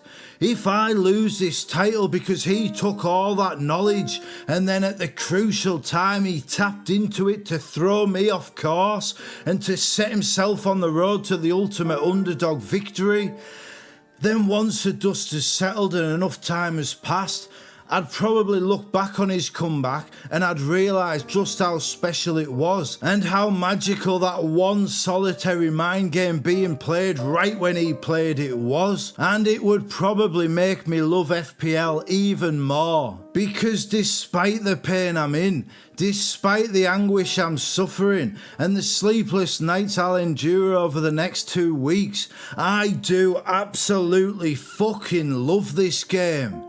I just wish it loved me back. Oh, it's an FPL nightmare, company pulling out more, yeah. I'm the greatest football manager to ever grace the old armchair. But the FPL gods hate me, and no one seems to care that my points are only average, and my ranking is not fair. Hello everyone, it's your old pal FPL Nightmare here, and I am joining the FPL video walking crew. Although I must say I'm not walking very far. It looks like I'm in a forested area right now, but in actuality, if I turn it around, you'll see I'm just down at the wreck, which is just a couple of minutes from my house. I've decided to come down here because this game week so far has been an absolute disaster. An absolute disaster. Like, you just could not, well, you can make it up because it's what I'm doing on a weekly basis. You know, a few game weeks ago, I was, 17k in the world, 93 points clear in the mini league. Everything was going well. Now, I've just panicked. I've been caught in no man's land caught between attacking the overall ranks and defending the mini-league lead. And I've done a bit of both and nothing's worked out. You know, it's like I could go this way, I could go that way, and what's happened is I've stuck in the middle and everything's gone to pot. It's been a complete disaster, and I thought, right, 2 game weeks to go, I'm 35 points clear. Let's just do the sensible thing. Let's just keep it sensible and get over the line. And I thought, right, what's going to happen this week? What will the Gladiator do this week to take me down? He's going to go for Watkins. I thought he's going to go for Watkins. And the way Watkins is, the mood Watkins is in, the way Spurs are defending, this could be a disaster. If he captains him, I'm in the shit, like. So, what I did was, I should have done Isak to Watkins. And that's a decision which looks incredibly obvious now with Isak being injured.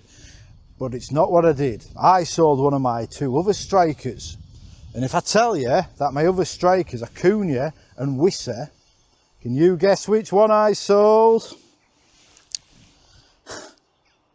Don't even need to say it. So yeah, Wissa, 11 points, 10 points today. Lovely for him. Not lovely for me because I'd sold him. But it's all right, I thought. I've got in Watkins. At least I'll neutralise the Gladiator. At least that threat will be taken out. Except the Gladiator is not one of these FPL managers you can predict. You know, if I was chasing down Praz, if I was chasing down FPL Harry, Ben Crellin, you know, any of these seasoned veterans of the game, it would be a lot easier to actually defend this lead because the moves are predictable. They're either going to do this or they're going to do that. They're most likely going to do what FPL Review tells them to do. But when you're in a mini league with, you know, someone quite new to the game, really, the Gladiator, he's not one of these experienced veterans. He's not someone that immerses himself in FPL culture. He looks at it and he takes his chances. And you'll never guess what he did this week. He sold someone, I can't remember who he sold. Do you know who he brought in? Yoane Wissa. So if I'd have done nothing, ignored Watkins, ignored the panic, ignored the data and the stats that suggested Watkins was going to tear me apart, if I'd ignored all that and just kept my team the same, I'd actually be about 10 points better off right now. But no, I didn't do that, did I? No, your old pal FPL Nightmare gets inside his own head and he sells Wissa for a hit to bring in Watkins. So that's 9 points lost already. But at least I didn't captain Watkins. That's all I can say. At least I didn't captain Watkins. No, I captained Brian Mbeumo. You know, all the narrative was Vardy, the Vardy party, last game at Filbert Street, or the King Power Stadium, whatever it's called, for this club legend. And I thought, well, you know, that's a nice narrative. But Brian Mbeumo's probably going to be leaving Brentford at the end of the season, and it's his last game at the G-Tech. I'm going to back Mbeumo to have that effect. And then I got the notification. The notification came in, Mbeumo goal. Come on, I thought, this is it. This is where it turns around. This is where the odds swing back in my favour. And then I got the next notification. Leno penalty save. You can't make it up. You just can't make this up. You know, I said in my last video, it feels like whenever I make a move, it goes wrong. And whenever my rivals make a move, it goes right. Mbeumo missing the first penalty of his career when I have him captained. I have not had a lot of joy captaining Mbeumo this week. This season. It has not been good. This entire, you know, you talk of, it's just frustrating because you try so hard and whenever you take these chances, it just never quite pay off. You know, Mbeumo scores that penalty, That's another 5 points. He's getting 3 bonus points. So that's 8 points. You double them 8 points, that's 16 extra points I would have. And yes, the Gladiator did captain Mbeumo as well. Fair play to him. But in the rankings, them 16 points is the difference between a red arrow and a green right now. And they've gone in the mud. Then I got another notification. Wissa goal. Now that one you can predict, because it was always going to happen. It was always going to happen after your pal Nightmare sold him. You take your chances, you try your best, and it just goes wrong. So the mini league, it feels like it's slipping away, but it's not over yet. You know, we're still fighting for this title. And it's not all been a bad game week. If I just get my phone out and I'll run through everything. You can see why I normally script my videos, because I'm rambling. So as it stands, what's happened? Oh yeah, I got the other notification a couple of minutes after the Wissa goal. Milenkovic goal. Yes, you would think, yes. FPL Nightmare's got Milenkovic. This is the one. The Gladiator benched Milenkovic. But do you know who else benched Milenkovic? Your old pal Nightmare. Benched him for Big Dan Burn. Like, you just can't make it up. And look, 6 points off Rodgers, who was the other part of the hit. Brought him in for Saka. Yeah, Rodgers has scored more points than Saka. That's great. But when you take the hit off, it's just not very good, is it? And then, you know, I got Jacob Murphy in for Isak in the end. He came off my bench, did out. Dan Burn did out. You know, that Isak not playing. You know, at least we've answered the question, which is more important, your FPL team or your actual team? Because sometimes I wonder, honestly I do wonder, I'm not too proud to admit that sometimes I prioritise my FPL team. But today, Newcastle Arsenal, all on the line. Newcastle transfer second, and I had Raya in goal. And you know, I got the worst clean sheet I've ever had. Gutted, like, absolutely gutted. But, you know, the Gladiator, he had Nick Pope in goal. So actually, Arsenal scoring helped me. But now I'd rather not have had them clean sheet points off Raya. But at least, I tell you what though, at the end, bloody Nick Pope coming up for the corner, honest to God, I could just see that there. My goalkeeper, his clean sheet ended because the Gladiator's goalkeeper comes up and scores a 10-point goal. Like, that would have turned this season into an absolute farce. But look, you see, listen to me, luckily that didn't happen. Like, a Nick Pope goal for Newcastle wouldn't have been something I'd have gone raj over. Well, maybe I wouldn't, you know. The game's in my head. The Gladiator is in my head. And now I'm walking the centre circle of my old stomping ground. The Castletown wreck. This end down here, the Thacker Beck end. Mentioned in a video a couple of weeks ago, this is where I took the penalty for Castletown against our local rivals, Pategill. Never had 5 years I'd gone to training for Castletown. 5 years before they actually give me a game. Which, to be honest, I think's pretty cruel to do to a kid. You know, fucking 8 years old. And it was 13 when they finally let me play. So I thought it was harsh. And obviously my teammates must have felt it was harsh because we got a penalty right down at this spot here. You can see the spot right here.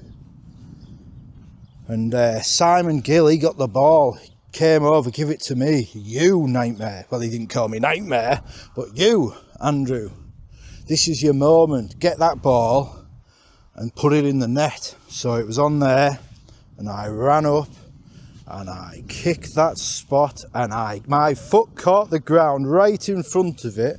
The ball trickled over to the right. The keeper dived that way, stood up, walked back over and picked it up. It was the most shambolic penalty you'll have ever seen in your entire life. And that is pretty much how my FPL season is going, you know. There, all in my hands. The championship, the League of Gentlemen championship, right there to become only the third two-time winner of that title. Clear, absolutely clear, and I've just bottled it. I have bottled it. It's been a shambles. You know, like, what can you do? Like, your rival brings in your play. You can't predict these things. You just can't predict these things in this game. In a head-to-head battle to see who is going to come out on top, you'd think he's not going to sign my players because he's chasing me. So he's going to sign different players. So I'm going to be all right selling Wissa. And then he brings Wissa in and I sell him. And Wissa gets 10 points. Can't make it up. You just can't make it up. It's tough. It's tough. It's almost as tough as making this walking video because I have never felt quite so self-conscious in my entire life. There's been people walking by looking at me, wondering what I'm doing. There's the allotments up the top. If I spin this around, there's the allotments up the top there. That's where my wife is now. And that's why I'm making this video, really, because I just needed to get this off my chest. I needed to vent these emotions so I could have a nice night with my wife. Because I don't want to spend the next tomorrow. You know, Mohamed Salah, I've got Salah playing. What does it matter? Everyone's got Salah. And maybe Salah gets me some points, and maybe it does a little bit around my rank. So what? Gladiator's got him. And then, you know, maybe Tuesday night. Tuesday night's the big one. I've got Gvardiol and Cunha. The Gladiator has got Aït-Nouri and De Bruyne. If Aït-Nouri misses out, if Munoz misses out, Milenkovic is both of our first defensive sub.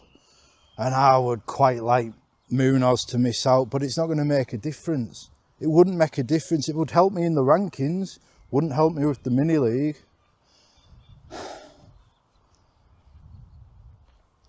But knowing my luck, Aït-Nouri will miss out. For some reason, Aït-Nouri would not surprise me if he misses out. And my old pal Gladiator gets Milenkovic's 8 points off the bench. But you just never know. Like, I actually think that head-to-head of players is incredibly difficult to call. You've got Aït-Nouri. He's a very attacking defender. You know, he could get anywhere from 15 points, 18 points to 0 if he gets booked and concedes twice. Certainly possible. Gvardiol, the same. He could get attacking returns. Could also concede. Maybe Bournemouth do the business over Man City. You wouldn't put it past them. You wouldn't put it past them. And who's the other one? De Bruyne. Will he play? Who knows? If he doesn't play, then the Gladiator gets Cunha off his bench, and then that simplifies everything because it's just Aït-Nouri versus Gvardiol. Would be handy, I suppose, in a way, but you know, the way Man City looked yesterday would maybe even help me if De Bruyne plays. And Cunha, though, like, what can you do with Cunha? Is he going to score 20 points? Is he going to get -2 for a headbutt? You just don't know. I don't know.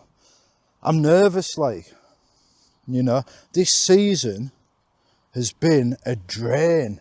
I have thoroughly enjoyed making the content, but bloody hell, it's taken it out of me these last few weeks. Like, I was clear. 17k in the world. I was even top 10k for a couple of weeks. 17k in the world with a free hit to play. You know, I went on that divergent strategy. I thought this is going to give me the edge, and it hasn't. It hasn't. But, you know, I don't think that's a bad thing. You know, people say, oh, learn the lessons. Just play it safe next season. Just do what everybody else does. But that's just not me. That's not how the FPL Nightmare plays this game. I can't just do the same as everybody else because I'm trying to beat everyone else. And you know, maybe I will lose this mini league. Maybe by Tuesday night, the Gladiator might have somehow overtaken me. Red card for Cunha, Bournemouth win, goal and an assist and a clean sheet for Aït-Nouri. De Bruyne goal. He could overtake me. I could enter game week 38 behind. It seems unlikely, I'll give you that. It does seem unlikely, but it's not impossible. Nothing's impossible in this godforsaken game we play. But as it stands, we're both on 39 points for the game week, but I've taken that hit. So my lead is now 31 points. 31 points ahead in the League of Gentlemen. And we've got 13 players and one captain to play. And a 31 point lead, it should be enough. It should be enough.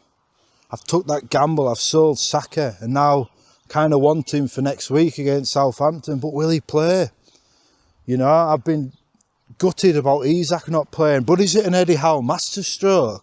Has Eddie Howe thought to himself, Newcastle need one win, and that Arsenal match is going to be a tough game, you know? Maybe I'll just get Isak out of that gladiatorial arena, save Isak for St James's Park against Everton, extra week rest.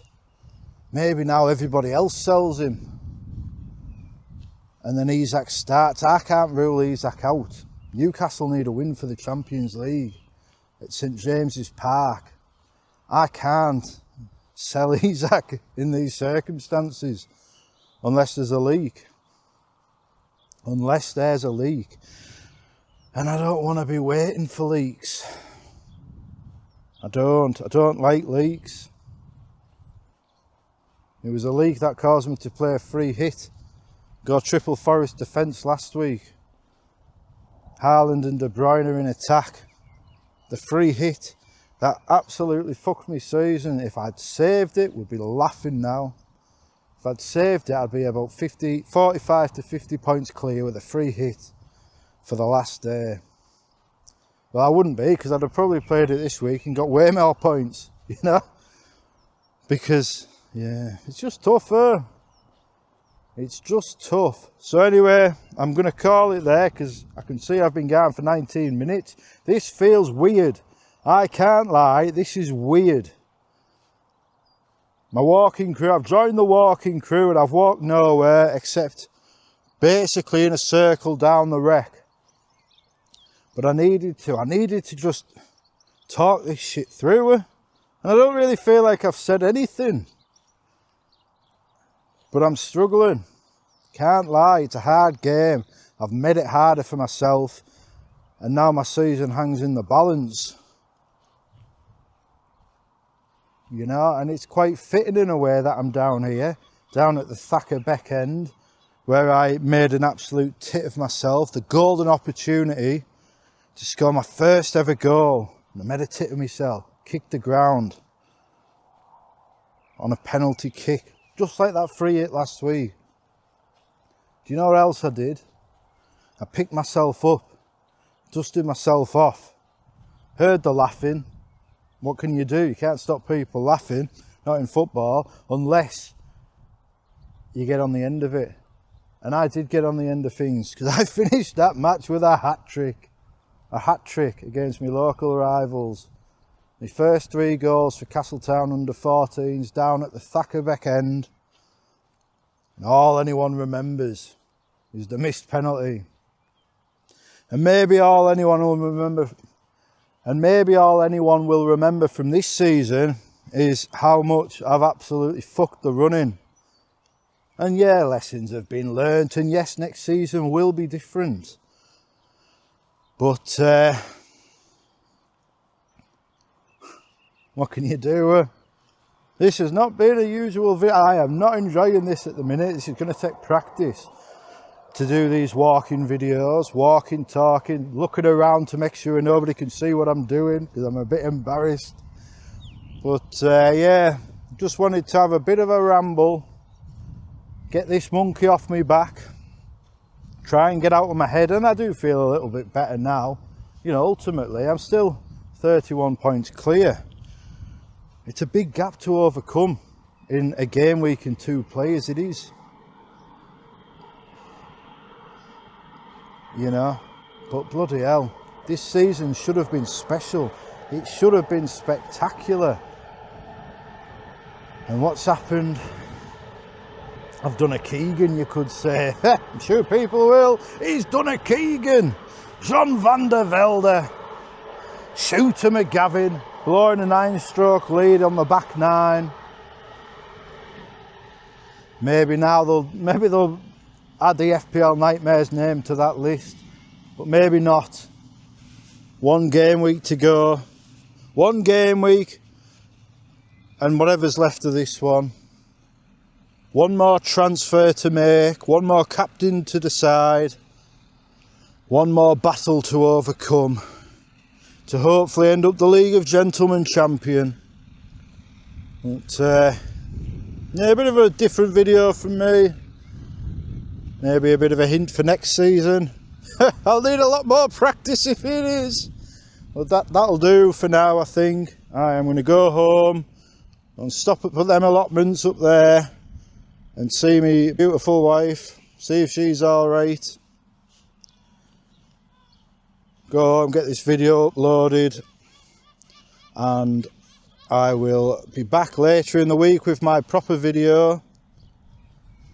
And before that, actually, must remember to say, before that on Wednesday, I am going live again with Trigger Lips, Steve-O and Gary FPL Have a Beer, and I'm looking forward to that. I enjoy them little crew, and they'll be able to say, oh bloody hell, Nightmare, that walking video was a disaster. What a waste of 25 minutes of our time. And maybe it is, maybe it is. Maybe it is, but that's all right, because everybody sometimes just needs to get it off the chest.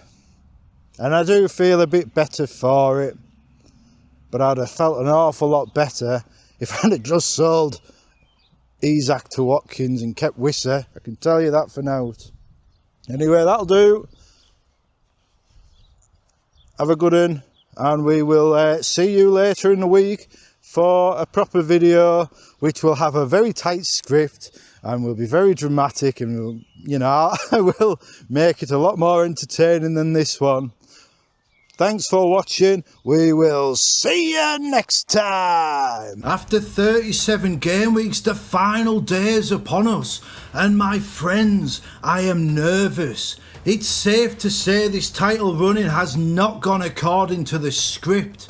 My master plan was flawless, right up until the moment it wasn't. And yes, that might sound silly to say, but for 29 game weeks I absolutely nailed this season. Even with the curveball of the assistant manager Chip, even with the added pressure of making these videos and being so brazen and brash along the way, I was calling out all the big name content creators, and I was beating them playing the game my way, and neither they nor the rest of the gentlemen could find the answer. And then came that game week 30 wildcard, my Icarus moment. After a season of soaring, I flew too close to the sun, my wings burnt away, and I have plummeted back to earth. The FPL gods struck me down in the most brutal manner, and instead of ascending to the heavens, I find myself trapped in this purgatory. And now this Sunday, that will be my judgment. And that game week 30 wildcard proved such a sliding doors moment. If I'd just gone with the template strategy, if I'd just played the fixtures as we knew them to be, who knows where I'd be in the rankings. Maybe I'd be in the top 10k by now, or even higher. Maybe this League of Gentlemen Championship would have been wrapped up weeks ago. It's safe to say the Game Week 34 free hit would have bagged me many more points than my Game Week 36 monstrosity did. I gambled on a later double and blank that never came, and it's left me looking like a fool. It's left me on the precipice of losing everything. But that's just the way I play the game, and sometimes it works out, and on this occasion it did not. I underestimated Crystal Palace, and that's on me. But at least I went and finished the job and won that FA Cup, and having seen my beloved Newcastle win a trophy this season, I know what last Saturday meant to those Palace fans, and that does at least offer me some consolation. And you know, while playing the template strategy for the running would have paid off, if I'd played the template way all season, maybe I'd not be in this position. Though I have ultimately failed to scale my Everest, the only reason I made it as high as I did was by doing things my way. When all the algorithm acolytes went for that Game Week 6 wildcard, I told them it was a mistake, and I was right. Way back in Game Week 8 or 9, I said the eventual winner of this season's game, they would wildcard in Game Week 12. And now Lovro Budison is clear at world number 1, and they wildcarded in, you guessed it, Game Week 12. I had the cojones to triple captain Haaland in Game Week 2, and those 51 points outscored the majority of the popular alternative options. And yes, Salah did go big in Game Week 24, but if I'd triple captained him, I would never have known the joys of Moyes. And that late equaliser from Tarkowski, that was one of my favourite FPL moments ever, so it was worth it. Yes, the facts are, playing my own way, that's what brought me to the dance. And on this occasion my golden carriage has turned into a pumpkin, but all is not lost. The glass slipper of the League of Gentlemen Championship, it could still slide onto my foot, and my FPL nightmare could still have the fairy tale finale. But the wicked Step Morton still stands in my way. I must enter the arena one final time and go to war with the gladiator. And this time there are no second chances. There is no room for error. The next blow will be decisive. One of us will raise our sword high while the other drops to our knees. And in the gladiator's story, he is the hero. He is the underdog trying to take out the favourite. He is the revolutionary seeking to usurp his oppressor. And Mighty Morton, he deserves so much credit, he really does. While I'm out here trying to become only the third person to win the League of Gentlemen on multiple occasions, the Gladiator has a chance of his own piece of history. You see, nobody has ever led this division after Game Week 1 and gone on to win it. The Gladiator was our first table topper this season, and he is still in with a shout. And what's remarkable is that he has only played the game for 3 seasons. He finished 2.8 million last year. Yet this season he stepped up. He got his nose in front and he kept it there right up until I displaced him in Game Week 14. After weeks of dismissing his long-term threat, I took him down, and then he did fall away. In Game Week 10 he was 65 points clear. By Game Week 19 I was 68 points ahead of him, a 133 point swing in 9 game weeks. By Game Week 25 I was 127 points clear of Midas Morton, and I'd written him off as a threat, more concerned with the assassin who now lies in 3rd place, and he still has an outside shot, albeit a very slim one. The Gladiator though, I thought he was done. gone kaput. And what the Gladiator has done since then is remarkable. Of the 11 game weeks since game week 27, he has outscored me by over 20 points in 5 of them. No matter what I do to try and shut him down, the Gladiator has found a way. It's hard to defend against an unpredictable player because you never truly know what they will do. Do you know, in my fear of this comeback he has produced, I even outright asked him last Friday what he was going to do.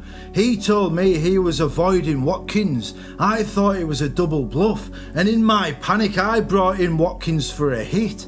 And to do so I sold Wissa, as you saw in my video the other day. The Gladiator, he went and brought Wissa in. All sensible strategy would suggest that if you are chasing, you sign players your rival doesn't have. The Gladiator not only signed a player I owned, he told me he wasn't signing the player I feared. And whether it was mind games or not, it was a masterstroke. Because now I don't know what he'll do on Sunday. How can I possibly know? But you know, this is where I've gone wrong on this run-in. I've been trapped in this no man's land between doing what I think is best and doing what gives me the most chance of beating my rivals. Instead of just focusing on my team and letting the overall rank fall where it may, I've tried to outmaneuver everyone and it's left me lost. I've zigged when I should have zagged too many times. The Gladiator though, he's just focused on his own team. He's made the moves he thought would get him the most points, from his game week 2 triple captain to his game week 3 wildcard, that completely random game week 22 free hit, the one which scored 39 points above the average, and this run-in where he has thrown me off through the bizarre tactic of signing the best players. And now he's right back in it. And that's the big lesson to take away from this story, whatever the eventual outcome. In this game, you can only ever be successful by doing it your own way. First and second in the League of Gentlemen, and neither of us used the template chip strategy. Nobody in the race for world number 1 went for that game week 6 wildcard, the one all those big names seduced so many people with. To win in this game, you simply have to go your own way and hope that the cards are dealt in your favour. And yet I knew all this, I know all this, and still I obsess over the Gladiators team for the final day. Still I debate between signing the players I think will score the most and signing the players he has to minimise the variance. I know what I have to do, and yet I'm too scared to do it. And that's what the number crunchers and the data miners and the algorithm acolytes always forget. That FPL, this game of stats, facts and figures, at its core it always comes back to the unquantifiable characteristics of emotion and instinct. And though logic and reason suggest selling Isak is the play for me this week, my instinct says Eddie Howe has held him back for the final day, and my emotions say he's going to fire Newcastle into the Champions League the same way he won us the cup. But the fear is so great. The fear that I had the golden ticket and I sold him for a hit. And logic suggests selling Isak for Wissa is the play for me because it neutralises Wissa's threat. But pride is an emotion too, and will I be too proud to say I got it wrong? Or have I actually got it right, and now fear is going to cost me again, like it did last week? I just don't know. All I know for sure is that game week 37 ended with me 31 points ahead of the Gladiator after yet another one of those absolutely brutal late clean sheet wipeouts. They are always so hard to take, but this one was even more so given the circumstances. And yet I can't complain too much because the Gladiators De Bruyne missed an open goal from 4 yards out. We both saw those crucial points slip through our fingers, and ultimately my lords have survived. Nothing gained, but crucially nothing lost, and we've now only got one game week left to endure. And yes, My overall ranking has taken another pummeling and now I'm down to 81k. It's painful and it's a little embarrassing, but the number I'm most focused on is that magical 31 point margin for error. And yes, before you ask, if it comes down to transfers made, I have that tiebreaker. Is it ideal? No. Have I made it difficult on myself? Yes, of course I have. But here we are. We all know the situation now, and we have one team selection, one free transfer, and one captaincy choice left to make. If I was offered this predicament 37 game weeks ago, I would have been all over it. Whatever else has happened, however we've got here, no matter how many mistakes we've made along the way, we've made it to the final day, and that dream of winning the world's greatest mini-league for a second time is within touching distance of becoming a reality. All I have to do is get over that line. And I look at the Gladiators team and it isn't ideal for him. He has triple Forest against Chelsea, double Palace defence against Liverpool. He's got Aït-Nouri versus Wissa and Mbeumo. He's got De Bruyne away to Fulham, his third game in 8 days.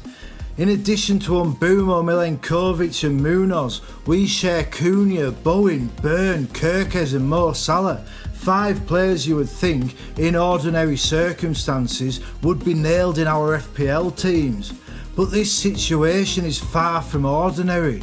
Trying to deduce the Gladiators team from his squad is not easy, because how differential does he want to make it? How much does he want to risk in search of the ultimate reward? That's a question only he can answer, and as he showed this week, trying to predict his moves is futile. If I had to guess, I'd say he sells Cunha and benches Elanga, but maybe he thinks De Bruyne's race is run and he brings in Saka or something. But nobody can foresee what Midas Morton will do, and trying to outthink him is what has led me to be in this predicament in the first place. All I can do is focus on my team and hope they can get the job done. And when you look at my team, you can see where the dilemmas are. Do I play Milenkovic, Munoz or Burn? I can make an argument for all 3, and knowing the way this running has gone, 2 of them will do the business and I'll start the 3rd. I can't get to Saka unless I sell Salah, which is asking for trouble at the best of times, and even though Salah's form has been poor, I think that's a risk too far even for me. But it's up front where the real issue lies. You see, I have to choose between a benched Cunha with his mind on Man United and an injury doubt Isak who may also have his eyes elsewhere. I don't want to sell Isak, but the problem is Cunha is fit. He may have been benched, but he is fit. Isak though, even if he starts, how long will he last? I just don't know. But if I'm honest with you, like I always am, I'm not even sure it matters. Call it heart over head if you want, call it brazen stupidity if you must, but unless Eddie Howe definitively states he's out, I just can't sell Isak. So you'd think, oh well, that's easy, just do Cunha to Evanilson. But the problem with that is, I just don't think I can bench Jacob Murphy. Rightly or wrongly, I think I need my Newcastle trio for this final day, and that might mean benching Munoz, and that might mean keeping Isak and Cunha against all logic. What it might also mean is selling Jacob Murphy for Anthony Gordon. And I know what you're thinking. Fucking hell, Nightmare, what are you doing? The title is right there for you. You don't have to take such a risk. And I know that. Believe me, I know that. But I'm not just trying to win a mini-league. I'm trying to tell a story. A story of perseverance. A story of trying to become better. A story of someone playing this algorithmic game with his heart and seeing how far it can get him. and I am a sucker for a narrative, and nobody has a better one than Gordon right now. He's been called out in the press for underperformance. He's seen Murphy and Barnes steal his thunder. He missed the cup final through his own stupidity. We're against his old team, whose goal is tended by the biggest Mac and wind-up merchant around. A goalkeeper who saved a penalty from Gordon in the reverse fixture. They all laughed at him then. But what odds Gordon has the last laugh on Sunday as he silences the doubters and fires Newcastle into the Champions League? But then again, what odds he isn't trusted? He's left on the bench and then I lose the title by 1 appearance point. Maybe Evan Nilsson is a sensible play. Maybe I should just bite the bullet and get Wissa back and cut off that avenue for attack. Who knows, eh? It's the final day. I'll be just like everyone else, sat there waiting for leaks and panic signing someone in the last 10 minutes when they come in, desperately hoping to beat the website crash. As for captain, well, my head says Salah, but my heart says Isak. But just selecting him is a differential in itself, so I just don't know. All I know for sure is that the Gladiator has never outscored me by 31 points so far this season without using a chip. He did outscore me by 40 points on his random free hit game week, but there's no free hit now. He outscored me by 30 points in game week 6, but 30 points won't be enough. He's outscored me by over 20 points in 5 of the last 11 game weeks, and in 3 of the last 5. But there's only 1 game week left. I got my strategy horribly wrong for the final quarter of the season, but the first 3 quarters has been enough to get me so close to ending my FPL nightmare. And this is not the way I dreamed it would go down, and this is not a masterclass in how to win with style and panache. But seasons aren't played over the last 8 game weeks, they are played over 9 long, hard, grueling months, and whatever anyone might think, I am here on merit. I am here because I deserve to be. And though I do feel embarrassed at how I've dropped in the rankings recently, if I'd tweaked that game week 36 free hit just ever so slightly, I'd be up and around the top 10k. If I'd just played it safe, I'd be 25k. But I went for it. I had to know if I could pull off the miracle, and I was so close, and yet so far. But though I have fallen, this is still the second best season I have ever had. In the biggest pressure cooker I've ever experienced in this game, I have stepped up and delivered, and maybe instead of being embarrassed, I should give myself a bit more credit. Yes, in the last 8 game weeks I have taken a hiding the likes of which haven't been seen since the great Mick Foley was thrown off Hell in a Cell. But like I keep saying, I'm not here to win game weeks, I'm here to win that League of Gentlemen title. And for 37 game weeks I have been good enough to do so. On Sunday we find out if I can be good enough for 1 final game week, if I can emulate Mick Foley and rebound from the Hell in the Cell to become the champion, and if I can complete the hero's journey and find the fairy tale finale to my FPL nightmare. For the last time this season, for 1 more game week, I hope I can be good enough. It's an FPL nightmare, got me pulling out more, yeah. I'm the greatest football manager to ever grace the old armchair, but the FPL gods hate me, and no one seems to care that my points are only average, and my ranking is not fair.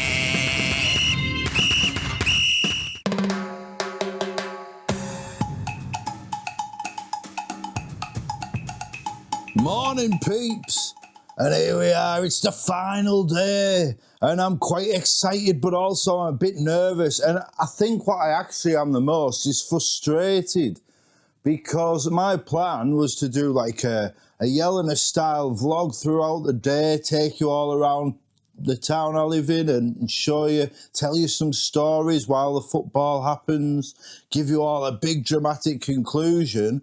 But then I've woke up at work this morning and I've got the bus home and it's absolutely chucking it down. So I'm a bit frustrated about that, but not to worry. We'll see what happens. Hopefully the rain isn't a portent of the doom that's to come, because I remember the Why Did It Always Rain on Me back in the day being used for the football highlights. I think when England went out of a competition, certainly I remember a very rainy time with a derby, which of course we'll be getting again next season. Well done to Sunderland on getting promoted. And if you are a long-time viewer of the channel, if you remember my first couple of videos, you'll easily be able to figure out which was my favourite moment of that playoff final, and that was when Try Hume absolutely clattered that Ben Brereton Diaz, that bad banter bastard. I remember him in game week 1 taking a dive, getting Fabian Schär sent off, and then he ended up getting absolutely crunched by Sean Longstaff. That's how Brereton Diaz began his season, and he finished it in the same way, with another northeastern hard man leaving him lying on the turf. And all I can say is it couldn't happen to someone more deserving. I don't like that Brereton Diaz, but today is not about game week 1. It's about game week 38, and I'm excited. I'm nervous. It all comes down to this. Do I have enough to beat the Gladiator, or will he find a way to turn this story on its head? I hope I can do it. I hope I can do it. I've woke up feeling optimistic. I've woke up feeling like Newcastle can get the job done. But I watched Steve-O's video last night. Can't be saying that. Watched Steve-O's video last night. Enjoyed it. Watched Trigger Lips's. Always enjoy watching Trigger Lips's video. I'm a bit disappointed I watched Trigger Lips's video last night, because I like watching them first thing in the morning. And I watched The Wire, I watched Late Risers Team, I watched Praz's Team. I've watched so much stuff over the last few days, all about getting this final day team right. How am I going to take down the Gladiator and give you all the dream ending to my FPL nightmare? I'm going to go away now, and then I'm going to return in about an hour after watching Let's Talk Andy and FPL Harry's video. Although I'm pretty set on what I'm going to do, I'm pretty set on what my plans are, but we'll have to see. We'll see if these two can change my mind, and I don't think they will. Although we'll have to see. We'll see. So I'll be back with you shortly for stage 2 of the final day. I thought I'd come outside in my garden for the next part of the video to run through my team, just in case, because it stopped raining for now, and just in case it picks up again and I can't get outside later on. So I've watched FPL Harry, I've watched Let's Talk Andy, I've watched FPL D Unit, who is a great new creator. I'll definitely get on him for next season. Very entertaining, great energy. I love it, like, absolutely love it. So, if I bring up my team, at the minute, what I've got is Raya in goal, Byrne, Kirkes, Gvardiol in defence, Rodgers, Salah, Mbeumo, Bowen and Murphy in midfield, and then Isak and Watkins up front with Cunha on the bench. Now, you see that there are issues here, aren't there? Like, will Isak play? I think he does. Pretty confident on that. Will Cunha? I'm not so sure. That's why he's on my bench, but it's nice to have a bit of cover. But it could be that Cunha is actually the one that I sell. We'll just have to see. I've got a few plans in mind. I'll run through them in a second. So yeah, my other subs are Milenkovic and Munoz. I feel weird benching Munoz because he's one of them that can, he could get a goal and an assist in a 6-2 loss, which, and the Gladiators got him, so there's that potential, you see, because today it's obviously all about defeating the Gladiator and winning this League of Gentlemen. So what my plan is, it all comes down to Isak. If he's out, what do I do? If he's in, what do I do? Well, if he's in, it's simple, he starts. But if he's out, that's the problem. I'm thinking, you know, because I could just start Cunha and do something with Jacob Murphy in midfield or something. But what I'm thinking is, Isak starts. If Isak's out, the sensible play for me is Wissa. And it's funny because I brought him in 3 weeks ago, and then I sold him last week, and now for a hit, and now I'm thinking of bringing him back. But I did not see the Gladiator bringing him in. That was a massive curveball for me, and I feel like, you know, Wissa in. Do you know, even if Isak starts, I might bring Wissa in for Cunha and just bench Jacob Murphy. And if Isak is unclear, I could just do the same thing and just start Wissa and bench Jacob Murphy, knowing that if Isak's out, I've got Murphy on the bench. I think that's a good move. I might go for that one. But it feels defensive, but at the same time, Wissa has been so good. Like, surely he's going to get a big move this summer. There's a lot of talk of Newcastle bringing in Mbeumo. I would be quite happy for us to bring in Mbeumo and Wissa and use Wissa as Callum Wilson's replacement. I think that would be a very shrewd move. I think if you're bringing in Mbeumo this summer, you might as well try and get Wissa as well and just implant that partnership into your team. But that's not relevant to FPL, so I'll stop going on about that. So, no birdies today. The minute you can see behind me, the bird feeders are almost empty, which is probably why. They were here this morning, but they've gone now. You know, I didn't used to like birds. And then I thought, I'm going to get the bird feeders, because I've got one cat, Astrid, keeps popping up on the streams. She didn't like going out the house. So I put the bird feeders there so she can watch the birds from the kitchen window. And then, since I've done that, I've really started to like the birds. Not a euphemism. And then I was at work yesterday, and a loud sparrow or blue tit or brown tit or something, I don't know what the birds are. One of them flew into window. Poor thing, it was stunned. I went to see it. Didn't know if it was deed or not there, but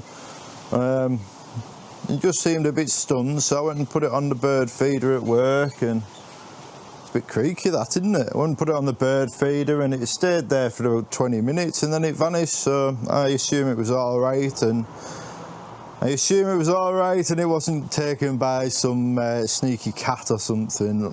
So let's hope for the best, much like with our FPL teams today.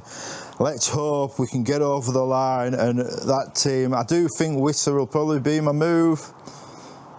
Saka maybe, I don't know. The thing is do I guess what the Gladiator does? Do I guess what the Gladiator does, or do I go on the evidence I've got? Or do I just ignore the Gladiator altogether and pick my own team? We'll have to see. What I'm going to do is I'm going to have a nap, because I've got a long day ahead of me today, because of course tonight it's AEW Double or Nothing. The big pay-per-view, Hangman Page versus Will Ospreay in the main event. Two of my favourites. I love the Hangman. And the Cowboy is searching for his redemption. Much like tonight, today, this afternoon, I am searching for my FPL redemption. As this devastation of this terrible running I've had comes to a thrilling conclusion, and hopefully I've done just enough to get over the line. We're going to find out together very shortly. So, but yeah, I'm going to go for a nap, clear my head, and then wake up, and I'm going to have another, because there are a couple of moves. Cher, Wissa, Anthony Gordon. Murphy to Gordon's the other one I'm thinking of. And I went into Gordon on my video the other day. Really liked him as a pick. Again, does he start? If we go 4-3-3, does Gordon start?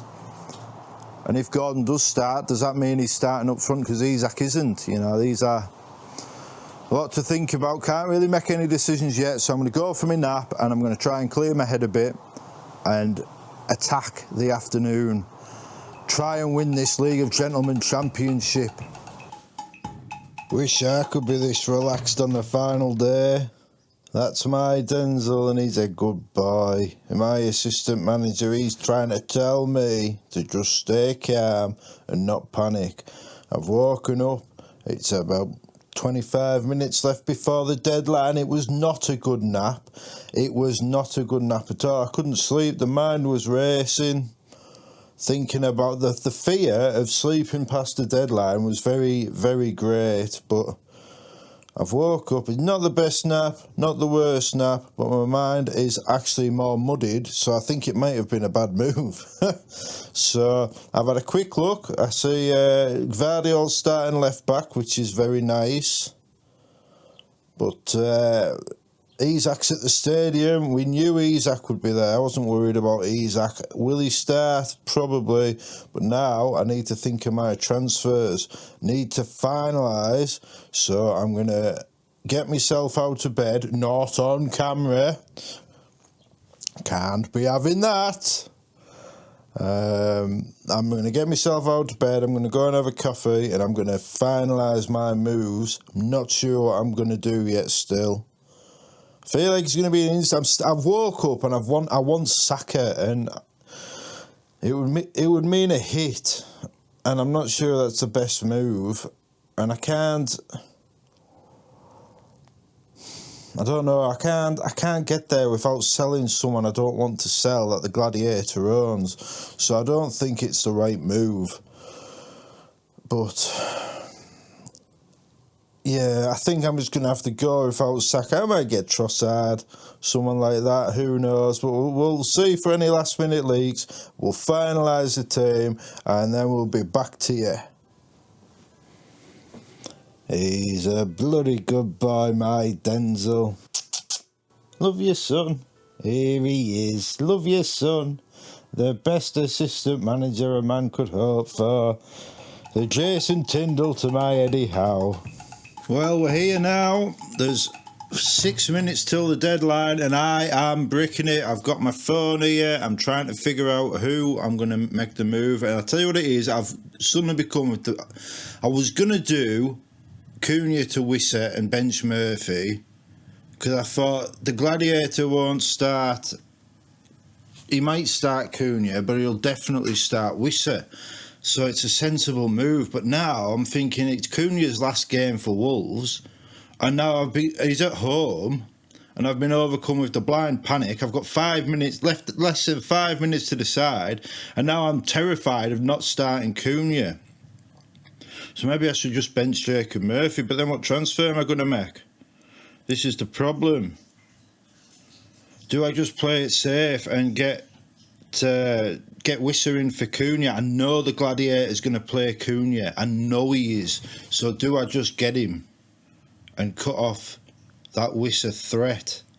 Or do I do what I really want to do and get Gordon in for Jacob Murphy? And I know it's just switching Newcastle, but that narrative of Gordon against Everton is strong, especially after the missed penalty earlier in the season. But will he start? There's not been a leak about Gordon, so I don't know. I'm going to have to decide, because we're less than 3 minutes. I can't believe I've left it this late. There's been barely any news, so there's nothing really held apart from Gvardiol playing at left back, which is nice. Can't deny that, it's nice. Do I just sell Watkins for Wissa? Watkins for Wissa and Rodgers for Watkins for Wissa and Rodgers for Saka. Feel that might be a good play, but because then if he brings in Saka, he's not got the advantage. A -4 would take my lead to 27 points. But then who am I benching? Jacob Murphy, Watkins and Rodgers. Let's see if I can afford it. So Rodgers, where's Saka? Oh my God, this is. I can't believe I haven't actually thought about this move earlier. Watkins to Wissa. Leaves me 1 million in the bank. 27 points. And Jacob Murphy first sub if Isak doesn't play, which I think he will. Could have. the same. I could pretty much have the same attack. If he does De Bruyne to, if the Gladiator does De Bruyne to Saka, which he probably should, that would give us the same attack. If he goes for oh my God, what am I doing? What am I doing? Why am I taking a 4-point hit? What if Saka doesn't play? Oh my God, my heart is pounding here. Absolutely pounding. I don't need to do Saka to Rodgers. I don't need to sell Watkins. These could be differentials for me.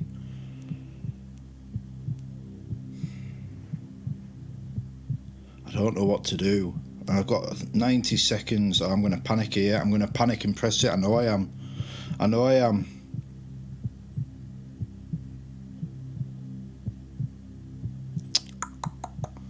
Will Cunha start? Will the Gladiator start Cunha, or will he sell Cunha? Fuck it. Make transfers confirmed. Oh my God, I am shaking. Oh my God, it's not going through. Has it gone? It hasn't gone through. Oh, it has gone through. Cunha in for Murphy. Switch. Vice captain to Saka. Salah captain. Save team. We're done. We are done. That is my team. That is the moves I've made. The -4.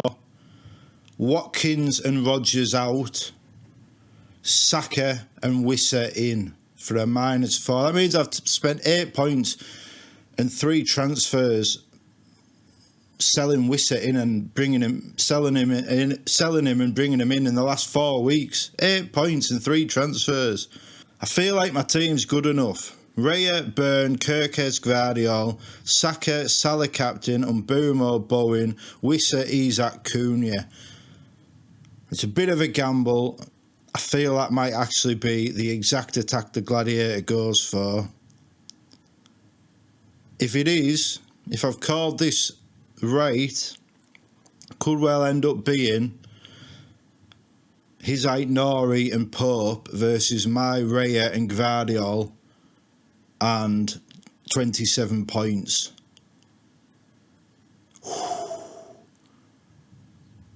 That could be it, like. Could be it, but then he might have done something maverick. This is what the Gladiator does. He is a maverick player. He's been maverick all season. He could have brought in Evan Nilsson. He could have brought in Welbeck. Welbeck's done well for him this season. But then if he has, you know, it is what it is. The players on that pitch for me, my final lords of the season, they're good players. Now we just have to hope they all start and do the business. Oh my God, I'm gonna drink my coffee and then I'm gonna go for a shower. And I see on the deadline stream, Let's Talk, Andy's all suited and booted. So when I return, I will likely have on my Northeastern formal wear just for you. Whew. It's done now. Now what we can do, but all the cards are on the table. All we can do is see what the dealer turns over. I'm shaking and I'm scared, but this is it. It all comes down to this. Well, I'm at my desk now. You can see my desk, dual monitor setup. You can see I'm already editing the video as we go. And I have not quite got my official Northeastern formal wear on just yet. I've had a nice shower to freshen up, but now is the moment we're dreading. It's time to find out what the teams are. See if this gamble has paid off, which it most likely has not, the way this season's gone. Not using my usual camera because I'm on the go today, so let's find out what's going on in the teams. First of all, we'll bring up the old BBC website. I should have had this prepared, but this is on the fly, this. So the big, what are we going to do? First, we'll check for Saka, Arsenal. We'll check that match.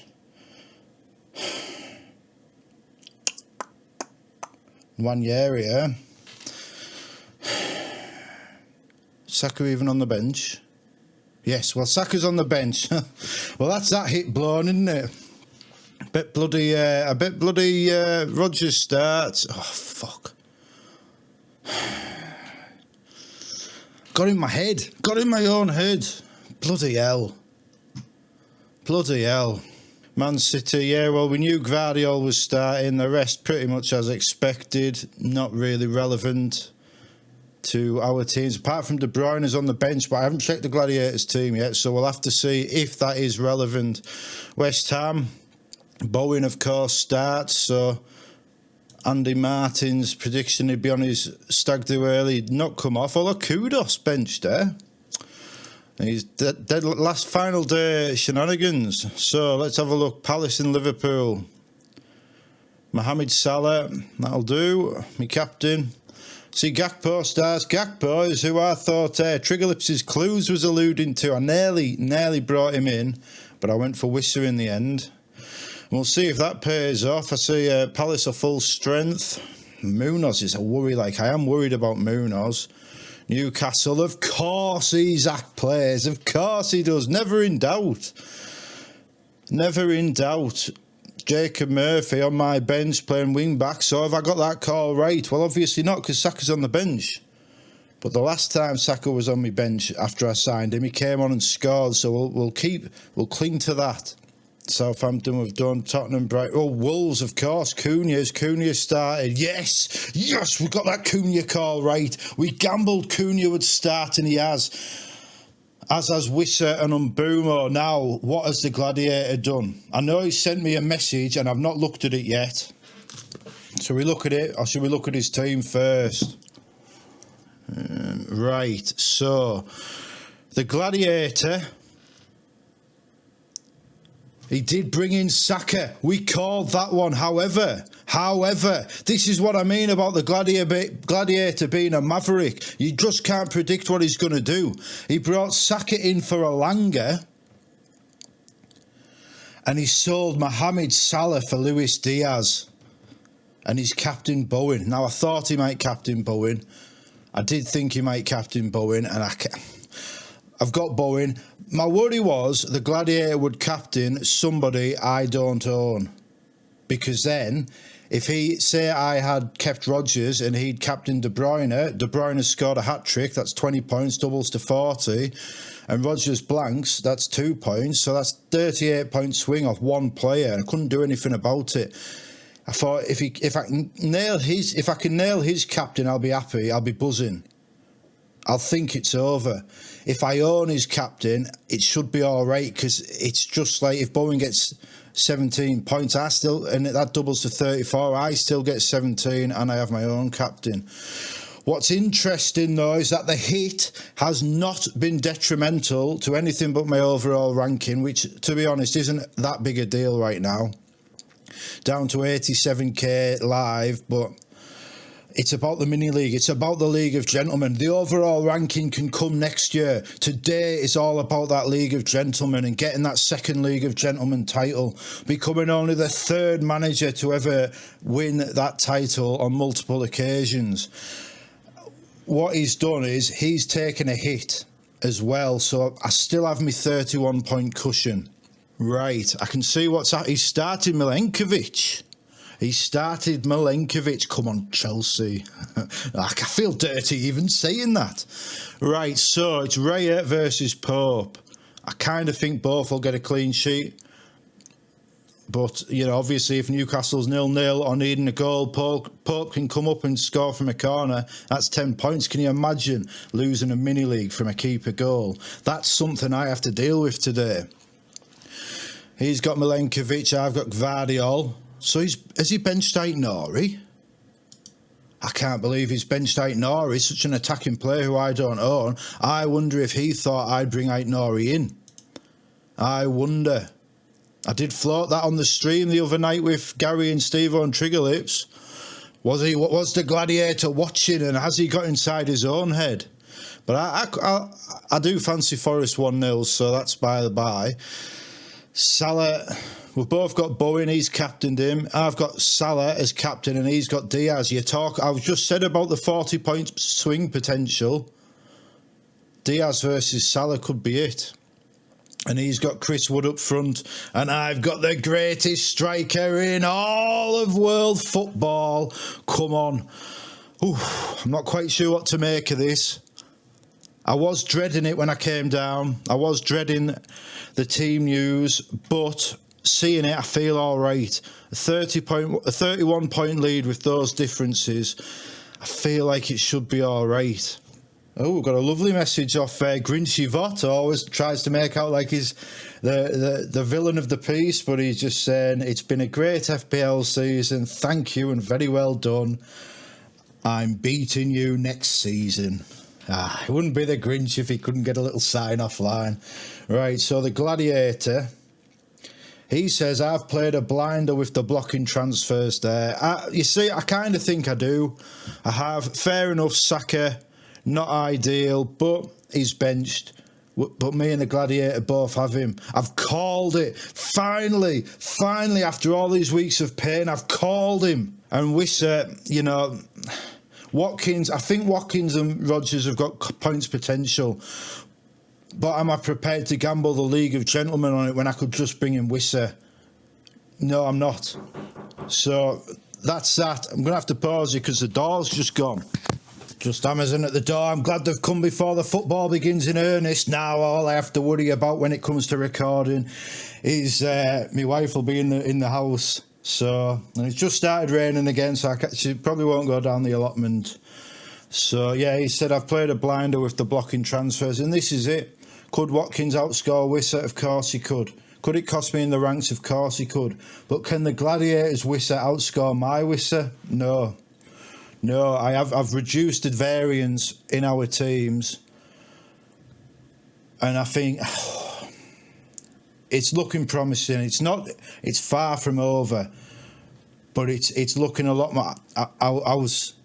I'm glad he's benched Munoz and Aït-Nouri because I feared the pair of them, and I can't believe he's benched Aït-Nouri. I just can't. The bloke could get a goal and an assist. He's actually quite worried about falling to third in the table now. The Gladiator. I hope he doesn't. You know, it's been me and him all season.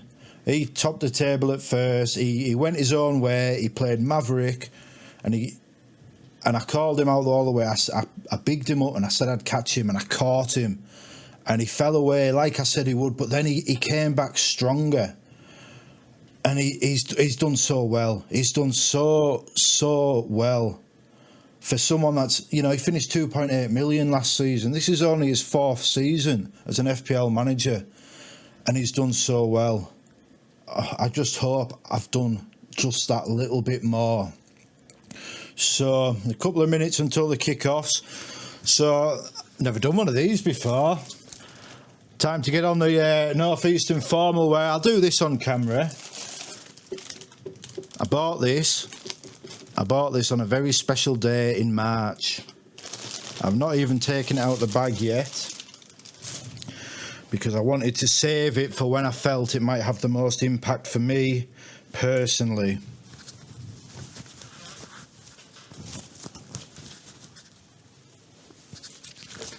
Big Dan Burn, the King of Northumberland. Today's the day to wear the Big Dan Burn shirt. Today's the day. Oh, bloody hell. Would have looked embarrassing if I couldn't have ripped that on camera. Today is the day to put the Big Dan Burn shirt on for the first time and hope the King of Northumberland, the boy from Blythe, can get me over the line. Of course, he is in my team. He's in the Gladiators as well. Let's hope for the Big Dan Burn goal to sign off. Northeastern formal wear. Right, so I will be back in a few minutes at some point when something interesting happens in the football. Hopefully, it's an Isak goal. Now Astrid's come to see me. I think she can feel my tension. Newcastle have started brightly, like. Just hope we can get that goal. I hope we can. I hope we can do it. But this is my Astrid. She's a lovely lass. She's off now. What she really wants is a tea. But she's going to have to wait. We've had something happen. 20 minutes in and Brian Mbeumo has got the goal. It doesn't really matter in the context of the League of Gentlemen title race, except for the Gladiator. It's quite handy because Red Hot Rob Allison, the assassin, does not own Mbeumo. So he's taking that chance on selling Salah, and it might well pay off because he was worried about losing second to the assassin, but now he's just got that extra few points over him. Very handy for us both.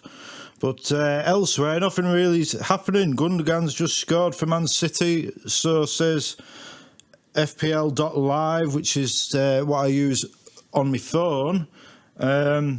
Newcastle, not a lot happening in this game. Isak's, they've nearly played him in a couple of times, but we're pushing it like.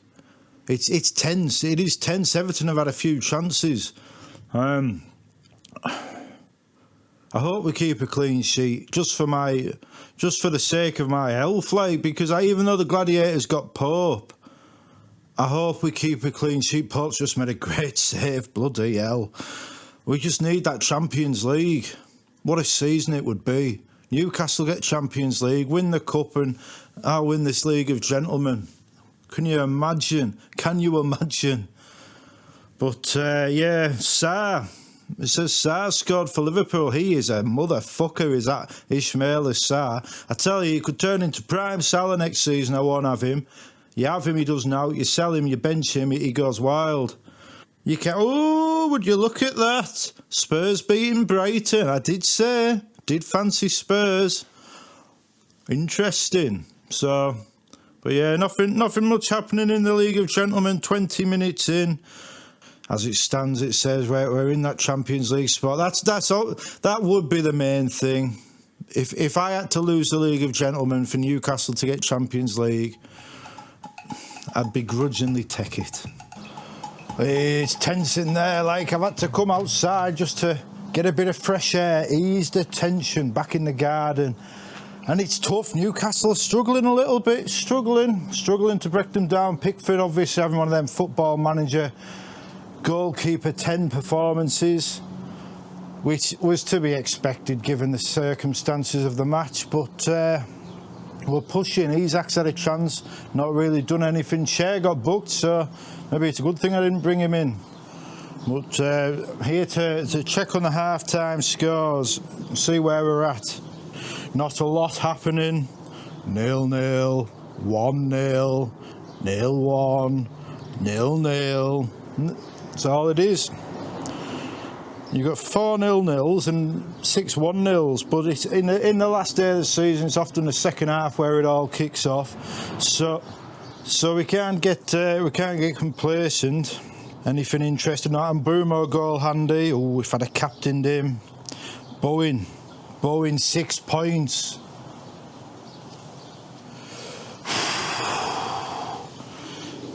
He is the Gladiators captain, of course, Jared Bowen. 6 points. That closes the gap to 25 points. I see Luis Diaz has lost that bonus point as expected. So, oh my God, I could have done without that. 25 points. Emi Martinez sent off, eh? Well, it's quite funny that, because I've been bullish all week that you should, if you had him, you should start him because of the potential for goalkeeper goals. And to be honest, I'm looking at Pope. If we stay 0-0 and get a corner, Pope will be up. That could be 10 points for the Gladiator, plus another 3 on the bonus. Oh my God, could you imagine? A Bowen goal and a Pope goal, and that could be it. That's what could lose the League of Gentlemen. Pressure. I am feeling the heat in this cold, wet, windy day in the north of England. 30 miles from the Scottish border. I am feeling the heat. Martinez red card. That's handy for Newcastle. Like, that is handy for Newcastle, because if Aston Villa don't win, Newcastle only need a draw. And if Aston Villa are drawing, will Pope even go up? Will he go up? I just can't see it. I don't know. Hopefully Isak gets a goal early and puts all these deliberations and potentials and permutations to bed, because I'm feeling it. Like, my wife's home from work and I've been rude because I'm like, oh my God, I'm trying to record here, and she sat there. Oh, it was a hard day at work. Spilt water down my breasts and it looked like my nipples were leaking. Bless her. And I feel just rude here, but, you know, 9 months I've been telling this story, 9 months, and it all comes down to the next 55 minutes or so, and I'm so close. We have lost 5 points, but we're so close, 25 points clear. For 37 and a half game weeks, my Lords have been good enough to win this League of Gentlemen title. Can we be good enough for one more hour? I can't believe what I'm seeing. Fucking Jared Bowen has scored. The Gladiators captain has scored. That's another 5 points, probably more on the bonus. I'm just trying to get the thing to update to see where the situation is in the table. But this lead I had is getting eradicated. It's down to 20 points.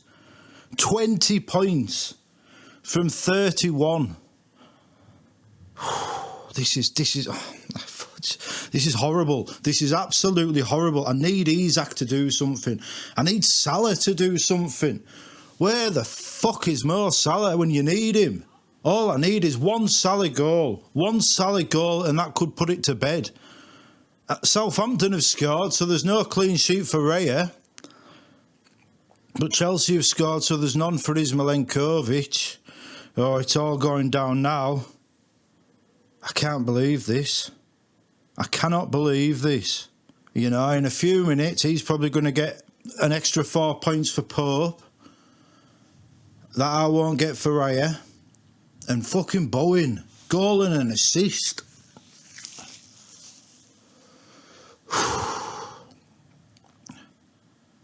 It's not fun, this, like. Not fun. It's the worst case scenario. It's all going wrong. Right? Well, to be fair, it's not all going wrong. It's not all going wrong. Because now the Gladiators not getting a Nick Pope clean sheet. And that means Newcastle are losing. The race for the Champions League and Newcastle are losing at St James's Park to Jordan Pickford's team.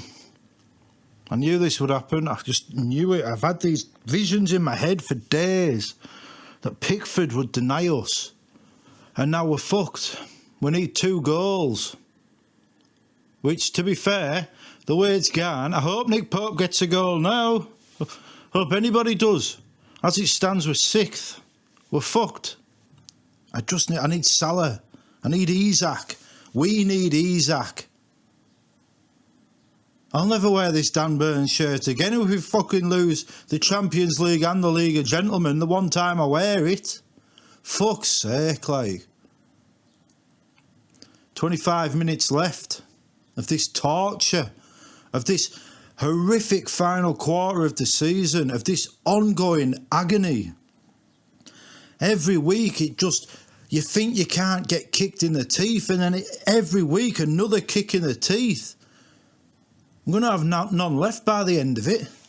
Fuck's sake. Like, go on, Isak, shoot. Oh, Pickford. We need someone to step up. Whether it's Isak, Harvey Barnes, Big Dan Burn, anybody, we need somebody to fucking step up. For my FPL team and for Newcastle's Champions League charge. Well, there's been a development. It's not really relevant FPL-wise, but because Newcastle are still losing, but Amad Diallo has scored for Man United, which means if the score stays there, Newcastle get in the Champions League, even if they do lose. The ball comes across. Nah, there's nothing going on. There's nothing happening at St James's. We're not finding a way. We need 2 goals. We have to play for the win.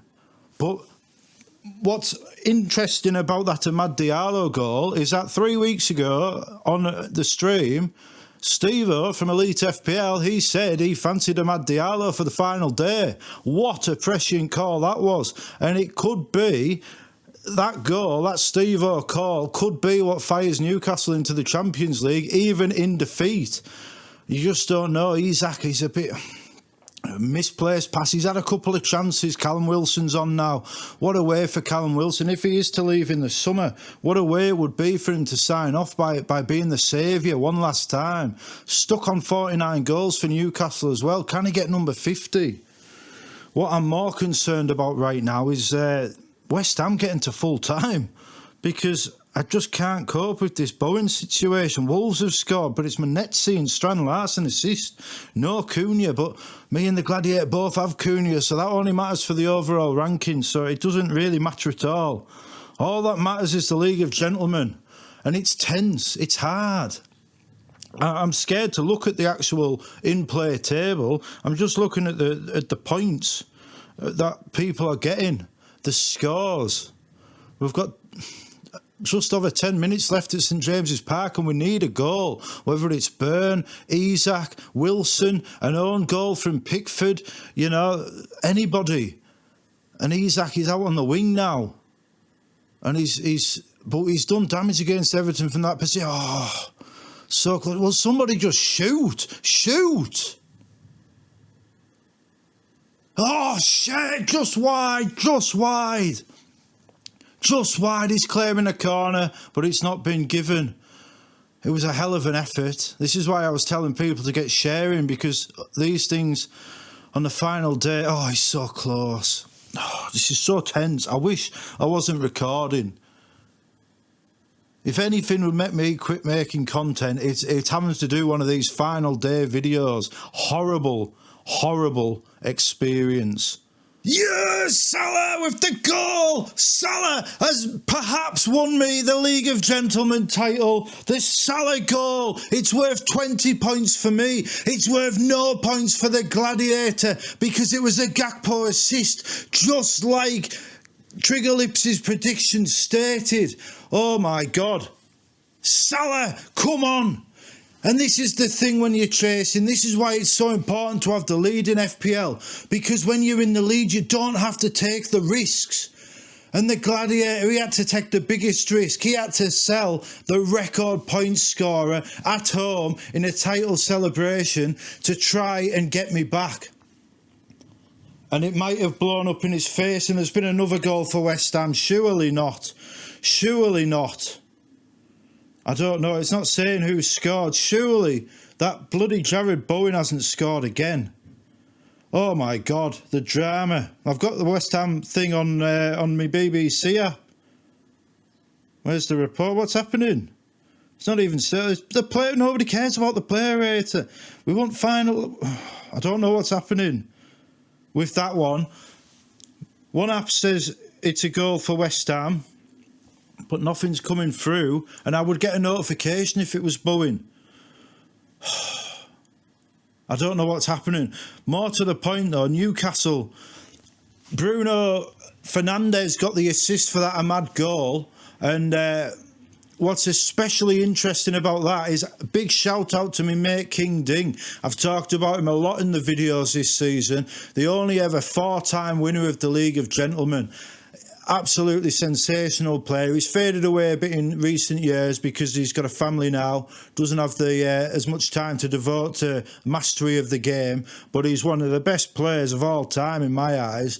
And he, on the final day, he made the transfers to bring in Amad Diallo and Bruno Fernandes. And Amad's got the goal and Bruno's got the assist. Who did he sell? He did tell me who he sold.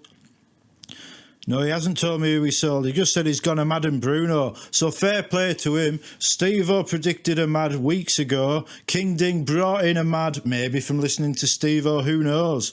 He brought in Ahmad and Bruno Fernandes, and he's got the points there. And those points might be what get Newcastle in the Champions League, because it doesn't look like we can do it for ourselves.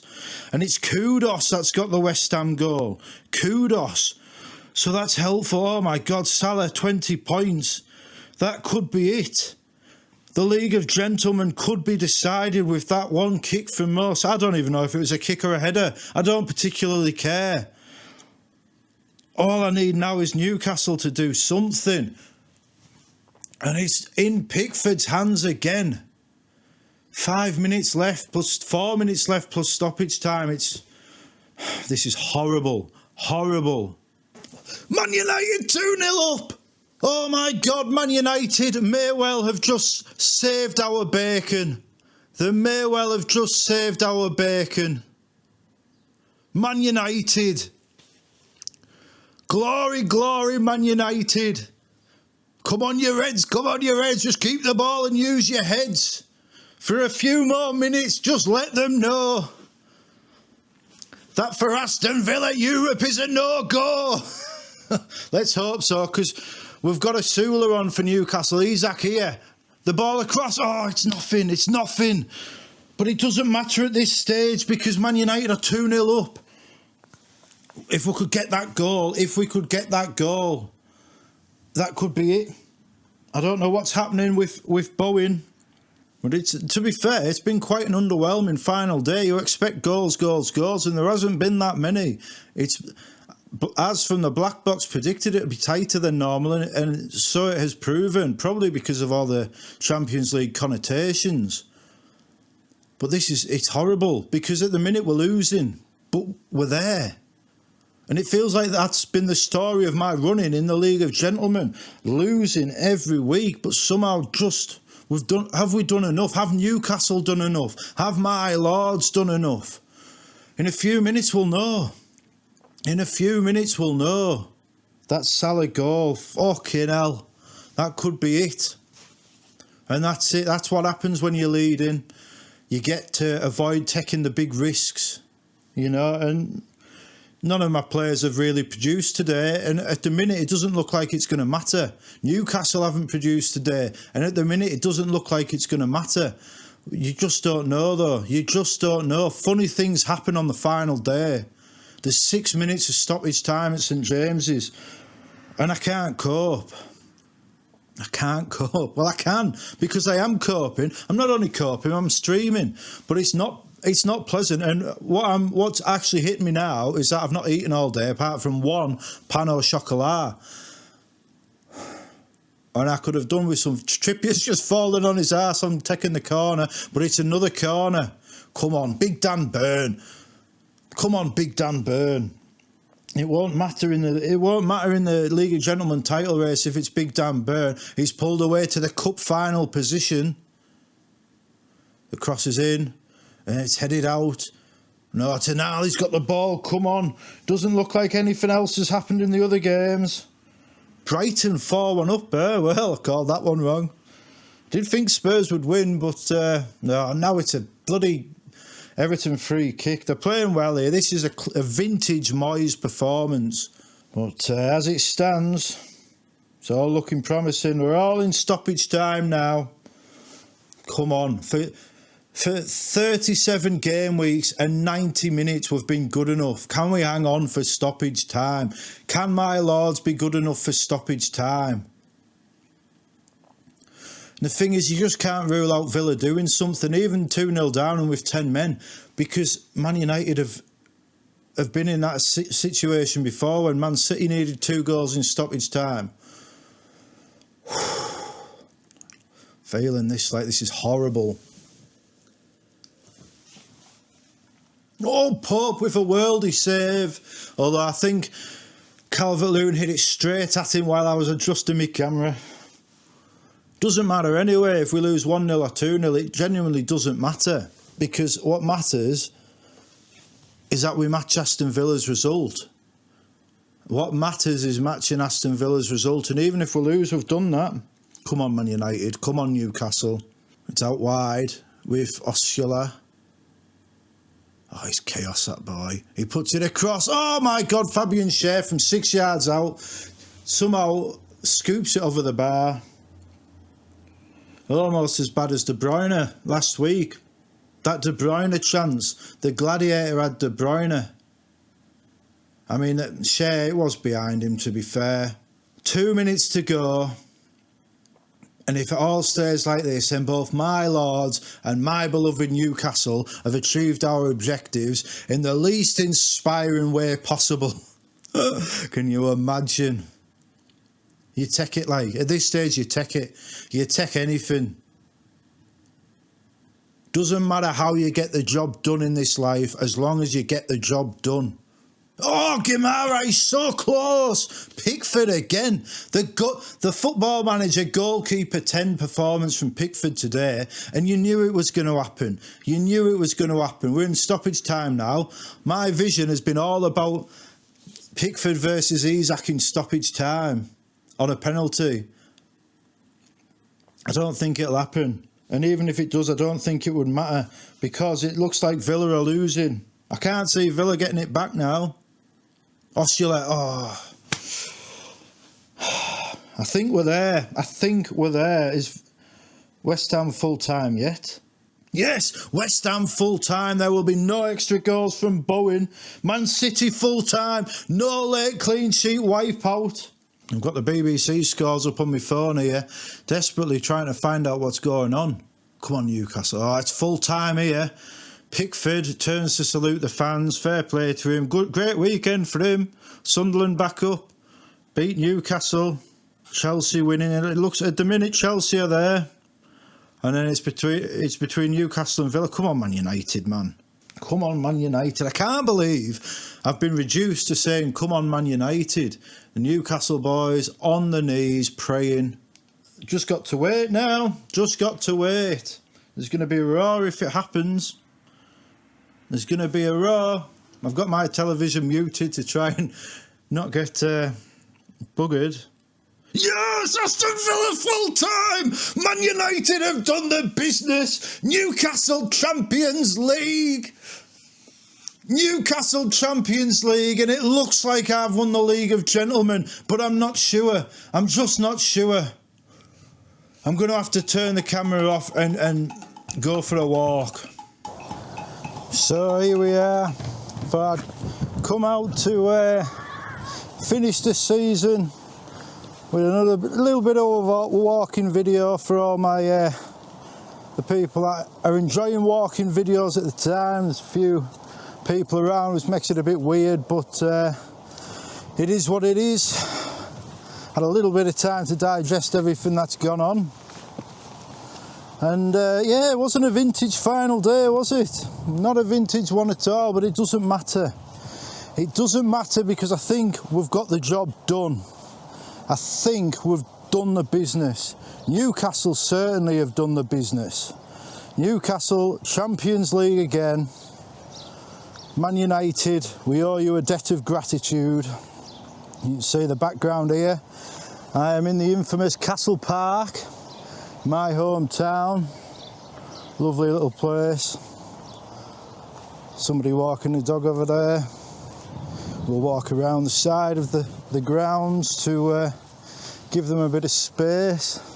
Some wonderful views here. If I just turn the camera around, I mean, look at this.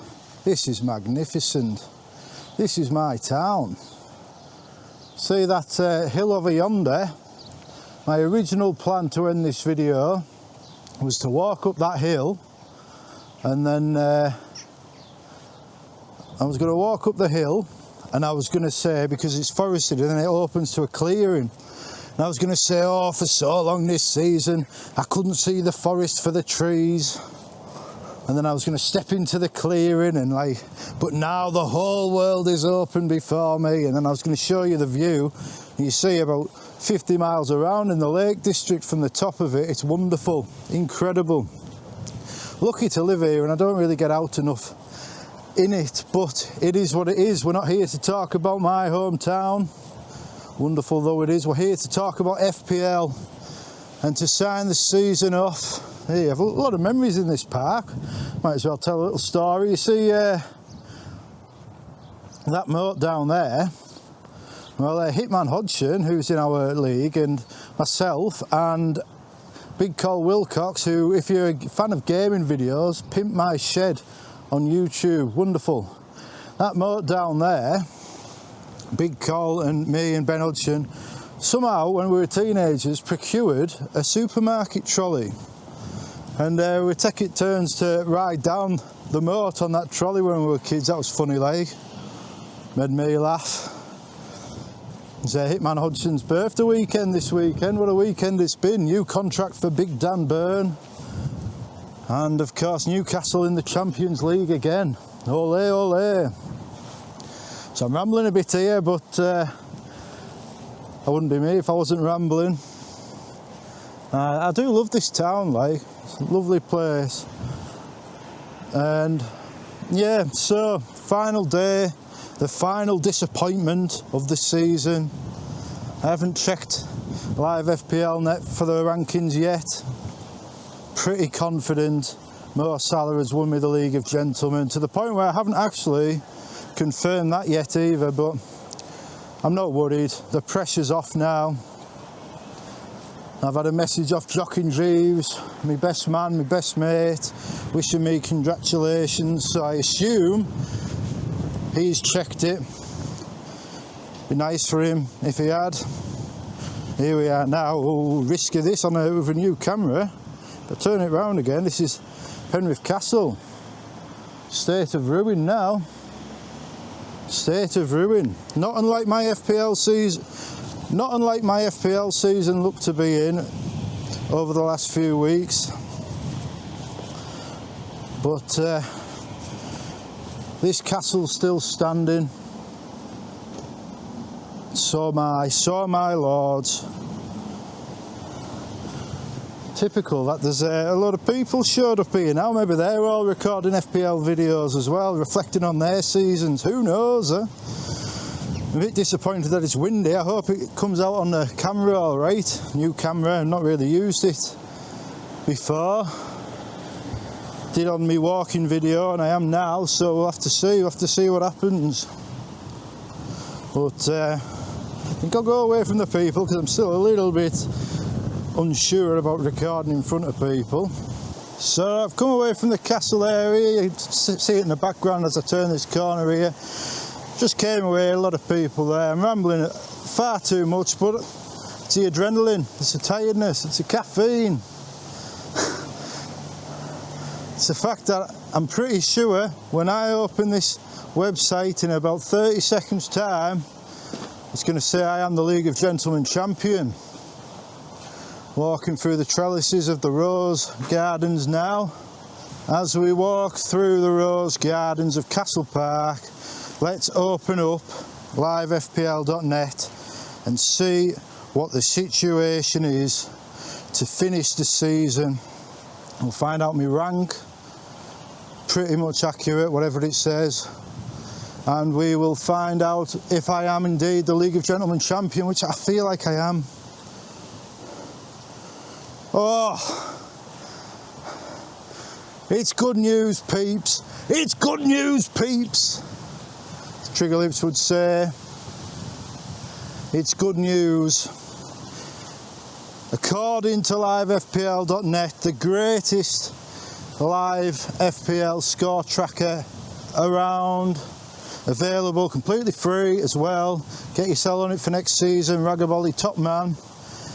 I have won the League of Gentlemen by a massive 41 points, and you know, a lot of that is because of the Gladiator having to gamble at the end there. You know, that Mo Salah goal, 20 points for me, killed him. When that went in, I thought that's it, and so it's proven. It's harsh on the Gladiator in a way, but at the same time, I've earned the right to be able to play it safe, and he had to take the gamble, and fair play to him, he did take the gamble. He went for it, and Bowen didn't half put me on edge, made it nervous. What's nice to see is that the Gladiator held off the Assassin, who gets the bronze medal. The Gladiator gets the silver medal, and your FPL Nightmare pal and his wonderful laws, we get that trophy. I did text King Ding asking where the trophy is, and I've had no response. So I was hoping to end the video with me lifting the trophy up, but instead you're just going to have to imagine it in your head. Imagine the most resplendent, magnificent, opulent trophy you've ever seen. And then imagine the £5 version of that you can get from any pound shop, because that's what it is like. Nah, it's wonderful. I'm just going to turn the camera around. Look at this, look at that view. I should be up on the top of that beacon there, looking out over the world, but instead I'm looking at the Angel, an alternate Angel of the North, like Dan Burn. I think it's a war memorial. I feel like I've been through the wars. This running has been tough. It's been tough, but I always felt that I'd be all right. I know I had my moments, but I've been there before. I think in the end, the experience of winning it 3 years ago in the final league in the final FPL Nightmare book, that experience told in the end. You know, I knew how to play defensively to get enough, but I didn't just play defensively. You know, I gambled. I went on an alternate chip strategy, blew up in my face. I took a huge gamble on that free hit in game week 36, blew up in my face. Everything I've done's blown up in my face, you know. My transfer today, Wissa, third time. He's been involved in my transfer in 4 game weeks, 2 of them for hits. But it was worth it. You know, I got that message off the Gladiator, great transfer, you've shut me down. And that's what it's about. It's not about overall rankings. Not when the League of Gentlemen Championship's on the line. And I've got over the line just like my beloved Newcastle have got over the line. Not in the way we dreamed of, not in a flamboyant fashion, not with goals, but with grit, with determination, and with just a touch of fortune. It's been some season, like. You know, I'm going to do a proper season review video in about a week or 2. I'm streaming with Steve-O, Trigger and Gary again on Wednesday. I'm just going to let it set. I'll do a proper review of the League of Gentlemen, because, you know, I started these videos and my plan was to like make my mates laugh, and tennis courts here. My plan was to make my mates laugh and to, you know, to showcase them, and I did at the start, but then as the story developed, I found it harder and harder because there's too much to tell, and as more people got involved, it just, like, more people started watching, it got hard. So I feel like I failed in that objective of truly showcasing them, but I will do a proper season review for the League of Gentlemen in a few days, maybe next week. But yeah, what it comes down to for me is that I needed that League of Gentlemen Championship. I needed it. I don't know why I needed it so much. Now I've won it, I feel like, what was all the fuss about, lad? Well, the fuss is about because me and my mates have decided this matters. I see people say, oh, I only care about money leagues. No money in the League of Gentlemen. No money. Only kudos. Not the kudos that scored for West Ham. Only kudos. And this year, it's the FPL Nightmare that walks away with the bragging rights. And I'm a lucky man. That run-in, I played it poorly. That last quarter of the season, I played it terribly. But, you know, I feel like that's going to set me up for next season. I feel like I've learned so much from this experience this season that hopefully I can apply it next year and be better, be more consistent, you know. So I'm saying you know a lot. And so what was my final overall ranking in the end? I'll just refresh the page because the ads have come up. And yeah, while I'm walking, I'll just say a big thank you to everyone that supported me this season. You know, like from my mates who have messaged me privately, to the people, the big name content creators who have taken me with the humour I'd hoped that they would, on the most part, and they've embraced me in this field, really, this content creation field. It's been tough. It's hard. Like, you all, like, some of you might laugh at the content creators and the pressure they put themselves under, but it's hard. knowing that everything you do is scrutinised, and that running, oh my word. You know, I've only got 350 subscribers or something. Imagine if I had 350,000 and I was falling apart. Imagine the people that would have taken glee and satisfaction in that. You know, fair play to them. These big name content creators are stronger than you give them credit for mentally. And, you know, maybe we can all be a bit nicer to each other next season. That would be nice. So yeah, my final overall ranking according to livefpl.net, I've actually, all the chaos, the hit that paid off absolutely nothing, cost me points, all the carnage, I've ended with a green arrow, up to 77k, just outside the top 77k, which is actually, might be disappointing when I was so close to the top 10k for so long, but then I had to gamble. I had to. For who I am, for the way I play the game, I had to gamble. I did. Didn't pay off this time, but it got me over the line. It got me over the line. 77k. I'm proud of that. Some might say it's a nothing rank. Some might say, oh, how can you be proud of that? I'll tell you why I'm proud of that.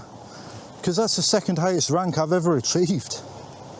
You know, I'm not saying I'm an expert at this game, just someone who loves it. Just someone who loves this game and wants to be good at it. And this is the second best I've ever been. And it's brought me that League of Gentlemen Championship, and I'm proud of that. I am. 77k. I'm proud of that 77k. I've earned it the hard way. And hopefully next year I go higher.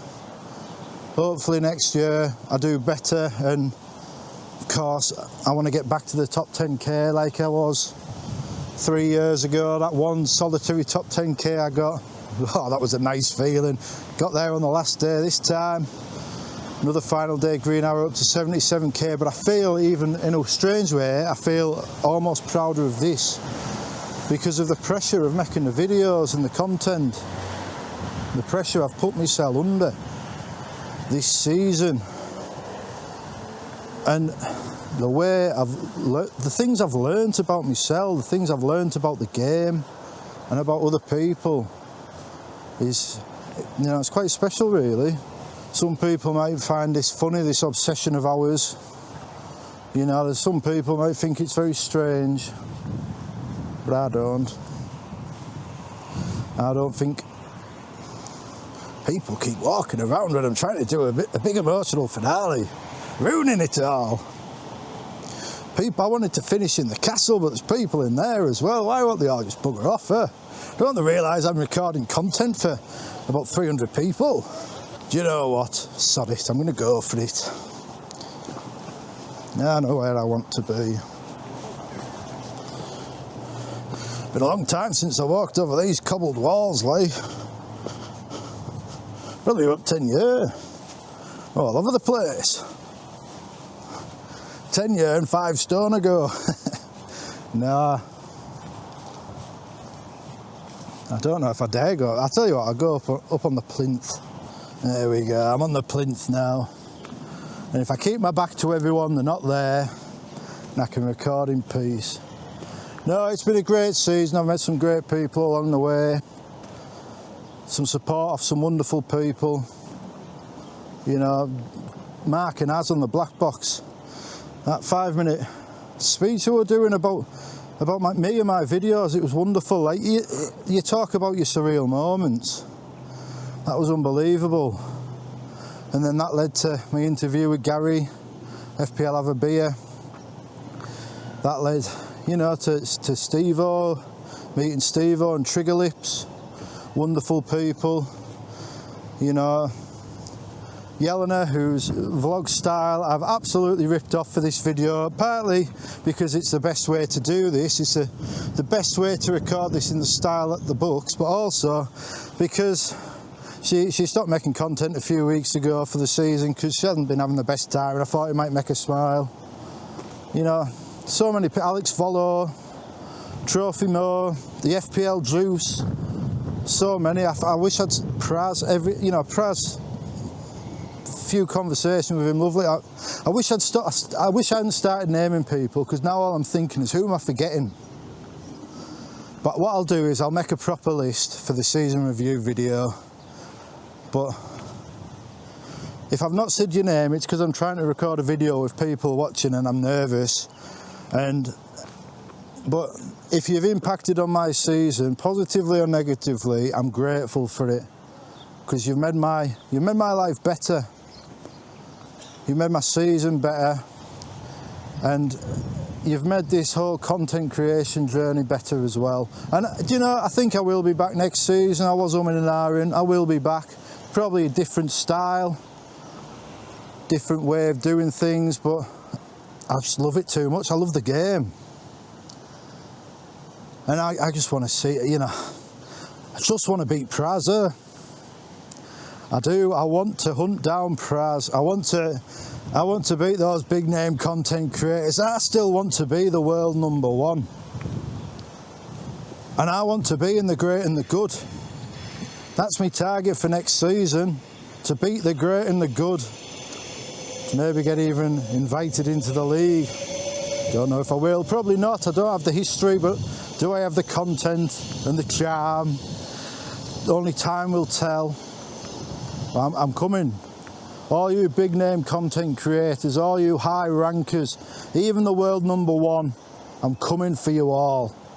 Next season, the FPL nightmare will return, and I am going for that world #1. I hope more of the content creators have the cojones to say they're going to go for world #1 as well, because they all play it safe. And that's one thing you can't level at me. I did not play it safe in this run-in. I did a little bit with the mini league, but I took the risks as well. The chip strategy, the free hit, I took the gambles. They didn't pay off, but they did. They did, because I've won that League of Gentlemen Championship. And I've won my own respect.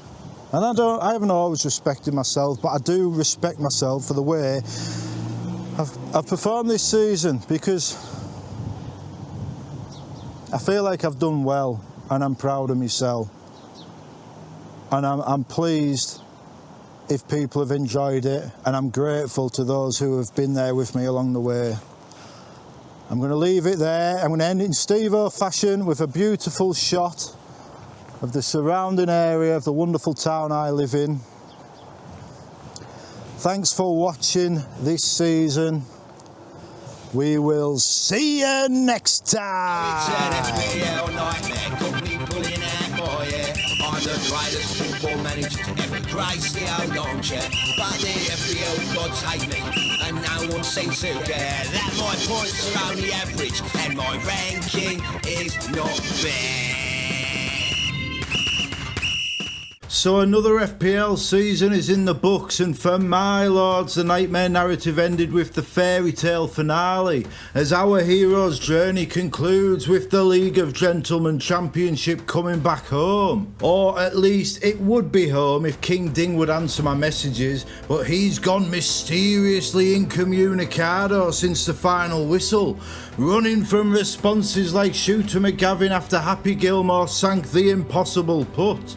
But while the physical representation of success may not be in my possession, the stress in my head has been replaced by a joy in my heart, as I finally, after a decade and a half of trying, I finally emulate the greatness of my two best mates and become a multi-time winner of the world's greatest mini-league. Only 3 people in the entire history of the world can make that claim, and to be one of the Holy Trinity is a truly special feeling, not least because it puts to bed that nagging whispering in my head that kept saying, in the voice of Grinchy Vott himself, that my first triumph was a fluke.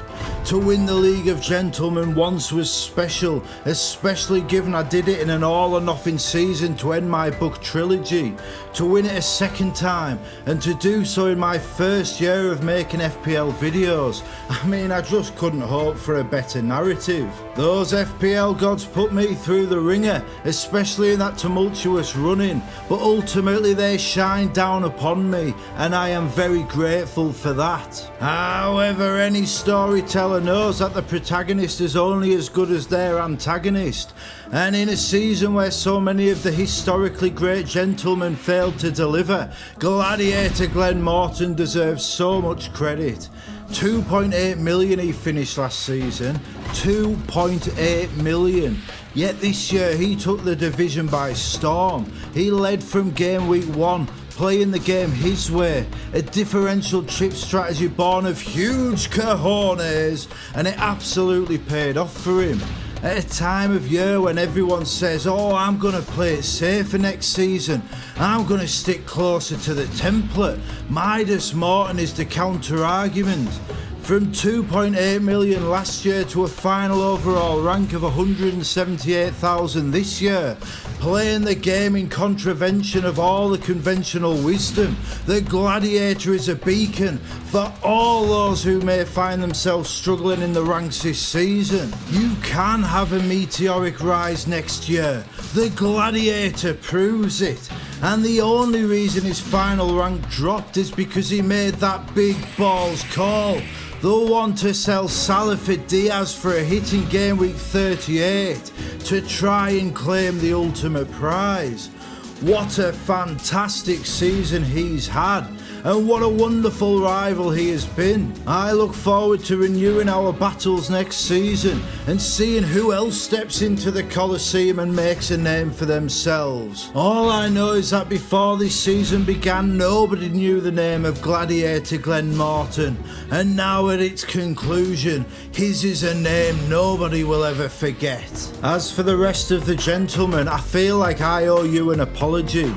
My intention when starting these videos was to showcase my mates, and I don't feel I have done that very well. I underestimated the time it would take to make these videos the way I wanted to, and as the season went on, the story became more streamlined, and that combination of time pressures and serving the story meant I didn't showcase my mates as much as I'd hoped to.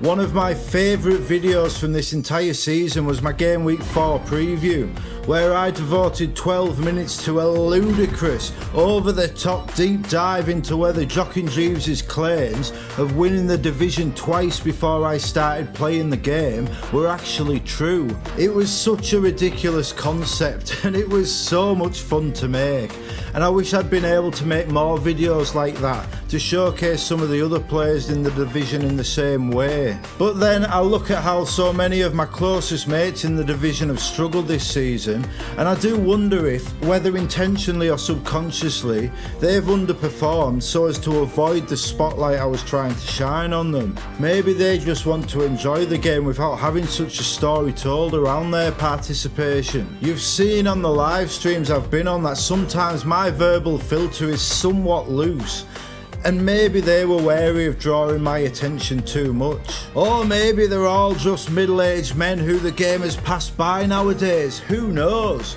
Maybe they've even committed the cardinal sin of actually having a life.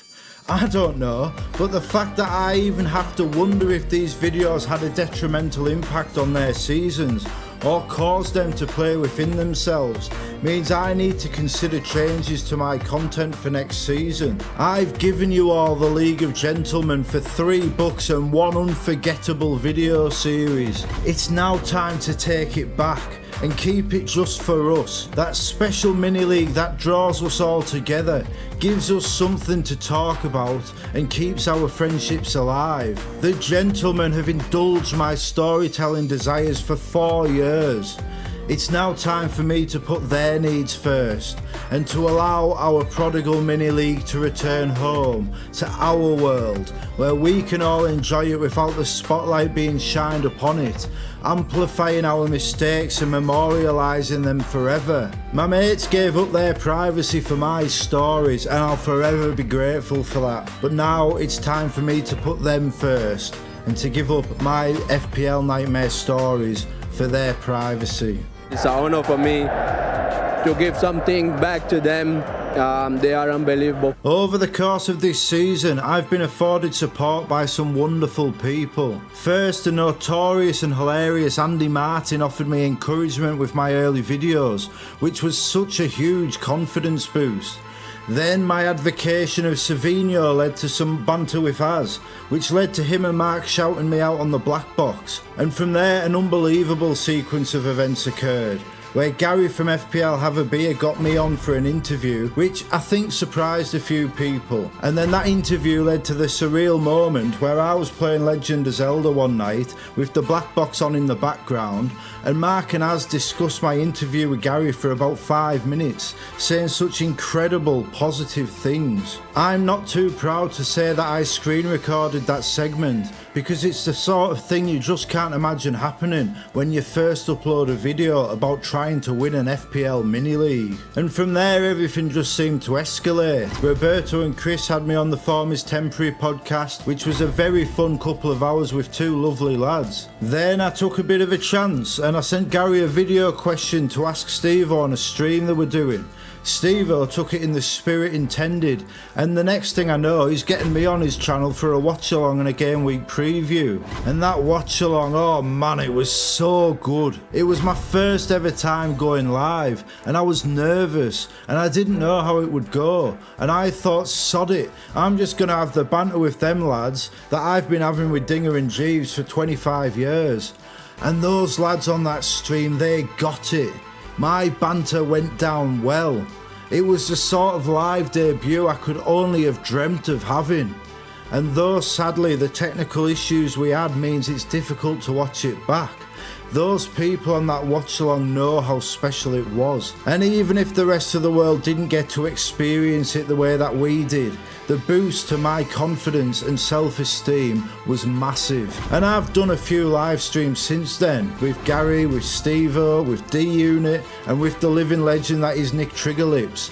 And I've never been nervous once. And that's because of the way those wonderful people made me feel on that watch along, the way they put me at ease, and the way they have welcomed me into their circle, making me feel like I have belonged from the very first moment I spoke to them. Gary gave me the platform to show the world my emotional side. Steve-O allowed me to demonstrate my humour and my passion. Roberto afforded me the chance to offer my understanding of the game. They didn't have to do that because it's not like I have a huge following or anything, but they did, and I will forever be grateful for the impact it has had on me and on my confidence. To those lads, I say thank you. Cowboy shit was learning to let the past live in the past and accept new friends into my life.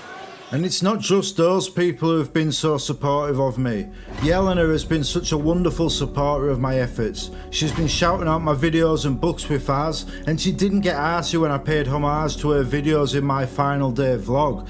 And she shares my videos on a YouTube channel, and she's always so overwhelmingly positive, and it's lovely. The FPL Juice, I won their Content Creator Award back in December, and that prize enabled me to get some things that made my intense editing experience so much simpler.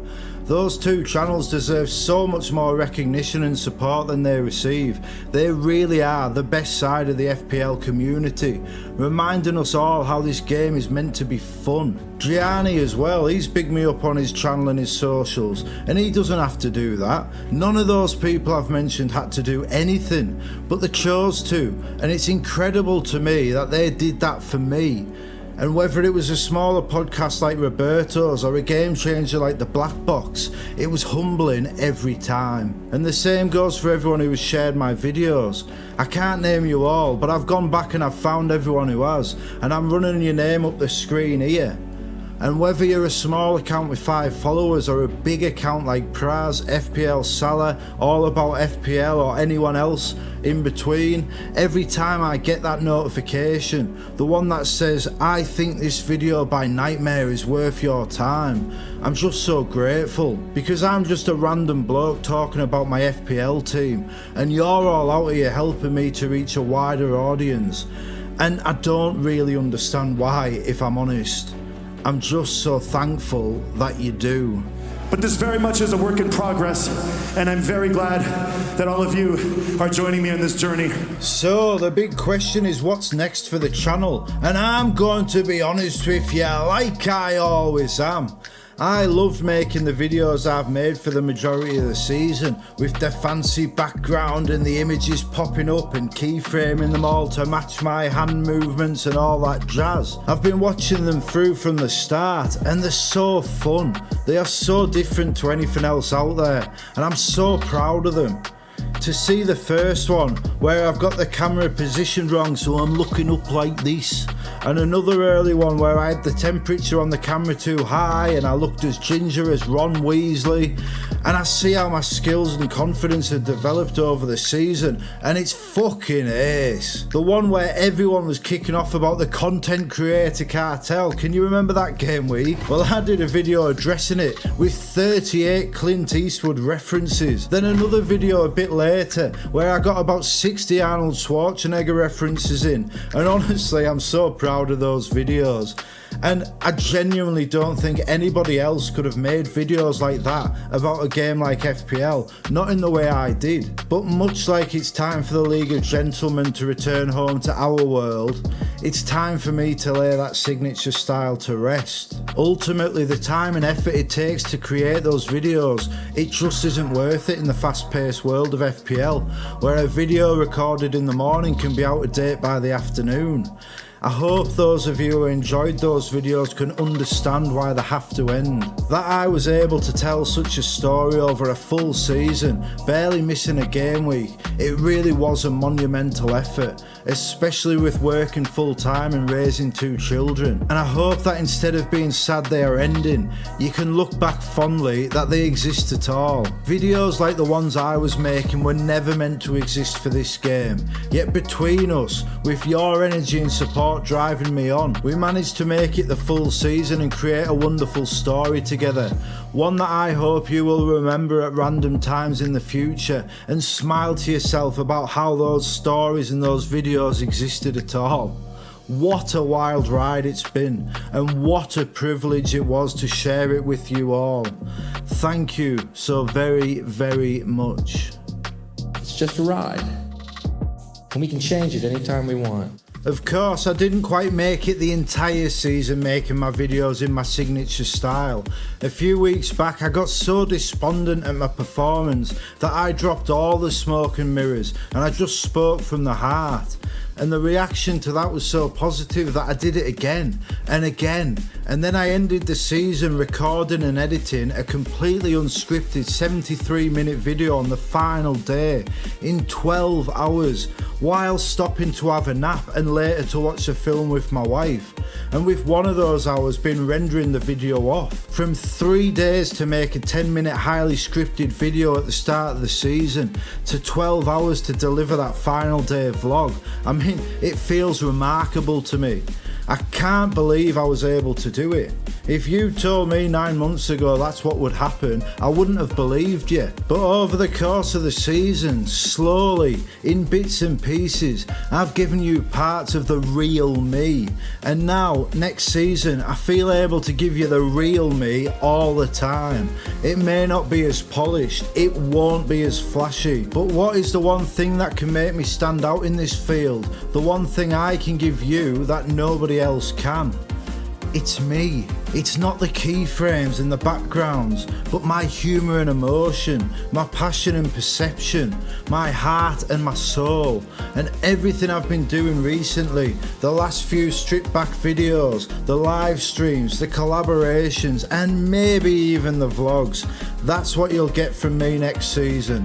Ultimately, I just love talking about this game, and I want to spend my time doing that. I'm excited to see how that develops over the coming months, and I hope you will be too. Fucking hell, Nightmare lad. You've been waffling for 20 minutes and you've not even really talked about FPL. Well, if you want me to look back at my season, go over to Gary's Have a Beer channel and watch the season review Gary, Trigger, Steve and I recorded the other day. 3 hours of top banter with some incredible people where we deep dive into it all. It's a wonderful video and I just don't feel the need to recap it here. After all, with 2 months of no FPL ahead of us, so there is plenty of time for you to watch it. But more to the point, I've spent this entire video talking about what is fundamentally the most important aspect of this game we all love, and that's the people that make it what it is. Bonus points come and go, transfer calls are forgotten and chip strategies vanish in the ether of time, but the relationships we build, the friendships we make and the emotions we share, that is what FPL is to me. It's not the rankings, it's the people. And my life has been enriched so much by every person who contributes to my FPL experience, and never have I felt that so intensely as this season. Winning the League of Gentlemen isn't what makes this a special season for me. You have made it the most special season. Once again, thank you. My friends, you bow to no one. Right, I think I've gone on long enough now, so I'll end this video with one final message, and this is the most important of them all. Next season, I'm coming for you all. My story has been renewed for another season, and although one FPL nightmare ended with the clinching of our special championship, throughout the season another was awakening, and that is the realisation that I was nowhere near my ultimate goal of becoming the world #1, and I'm a little bit closer than I was, there's no denying that. However, next year I'm going to do everything I can to get a little bit closer again, maybe even a whole lot closer, and it starts with some big game hunting of those big name content creators, and one by one I intend to capture them all. I want to leave the black box in the wreckage. I want to leave Zophar, Late Riser and the almighty Praz hanging on the wire. Gianni, Focal, Andy, Abdul, Harry and Mate, I want them all to suffer the same fate. For 26 game weeks this year they were all in my rear view mirror, and then I swerved off the road and got stuck in the mud. But in 2 months time we're all back at that starting line, and the uncontent creator is ready to hit the turbo. Lovro Buddison has claimed the throne, but next year's crown is there for the taking, and I'm gonna do whatever I can to make it mine. If my beloved Newcastle can make the impossible happen and win a trophy, then I believe I can do the same, and I can become the FPL World Champion. After all, you can't have a nightmare unless you're a dreamer, and there is no bigger dreamer in this game we all love than the FPL Nightmare. Keep the impossible dream alive by hitting those like and subscribe buttons, and we will see you next time. It's an FPL nightmare, got me pulling out more, yeah. I'm the greatest football manager to ever grace the old armchair, but the FPL gods hate me, and no one seems to care that my points are only average, and my ranking is not fair.